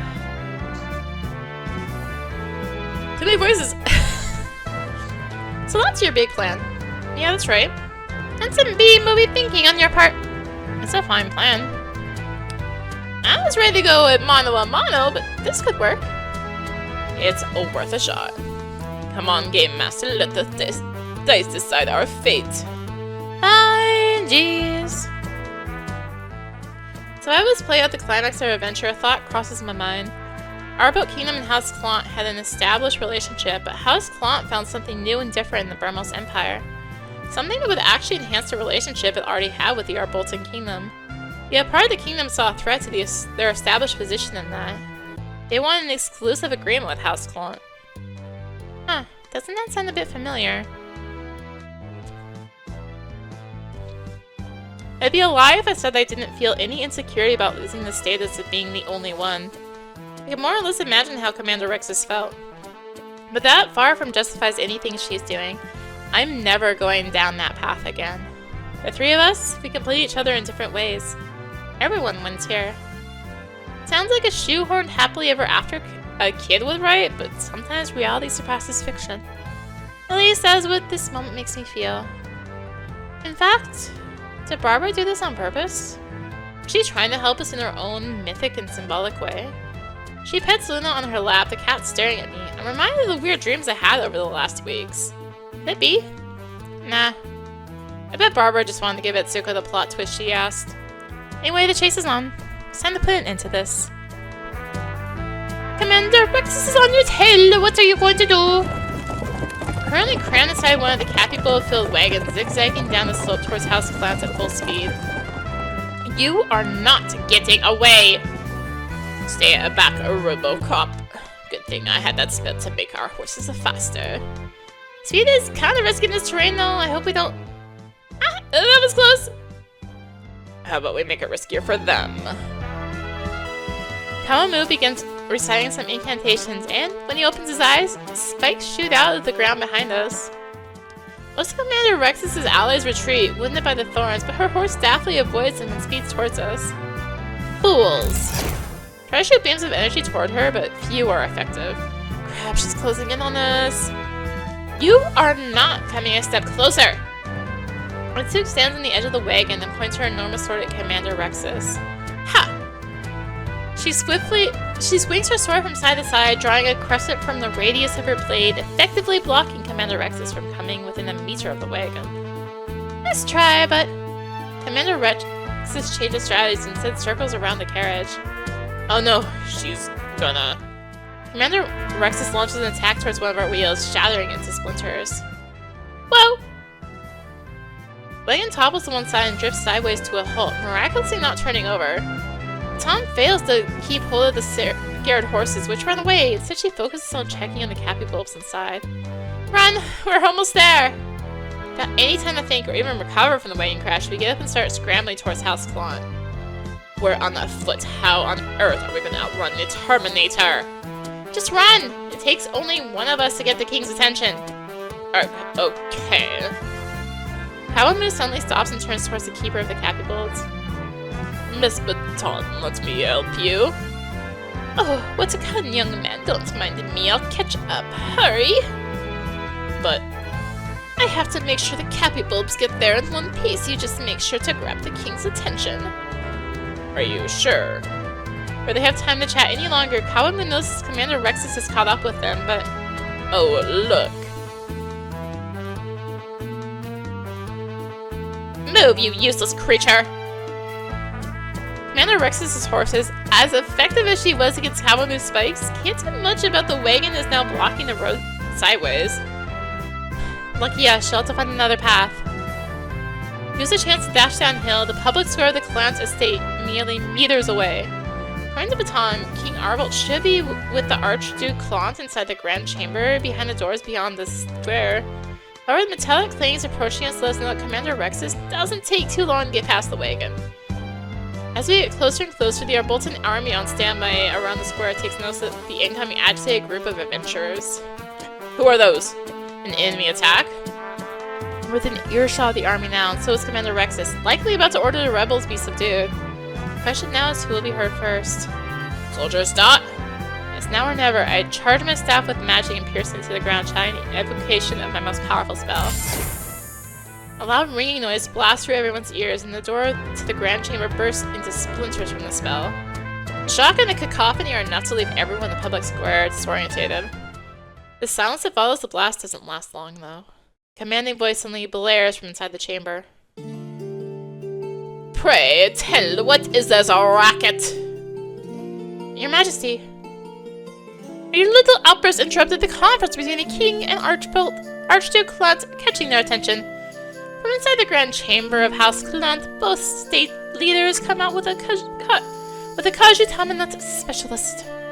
The way things were going, Baton suspected the king would not be too happy with the numbers, and the military intervention seemed imminent. Furthermore, the ringing in his ears, a disoriented army, and the mismatched party squabbling with his trusted commander in the middle of the square did not help your case. It did at least prevent Commander Rexus from capturing you, now that doing so in front of the king would be very questionable. Commander Rexus, Sir Etsuko, what is the meaning of this? The remaining crowd from the chamber pours out onto the public square, filled with unrest, chatter, and shouts of outrage and confusion. This is coup. Terrorist attack. Is a war going to break out after all? Nah, was that really the best way to get their attention? Of course, they have just forgotten all about that boring meeting. Their eyes are all on us now. For better or worse, let me give you a hand. As a captain of His Majesty's service, I am here to expose the treacherous actions of Commander Rexus. Your Majesty, don't listen to a word these rebels say. The chaos intensifies, but the guards and soldiers stop in hesitation due to Etsuko's rank. Etsuko, you speak grave words. I reckon you understand what punishment awaits you should the truth not be on your side. You have exactly one chance at explaining this. Some things are better explained by showing. Here, Your Majesty. Grab one of the high-quality Kajutamanats from my pocket and throw it to the king's specialist. Her eyes grow as soon as she catches it, feeling its weight. Turning around while looking through a magnifying monocle, the specialist approaches the king and whispers her conclusions. Where did you find this? The better question is why you did not find this until now. Lixian, you'll regret this! In a desperate attempt to stop the truth from being revealed, Commander Rexus lunges in my direction sword first. Not so fast. X2 steps in between us and crosses swords with Commander Rexus, shielding me from the attack. Cease this spat immediately. I demand to hear about the origin of this Caua net. Your Majesty!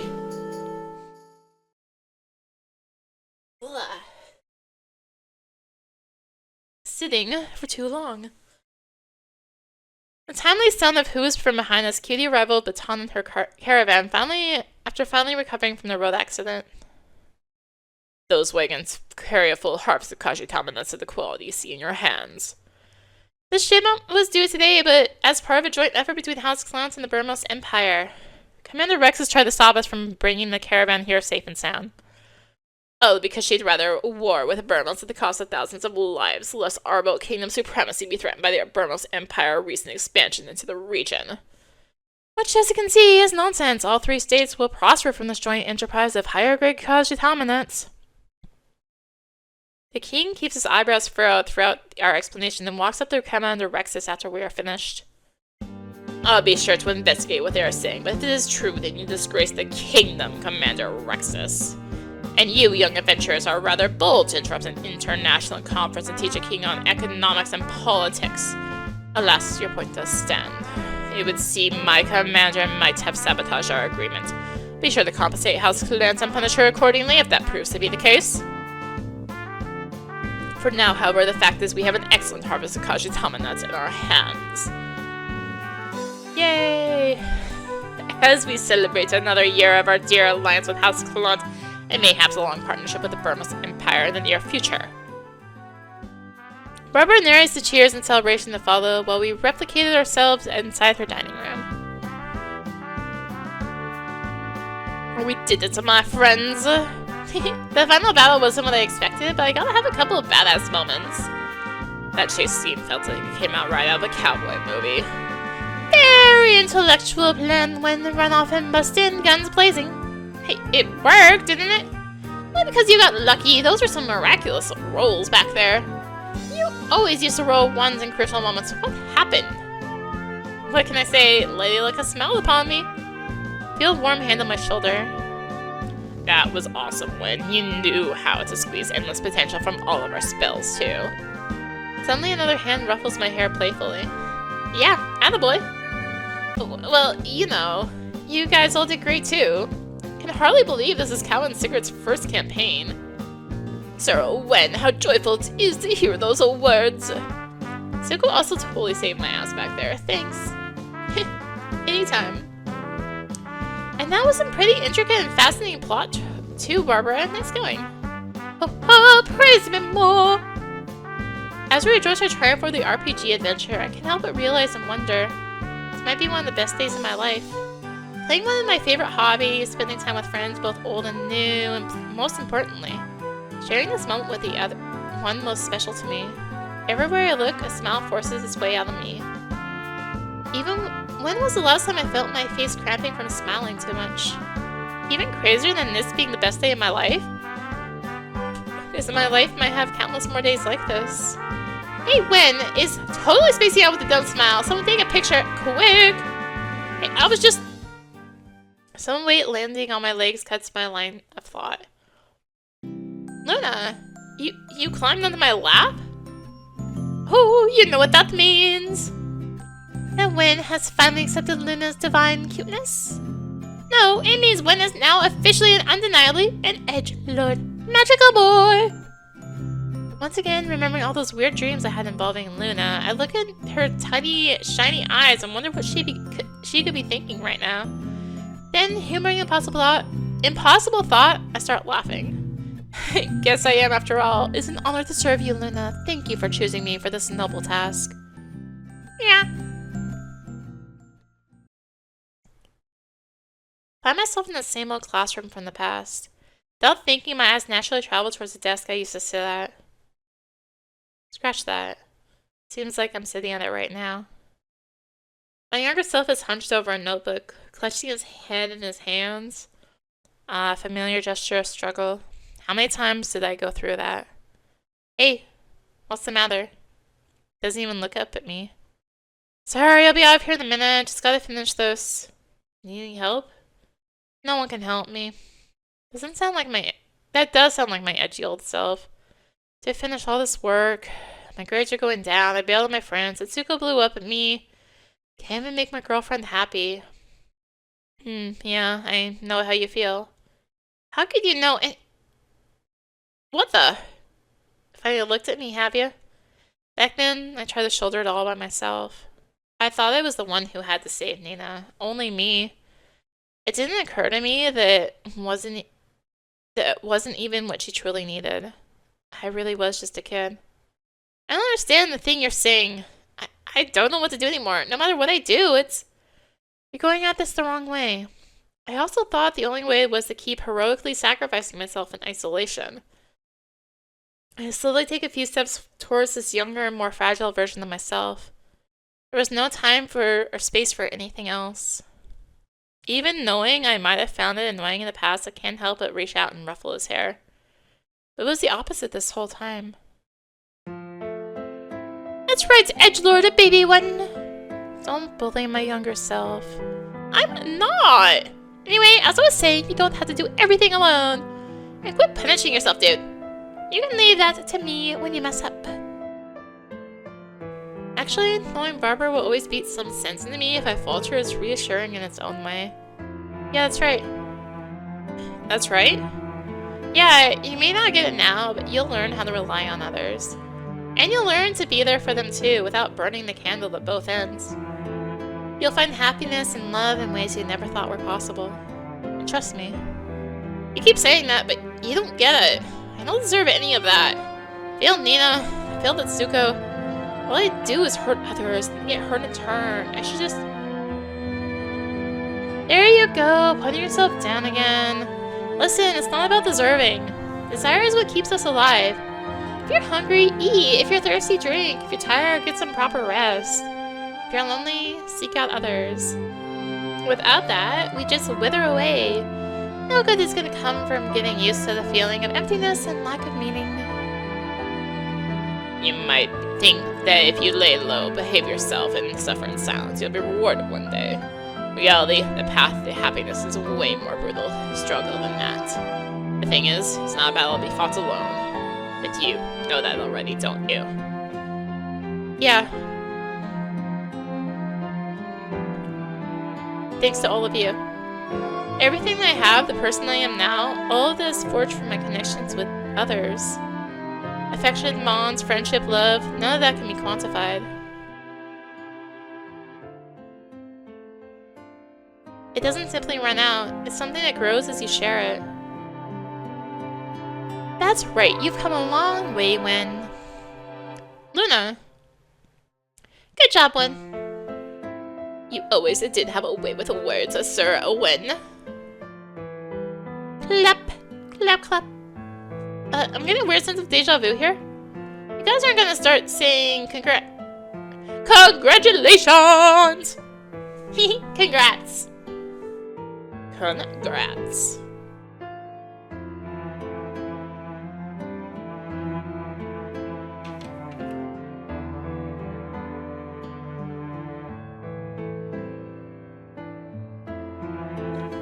Congratulations!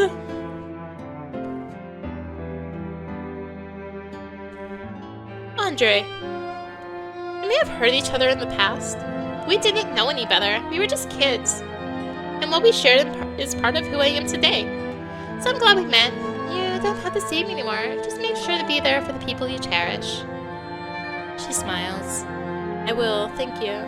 No matter how much I wish I did better by her and Etsuko back then, this is where I am now, and my life is only my own. So Nina's right. I should spend every day with the ones dearest to me. Congratulations. Congrats, Wen. Everyone, thank you. Wen? Wen? An unfamiliar ceiling. Or rather, one that I'm slowly becoming acquainted with. Oh, right, this must be... I think you're drooling when... Oh. Seems I'm still a little out of it. How did you sleep that soundly in the 5 minutes it took me to brew some tea? Was a tough week at work? Sitting up from where I lay on Etsuko's bed, I grabbed one of the teacups she brought. Or maybe being here makes me instantly relaxed? I smiled at Etsuko, who returns the gesture before sipping on her tea, standing in front of me. You got used to being here that fast, huh? Maybe I should lift the ban on my mom's teasing to make things interesting again then. God, please don't. That's right, I've been spending quite a bit of time at Etsuko's home. A couple of months have passed since she agreed to go out with me at that fateful Festa Junina. I have come to show up here at least once a week, and Etsuko's mom and sister quickly caught on to the fact that I am on the shyer side of things. The first night I spent here was followed by a particularly inquisitive breakfast. Managed to get some rest? Etsuko didn't kick you in your sleep, did she? Those are some cute pajamas. I thought young men nowadays were all about boxers. I guess they all share the frontal attack approach to things. However, the splash damage eventually convinced Etsuko to intervene. I must make sure the band stays. I wonder if Caua gets the same treatment when he's around. I get the feeling he knows how to handle this sort of thing. Maybe I ought to get some tips from him? Don't worry too much about it. That's just how my mom shows affection. It means you've been accepted into the sacred Kinjo territory. Well, I guess I'm honored. Teasing aside, the lively atmosphere in this household is a far cry from my own family home. Speaking of sacred territory, you were telling me about that place you visited in Okinawa? Oh, yeah! She sets on a tray with the teacups and sits on the bed next to me. One of my favorite spots was Sefuutaki, a sacred place for the Rikokyun people. It's a shrine made up mostly of natural rock formations and the surrounding vegetation. How does that work? Let me look up some photos I took. She takes her phone out and starts scrolling endlessly. Sefuutaki has this ethereal vibe. It's so quiet and empty you can't help but let your thoughts wander. It's like you're really connecting with... Suddenly she stops scrolling and blinks a few times before understanding what popped in her screen. Oh, Caua sent a voice message. Mind if I put it on speaker? No, go ahead. Etsuko tapped something on her screen before leaving the device on her bed so I could hear Kaua's message. Hey, Etsuko. Maybe when. Hope you guys are having fun over there. Just wanted to tell you that I bought the tickets for that movie we're seeing Thursday night. Right, Caua mentioned that during work today. Also, I look forward to seeing you on Saturday. I heard really nice things about the matcha place we're going to. That's it. See you Thursday, Etsuko. See you tomorrow morning. Etsuko picks up her phone and taps away an answer before going back to finding photos from her trip to Okinawa. If I'm not mistaken, it was real this time. It's a curious feeling knowing what Etsuko and Caua are up to from two different separate sources. Almost like reading spoilers for a manga. I'm never really surprised, but there is always a satisfaction seeing the pieces fit together.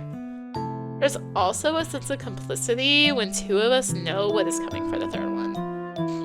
All in all, it's amazing that I can share the best thing in my life with both my best friend and my girlfriend. Here, I found them. Or they showed me the photos. Etsuko snugs herself close enough to comfortably hold the phone screen facing both of us. Her warm presence quickly fills my senses, and any sleepiness I had left completely vanishes. Here, this is Sefuutaki. A photo really doesn't do it justice, though. It seems like during the Ryukyu Kingdom, only women were allowed to enter. The only exception were men from the royal family. Oh, but I read somewhere that even they had to dress as women to be allowed in. For real? Nowadays, anyone can go in, save for a few spots, like here. She zooms in on the triangle formed by rocks and taps through a few more photos of nature until we arrive at a selfie of her holding up a Sata Undagi. You look a bit more like how I remembered you from high school. Because of the hair? Indeed, she's sporting a shorter bob on the photo. I guess I started growing it out back then. Struck by an unexpected melancholy. I guess it shows on my face because Etsuko promptly asks, "Are you okay?" It was just, I wonder if I could have seen all these different versions of you if I hadn't screwed things up back then. Looking at Etsuko from a year or so ago, I feel like my past mistakes made me lose something that will never come back. Wait, didn't I just dream about something like that? But before I could even give that thought any more attention, my hand is wrapped in Etsuko's. We're here now, Win. It's like the warmth that surrounded me now flooded from our joined hands. Yeah. And to be fair, it's only because I went through all of that I could find the happiness in our current situation. It's a very bittersweet idea, but if I hadn't been so single-minded about Nina, I might have never understood the importance of balancing my relationships. Etsuko and I are here now. She's right. We each took our own paths but met again after all those years. Filled with belonging and companionship, our eyes seek each other out as do our lips. Etsuko's hand slowly slides up my arm and grabs me firmly as we incline our heads to the movement of our mouths. As with many things between the two of us, matching each other's pace comfortably has been easy from the beginning. The only thing that catches me by surprise is Etsuko's strength, like how she's pushing me back even now. Finally seeking support with my free hand, I shift my weight and feel the screen of our phone under my fingers. Reflexively, I take a peek from the corner of my eye. Immediately start laughing, abruptly ending our kiss. There's a photo of Etsuko wearing a flashy sailor outfit and doing a cute pose to boot. What are you? Hey! I was not supposed to be here! This is what they call a gap mo. I was sure I deleted this, but I guess Barbara just kept sending it again and again. Gah! She sighs deeply, still looking flushed. It was all her idea, okay? It was a dumb group costume for Carnival. You know how Barb is when she sets her mind on something? She even had Sigurd do his hair up in pigtails. Sure, I know you always wanted to be a sailor warrior. What are you talking about, Mr. Edgelord, magical boy? Get. Mental image of my own magical boy costume immediately cut my laughter off. I'm really not one to talk here. Embarrassed, we look away from each other for a few moments. Then I have an idea. Anyway, I just thought of something. Wanna go there again? I mean, the two of us. To Okinawa. Tsuko's eyes widen, followed by her lips, forming the brightest of smiles. Hell yeah! Then you'll be able to visit Sefu Otaki yourself! Exactly. And it'll be a way for us to fill the gap from the years we've been apart. You know, because I'll be able to be there with you this time. Does that make sense? Tsuko smiles at me as if I said something funny. So you can say cute things sometimes? Of course I can! But that would just compensate for my trip. I know! What if we go to Taiwan too? It's not that far. We'll just be making up for lost time. Let's make brand new memories too. I blink a few times. That would be awesome. Let's do that. Yay! We hug each other to celebrate our future plans. It feels really good to know we can do all these things together now. Hey Win, how about we grab a bite outside? It's a nice warm night. Perfect idea. I was just thinking of suggesting we have something to deliver, but going outside sounds even better. Great, let me grab my things. In a matter of minutes, we're headed towards the door, discussing our plans for these future trips. As we walk out into the street, the bright lights of Sao Paulo's nightlife welcome us into its maelstrom of meetings, missings, and reunions.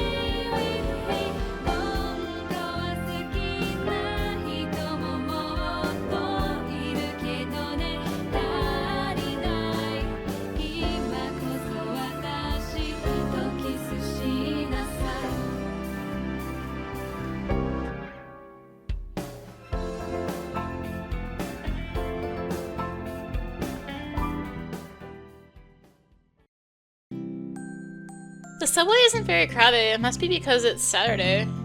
Even though it's the weekend, today must still be pretty busy. Of course, we're playing our RPG campaign in the afternoon. Right now, I'm on my way to meet Etsuko and Caua. We're going to a tea house that opened recently. It's supposed to have all things matcha related. This kind of outing is right up Etsuko's alley. I guess that Caua knows more about tea-flavored sweets than I do. Next stop, Station Libertad.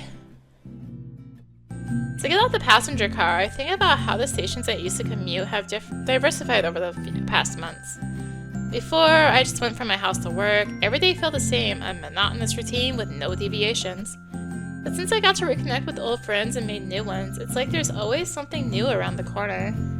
I never know what to expect in a good way, and that's really exciting. I arranged to meet Etsuko and Caua by the bridge since they would already be doing things nearby. Etsuko went to return a book at the cultural center, and Caua went to take a look at an exhibition at Casa das Rosas, something like that. I rest my arms on the railing of the bridge as I watch the avenue below. Cars and more cars on concrete strips stretching towards the horizon. Drizzling and the cloudy weather complements the landscape with even more shades of gray. Too bad I forgot to bring an umbrella. Perhaps this meeting spot wasn't such a good idea given the possible adverse weather conditions. Before my grumpiness can develop any further, I spot a couple sheltered under a green umbrella approaching. Can't help but let a smile form on my face. There they are. Hey! Etsuko is waving enthusiastically. As they come closer, Caua covers me with the umbrella so that the three of us are protected from the rain. I greet Etsuko with a quick kiss on the lips and Caua with a hug. I hope we didn't keep you waiting for long. Nah, I barely had time to appreciate the sad, gray view of the city. I mean, it's not that bad now that the sky is clearing up. Take another look, and it is indeed possible to spot a few rays of sunlight starting to pierce through the clouds. Small patches of blue sky and new lighting bring out colors that previously seemed dull. I think you guys brought the sun with you when you arrived. If I think about it, that's not too far from the truth, metaphorically speaking. Or maybe it was because the three of us got together.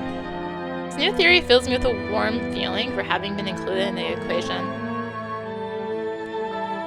As the umbrella is no longer needed, Caua closes and also leans on the railing. Etsuko soon follows. I notice that their arms are resting lightly against each other as they admire the view of the bridge. It's easy to see complicity between the two. Common sense would probably say that either I should be jealous or that I'm intruding, that I'm being left out. But what I feel right now is happiness in knowing that Etsuko is loved. The wind blows and some of the petals from the Ipe trees on this roadside fly in front of us. I take a deep breath and feel my heart surprisingly light. Etsuko turns toward me and holds out her hand. Wanna get going? I take her hand and smile. So we go our way. I take one last glimpse of the blossoming tree. Never imagined I'd be here when this all started. And it's not like I stopped being anxious about it. But with these two by my side, one way or another, we'll figure it out. It does make me wonder, is there even such a thing as a right way to love? Well, there's something I caught myself thinking a lot lately. I guess our hearts always have room for more.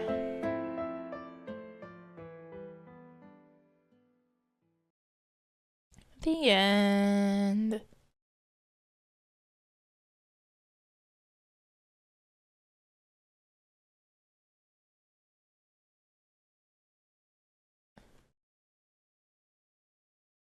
You have unlocked a new route. Try playing again to reach a new ending. I think I'm good. I think it seemed like a good place to call it. So thank you so much for watching these videos and the series in general. If you enjoyed it, consider tossing a like, comment, subscribe, maybe click the bell for notifications. Also, be sure to check out the description below. Various links, social media, Discord. Come hang out. Get notifications there as well. And until next time, this is rinimt signing out. Bye!